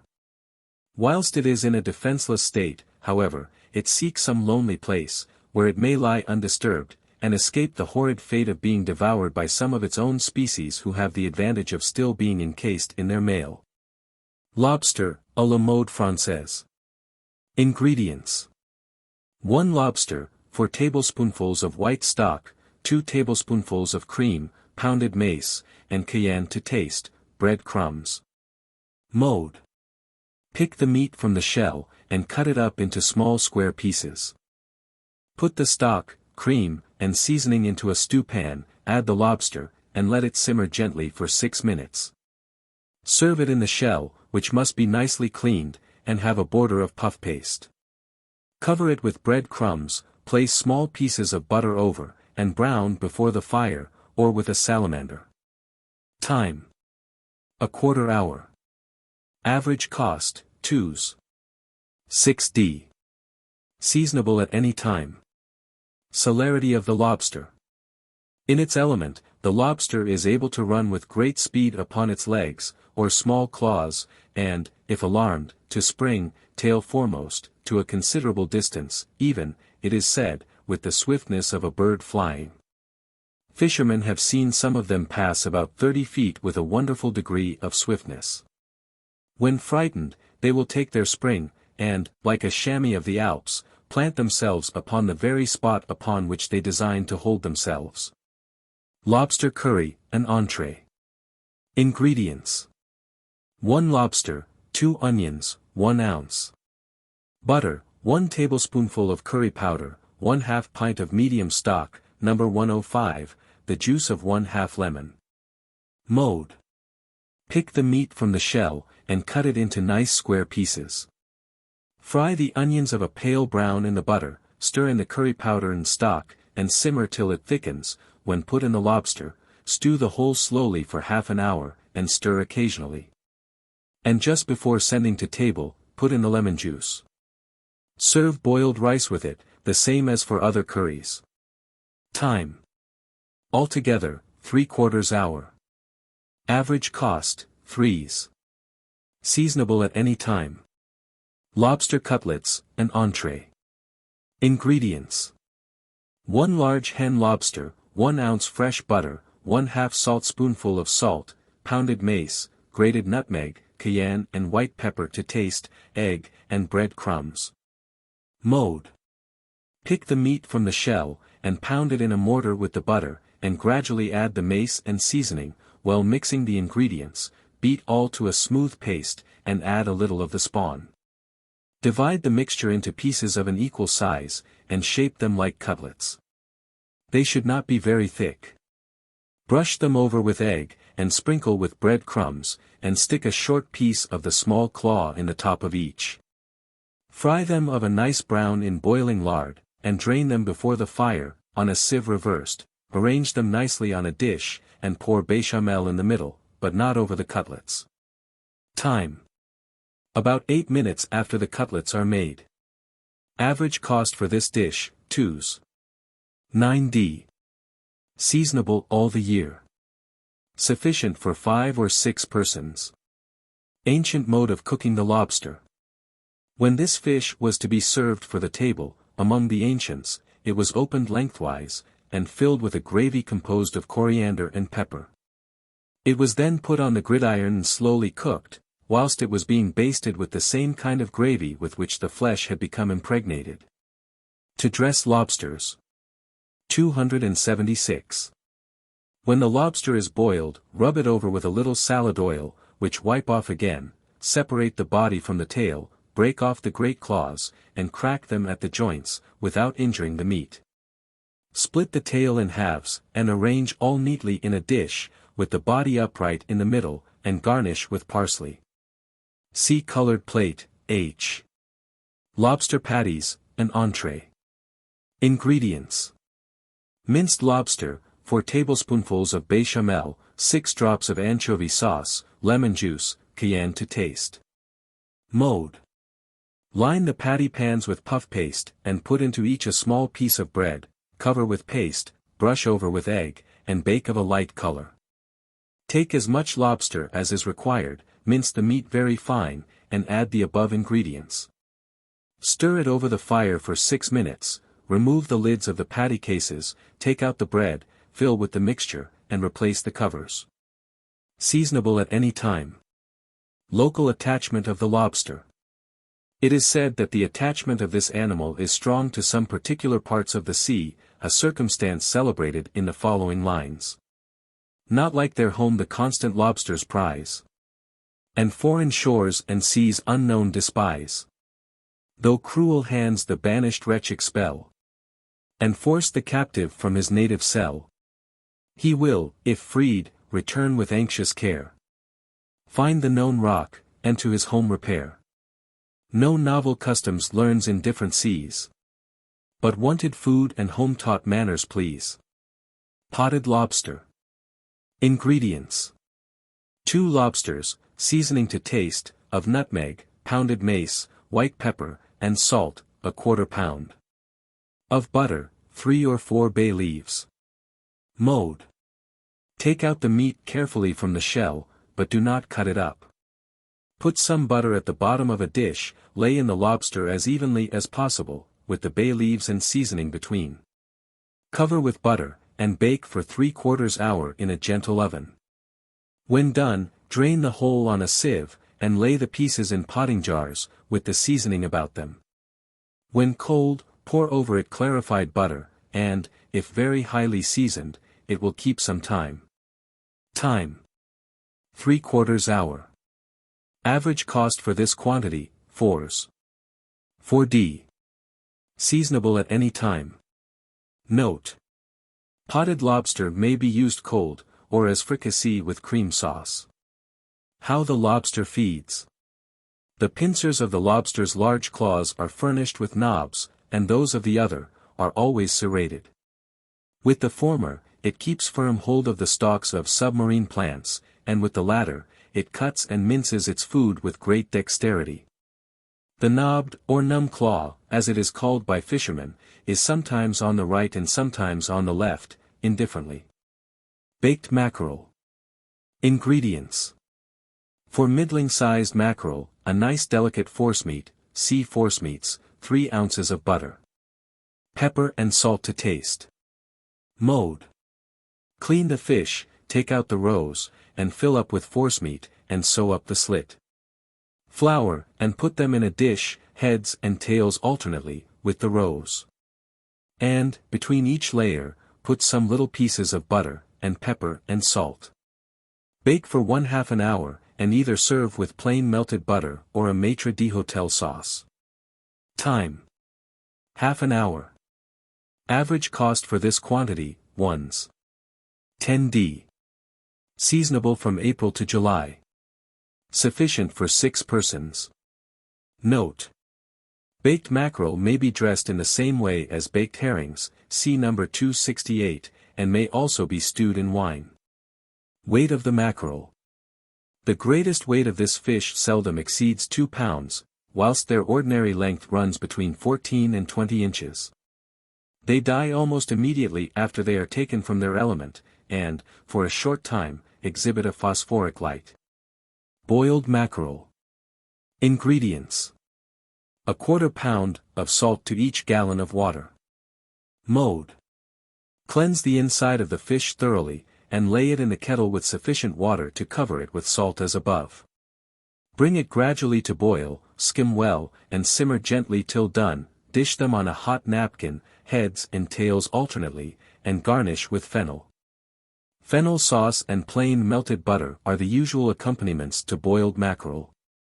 But caper or anchovy sauce is sometimes served with it. See colored plate, F. Time: after the water boils, 10 minutes, for large mackerel, allow more time. Average cost, from 4d. Seasonable from April to July. Note: when variety is desired, fillet the mackerel, boil it, and pour over parsley and butter. Send some of this, besides, in a tureen. Broiled mackerel. Ingredients: pepper and salt to taste, a small quantity of oil. Mode: mackerel should never be washed when intended to be broiled, but merely wiped very clean and dry, after taking out the gills and insides. Open the back, and put in a little pepper, salt, and oil. Broil it over a clear fire, turn it over on both sides, and also on the back.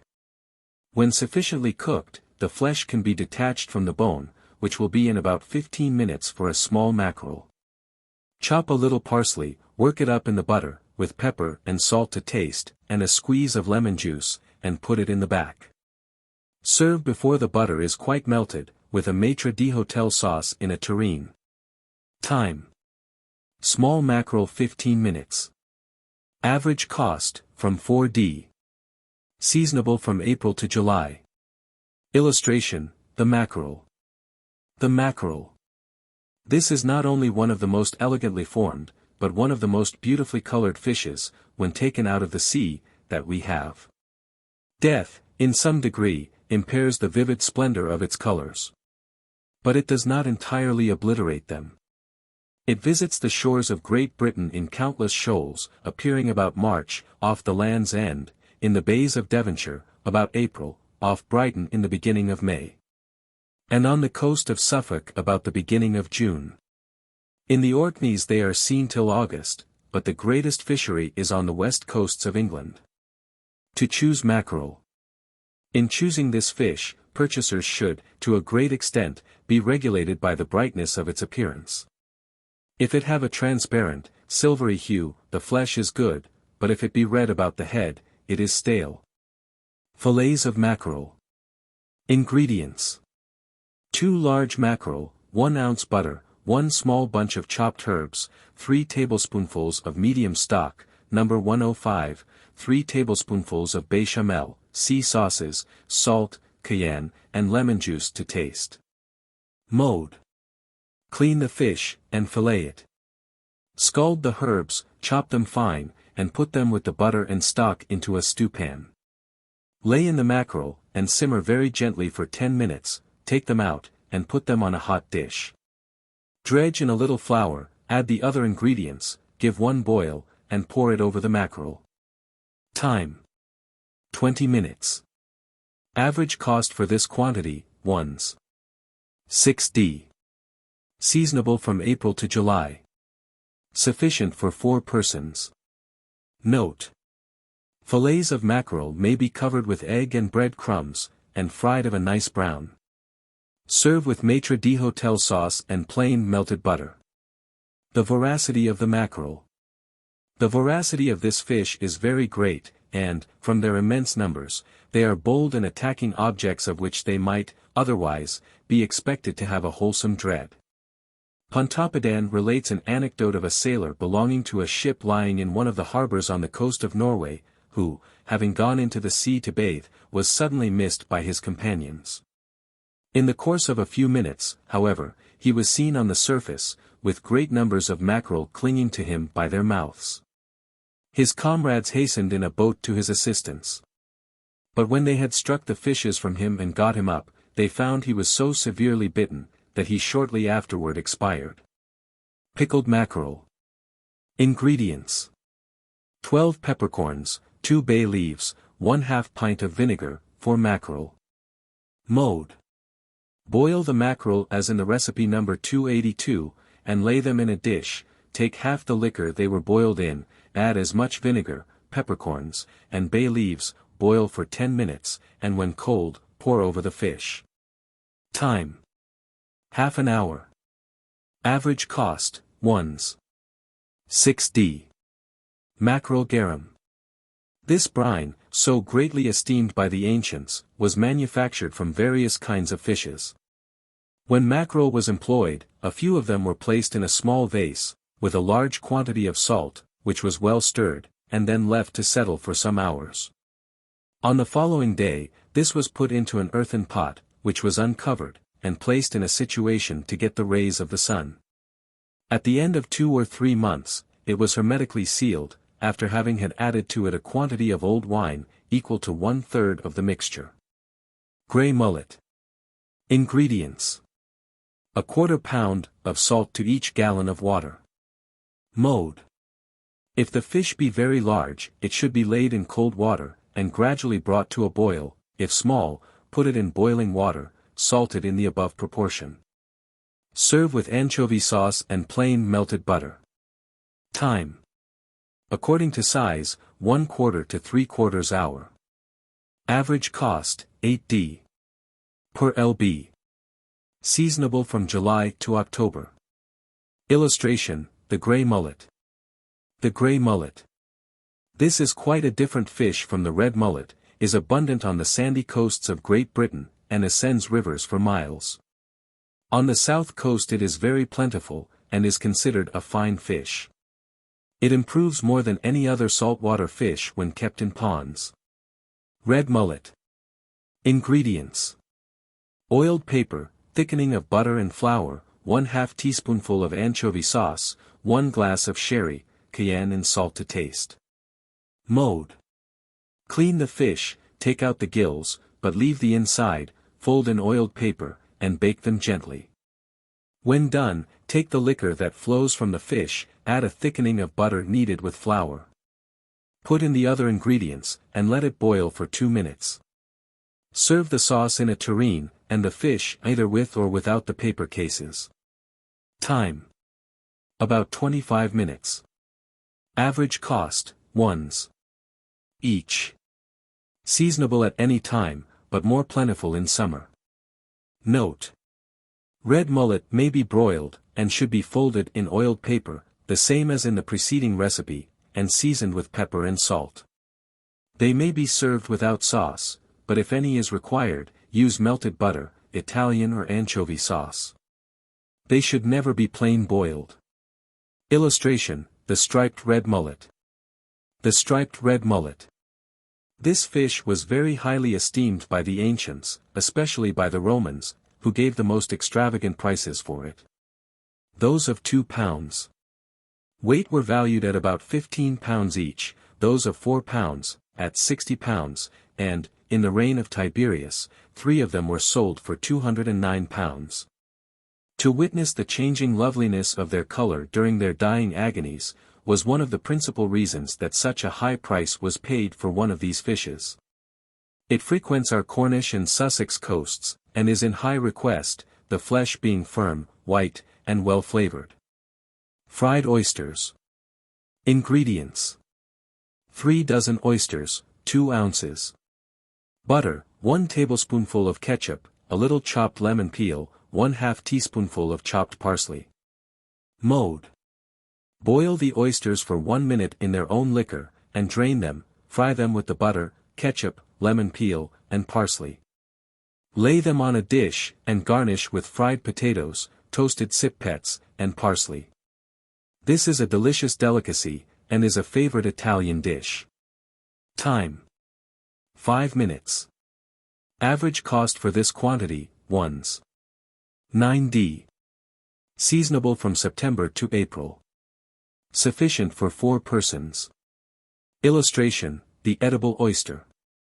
The edible oyster. This shellfish is almost universally distributed near the shores of seas in all latitudes, and they especially abound on the coasts of France and Britain. The coasts most celebrated, in England, for them, are those of Essex and Suffolk. Here they are dredged up by means of a net with an iron scraper at the mouth, that is dragged by a rope from a boat over the beds. As soon as taken from their native beds, they are stored in pits, formed for the purpose, furnished with sluices, through which, at the spring tides, the water is suffered to flow. This water, being stagnant, soon becomes green in warm weather.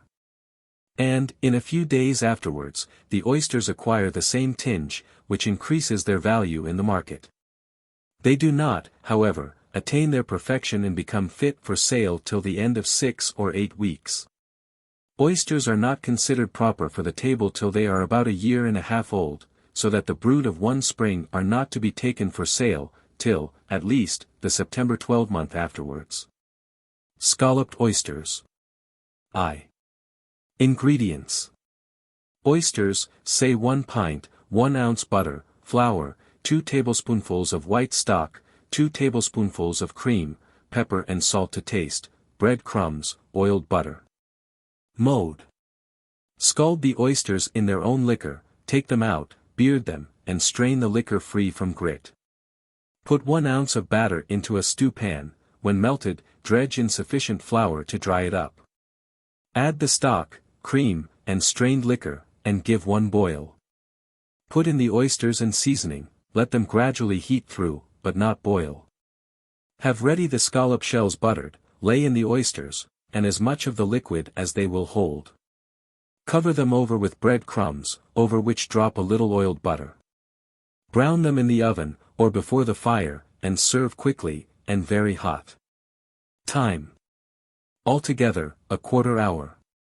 Average cost for this quantity, 3s. 6d. Sufficient for 5 or 6 persons. 2. Prepare the oysters as in the preceding recipe, and put them in a scallop shell or saucer, and between each layer sprinkle over a few bread crumbs, pepper, salt, and grated nutmeg.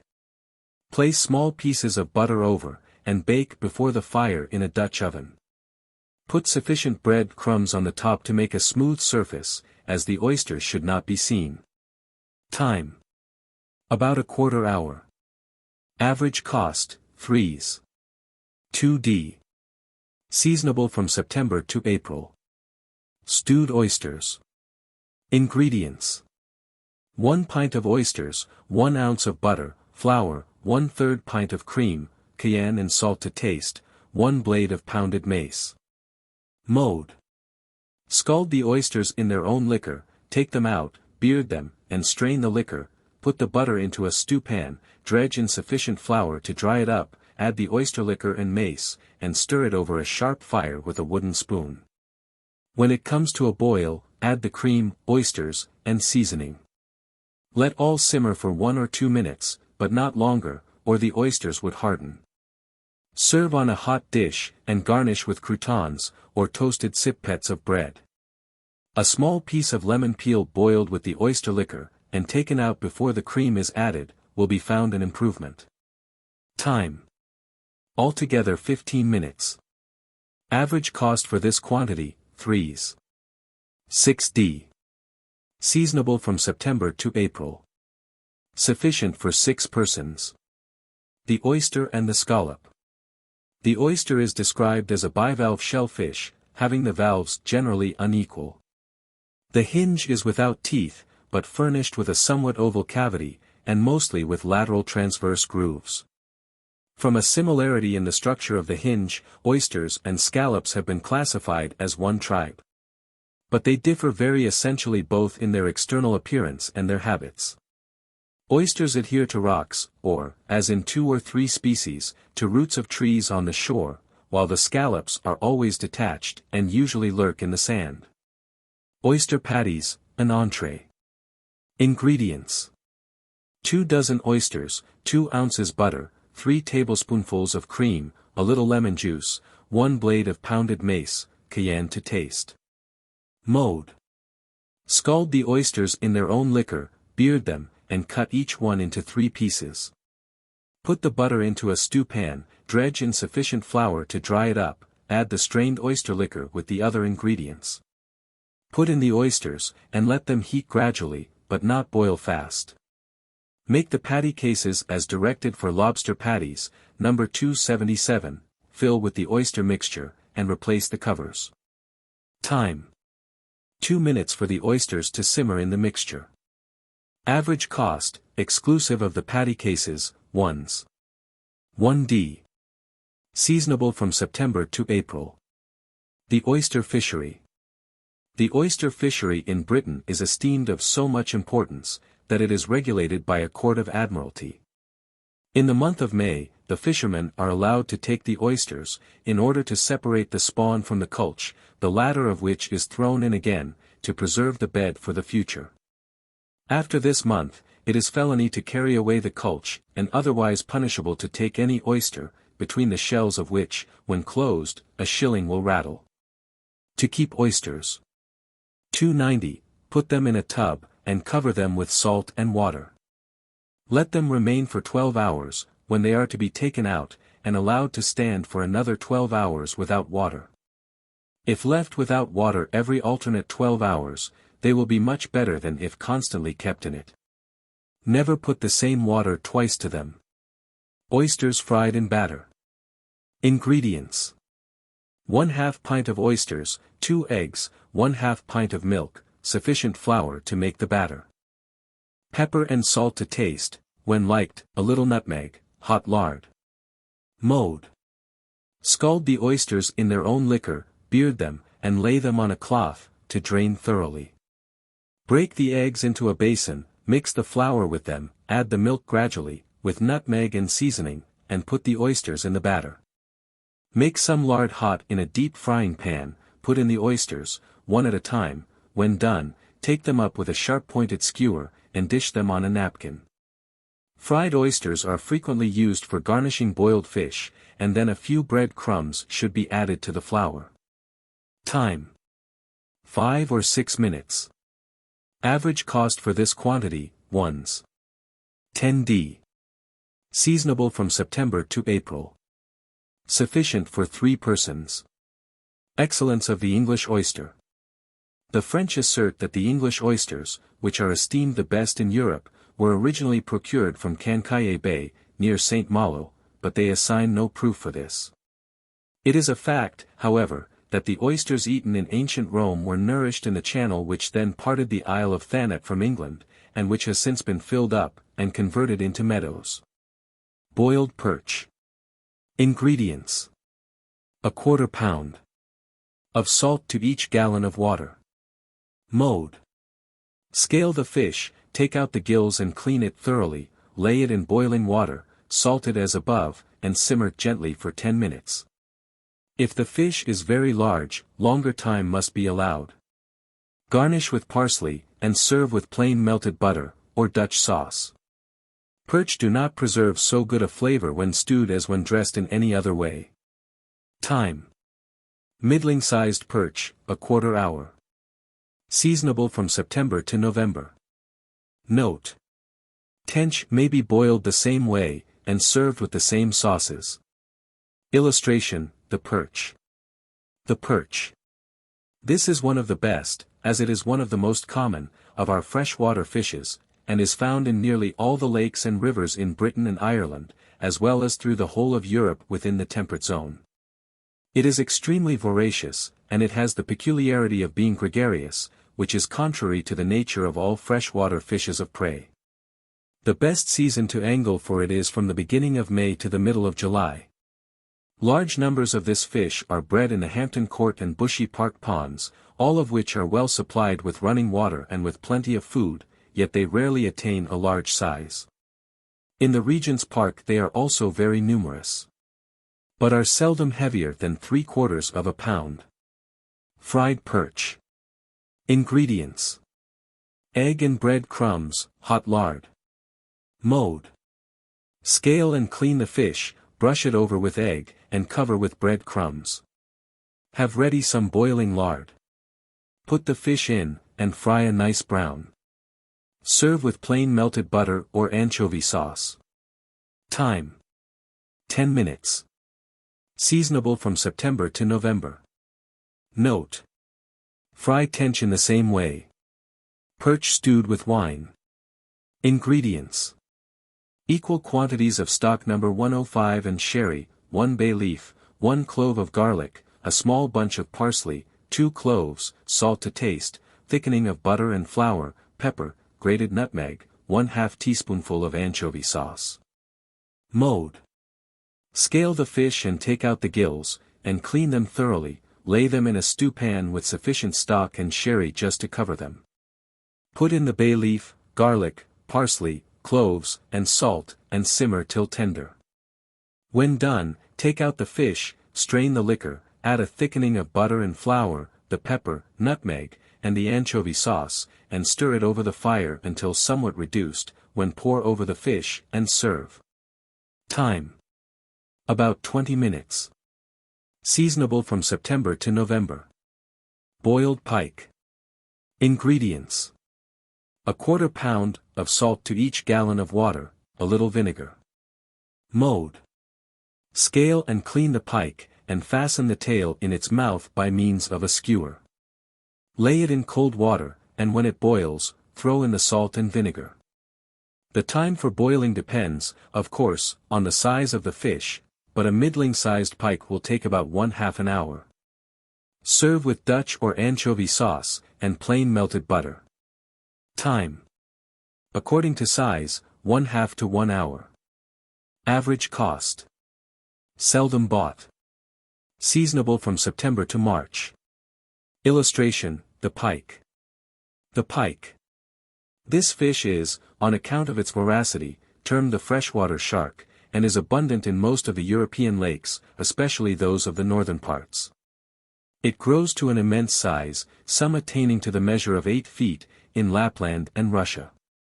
The smaller lakes, of this country in Ireland, vary in the kinds of fish they produce, some affording trout, others pike, and so on.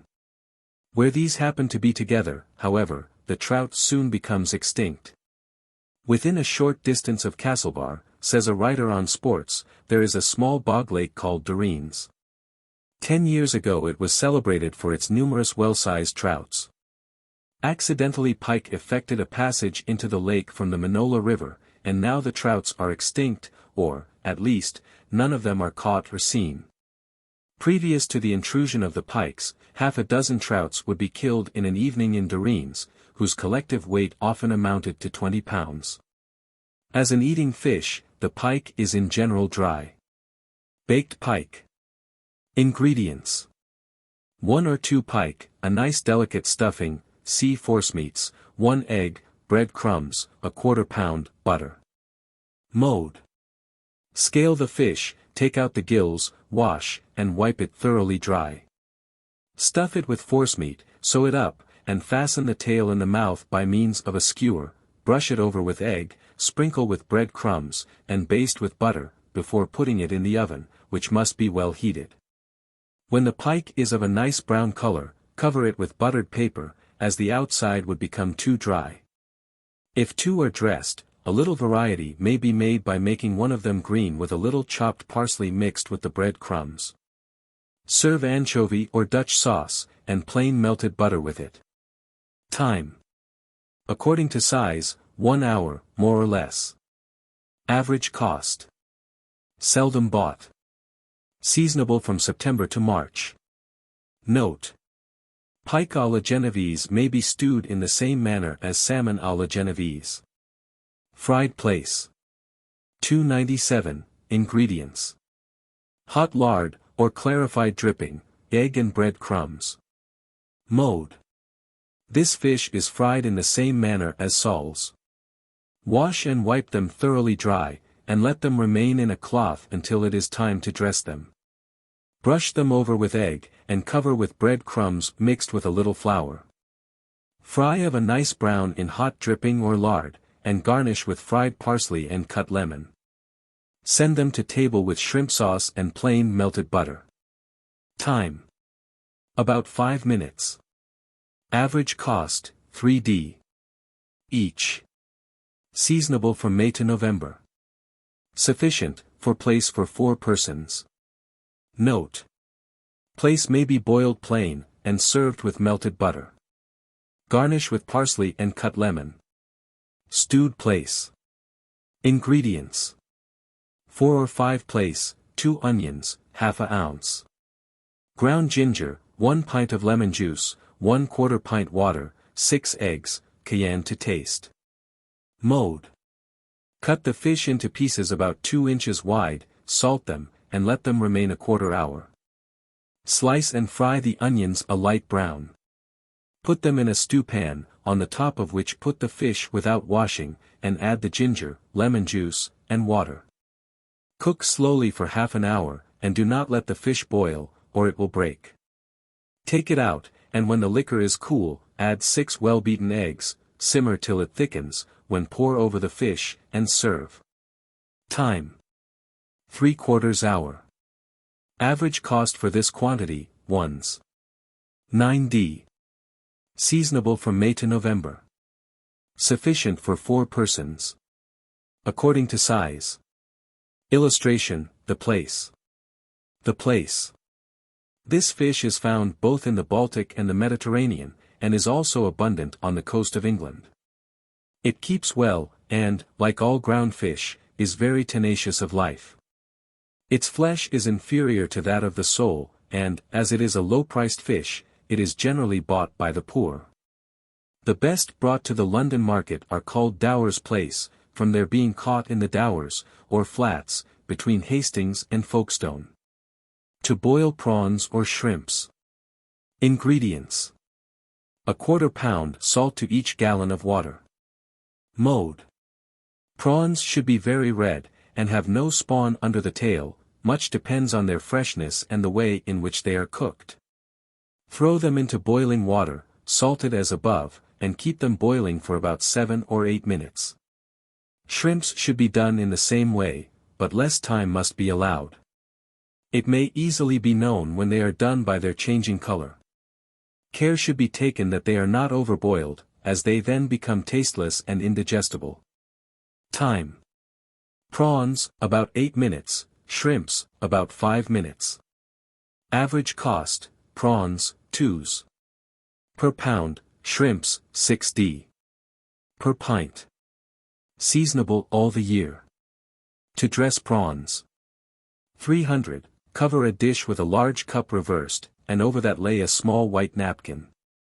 Arrange the prawns on it in the form of a pyramid, and garnish with plenty of parsley. Boiled salmon. Ingredients: 6 ounces of salt to each gallon of water, sufficient water to cover the fish. Mode: Scale and clean the fish, and be particular that no blood is left inside. Lay it in the fish kettle with sufficient cold water to cover it, adding salt in the above proportion. Bring it quickly to a boil, take off all the scum, and let it simmer gently till the fish is done, which will be when the meat separates easily from the bone. Experience alone can teach the cook to fix the time for boiling fish. But it is especially to be remembered, that it should never be underdressed, as then nothing is more unwholesome. Neither let it remain in the kettle after it is sufficiently cooked, as that would render it insipid, watery, and colorless. Drain it, and if not wanted for a few minutes, keep it warm by means of warm cloths laid over it. Serve on a hot napkin, garnish with cut lemon and parsley, and send lobster or shrimp sauce, and plain melted butter to table with it. A dish of dressed cucumber usually accompanies this fish. Time: 8 minutes to each pound for large thick salmon, 6 minutes for thin fish. Average cost, in full season, ones. 3d, per lb. Seasonable from April to August. Sufficient, half a pound. Or rather less, for each person. Note: Cut lemon should be put on the table with this fish, and a little of the juice squeezed over it is considered by many persons a most agreeable addition. Boiled peas are also, by some connoisseurs, considered especially adapted to be served with salmon. To choose salmon. To be good, the belly should be firm and thick, which may readily be ascertained by feeling it with the thumb and finger. The circumstance of this fish having red gills, though given as a standing rule in most cookery books, as a sign of its goodness, is not at all to be relied on, as this quality can be easily given them by art. Salmon in caper sauce. Ingredients: 2 slices of salmon, a quarter pound, batter, 1/2 teaspoonful of chopped parsley, 1 shallot, salt, pepper, and grated nutmeg to taste. Mode: lay the salmon in a baking dish, place pieces of butter over it, and add the other ingredients, rubbing a little of the seasoning into the fish, baste it frequently. When done, take it out and drain for a minute or 2. Lay it in a dish, pour caper sauce over it, and serve. Salmon dressed in this way, with tomato sauce, is very delicious. Time: about 3/4 hour. Average cost, 1s. 3d per lb. Seasonable from April to August. Sufficient for 4 or 5 persons. The migratory habits of the salmon. The instinct with which the salmon revisits its native river, is one of the most curious circumstances in its natural history. As the swallow returns annually to its nest, so it returns to the same spot to deposit its ova. This fact would seem to have been repeatedly proved. M. De Land fastened a copper ring round a salmon's tail, and found that, for 3 successive seasons, it returned to the same place. Dar. Bloch states that gold and silver rings have been attached by Eastern princes to salmon, to prove that a communication existed between the Persian Gulf and the Caspian and Northern Seas, and that the experiment succeeded. Collared salmon. Ingredients: a piece of salmon, say 3 pounds, a high seasoning of salt, pounded mace, and pepper, water and vinegar, 3 bay leaves. Mode: split the fish, scale, bone, and wash it thoroughly clean, wipe it, and rub in the seasoning inside and out. Roll it up, and bind firmly, lay it in a kettle, cover it with vinegar and water, 1/3 vinegar, in proportion to the water, add the bay leaves and a good seasoning of salt and whole pepper, and simmer till done. Do not remove the lid. Serve with melted butter or anchovy sauce. For preserving the collared fish, boil up the liquor in which it was cooked, and add a little more vinegar. Pour over when cold. Time: 3/4 hour, or rather more. Habitat of the salmon. The salmon is styled by Walton the king of freshwater fish, and is found distributed over the north of Europe and Asia, from Britain to Kamchatka, but is never found in warm latitudes. Nor has it ever been caught even so far south as the Mediterranean. It lives in fresh as well as in salt waters, depositing its spawn in the former, hundreds of miles from the mouths of some of those rivers to which it has been known to resort. In 1859, great efforts were made to introduce this fish into the Australian colonies, and it is believed that the attempt, after many difficulties, which were very skillfully overcome, has been successful. Crimped salmon. 304. Salmon is frequently dressed in this way at many fashionable tables, but must be very fresh, and cut into slices 2 or 3 inches thick. Lay these in cold salt and water for 1 hour, have ready some boiling water, salted, as in recipe No. 301, and well skimmed, put in the fish, and simmer gently for 1/4 hour, or rather more, should it be very thick. Garnish the same as boiled salmon, and serve with the same sauces. Time: 1/4 hour, more or less, according to size. Note: never use vinegar with salmon, as it spoils the taste and color of the fish. Illustration: the salmon. The salmon tribe. This is the abdominal fish, forming the 4th of the orders of Linnaeus. They are distinguished from the other fishes by having 2 dorsal fins, of which the hindmost is fleshy and without rays. They have teeth both on the tongue and in the jaws, whilst the body is covered with round and minutely striated scales. Curried salmon. Ingredients: any remains of boiled salmon, 3/4 pint of strong or medium stock, number 105, 1 onion, 1 tablespoonful of curry powder, 1 teaspoonful of Harvey's sauce, 1 teaspoonful of anchovy sauce, 1 ounce of butter, the juice of 1/2 lemon, cayenne and salt to taste. Mode. Cut up the onions into small pieces, and fry them of a pale brown in the butter. Add all the ingredients but the salmon, and simmer gently till the onion is tender, occasionally stirring the contents. Cut the salmon into small square pieces, carefully take away all skin and bone, lay it in the stewpan, and let it gradually heat through, but do not allow it to boil long. Time. 3/4 hour. Average cost, exclusive of the cold fish, 9d. Growth of the salmon. At the latter end of the year, some as soon as November, salmon begin to press up the rivers as far as they can reach, in order to deposit their spawn, which they do in the sand or gravel, about 18 inches deep. Here it lies buried till the spring, when, about the latter end of March, it begins to exclude the young, which gradually increase to 4 or 5 inches in length, and are then termed smelts or smouts. About the beginning of May, the river seems to be alive with them, and there is no forming an idea of their numbers without having seen them. A seasonable flood, however, comes, and hurries them to the great deep. Whence, about the middle of June, they commence their return to the river again.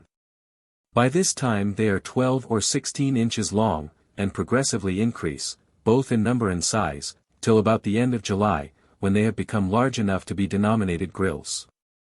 Early in August they become fewer in numbers, but of greater size, haying advanced to a weight of from 6 to 9 pounds. This rapidity of growth appears surprising, and realizes the remark of Walton, that the somlet becomes a salmon in as short a time as a gosling becomes a goose. Recent writers have, however, thrown considerable doubts on this quick growth of the salmon. Salmon cutlets. 306. Cut the slices 1 inch thick, and season them with pepper and salt. Butter a sheet of white paper, lay each slice on a separate piece, with their ends twisted, broil gently over a clear fire, and serve with anchovy or caper sauce. When higher seasoning is required, add a few chopped herbs and a little spice. Time. 5 to 10 minutes. Salmon à la Genovese. Ingredients. 2 slices of salmon, 2 chopped shallots, a little parsley, a small bunch of herbs, 2 bay leaves, 2 carrots, pounded mace, pepper and salt to taste, 4 tablespoonfuls of Madeira, 1/2 pint of white stock, no. 107, thickening of butter and flour, 1 teaspoonful of essence of anchovies, the juice of 1 lemon, cayenne and salt to taste. Mode. Rub the bottom of a stewpan over with butter, and put in the shallots, herbs, bay leaves, carrots, mace, and seasoning, stir them for 10 minutes over a clear fire, and add the Madeira or sherry. Simmer gently for half an hour, and strain through a sieve over the fish, which stew in this gravy. As soon as the fish is sufficiently cooked, take away all the liquor, except a little to keep the salmon moist, and put it into another stewpan. Add the stock, thicken with butter and flour, and put in the anchovies, lemon juice, cayenne, and salt, lay the salmon on a hot dish, pour over it part of the sauce, and serve the remainder in a tureen. Time. 1 to 1/4 hour. Average cost for this quantity, 3s. 6d. Sufficient for 4 or 5 persons. Pickled salmon. Ingredients. Salmon, 1/2 ounce of whole pepper, 1/2 ounce. Of whole allspice, 1 teaspoonful of salt, 2 bay leaves, equal quantities of vinegar and the liquor in which the fish was boiled. Mode. After the fish comes from table, lay it in a nice dish with a cover to it, as it should be excluded from the air, and take away the bone, boil the liquor and vinegar with the other ingredients for 10 minutes, and let it stand to get cold. Pour it over the salmon, and in 12 hours this will be fit for the table. Time. 10 minutes. To cure salmon. This process consists in splitting the fish, rubbing it with salt, and then putting it into pickle in tubs provided for the purpose. Here it is kept for about 6 weeks, when it is taken out, pressed and packed in casks, with layers of salt. Potted salmon. Ingredients. Salmon, pounded mace, cloves, and pepper to taste, 3 bay leaves, 1/4 pound, butter. Mode. Skin the salmon, and clean it thoroughly by wiping with a cloth. Water would spoil it. Cut it into square pieces, which rub with salt. Let them remain till thoroughly drained, then lay them in a dish with the other ingredients, and bake. When quite done, drain them from the gravy, press into pots for use, and, when cold, pour over it clarified butter. Time. Half an hour. An aversion in the salmon. The salmon is said to have an aversion to anything red. Hence, fishermen engaged in catching it do not wear jackets or caps of that color. Pontoppidan also says, that it has an abhorrence of carrion, and if any happens to be thrown into the places it haunts, it immediately forsakes them. The remedy adopted for this in Norway, is to throw into the polluted water a lighted torch. As food, salmon, when in perfection, is one of the most delicious and nutritive of our fish. Baked esebrim. Ingredients. 1 bream. Seasoning to taste of salt, pepper, and cayenne, a 1/4 pound, of butter. Mode. Well wash the bream, but do not remove the scales, and wipe away all moisture with a nice dry cloth. Season it inside and out with salt, pepper, and cayenne, and lay it in a baking dish. Place the butter, in small pieces, upon the fish, and bake for rather more than 1/2 an hour. To stuff this fish before baking, will be found a great improvement. Time. Rather more than 1/2 an hour. Seasonable in summer.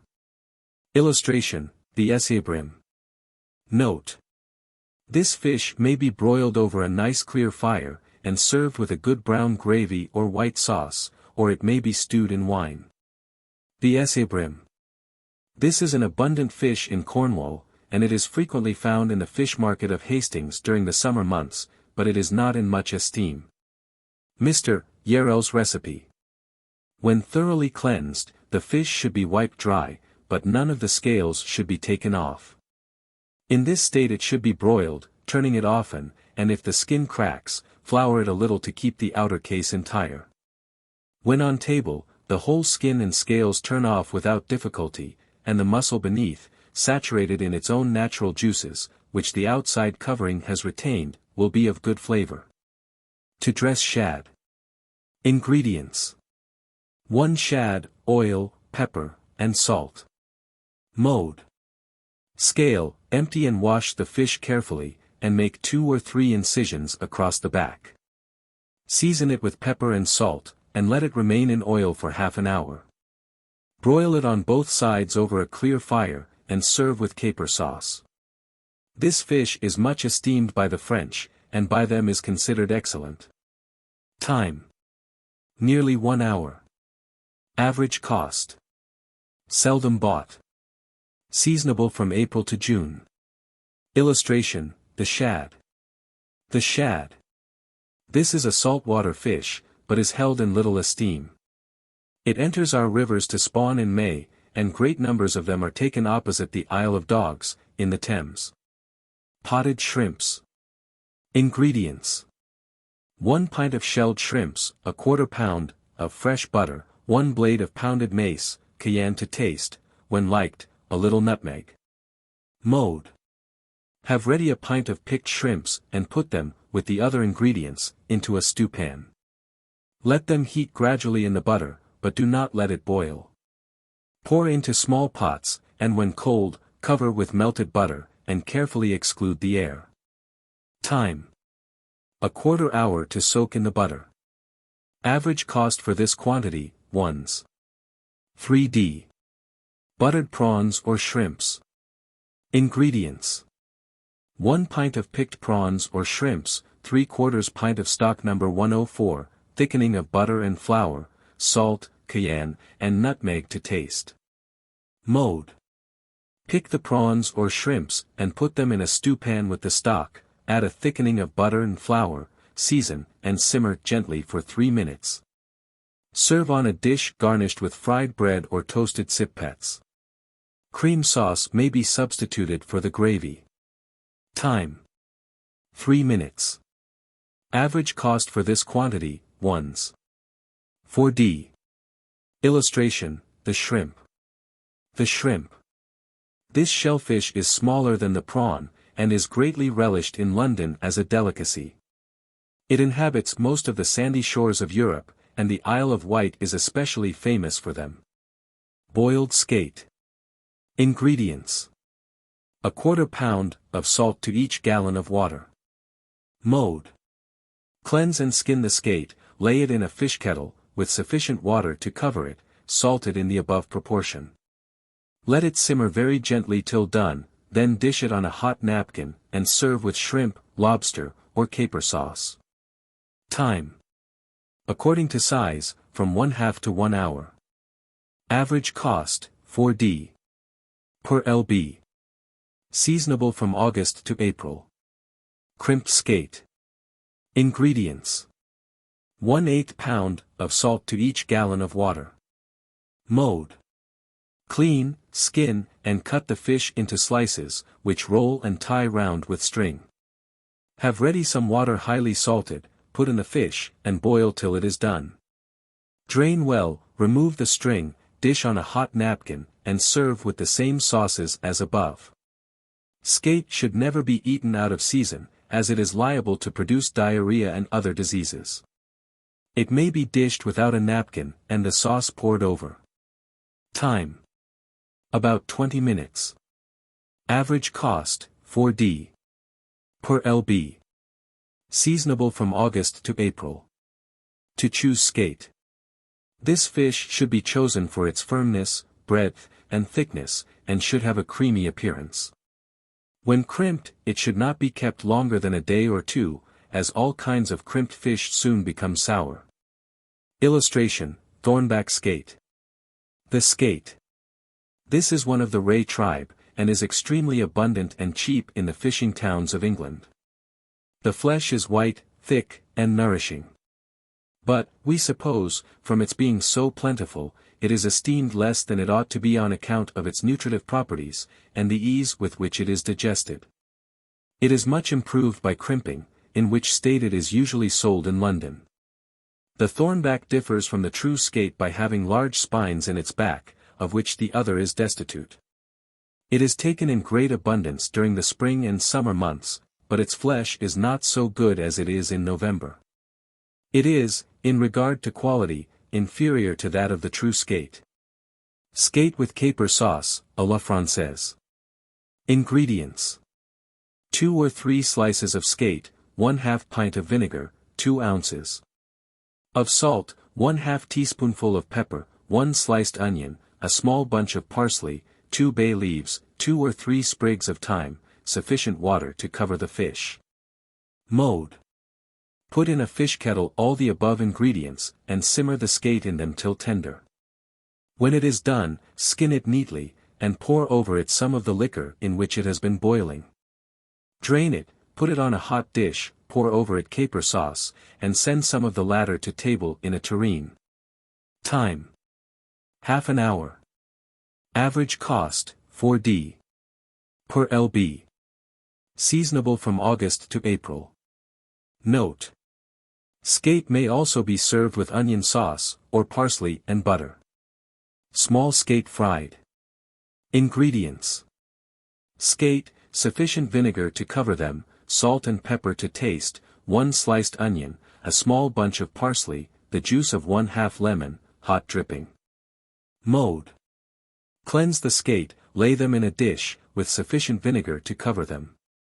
Add the salt, pepper, onion, parsley, and lemon juice, and let the fish remain in this pickle for 1½ hour. Then drain them well, flour them, and fry of a nice brown, in hot dripping. They may be served either with or without sauce. Skate is not good if dressed too fresh, unless it is crimped. It should, therefore, be kept for a day, but not long enough to produce a disagreeable smell. Time. 10 minutes. Average cost, 4d. per lb. Seasonable from August to April. Other species of skate. Besides the true skate, there are several other species found in our seas. These are known as the white skate, the long-nosed skate, and the homelyn ray, which are of inferior quality, though often crimped, and sold for true skate. To bake smelts. Ingredients: 12 smelts, bread crumbs, a quarter pound of fresh butter, 2 blades of pounded mace, salt and cayenne to taste. Mode: wash and dry the fish thoroughly in a cloth, and arrange them nicely in a flat baking dish. Cover them with fine bread crumbs, and place little pieces of butter all over them. Season and bake for 15 minutes. Just before serving, add a squeeze of lemon juice, and garnish with fried parsley and cut lemon. Time: a quarter hour. Average cost, 2s per dozen. Seasonable from October to May. Sufficient for 6 persons. To choose smelts. When good, this fish is of a fine silvery appearance, and when alive, their backs are of a dark brown shade, which, after death, fades to a light fawn. They ought to have a refreshing fragrance, resembling that of a cucumber. The odor of the smelt. This peculiarity in the smelt has been compared, by some, to the fragrance of a cucumber, and by others, to that of a violet. It is a very elegant fish, and formerly abounded in the Thames. The atharine, or sand smelt, is sometimes sold for the true one, but it is an inferior fish, being drier in the quality of its flesh. On the south coast of England, where the true smelt is rare, it is plentiful. To fry smelts. Ingredients: egg and bread crumbs, a little flour, boiling lard. Mode: smelts should be very fresh, and not washed more than is necessary to clean them. Dry them in a cloth, lightly flour, dip them in egg, and sprinkle over with very fine bread crumbs, and put them into boiling lard. Fry of a nice pale brown, and be careful not to take off the light roughness of the crumbs, or their beauty will be spoiled. Dry them before the fire on a drainer, and serve with plain melted butter. This fish is often used as a garnishing. Time: 5 minutes. Average cost, 2s per dozen. Seasonable from October to May. Illustration: the smelt. The smelt. This is a delicate little fish, and is in high esteem. Mr. Yarrell asserts that the true smelt is entirely confined to the western and eastern coasts of Britain. It very rarely ventures far from the shore, and is plentiful in November, December, and January. Baked soles. Ingredients: 2 soles, a quarter pound of butter, egg, and bread crumbs, minced parsley, 1 glass of sherry, lemon juice, cayenne and salt to taste. Mode: clean, skin, and well wash the fish, and dry them thoroughly in a cloth. Brush them over with egg, sprinkle with bread crumbs mixed with a little minced parsley, lay them in a large flat baking dish, white side uppermost, or if it will not hold the 2 soles, they may each be laid on a dish by itself. But they must not be put one on the top of the other. Melt the butter, and pour it over the whole, and bake for 20 minutes. Take a portion of the gravy that flows from the fish, add the wine, lemon juice, and seasoning, give it 1 boil, skim, pour it under the fish, and serve. Time: 20 minutes. Average cost, 1s to 2s per pair. Seasonable at any time. Sufficient for 4 or 5 persons. To choose soles. This fish should be both thick and firm. If the skin is difficult to be taken off, and the flesh looks gray, it is good. Illustration: the sole. The sole. This ranks next to the turbot in point of excellence among our flat fish. It is abundant on the British coasts, but those of the western shores are much superior in size to those taken on the northern. The finest are caught in Torbay, and frequently weigh 8 or 10 pounds per pair. Its flesh being firm, white, and delicate, is greatly esteemed. Boiled soles. Ingredients: a quarter pound salt to each gallon of water. Mode: cleanse and wash the fish carefully, cut off the fins, but do not skin it. Lay it in a fish kettle, with sufficient cold water to cover it, salted in the above proportion. Let it gradually come to a boil, and keep it simmering for a few minutes, according to the size of the fish. Dish it on a hot napkin after well draining it, and garnish with parsley and cut lemon. Shrimp, or lobster sauce, and plain melted butter, are usually sent to table with this dish. Time. After the water boils, 7 minutes for a middling-sized sole. Average cost, 1s to 2s per pair. Seasonable at any time. Sufficient, 1 middling-sized sole for 2 persons.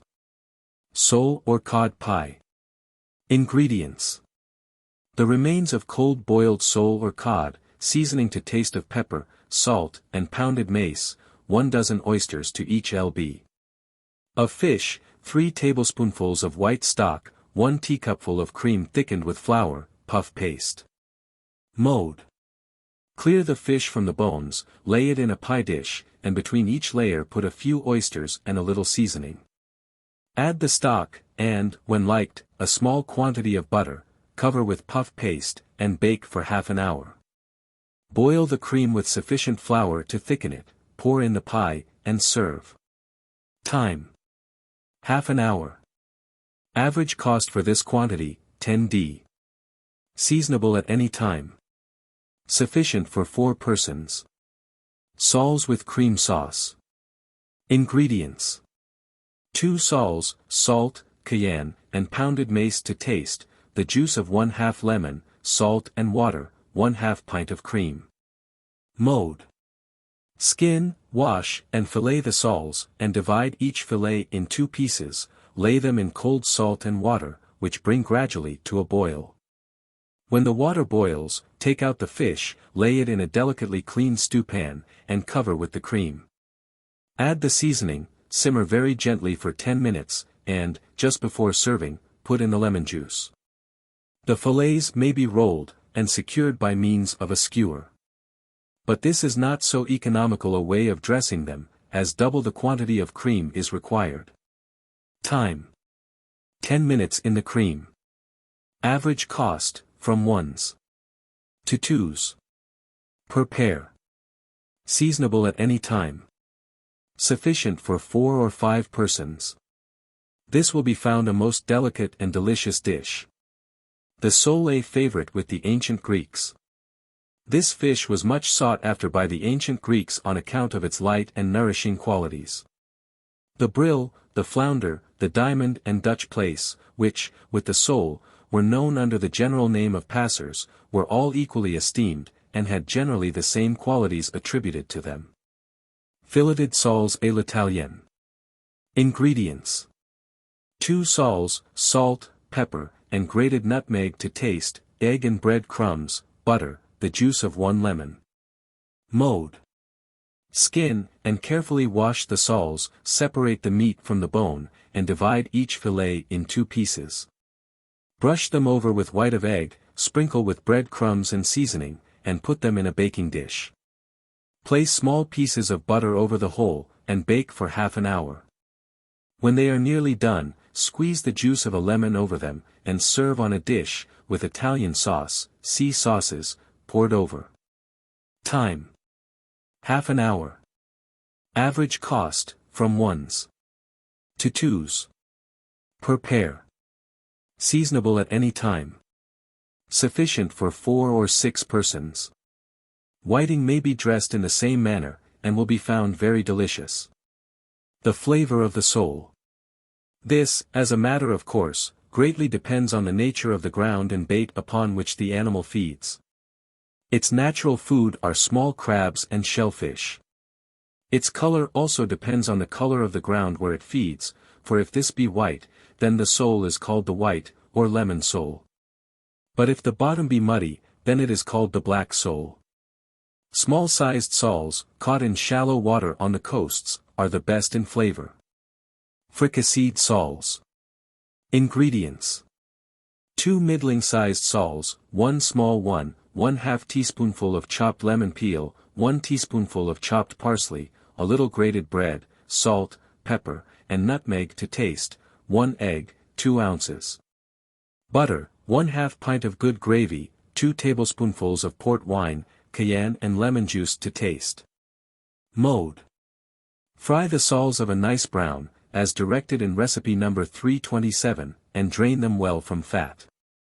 Take all the meat from the small sole, chop it fine, and mix with it the lemon peel, parsley, bread, and seasoning. Work all together, with the yolk of an egg and the butter, make this into small balls, and fry them.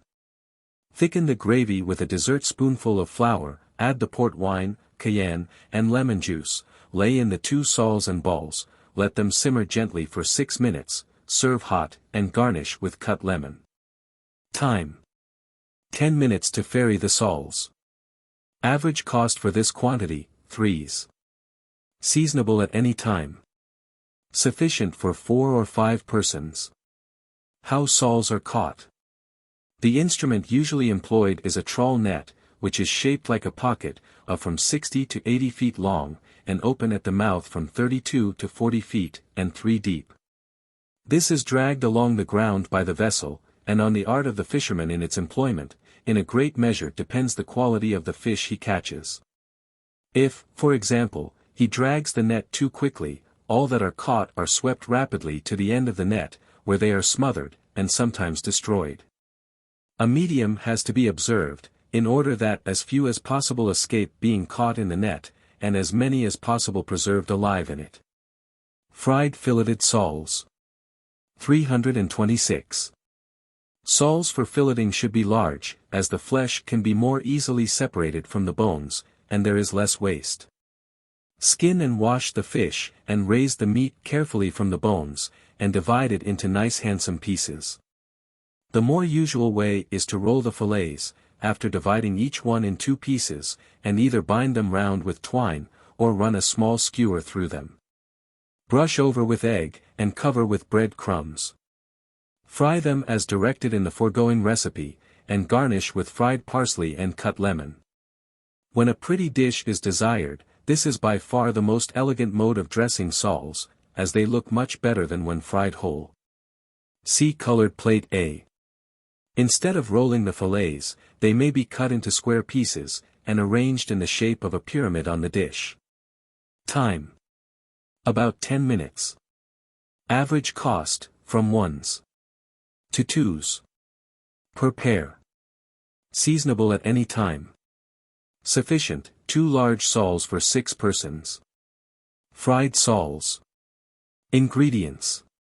2 middling-sized soles, hot lard or clarified dripping, egg, and bread crumbs. Mode. Skin and carefully wash the soles, and cut off the fins, wipe them very dry, and let them remain in the cloth until it is time to dress them. Have ready some fine bread crumbs and beaten egg. Dredge the soles with a little flour, brush them over with egg, and cover with bread crumbs. Put them in a deep pan, with plenty of clarified dripping or lard. When the expense is not objected to, oil is still better, heated, so that it may neither scorch the fish nor make them sodden. When they are sufficiently cooked on one side, turn them carefully, and brown them on the other. They may be considered ready when a thick smoke rises. Lift them out carefully, and lay them before the fire on a reversed sieve and soft paper, to absorb the fat. Particular attention should be paid to this, as nothing is more disagreeable than greasy fish. This may be always avoided by dressing them in good time, and allowing a few minutes for them to get thoroughly crisp, and free from greasy moisture. Dish them on a hot napkin, garnish with cut lemon and fried parsley, and send them to table with shrimp sauce and plain melted butter. Time. 10 minutes for large soles, less time for small ones. Average cost, from 1s to 2s per pair. Seasonable at any time. Sufficient for 4 or 5 persons. Soles with mushrooms. Ingredients. 1 pint of milk, 1 pint of water, 1 ounce butter, 1 ounce salt, a little lemon juice, 2 middling-sized soles. Mode. Cleanse the soles, but do not skin them, and lay them in a fish kettle, with the milk, water, butter, salt, and lemon juice. Bring them gradually to boil, and let them simmer very gently till done, which will be in about 7 minutes. Take them up, drain them well on a cloth, put them on a hot dish, and pour over them a good mushroom sauce. See sauces. Time. After the water boils, 7 minutes. Seasonable at any time. Sufficient for 4 persons. Sprats. 329.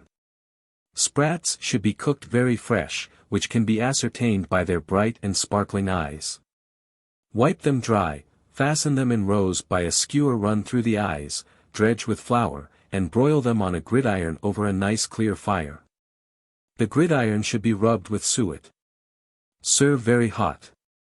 Time, 3 or 4 minutes.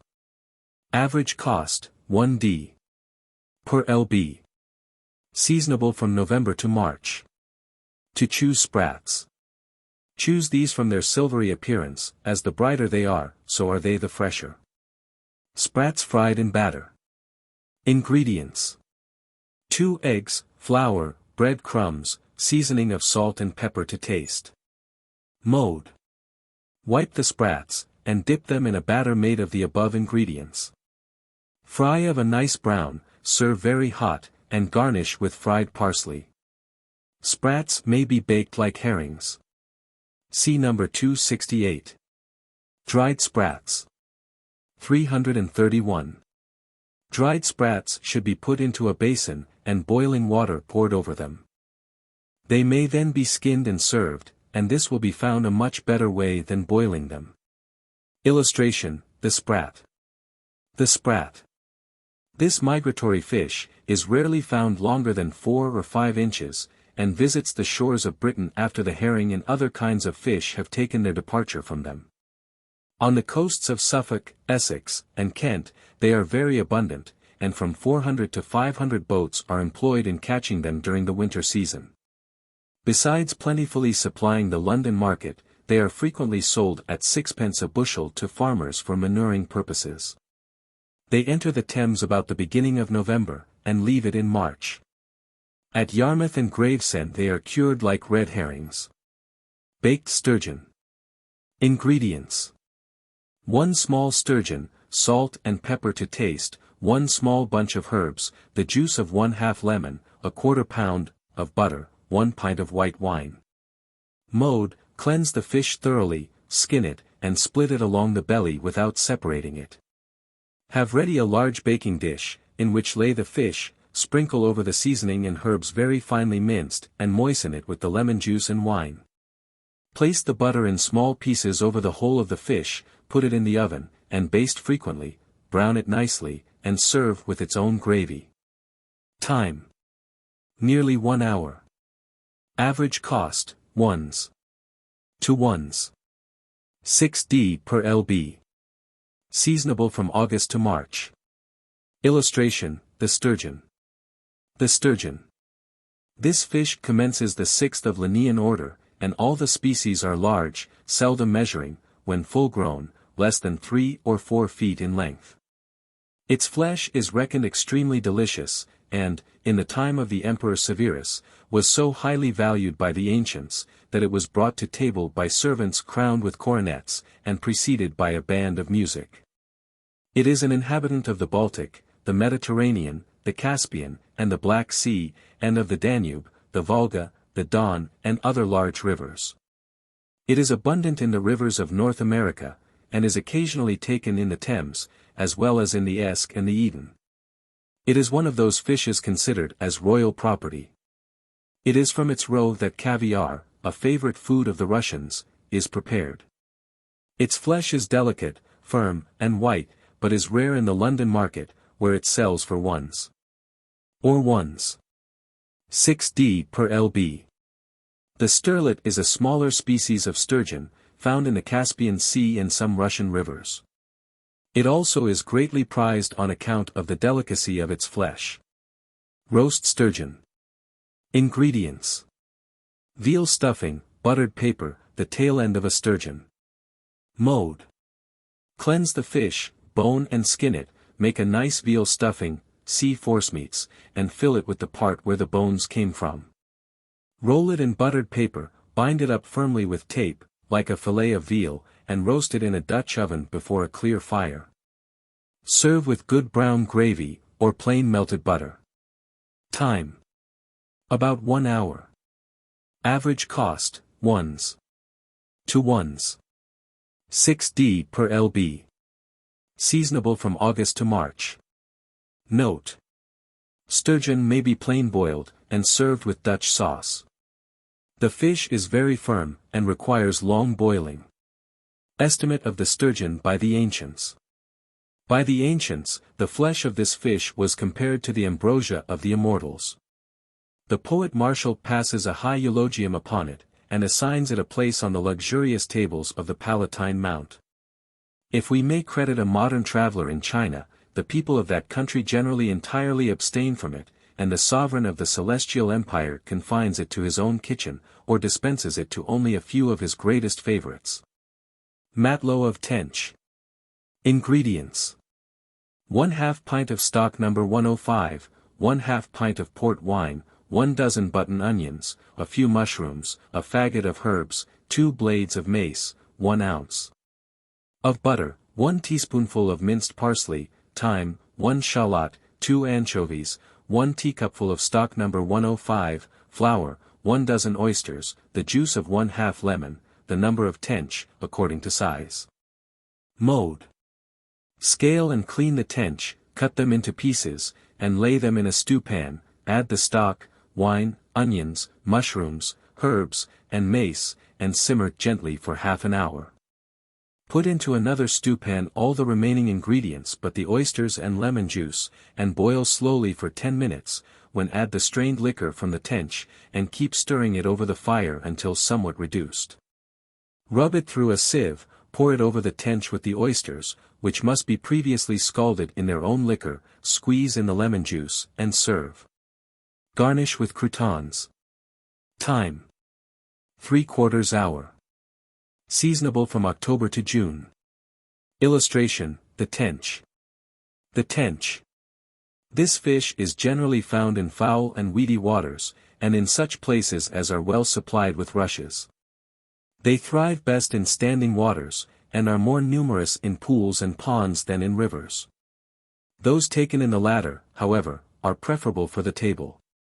It does not often exceed 4 or 5 pounds in weight, and is in England esteemed as a delicious and wholesome food.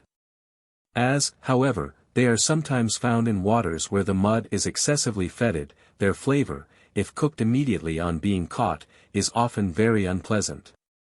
But if they are transferred into clear water, they soon recover from the obnoxious taint. Tench stewed with wine. Ingredients: 1/2 pint of stock No. 105, 1/2 pint of Madeira or sherry, salt and pepper to taste, 1 bay leaf, thickening of butter and flour.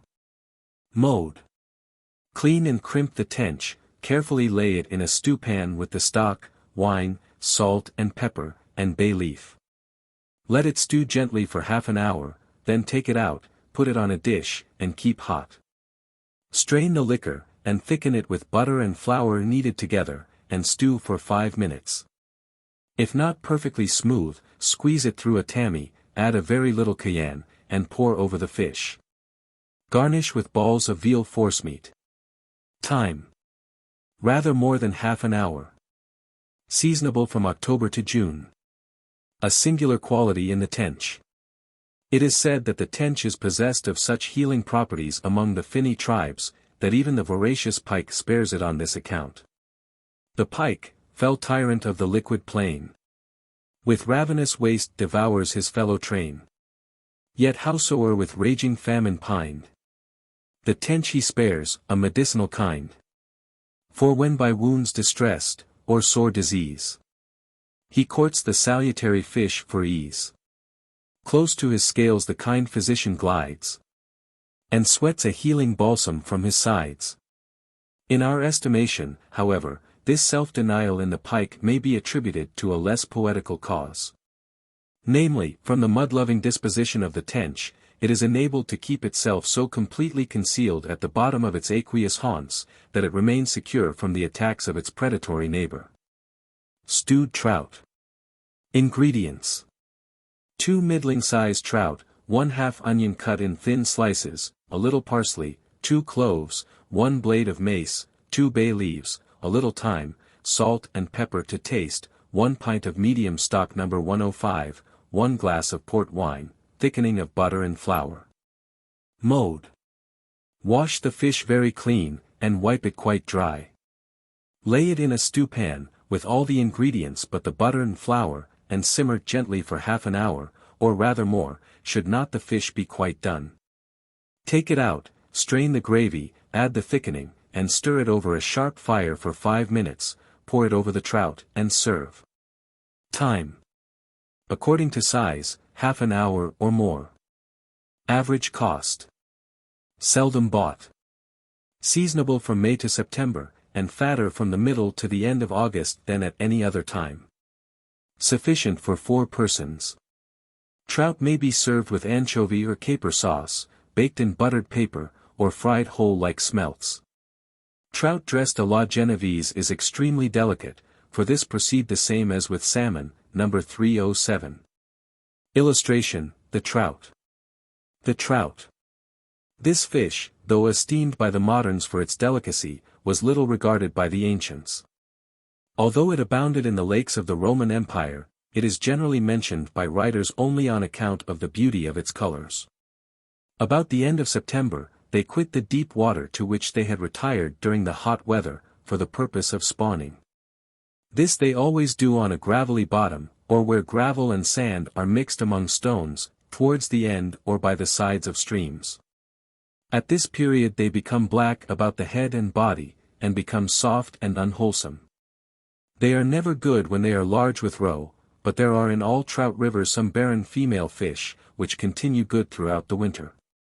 In the common trout, the stomach is uncommonly strong and muscular, shellfish forming a portion of the food of the animal, and it takes into its stomach gravel or small stones in order to assist in comminuting it. Boiled turbot. Ingredients. 6 ounces of salt to each gallon of water. Mode, choose a middling-sized turbot, for they are invariably the most valuable. If very large, the meat will be tough and thready. 3 or 4 hours before dressing, soak the fish in salt and water to take off the slime, then thoroughly cleanse it, and with a knife make an incision down the middle of the back, to prevent the skin of the belly from cracking. Rub it over with lemon, and be particular not to cut off the fins. Lay the fish in a very clean turbot kettle, with sufficient cold water to cover it, and salt in the above proportion. Let it gradually come to a boil, and skim very carefully. Keep it gently simmering, and on no account let it boil fast, as the fish would have a very unsightly appearance. When the meat separates easily from the bone, it is done, then take it out, let it drain well, and dish it on a hot napkin. Rub a little lobster spawn through a sieve, sprinkle it over the fish, and garnish with tufts of parsley and cut lemon. Lobster or shrimp sauce, and plain melted butter, should be sent to table with it. See colored plate E. Time. After the water boils, about half an hour for a large turbot, middling size, about 20 minutes. Average cost, large turbot, from 10s to 12s, middling size, from 12s to 15s. Seasonable at any time. Sufficient, 1 middling-sized turbot for 8 persons. Note. An amusing anecdote is related, by Miss Edgeworth, of a bishop, who, descending to his kitchen to superintend the dressing of a turbot, and discovering that his cook had stupidly cut off the fins, immediately commenced sewing them on again with his own episcopal fingers. This dignitary knew the value of a turbot's gelatinous appendages. Garnish for turbot or other large fish. 338. Take the crumb of a stale loaf, cut it into small pyramids with flat tops, and on the top of each pyramid, put rather more than a tablespoonful of white of egg beaten to a stiff froth. Over this, sprinkle finely chopped parsley in fine raspings of a dark color. Arrange these on the napkin round the fish, 1 green and 1 brown alternately. To choose turbot. See that it is thick, and of a yellowish white. For if of a bluish tint, it is not good. Illustration, the turbot. The turbot. This is the most esteemed of all our flat fish. The northern parts of the English coast, and some places off the coast of Holland, produce turbot in great abundance, and in greater excellence than any other parts of the world. The London market is chiefly supplied by Dutch fishermen, who bring to it nearly 90,000 a year. The flesh is firm, white, rich, and gelatinous, and is the better for being kept a day or two previous to cooking it. In many parts of the country, turbot and halibut are indiscriminately sold for each other. They are, however, perfectly distinct. The upper parts of the former being marked with large, unequal, and obtuse tubercles, while those of the other are quite smooth, and covered with oblong soft scales, which firmly adhere to the body. Illustration: Turbot kettle. Fish kettles are made in an oblong form, and have two handles, with a movable bottom, pierced full of holes, on which the fish is laid, and on which it may be lifted from the water. By means of two long handles attached to each side of the movable bottom. This is to prevent the liability of breaking the fish, as it would necessarily be if it were cooked in a common saucepan. In the list of Messrs. Richard and John Slack, c. 71, the price of two of these is set down at 10s. The turbot kettle, as will be seen by our cut, is made differently from ordinary fish kettles, it being less deep, whilst it is wider, and more pointed at the sides. Thus exactly answering to the shape of the fish which it is intended should be boiled in it. It may be obtained from the same manufacturers, and its price is £1. Baked fillets of turbot. Ingredients: the remains of cold turbot, lobster sauce left from the preceding day, egg, and bread crumbs, cayenne and salt to taste, minced parsley, nutmeg, lemon juice. Mode: after having cleared the fish from all skin and bone, divide it into square pieces of an equal size, brush them over with egg, sprinkle with bread crumbs mixed with a little minced parsley in seasoning. Lay the fillets in a baking dish, with sufficient butter to baste with. Bake for a quarter hour, and do not forget to keep them well moistened with the butter. Put a little lemon juice and grated nutmeg to the cold lobster sauce. Make it hot, and pour over the fish, which must be well drained from the butter. Garnish with parsley and cut lemon. Time: altogether, half an hour. Seasonable at any time. Note: cold turbot thus warmed in the remains of lobster sauce will be found much nicer than putting the fish again in water. Fillets of turbot à l'italienne. Ingredients: the remains of cold turbot, Italian sauce. See sauces. Mode: clear the fish carefully from the bone, and take away all skin, which gives an unpleasant flavor to the sauce.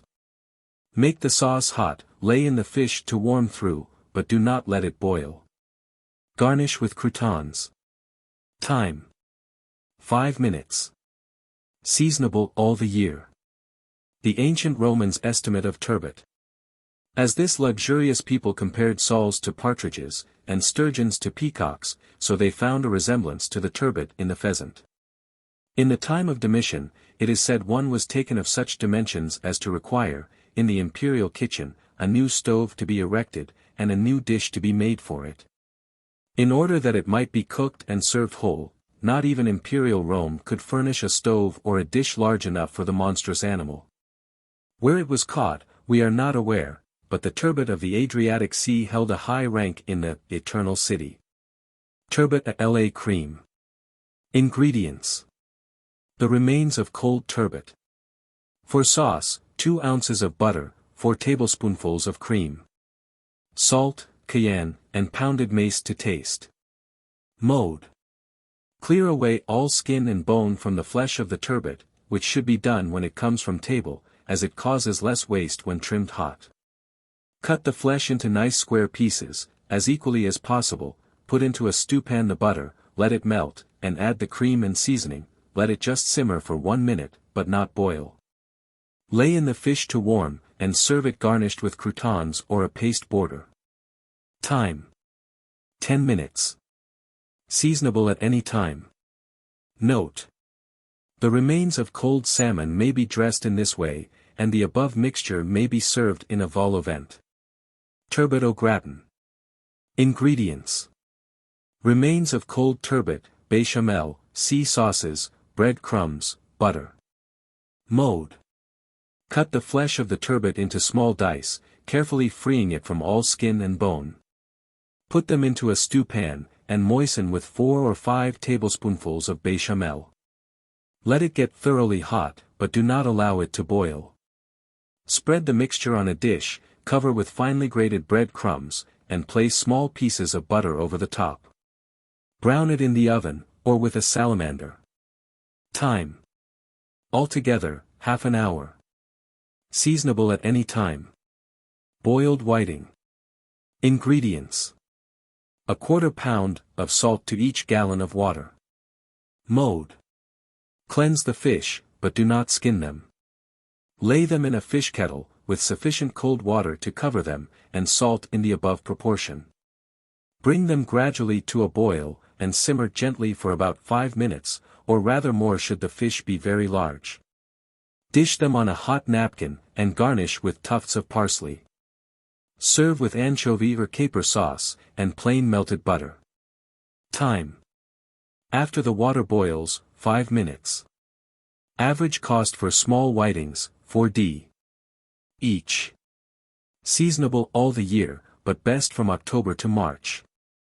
Sufficient, 1 small whiting for each person. To choose whiting. Choose for the firmness of its flesh and the silvery hue of its appearance. Illustration, the whiting. The whiting. This fish forms a light, tender, and delicate food, easy of digestion. It appears in our seas in the spring, within 3 miles of the shores, where it arrives in large shoals to deposit its spawn. It is caught by line, and is usually between 10 and 12 inches long, and seldom exceeding 1.5 pounds in weight. On the edge of the Dogger Bank, however, it has been caught so heavy as to weigh from 3 to 7 or 8 pounds. When less than 6 inches long, it is not allowed to be caught. Broiled whiting. Ingredients. Salt and water, flour. Mode. Wash the whiting in salt and water, wipe them thoroughly, and let them remain in the cloth to absorb all moisture. Flour them well, and broil over a very clear fire. Serve with maître d'hôtel sauce, or plain melted butter, see sauces. Be careful to preserve the liver, as by some it is considered very delicate. Time. 5 minutes for a small whiting. Average cost, 4d.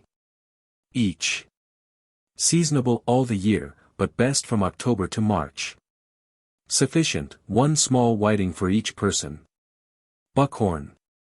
Whitings caught in Cornwall are salted and dried, and in winter taken to the markets, and sold under the singular name of buckhorn. Fried whiting. Ingredients.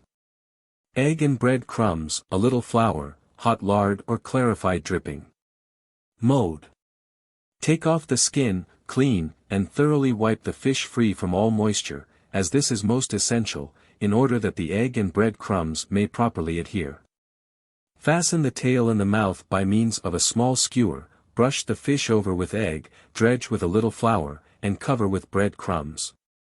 Fry them in hot lard or clarified dripping of a nice color, and serve them on a napkin, garnished with fried parsley.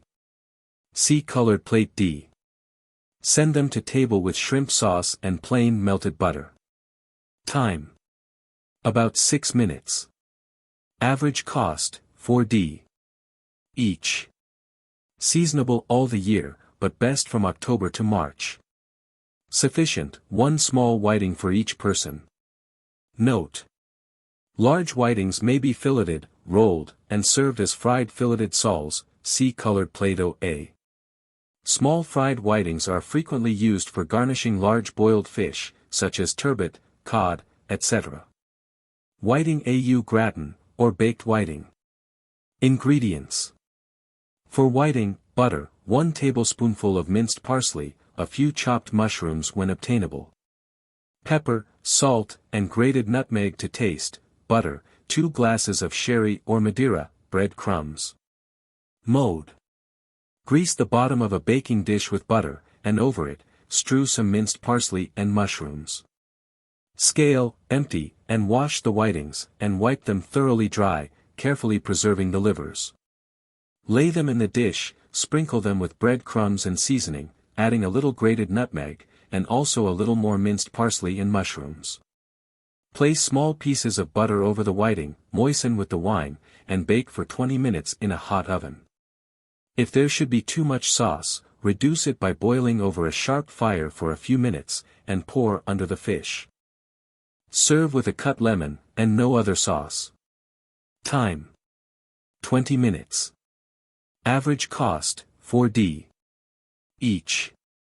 Seasonable all the year, but best from October to March. Sufficient. This quantity for 4 or 5 persons. Whiting aux fine herbs. Ingredients. -1 bunch of sweet herbs chopped very fine, butter. Mode. Clean and skin the fish, fasten the tails in the mouths, and lay them in a baking dish. Mince the herbs very fine, strew them over the fish, and place small pieces of butter over. Cover with another dish, and let them simmer in a Dutch oven for a quarter hour or 20 minutes. Turn the fish once or twice, and serve with the sauce poured over. Time: a quarter hour or 20 minutes. Average cost, 4d. each. Seasonable all the year, but best from October to March. Sufficient, 1 small whiting for each person. The whiting pout, and pollock. About the mouth of the Thames, and generally all round the English coasts, as well as in the northern seas, the pout is plentiful. It bears a striking resemblance to the whiting, and is esteemed as an excellent fish. The pollock is also taken all round our coasts, and likewise bears a striking resemblance to the whiting. Indeed, it is sometimes mistaken by the inexperienced for that fish, its flesh being considered by many equally delicate. To dress whitebait. Ingredients. A little flour, hot lard, seasoning of salt. Mode. This fish should be put into iced water as soon as bought, unless they are cooked immediately. Drain them from the water in a colander, and have ready a nice clean dry cloth, over which put 2 good handfuls of flour. Toss in the whitebait, shake them lightly in the cloth, and put them in a wicker sieve to take away the superfluous flour. Throw them into a pan of boiling lard, very few at a time, and let them fry till of a whitey brown color. Directly they are done, they must be taken out, and laid before the fire for a minute or 2 on a sieve reversed, covered with blotting paper to absorb the fat.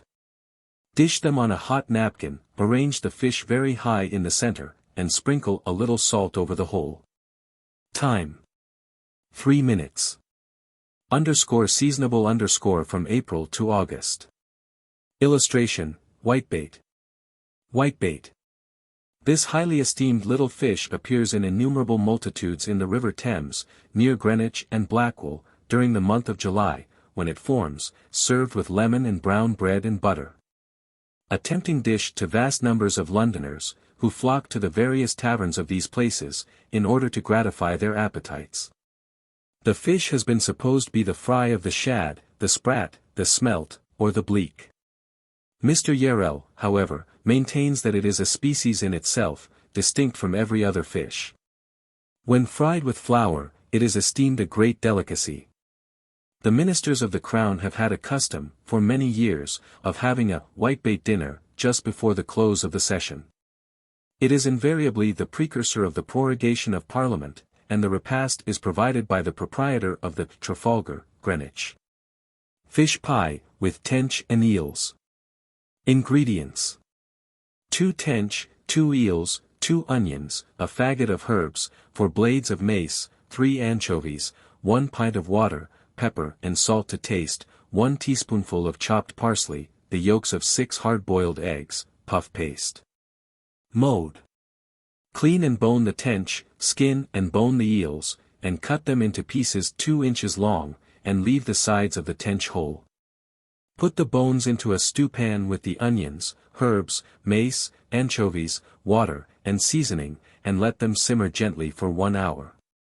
Strain it off, put it to cool, and skim off all the fat.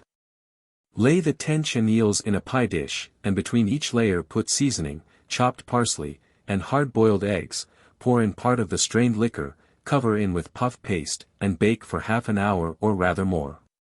The oven should be rather quick, and when done, heat the remainder of the liquor, which pour into the pie. Time: half an hour to bake, or rather more if the oven is slow. Fish scallop. Ingredients: remains of cold fish of any sort, 1/2 pint of cream, 1/2 tablespoonful of anchovy sauce, 1/2 teaspoonful of made mustard, ditto of walnut ketchup, pepper and salt to taste. The above quantities are for half a pound of fish when picked. Bread crumbs. Mode: put all the ingredients into a stew pan, carefully picking the fish from the bones, set it on the fire, let it remain till nearly hot, occasionally stir the contents, but do not allow it to boil. When done, put the fish into a deep dish or scallop shell, with a good quantity of bread crumbs, place small pieces of butter on the top, set in a Dutch oven before the fire to brown, or use a salamander. Time: a quarter hour. Average cost, exclusive of the cold fish, 10d. 2. Ingredients: any cold fish, 1 egg, milk, 1 large blade of pounded mace, 1 tablespoonful of flour, 1 teaspoonful of anchovy sauce, pepper and salt to taste, bread crumbs, butter. Mode: pick the fish carefully from the bones, and moisten with milk and the egg, add the other ingredients, and place in a deep dish or scallop shells, cover with bread crumbs, butter the top, and brown before the fire. When quite hot, serve. Time: 20 minutes. Average cost, exclusive of the cold fish, 4d. Water souchy. 352, perch, tench, soles, eels, and flounders are considered the best fish for this dish. For the souchy, put some water into a stew pan with a bunch of chopped parsley, some roots, and sufficient salt to make it brackish. Let these simmer for 1 hour, and then stew the fish in this water. When they are done, take them out to drain, have ready some finely chopped parsley, and a few roots cut into slices of about 1 inch thick and 1 inch in length. Put the fish in a tureen or deep dish, strain the liquor over them, and add the minced parsley and roots. Serve with brown bread and butter. 353, Supply of fish to the London market. From Mr. Mayhew's work on London Labour and the London Poor, and other sources, we are enabled to give the following table of the total annual supply of fish to the London market. Description of fish. Number of weight of fish in lbs. Wet fish. Salmon and salmon trout, 29,000 boxes. 14 fish per box, 406,000 3,480,000. Turbot, from 8 to 16 pounds. 800,000 5,600,000. Live cod, averaging 10 pounds each 400,000 4 million. Soles, averaging 1/4 lbs point each 97,520,000 26,880,000. Brill and mullet, averaging 3 pounds each 1,220,000 3,366,000. Whiting, averaging 6 ounces. Each 17,920,000 6,720,000. Haddock, averaging 2 pounds each 2,470,000 4,940,000. Plaice, averaging 1 pound. Each 33,600,000 33,600,000. Mackerel, averaging 1 pound ACH 23,520,000 23,520,000. Fresh herrings, 250,000 barrels, 700. Fish per barrel, 175 million 42 million. Ditto in bulk 1,050 million 252 million. Sprats, 4,000. 000. Eels, from Holland principally. England and Ireland 9,797,761 632,960. Flounders 259,000 248,200. Dabs 270,000 48,750. Dry fish. Barreled cod, 15,000 barrels, 40 fish per barrel, 750,000 4,200,000 dried salt cod, 5 pounds each 1,600,000 8 million smoked haddock, 65,000 barrels, 300 fish per barrel, 19,500,000 10,920,000 bloaters, 265,000 baskets, 150 fish per basket, 147,000. 10,600,000 red herrings, 100,000 barrels, 500 fish per barrel, 50 million 14 million dried sprats, 9,600 large bundles, 30 fish per bundle, 288,000 9,600. Shellfish. Oysters 495,896,000. Lobsters, averaging 1 pound each 1,200,000 1,200,000. Crabs, averaging 1 pound each 600,000 600,000. Shrimps, 324 to a pint 498,428,648. Whelks, 227 to a half bushel 4,943,200. Mussels, 1,000 to ditto 50,400,000. Cockles, 2,000 to ditto 67,392,000. Periwinkles, 4,000 to ditto 304 million. The whole of the above may be, in round numbers, reckoned to amount to the enormous number of 3 billion fish, with a weight of 300,000 tons. Addendum and anecdote.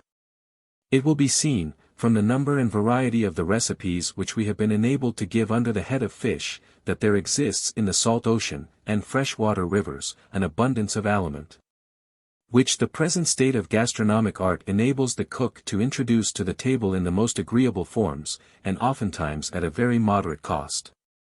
Less nutritious as a food than the flesh of animals, more succulent than vegetables, fish may be termed a middle dish, suited to all temperaments and constitutions, and one which those who are recovering from illness may partake of with safety and advantage. As to which is the best fish, there has been much discussion. The old Latin proverb, however, de gustibus non disputandum, and the more modern Spanish one, sobre los gustos no hay disputa, declare, with equal force, that where taste is concerned, no decision can be arrived at.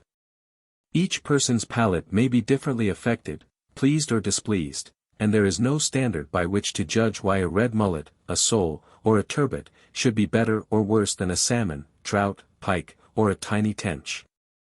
Fish, as we have explained, is less nourishing than meat, for it is lighter in weight, size for size, and contains no osmazome, see number 100. Shellfish, oysters particularly, furnish but little nutriment. And this is the reason why so many of the latter can be eaten without injury to the system. In Brillat-Savarin's, footnote, Brillat-Savarin was a French lawyer and judge of considerable eminence and great talents, and wrote, under the above title, a book on gastronomy, full of instructive information, enlivened with a fund of pleasantly told anecdote. Clever and amusing volume, The Physiology of Taste, he says, that towards the end of the 18th century it was a most common thing for a well-arranged entertainment in Paris to commence with oysters, and that many guests were not contented without swallowing 12 dozen. Being anxious to know the weight of this advanced guard, he ascertained that a dozen oysters, fluid included, weighed 4 ounces, thus, the 12 dozen would weigh about 3 pounds. And there can be no doubt, that the same persons who made no worse a dinner on account of having partaken of the oysters, would have been completely satisfied if they had eaten the same weight of chicken or mutton. An anecdote, perfectly well authenticated, is narrated of a French gentleman, M. Leperty, residing at Versailles, who was extravagantly fond of oysters, declaring he never had enough. Savarin resolved to procure him the satisfaction, and gave him an invitation to dinner, which was duly accepted. The guest arrived, and his host kept company with him in swallowing the delicious bivalves up to the 10th dozen, when, exhausted, he gave up, and let M. Leperty go on alone. This gentleman managed to eat 32 dozen within an hour, and would doubtless have got through more, but the person who opened them is described as not being very skillful. In the interim Savarin was idle, and at length, tired with his painful state of inaction, he said to Leperty, whilst the latter was still in full career, mon cher, you will not eat as many oysters today as you meant, let us dine. They dined, and the insatiable oyster-eater acted at the repast as if he had fasted for a week. Fish carving. General directions for carving fish. In carving fish, care should be taken to help it in perfect flakes, as, if these are broken, the beauty of the fish is lost. The carver should be acquainted, too, with the choicest parts and morsels. And to give each guest an equal share of these titbits should be his maxim. Steel knives and forks should on no account be used in helping fish, as these are liable to impart to it a very disagreeable flavor. Where silver fish carvers are considered too dear to be bought, good electroplated ones answer very well, and are inexpensive. The prices set down for them by Messrs. Slack, of the Strand, are from £1 upwards. Cod's head and shoulders. For recipe, see number 232, and for mode of serving, colored plate C. Illustration. First run the knife along the center of the side of the fish, namely, from D to B, down to the bone. Then carve it in unbroken slices downwards from D to E, or upwards from D to C, as shown in the engraving. The carver should ask the guests if they would like a portion of the roe and liver. Note. Of this fish, the parts about the backbone and shoulders are the firmest, and most esteemed by connoisseurs. The sound, which lines the fish beneath the backbone, is considered a delicacy, as are also the gelatinous parts about the head and neck. Salmon. For recipe, see number 301, and for mode of dressing, colored plate B. Illustration. First run the knife quite down to the bone, along the side of the fish, from A to B, and also from C to D. Then help the thick part lengthwise, that is, in the direction of the lines from A to B, and the thin part breadthwise, that is, in the direction of the lines from E to F, as shown in the engraving. A slice of the thick part should always be accompanied by a smaller piece of the thin from the belly, where lies the fat of the fish. Note. Many persons, in carving salmon, make the mistake of slicing the thick part of this fish in the opposite direction to that we have stated, and thus, by the breaking of the flakes, the beauty of its appearance is destroyed. Boiled or fried sole. For recipes, see numbers 321 and 327. The usual way of helping this fish is to cut it quite through, bone and all, distributing it in nice and not too large pieces. A moderately sized sole will be sufficient for 3 slices. Namely, the head, middle, and tail. The guests should be asked which of these they prefer. A small one will only give 2 slices. If the sole is very large, the upper side may be raised from the bone, and then divided into pieces. And the underside afterwards served in the same way. In helping filleted soles, 1 fillet is given to each person. For mode of serving, see colored plate A. Turbot. For recipe, see number 337, and for mode of serving, colored plate E. First run the fish slice down the thickest part of the fish, quite through to the bone, from A to B, and then cut handsome and regular slices in the direction of the lines downwards, from C to E, and upwards from C to D, as shown in the engraving. When the carver has removed all the meat from the upper side of the fish, the backbone should be raised, put on one side of the dish, and the underside helped as the upper. A brill and John Dory are carved in the same manner as a turbot. Illustration. Note. The thick parts of the middle of the back are the best slices in a turbot. And the rich gelatinous skin covering the fish, as well as a little of the thick part of the fins, are dainty morsels, and should be placed on each plate. Whiting, andk. Whiting, pike, haddock, and other fish, when of a sufficiently large size, may be carved in the same manner as salmon. When small, they may be cut through, bone and all, and helped in nice pieces, a middling-sized whiting serving for 2 slices. Note. The thick part of the EEL is reckoned the best, and this holds good of all flat fish. The tail of the lobster is the prime part, and next to that the claws. Illustration, fish carvers. Illustration. Sauces, pickles, Gravies, and Forcemeats. Chapter 9. General Remarks. 354. An anecdote is told of the Prince de Soubise, who, intending to give an entertainment, asked for the bill of fare. His chef came, presenting a list adorned with vignettes, and the first article of which, that met the prince's eye, was 50 hams. "Bertrand," said the prince, "I think you must be extravagant, 50 hams. Do you intend to feast my whole regiment?" "No, prince, there will be but one on the table, and the surplus I need for my espagnole, blondes, garnitures, and—" "Bertrand, you are robbing me, this item will not do." "Monseigneur," said the artiste, "you do not appreciate me. Give me the order, and I will put those 50 hams in a crystal flask no longer than my thumb." The prince smiled, and the hams were passed.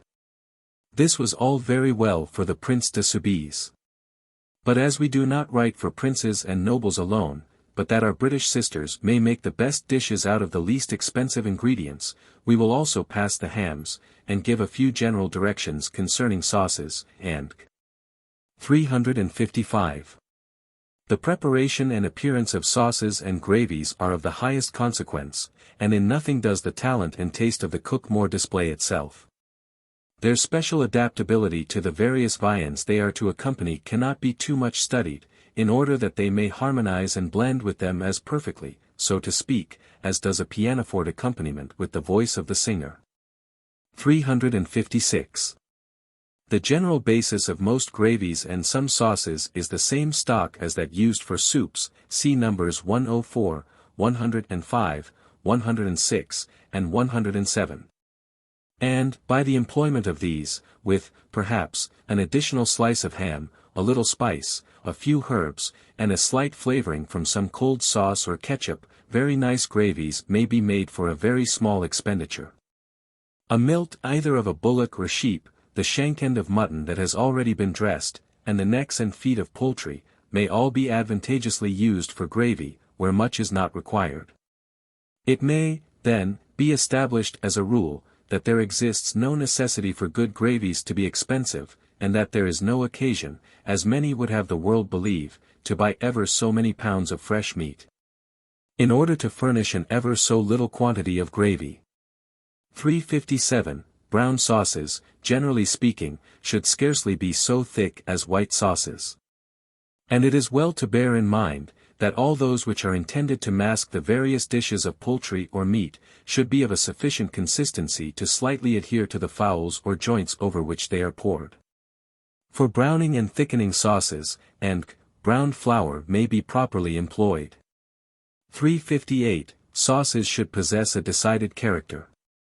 And whether sharp or sweet, savory or plain, they should carry out their names in a distinct manner, although, of course, not so much flavored as to make them too piquant on the one hand, or too mawkish on the other.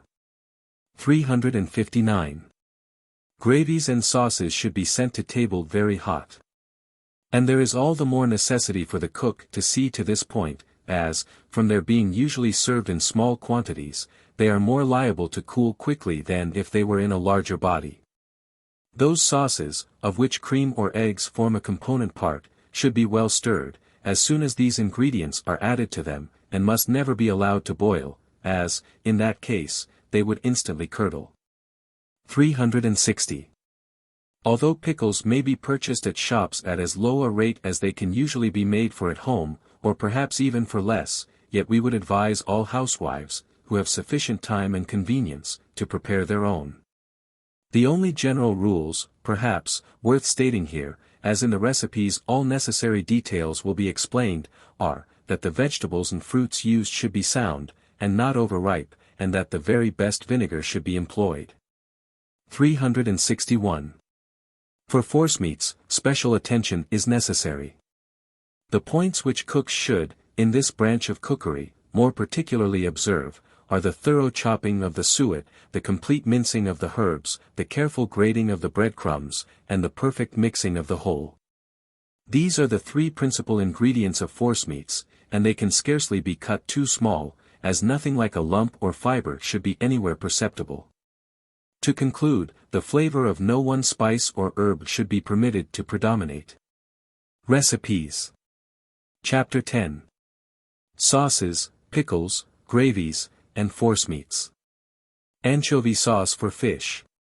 Ingredients. For anchovies, 1 ounce of butter, 1/2 pint of melted butter, cayenne to taste. Mode. Bone the anchovies, and pound them in a mortar to a paste, with 1 ounce of butter. Make the melted butter hot, stir in the pounded anchovies and cayenne, simmer for 3 or 4 minutes, and if liked, add a squeeze of lemon juice. A more general and expeditious way of making this sauce is to stir in 1½ tablespoonfuls of anchovy essence to 1/2 pint of melted butter, and to add seasoning to taste. Boil the whole up for 1 minute and serve hot. Time. 5 minutes. Average cost, 5d. For 1/2 pint. Sufficient, this quantity, for a brill, small turbot, 3 or 4 sols, and anchovy butter, see number 227. Illustration, the capsicum. Cayenne. This is the most acrid and stimulating spice with which we are acquainted. It is a powder prepared from several varieties of the capsicum annual East India plants, of which there are 3 so far naturalized in this country as to be able to grow in the open air. These are the guinea, the cherry, and the bell pepper. All the pods of these are extremely pungent to the taste, and in the green state are used by us as a pickle. When ripe, they are ground into cayenne pepper, and sold as a condiment. The best of this, however, is made in the West Indies, from what is called the bird pepper, on account of hens and turkeys being extremely partial to it. It is imported ready for use. Of the capsicum species of plants there are 5. But the principal are, 1. Capsicum annuum, the common long-pod capsicum, which is cultivated in our gardens, and of which there are 2 varieties, one with red, and another with yellow fruit. 2. Capsicum bacatum, or bird pepper, which rises with a shrubby stalk 4 or 5 feet high, with its berries growing at the division of the branches. This is small, oval-shaped, and of a bright red color, from which, as we have said, the best cayenne is made. 3. Capsicum grossum, the bell pepper, the fruit of this is red, and is the only kind fit for pickling. Apple sauce for geese, pork, and ingredients. 6 good-sized apples, sifted sugar to taste, a piece of butter the size of a walnut, water. Mode. Pare, core, and quarter the apples, and throw them into cold water to preserve their whiteness. Put them in a saucepan, with sufficient water to moisten them, and boil till soft enough to pulp. Beat them up, adding sugar to taste, and a small piece of butter. This quantity is sufficient for a good-sized tureen. Time. According to the apples, about 3/4 hour. Average cost, 4d. Sufficient, this quantity, for a goose or couple of ducks. Brown apple sauce. Ingredients. 6 good-sized apples, 1/2 pint of brown gravy, cayenne to taste. Mode. Put the gravy in a stew pan, and add the apples, after having pared, cored, and quartered them. Let them simmer gently till tender. Beat them to a pulp, and season with cayenne. This sauce is preferred by many to the preceding. Time. According to the apples, about 3/4 hour. Average cost, 6d. Asparagus sauce. Ingredients. 1 bunch of green asparagus, salt, 1 ounce. Of fresh butter, 1 small bunch of parsley, 3 or 4 green onions, 1 large lump of sugar, 4 tablespoonfuls of sauce tourney. Mode. Break the asparagus in the tender part, wash well, and put them into boiling salt and water to render them green. When they are tender, take them out, and put them into cold water, drain them on a cloth till all moisture is absorbed from them. Put the butter in a stew pan, with the parsley and onions. Lay in the asparagus, and fry the whole over a sharp fire for 5 minutes. Add salt, the sugar and sauce tourney, and simmer for another 5 minutes. Rub all through a tammy, and if not a very good color, use a little spinach green. This sauce should be rather sweet. Time. Altogether 40 minutes. Average cost for this quantity, ones. 4d. Aspic, or ornamental savory jelly. Ingredients. 4 pounds. Of knuckle of veal, 1 cow heel, 3 or 4 slices of ham, any poultry trimmings, 2 carrots, 1 onion, 1 faggot of savory herbs, 1 glass of sherry, 3 quarts of water, seasoning to taste of salt and whole white pepper, 3 eggs. Mode. Lay the ham on the bottom of a stew pan, cut up the veal and cow heel into small pieces, and lay them on the ham. Add the poultry trimmings, vegetables, herbs, sherry, and water, and let the whole simmer very gently for 4 hours, carefully taking away all scum that may rise to the surface, strain through a fine sieve, and pour into an earthen pan to get cold. Have ready a clean stew pan, put in the jelly, and be particular to leave the sediment behind, or it will not be clear. Add the whites of 3 eggs, with salt and pepper, to clarify, keep stirring over the fire, till the whole becomes very white. Then draw it to the side, and let it stand till clear. When this is the case, strain it through a cloth or jelly bag, and use it for molding poultry, etc. See explanation of French terms, page 44. Tarragon vinegar may be added to give an additional flavor. Time. Altogether 4½ hours. Average cost for this quantity, 4s. White pepper. This is the produce of the same plant as that which produces the black pepper, from which it is manufactured by steeping this in lime and water, and rubbing it between the hands till the coats come off. The best berries only will bear this operation, hence the superior qualities of white pepper fetch a higher price than those of the other. It is less acrid than the black, and is much prized among the Chinese. It is sometimes adulterated with rice flour, as the black is with burnt bread. The berries of the pepper plant grow in spikes of from 20 to 30, and are, when ripe, of a bright red color. After being gathered, which is done when they are green, they are spread out in the sun, where they dry and become black and shriveled, when they are ready for being prepared for the market. Béchamel, or French white sauce. Ingredients. 1 small bunch of parsley, 2 cloves, 1/2 bay leaf, 1 small faggot of savory herbs, salt to taste, 3 or 4 mushrooms, when obtainable, 2 pints of white stock, 1 pint of cream, 1 tablespoonful of arrowroot. Mode. Put the stock into a stew pan, with the parsley, cloves, bay leaf, herbs, and mushrooms, add a seasoning of salt, but no pepper, as that would give the sauce a dusty appearance, and should be avoided. When it has boiled long enough to extract the flavor of the herbs, etc., strain it, and boil it up quickly again, until it is nearly half reduced. Now mix the arrowroot smoothly with the cream, and let it simmer very gently for 5 minutes over a slow fire, pour to it the reduced stock and continue to simmer slowly for 10 minutes, if the sauce be thick. If, on the contrary, it be too thin, it must be stirred over a sharp fire till it thickens. This is the foundation of many kinds of sauces, especially white sauces. Always make it thick, as you can easily thin it with cream, milk, or white stock. Time. Altogether, 2 hours. Average cost, ones. Per pint. Illustration, the clove. The clove. The clove tree is a native of the Molucca Islands, particularly Amboina, and attains the height of a laurel tree, and no verdure is ever seen under it. From the extremities of the branches quantities of flowers grow, first white, then they become green, and next red and hard, when they have arrived at their clove state. When they become dry, they assume a yellowish hue, which subsequently changes into a dark brown. As an aromatic, the clove is highly stimulating, and yields an abundance of oil. There are several varieties of the clove. The best is called the royal clove, which is scarce, and which is blacker and smaller than the other kinds. It is a curious fact, that the flowers, when fully developed, are quite inodorous, and that the real fruit is not in the least aromatic. The form is that of a nail, having a globular head, formed of the 4 petals of the corolla, and 4 leaves of the calyx not expanded, with a nearly cylindrical germen, scarcely an inch in length, situate below. Béchamel maigre, or without meat.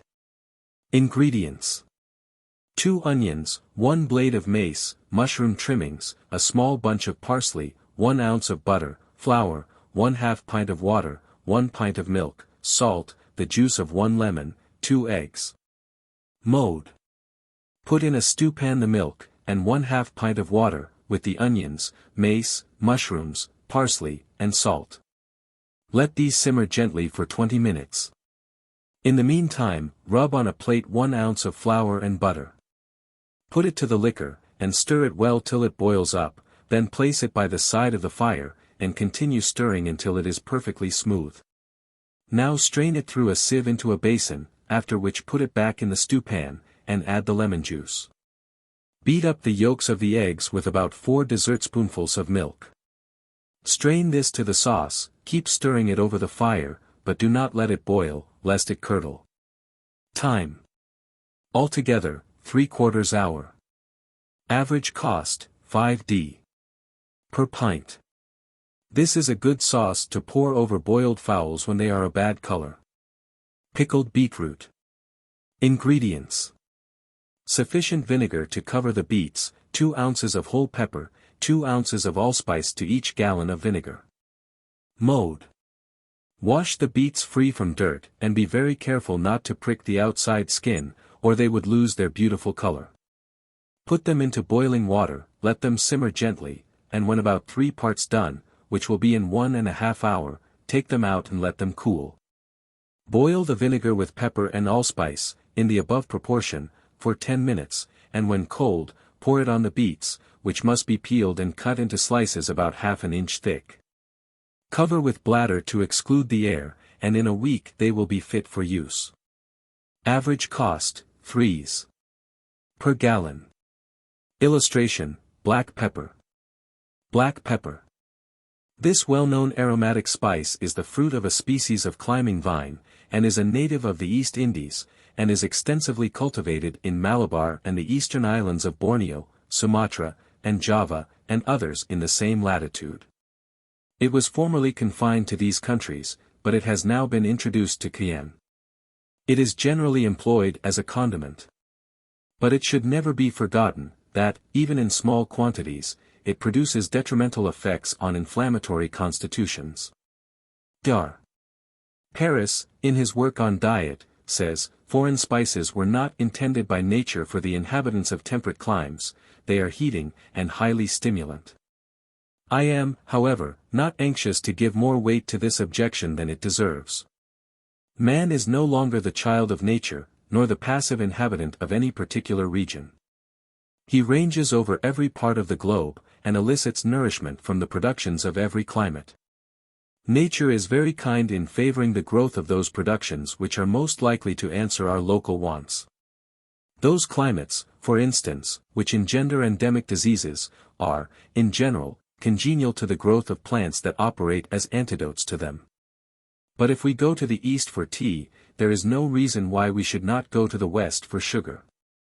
The dyspeptic invalid, however, should be cautious in their use, they may afford temporary benefit, at the expense of permanent mischief. It has been well said, that the best quality of spices is to stimulate the appetite, and their worst to destroy, by insensible degrees, the tone of the stomach. The intrinsic goodness of meats should always be suspected, and they require spicy seasonings to compensate for their natural want of sapidity. The quality of pepper is known by rubbing it between the hands, that which withstands this operation is good, that which is reduced to powder by it is bad. The quantity of pepper imported into Europe is very great. Beeton sauce, to serve with hot or cold roast beef. Ingredients: 1 tablespoonful of scraped horseradish, 1 teaspoonful of made mustard, 1 teaspoonful of pounded sugar, 4 tablespoonfuls of vinegar. Mode: grate or scrape the horseradish very fine, and mix it with the other ingredients, which must be all well blended together. Serve in a tureen. With cold meat, this sauce is a very good substitute for pickles. Average cost for this quantity, 2d.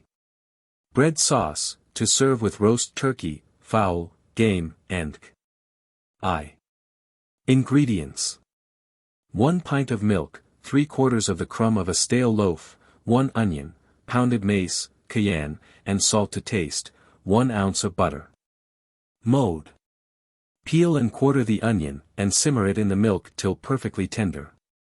Break the bread, which should be stale, into small pieces, carefully picking out any hard outside pieces. Put it in a very clean saucepan, strain the milk over it, cover it up, and let it remain for an hour to soak. Now beat it up with a fork very smoothly, add a seasoning of pounded mace, cayenne, and salt, with 1 ounce of butter. Give the whole one boil, and serve. To enrich this sauce, a small quantity of cream may be added just before sending it to table. Time: altogether, 1 to 3/4 hour. Average cost for this quantity, 4d. Sufficient to serve with a turkey, pair of fowls, or brace of partridges. Illustration: mace. Mace. This is the membrane which surrounds the shell of the nutmeg. Its general qualities are the same as those of the nutmeg, producing an agreeable aromatic odor, with a hot and acrid taste. It is of an oleaginous nature, is yellowish in its hue, and is used largely as a condiment. In Beeton's dictionary, we find that the 4 largest of the Banda Islands produce 150,000 pounds of it annually, which, with nutmegs, are their principal articles of export. 2. Ingredients: giblets of poultry, 3/4 pound. Of the crumb of a stale loaf, 1 onion, 12 whole peppers, 1 blade of mace, salt to taste, 2 tablespoonfuls of cream or melted butter, 1 pint of water. Mode: put the giblets, with the head, neck, legs, and into a stewpan. Add the onion, pepper, mace, salt, and rather more than 1 pint of water. Let this simmer for an hour, when strain the liquor over the bread, which should be previously grated or broken into small pieces. Cover up the saucepan, and leave it for an hour by the side of the fire, then beat the sauce up with a fork until no lumps remain, and the whole is nice and smooth. Let it boil for 3 or 4 minutes, keep stirring it until it is rather thick. When add 3 tablespoonfuls of good melted butter or cream, and serve very hot. Time: 2 1/4 hours. Average cost, 6d. Browning for gravies and sauces. 373, the browning for soups, see No. 108, answers equally well for sauces and gravies, when it is absolutely necessary to color them in this manner, but where they can be made to look brown by using ketchup, wine, browned flour, tomatoes, or any color sauce, it is far preferable. As, however, in cooking, so much depends on appearance, perhaps it would be as well for the inexperienced cook to use the artificial means. Number 108. When no browning is at hand, and you wish to heighten the color of your gravy, dissolve a lump of sugar in an iron spoon over a sharp fire. When it is in a liquid state, drop it into the sauce or gravy quite hot. Care, however, must be taken not to put in too much, as it would impart a very disagreeable flavor. Beurre noir, or browned butter, a French sauce.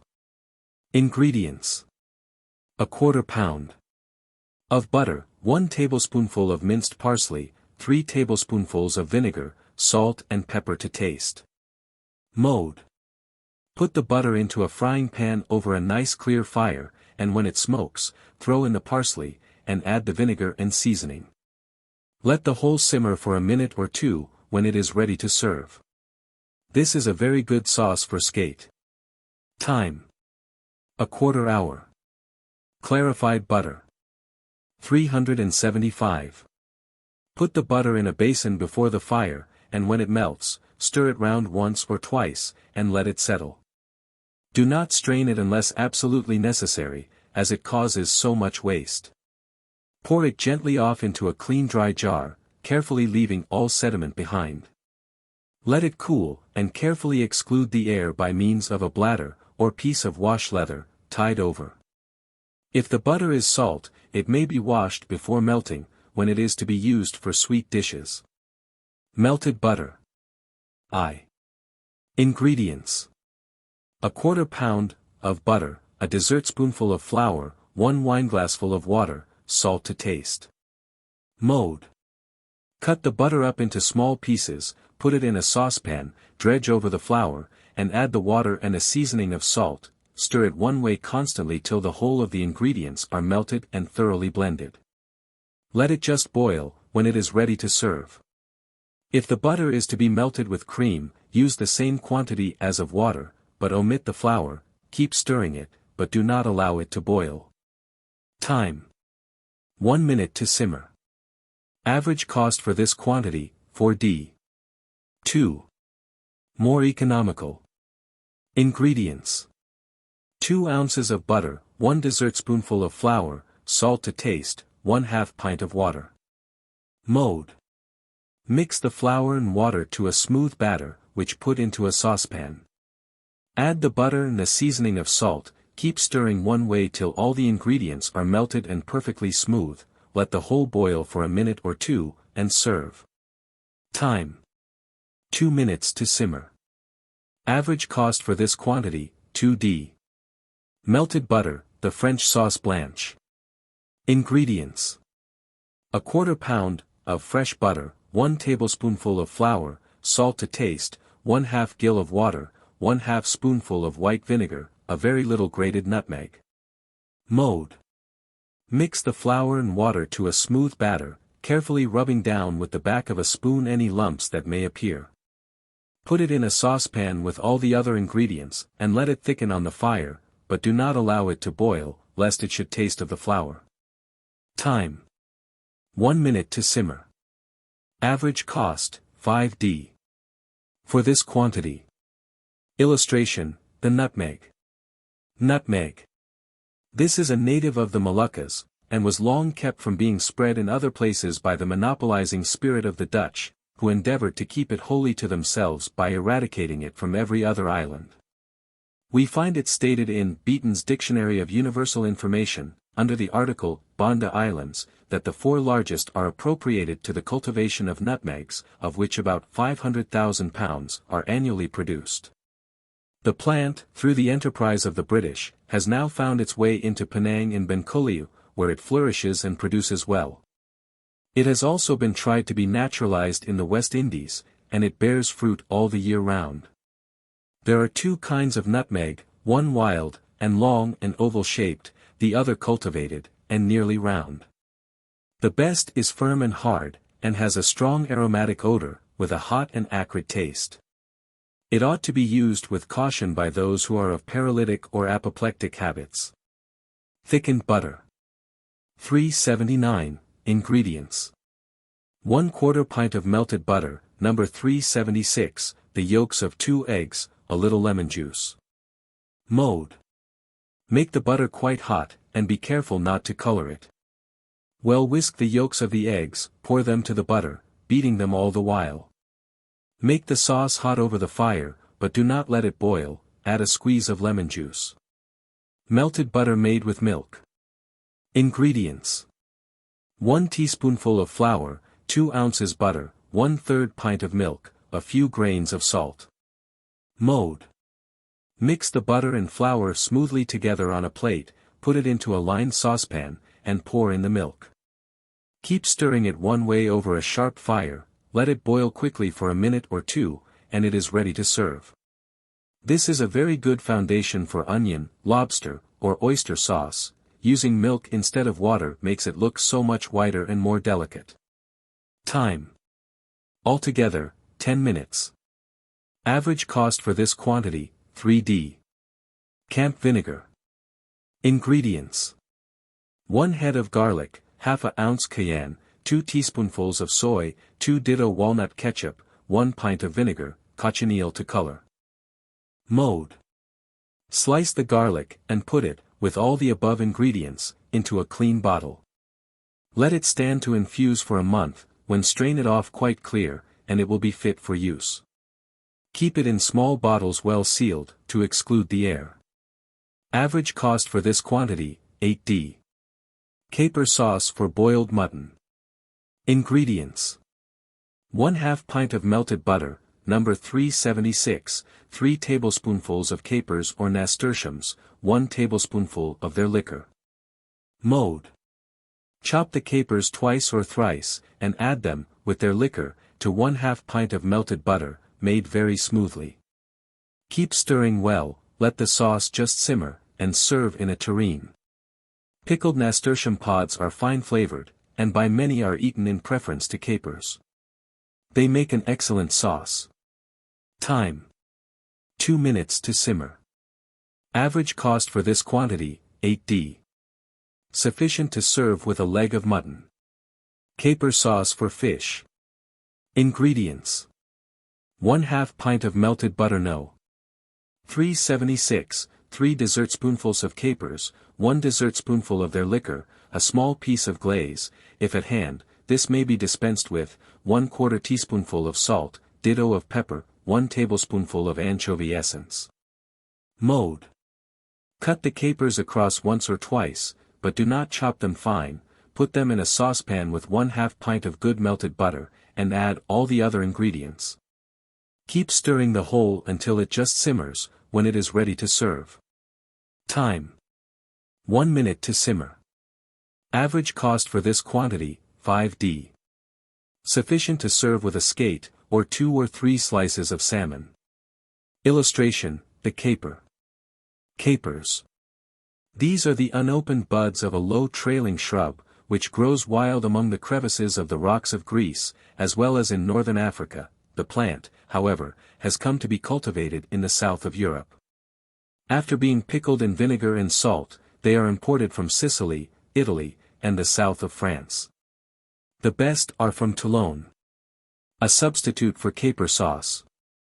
Ingredients: 1/2 pint of melted butter, no. 376, 2 tablespoonfuls of cut parsley, 1/2 teaspoonful of salt, 1 tablespoonful of vinegar. Mode: boil the parsley slowly to let it become a bad color, cut, but do not chop it fine. Add it to 1/2 pint of smoothly made melted butter, with salt and vinegar in the above proportions. Boil up and serve. Time: 2 minutes to simmer. Average cost for this quantity, 3d. Pickled capsicums. Ingredients: vinegar, 1/4 ounce. Of pounded mace, and 1/4 ounce of grated nutmeg, to each quart, brine. Mode: gather the pods with the stalks on, before they turn red, slit them down the side with a small pointed knife, and remove the seeds only. Put them in a strong brine for 3 days, changing it every morning, then take them out, lay them on a cloth, with another one over them, until they are perfectly free from moisture. Boil sufficient vinegar to cover them, with mace and nutmeg in the above proportions. Put the pods in a jar, pour over the vinegar when cold, and exclude them from the air by means of a wet bladder tied over. Cayenne vinegar, or essence of cayenne. Ingredients: 1/2 ounce of cayenne pepper, 1/2 pint of strong spirit, or 1 pint of vinegar. Mode: put the vinegar, or spirit, into a bottle, with the above proportion of cayenne, and let it steep for a month, when strain off and bottle for use. This is excellent seasoning for soups or sauces, but must be used very sparingly. Celery sauce, for boiled turkey, poultry, and Ingredients: 6 heads of celery, 1 pint of white stock, number 107, 2 blades of mace, 1 small bunch of savory herbs. Thickening of butter and flour, or arrowroot, 1/2 pint of cream, lemon juice. Mode: boil the celery in salt and water, until tender, and cut it into pieces 2 inches long. Put the stock into a stewpan with the mace and herbs, and let it simmer for half an hour to extract their flavor. Then strain the liquor, add the celery in a thickening of butter kneaded with flour, or, what is still better, with arrowroot. Just before serving, put in the cream, boil it up and squeeze in a little lemon juice. If necessary, add a seasoning of salt and white pepper. Time: 25 minutes to boil the celery. Average cost, 1s. 3d.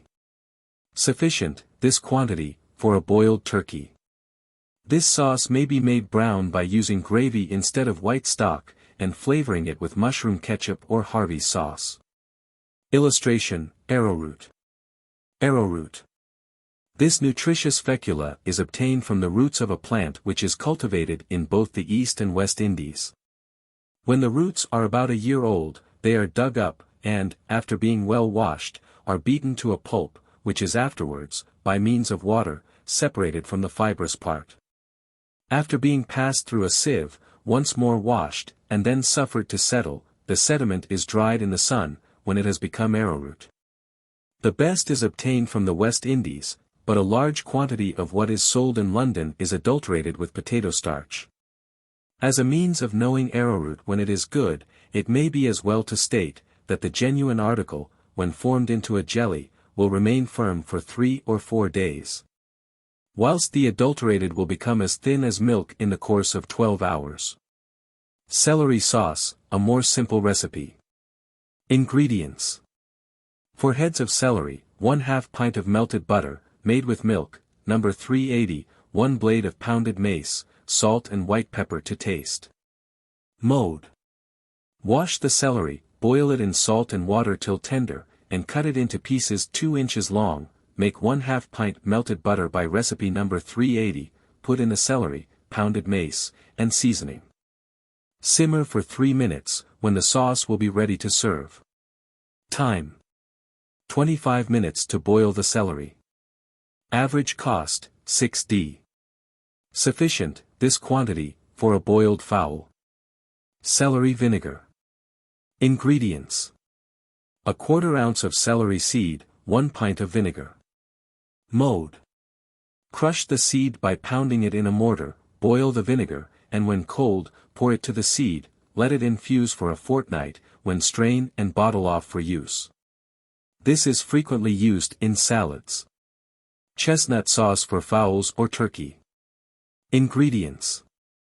1/2 pound of chestnuts, 1/2 pint of white stock, 2 strips of lemon peel, cayenne to taste, 1/4 pint of cream or milk. Mode. Peel off the outside skin of the chestnuts, and put them into boiling water for a few minutes. Take off the thin inside peel, and put them into a saucepan, with the white stock and lemon peel, and let them simmer for 1½ hour, or until the chestnuts are quite tender. Rub the whole through a hair sieve with a wooden spoon. Add seasoning in the cream, let it just simmer, but not boil, and keep stirring all the time. Serve very hot, and quickly. If milk is used instead of cream, a very small quantity of thickening may be required, that, of course, the cook will determine. Time.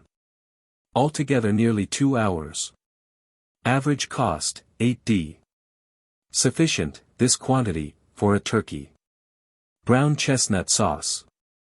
Ingredients. 1/2 pound of chestnuts, 1/2 pint of stock No. 105, 2 lumps of sugar, 4 tablespoonfuls of Spanish sauce, see sauces.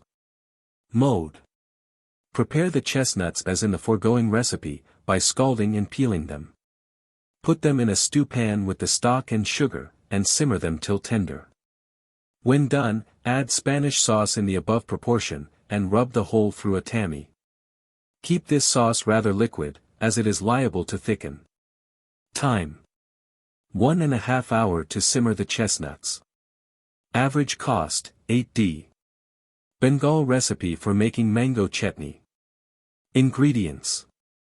1½ pounds of moist sugar, 3/4 pound of salt, 1/4 pound of garlic, 1/4 pound of onions, 3/4 pound of powdered ginger, 1/4 pound of dried chilies, 3/4 pound of mustard seed, 3/4 pound of stoned raisins, 2 bottles of best vinegar, 30 large unripe sour apples.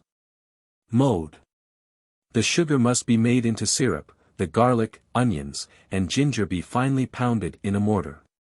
The mustard seed be washed in cold vinegar, and dried in the sun, the apples be peeled, cored, and sliced, and boiled in 1.5 bottles of the vinegar. When all this is done, and the apples are quite cold, put them into a large pan, and gradually mix the whole of the rest of the ingredients, including the remaining half bottle of vinegar. It must be well stirred until the whole is thoroughly blended, and then put into bottles for use. Tie a piece of wet bladder over the mouths of the bottles, after they are well corked. This chutney is very superior to any which can be bought, and one trial will prove it to be delicious. Note: this recipe was given by a native to an English lady, who had long been a resident in India, and who, since her return to her native country, has become quite celebrated amongst her friends for the excellence of this Eastern relish. Illustration: garlic. Garlic. The smell of this plant is generally considered offensive, and it is the most acrimonious in its taste of the whole of the Alliaceous tribe. In 1548 it was introduced to England from the shores of the Mediterranean, where it is abundant, and in Sicily it grows naturally. It was in greater repute with our ancestors than it is with ourselves, although it is still used as a seasoning herb. On the continent, especially in Italy, it is much used, and the French consider it an essential in many made dishes. Chili vinegar. Ingredients: 50 fresh red English chilies, 1 pint of vinegar. Mode: pound or cut the chilies in half, and infuse them in the vinegar for a fortnight, when it will be fit for use. This will be found an agreeable relish to fish, as many people cannot eat it without the addition of an acid and cayenne pepper. Christopher North sauce for meat or game. Ingredients: -1 glass of port wine, 2 tablespoonfuls of Harvey's sauce, 1 dessertspoonful of mushroom ketchup, ditto of pounded white sugar, 1 tablespoonful of lemon juice, 1/4 teaspoonful of cayenne pepper, ditto of salt. Mode: mix all the ingredients thoroughly together, and heat the sauce gradually, by placing the vessel in which it is made in a saucepan of boiling water. Do not allow it to boil, and serve directly it is ready. This sauce, if bottled immediately, will keep good for a fortnight, and will be found excellent. Consommé, or white stock for many sauces. 395, consommé is made precisely in the same manner as stock No. 107, and, for ordinary purposes, will be found quite good enough. When, however, a stronger stock is desired, either put in half the quantity of water, or double that of the meat. This is a very good foundation for all white sauces. Crab sauce for fish, equal to lobster sauce. Ingredients: 1 crab, salt, pounded mace, and cayenne to taste, 1/2 pint of melted butter made with milk, see number 380. Mode: choose a nice fresh crab, pick all the meat away from the shell, and cut it into small square pieces. Make 1/2 pint of melted butter by recipe number 380, put in the fish and seasoning, let it gradually warm through, and simmer for 2 minutes. It should not boil. Average cost, 1s. 2d. Cream sauce for fish or white dishes. Ingredients: 1/3 pint of cream, 2 ounces of butter, 1 teaspoonful of flour, salt and cayenne to taste, when liked, a small quantity of pounded mace or lemon juice. Mode: put the butter in a very clean saucepan, dredge in the flour, and keep shaking round till the butter is melted. Add the seasoning and cream, and stir the whole till it boils. Let it just simmer for 5 minutes, when add either pounded mace or lemon juice to taste, to give it a flavor. Time: 5 minutes to simmer. Average cost for this quantity, 7d. This sauce may be flavored with very finely shredded shallot. Cucumber sauce. Ingredients: 3 or 4 cucumbers, 2 ounces of butter, 6 tablespoonfuls of brown gravy. Mode: peel the cucumbers, quarter them, and take out the seeds, cut them into small pieces. Put them in a cloth, and rub them well, to take out the water which hangs about them. Put the butter in a saucepan, add the cucumbers, and shake them over a sharp fire until they are of a good color. Then pour over it the gravy, mix this with the cucumbers, and simmer gently for 10 minutes, when it will be ready to serve. Time: altogether, half an hour. Pickled cucumbers. Ingredients: 1 ounce of whole pepper, 1 ounce of bruised ginger. Sufficient vinegar to cover the cucumbers. Mode: cut the cucumbers in thick slices, sprinkle salt over them, and let them remain for 24 hours.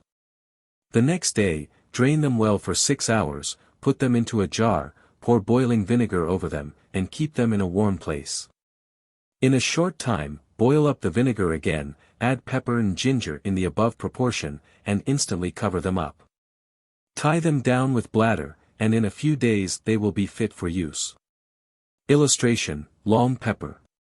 Long pepper. This is the produce of a different plant from that which produces the black, it consisting of the half-ripe flower heads of what naturalists call piper lawn gum and chaba. It is the growth, however, of the same countries. Indeed, all the spices are the produce of tropical climates only. Originally, the most valuable of these were found in the Spice Islands, or Moluccas, of the Indian Ocean, and were highly prized by the nations of antiquity. The Romans indulged in them to a most extravagant degree. The long pepper is less aromatic than the black, but its oil is more pungent. Cucumber sauce, white. Ingredients: 3 or 4 cucumbers, 1/2 pint of white stock, no. 107, cayenne and salt to taste, the yolks of 3 eggs. Mode: cut the cucumbers into small pieces, after peeling them and taking out the seeds. Put them in a stew pan with the white stock and seasoning. Simmer gently till the cucumbers are tender, which will be in about a quarter hour.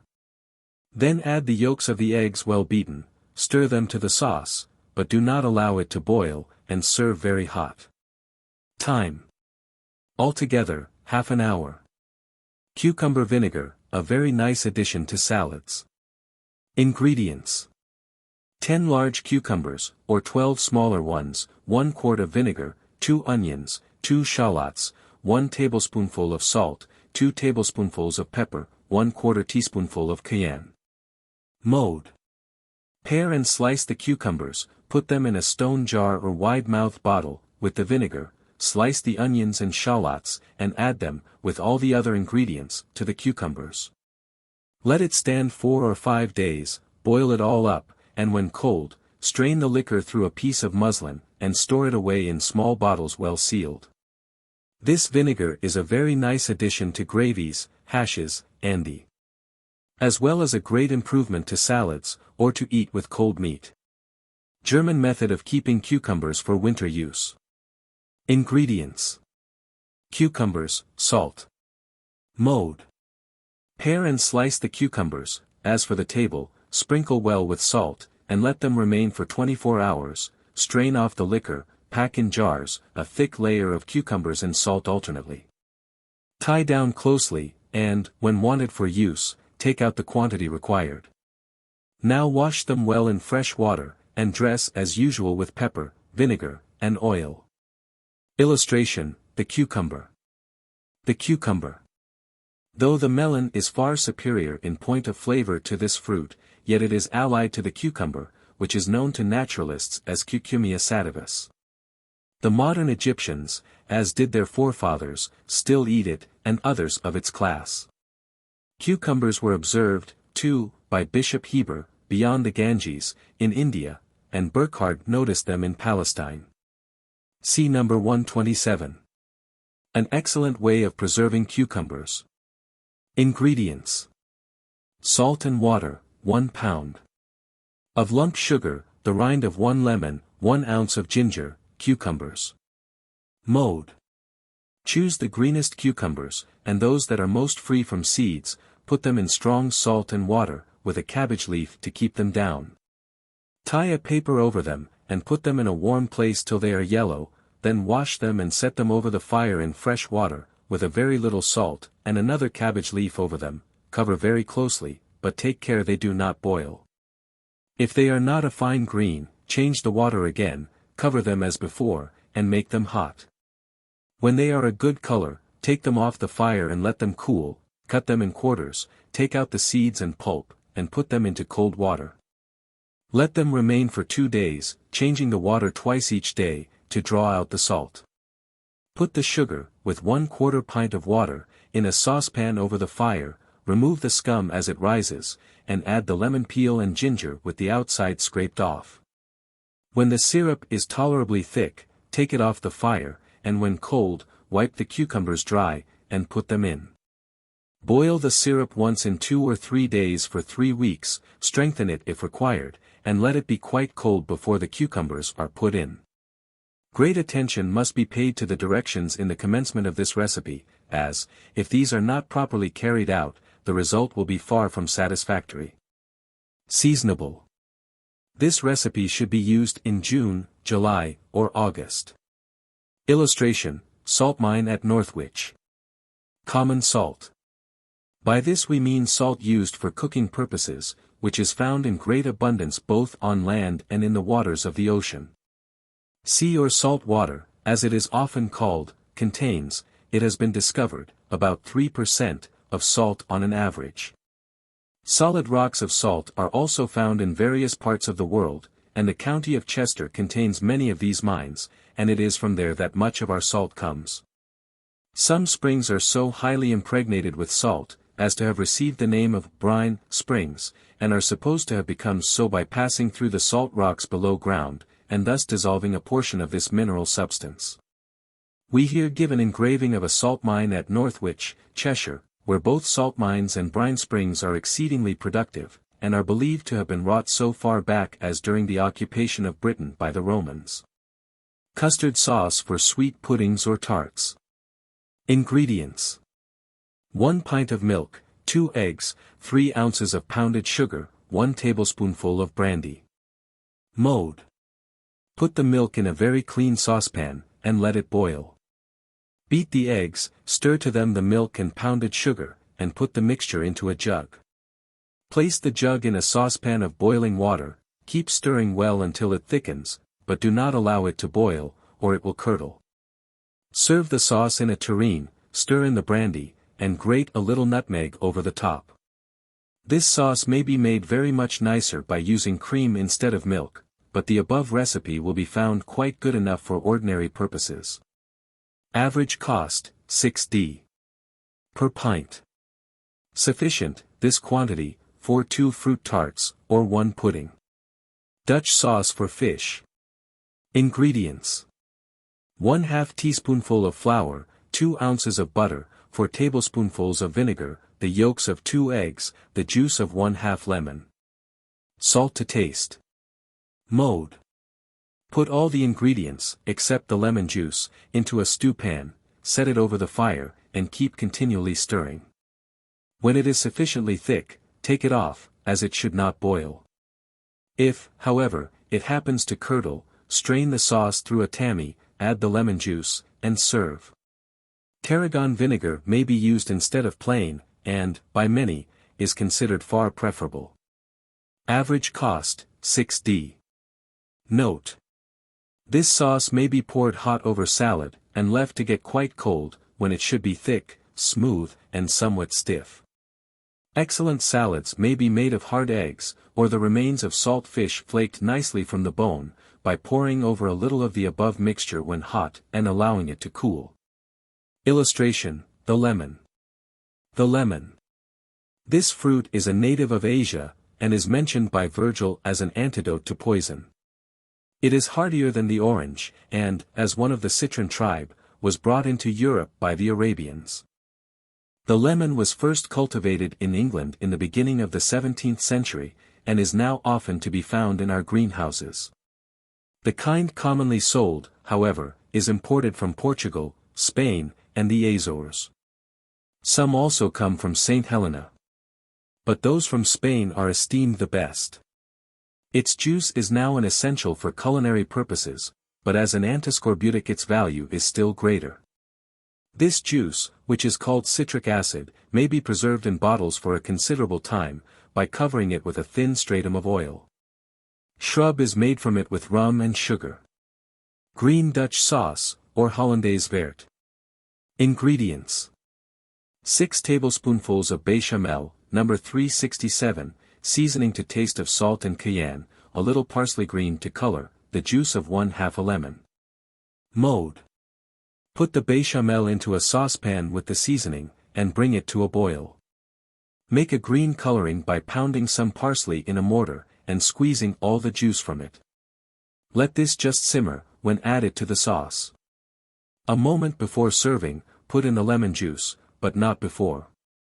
For otherwise the sauce would turn yellow, and its appearance be thus spoiled.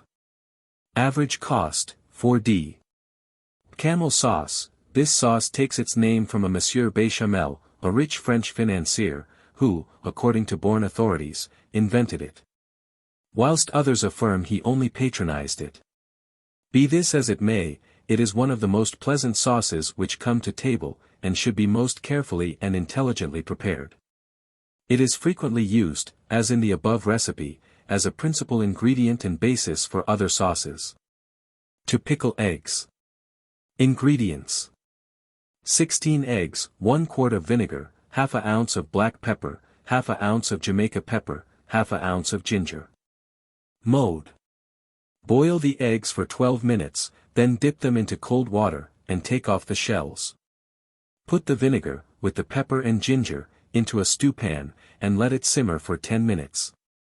Now place the eggs in a jar, pour over them the vinegar, and boiling hot, and, when cold, tie them down with bladder to exclude the air. This pickle will be ready for use in a month.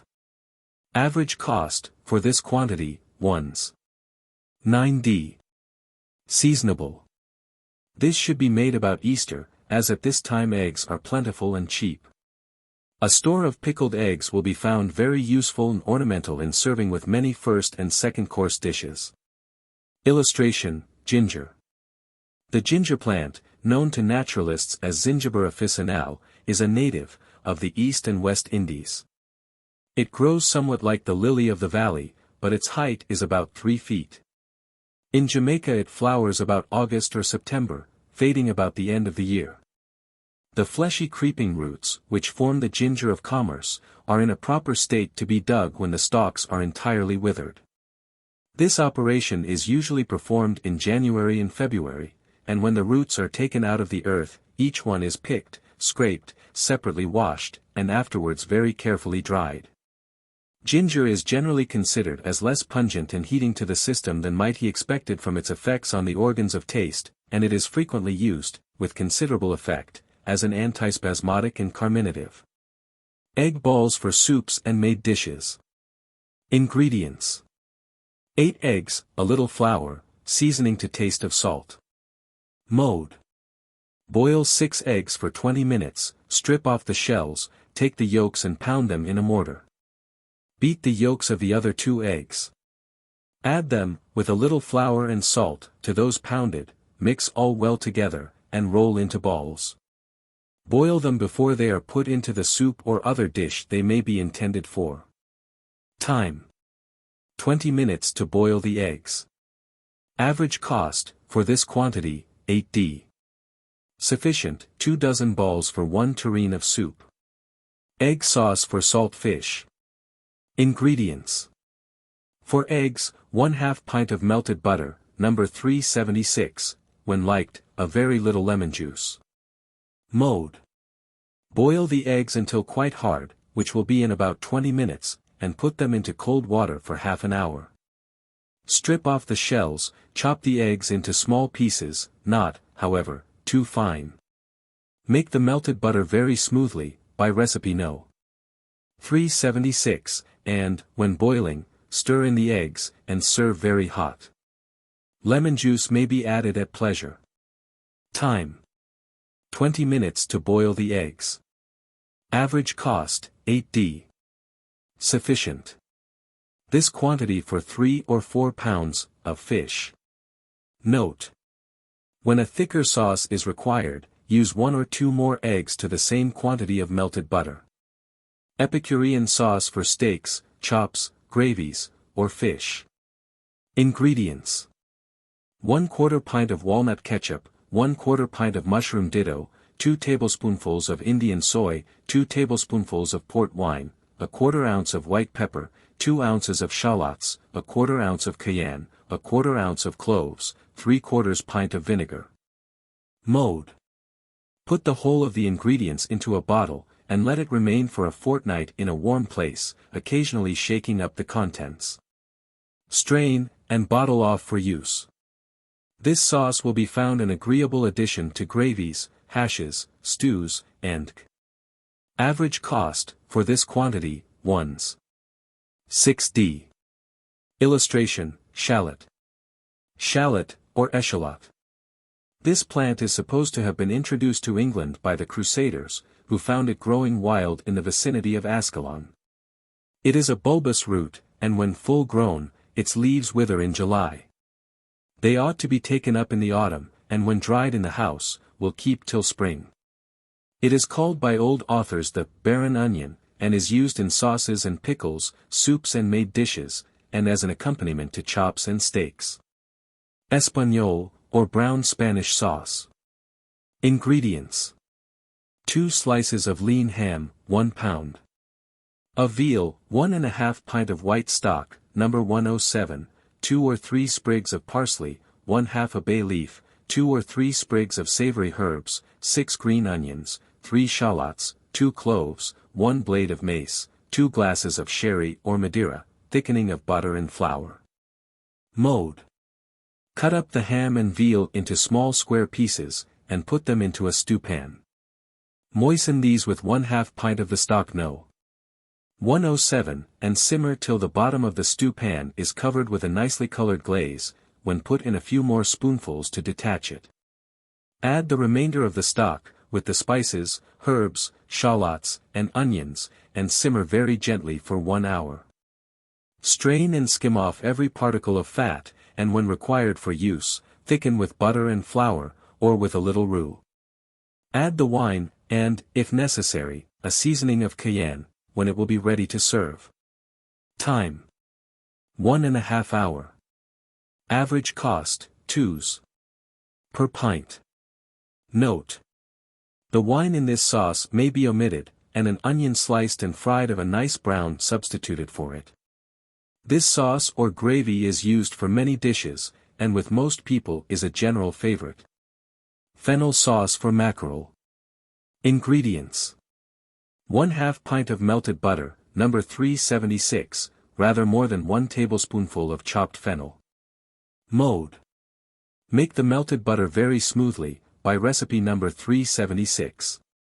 Chop the fennel rather small, carefully cleansing it from any grit or dirt, and put it to the butter when this is on the point of boiling. Simmer for a minute or 2, and serve in a tureen. Time: 2 minutes. Average cost, 4d. Sufficient to serve with 5 or 6 mackerel. Illustration, fennel. Fennel. This elegantly growing plant, of which the Latin name is Anethum funiculum, grows best in chalky soils, where, indeed, it is often found wild. It is very generally cultivated in gardens, and has much improved on its original form. Various dishes are frequently ornamented and garnished with its graceful leaves, and these are sometimes boiled in soups, although it is more usually confined, in English cookery, to the mackerel sauce as here given. Fish sauce. Ingredients: 1½ ounces of cayenne, 2 tablespoonfuls of walnut ketchup, 2 tablespoonfuls of soy, a few shreds of garlic and shallot, 1 quart of vinegar. Mode: put all the ingredients into a large bottle, and shake well every day for a fortnight. Keep it in small bottles well sealed, and in a few days it will be fit for use. Average cost, for this quantity, 1s. Forcemeat balls for fish soups. Ingredients: 1 middling-sized lobster, 1/2 an anchovy, 1 head of boiled celery, the yolk of a hard-boiled egg, salt, cayenne, and mace to taste, 4 tablespoonfuls of bread crumbs, 2 ounces of butter, 2 eggs. Mode: pick the meat from the shell of the lobster, and pound it, with the soft parts, in a mortar. Add the celery, the yolk of the hard-boiled egg, seasoning, and bread crumbs. Continue pounding till the whole is nicely amalgamated. Warm the butter till it is in a liquid state, well whisk the eggs, and work these up with the pounded lobster meat. Make into balls of about 1 inch in diameter, and fry of a nice pale brown. Sufficient, from 18 to 20 balls for 1 tureen of soup. Forcemeat for cold savory pies. Ingredients: 1 pound of veal, 1 pound of fat bacon, salt, cayenne, pepper, and pounded mace to taste. A very little nutmeg, the same of chopped lemon peel, 1/2 teaspoonful of chopped parsley, 1/2 teaspoonful of minced savory herbs, 1 or 2 eggs. Mode. Chop the veal and bacon together, and put them in a mortar with the other ingredients mentioned above. Pound well, and bind with 1 or 2 eggs which have been previously beaten and strained. Work the whole well together, and the forcemeat will be ready for use. If the pie is not to be eaten immediately, omit the herbs and parsley, as these would prevent it from keeping. Mushrooms or truffles may be added. Sufficient for 2 small pies. Illustration: marjoram. Marjoram. Although there are several species of marjoram, that which is known as the sweet or knotted marjoram, is the one usually preferred in cookery. It is a native of Portugal, and when its leaves are used as a seasoning herb, they have an agreeable aromatic flavor. The winter sweet marjoram used for the same purposes, is a native of Greece, and the pot marjoram is another variety brought from Sicily. All of them are favorite ingredients in soups, stuffings, and forcemeat for pike, carp, haddock, and various kinds of fish. Ingredients: 1 ounce of fresh butter, 1 ounce of suet, 1 ounce of fat bacon, 1 small teaspoonful of minced savory herbs, including parsley, a little onion, when liked, shredded very fine. Salt, nutmeg, and cayenne to taste, 4 ounces of bread crumbs, 1 egg. Mode. Mix all the ingredients well together, carefully mincing them very finely, beat up the egg, moisten with it, and work the whole very smoothly together. Oysters or anchovies may be added to this forcemeat, and will be found a great improvement. Average cost, 6d. Sufficient for a moderate-sized haddock or pike. Forcemeat for veal, turkeys, fowls, hare, and ingredients: 2 ounces of ham or lean bacon, 1/4 pound of suet, the rind of half a lemon, 1 teaspoonful of minced parsley, 1 teaspoonful of minced sweet herbs, salt, cayenne, and pounded mace to taste, 6 ounces of bread crumbs, 2 eggs. Mode. Shred the ham or bacon, chop the suet, lemon peel, and herbs, taking particular care that all be very finely minced, add a seasoning to taste, of salt, cayenne, and mace, and blend all thoroughly together with the bread crumbs, before wetting. Now beat and strain the eggs, work these up with the other ingredients, and the forcemeat will be ready for use. When it is made into balls, fry of a nice brown, in boiling lard, or put them on a tin and bake for half an hour in a moderate oven. As we have stated before, no one flavor should predominate greatly, and the forcemeat should be of sufficient body to cut with a knife, and yet not dry and heavy. For very delicate forcemeat, it is advisable to pound the ingredients together before binding with the egg, but for ordinary cooking, mincing very finely answers the purpose. Average cost, 8d. Sufficient for a turkey, a moderate-sized fillet of veal, or a hare. Note. In forcemeat for hare, the liver of the animal is sometimes added. Boil for 5 minutes, mince it very small, and mix it with the other ingredients. If it should be in an unsound state, it must be on no account made use of. Illustration: basil. Sweet herbs. Those most usually employed for purposes of cooking, such as the flavoring of soups, sauces, forcemeats, and are thyme, sage, mint, marjoram, savory, and basil. Other sweet herbs are cultivated for purposes of medicine and perfumery. They are most grateful both to the organs of taste and smelling, and to the aroma derived from them is due, in a great measure, the sweet and exhilarating fragrance of our flowery meads. In town, sweet herbs have to be procured at the greengrocers or herbalists, whilst, in the country, the garden should furnish all that are wanted. The cook taking great care to have some dried in the autumn for her use throughout the winter months. Forcemeat for baked pike. Ingredients: 3 ounces of bread crumbs, 1 teaspoonful of minced savory herbs, 8 oysters, 2 anchovies, these may be dispensed with, 2 ounces of suet, salt, pepper, and pounded mace to taste. 6 tablespoonfuls of cream or milk, the yolks of 2 eggs. Mode. Beard and mince the oysters, prepare and mix the other ingredients by recipe number 416, and blend the whole thoroughly together. Moisten with the cream and eggs, put all into a stew pan, and stir it over the fire till it thickens, when put it into the fish, which should have previously been cut open, and sew it up. Time: 4 or 6 minutes to thicken. Average cost, 10d. Sufficient for a moderate-sized pike. French forcemeat. For 19, it will be well to state, in the beginning of this recipe, that French forcemeat, or quenelles, consist of the blending of 3 separate processes. Namely, panada, udder, and whatever meat you intend using. Panada. Ingredients. The crumb of 2 penny rolls, 4 tablespoonfuls of white stock, number 107, 1 ounce. Of butter, 1 slice of ham, 1 bay leaf, a little minced parsley, 2 shallots, 1 clove, 2 blades of mace, a few mushrooms, when obtainable, butter, the yolks of 2 eggs. Mode. Soak the crumb of the rolls in milk for about half an hour, then take it out, and squeeze so as to press the milk from it. Put the soaked bread into a stew pan with the above quantity of white stock, and set it on one side. Then put into a separate stew pan 1 ounce of butter, a slice of lean ham cut small, with a bay leaf, herbs, mushrooms, spices, and, in the above proportions, and fry them gently over a slow fire. When done, moisten with 2 teacupfuls of white stock, boil for 20 minutes, and strain the whole through a sieve over the panada in the other stew pan. Place it over the fire, keep constantly stirring, to prevent its burning, and when quite dry, put in a small piece of butter. Let this again dry up by stirring over the fire. Then add the yolks of 2 eggs, mix well, put the panada to cool on a clean plate, and use it when required. Panada should always be well flavored, as the forcemeat receives no taste from any of the other ingredients used in its preparation.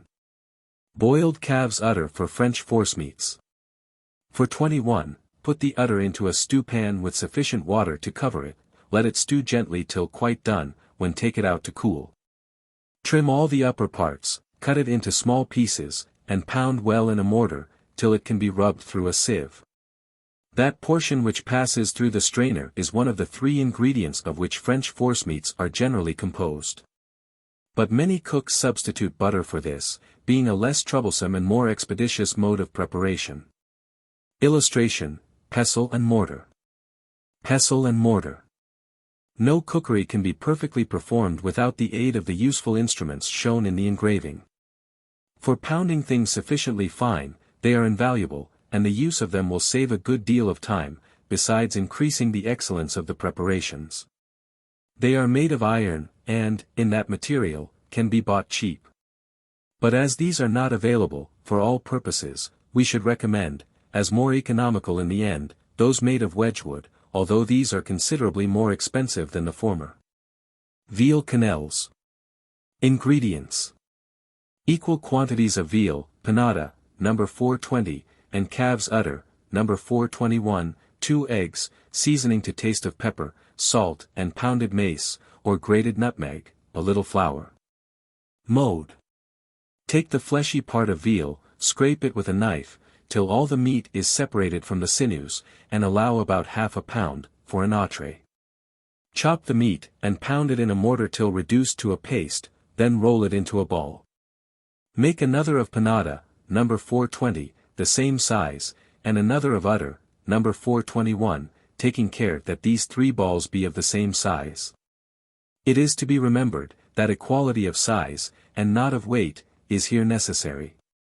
When the 3 ingredients are properly prepared, pound them all together in a mortar for some time, for the more quenelles are pounded, the more delicate they are.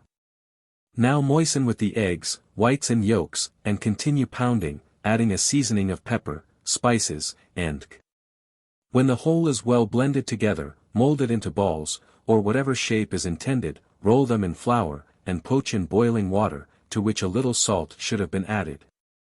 If the quenelles are not firm enough, add the yolk of another egg, but omit the white, which only makes them hollow and puffy inside. In the preparation of this recipe, it would be well to bear in mind that the ingredients are to be well pounded and seasoned, and must be made hard or soft according to the dishes they are intended for. For brown or white ragouts they should be firm, and when the quenelles are used very small, extreme delicacy will be necessary in their preparation. Their flavor may be varied by using the flesh of rabbit, fowl, hare, pheasant, grouse, or an extra quantity of mushroom, parsley, and time, about a quarter hour to poach in boiling water. Sufficient, half a pound of veal or other meat, with other ingredients in proportion, for 1 entree. Note: the French are noted for their skill in making forcemeats. One of the principal causes of their superiority in this respect being, that they pound all the ingredients so diligently and thoroughly. Anyone with the slightest pretensions to refined cookery, must, in this particular, implicitly follow the example of our friends across the channel. Forcemeat, or quenelles, for turtle soup. See number 189. For 23, Sawyer's recipe for forcemeats.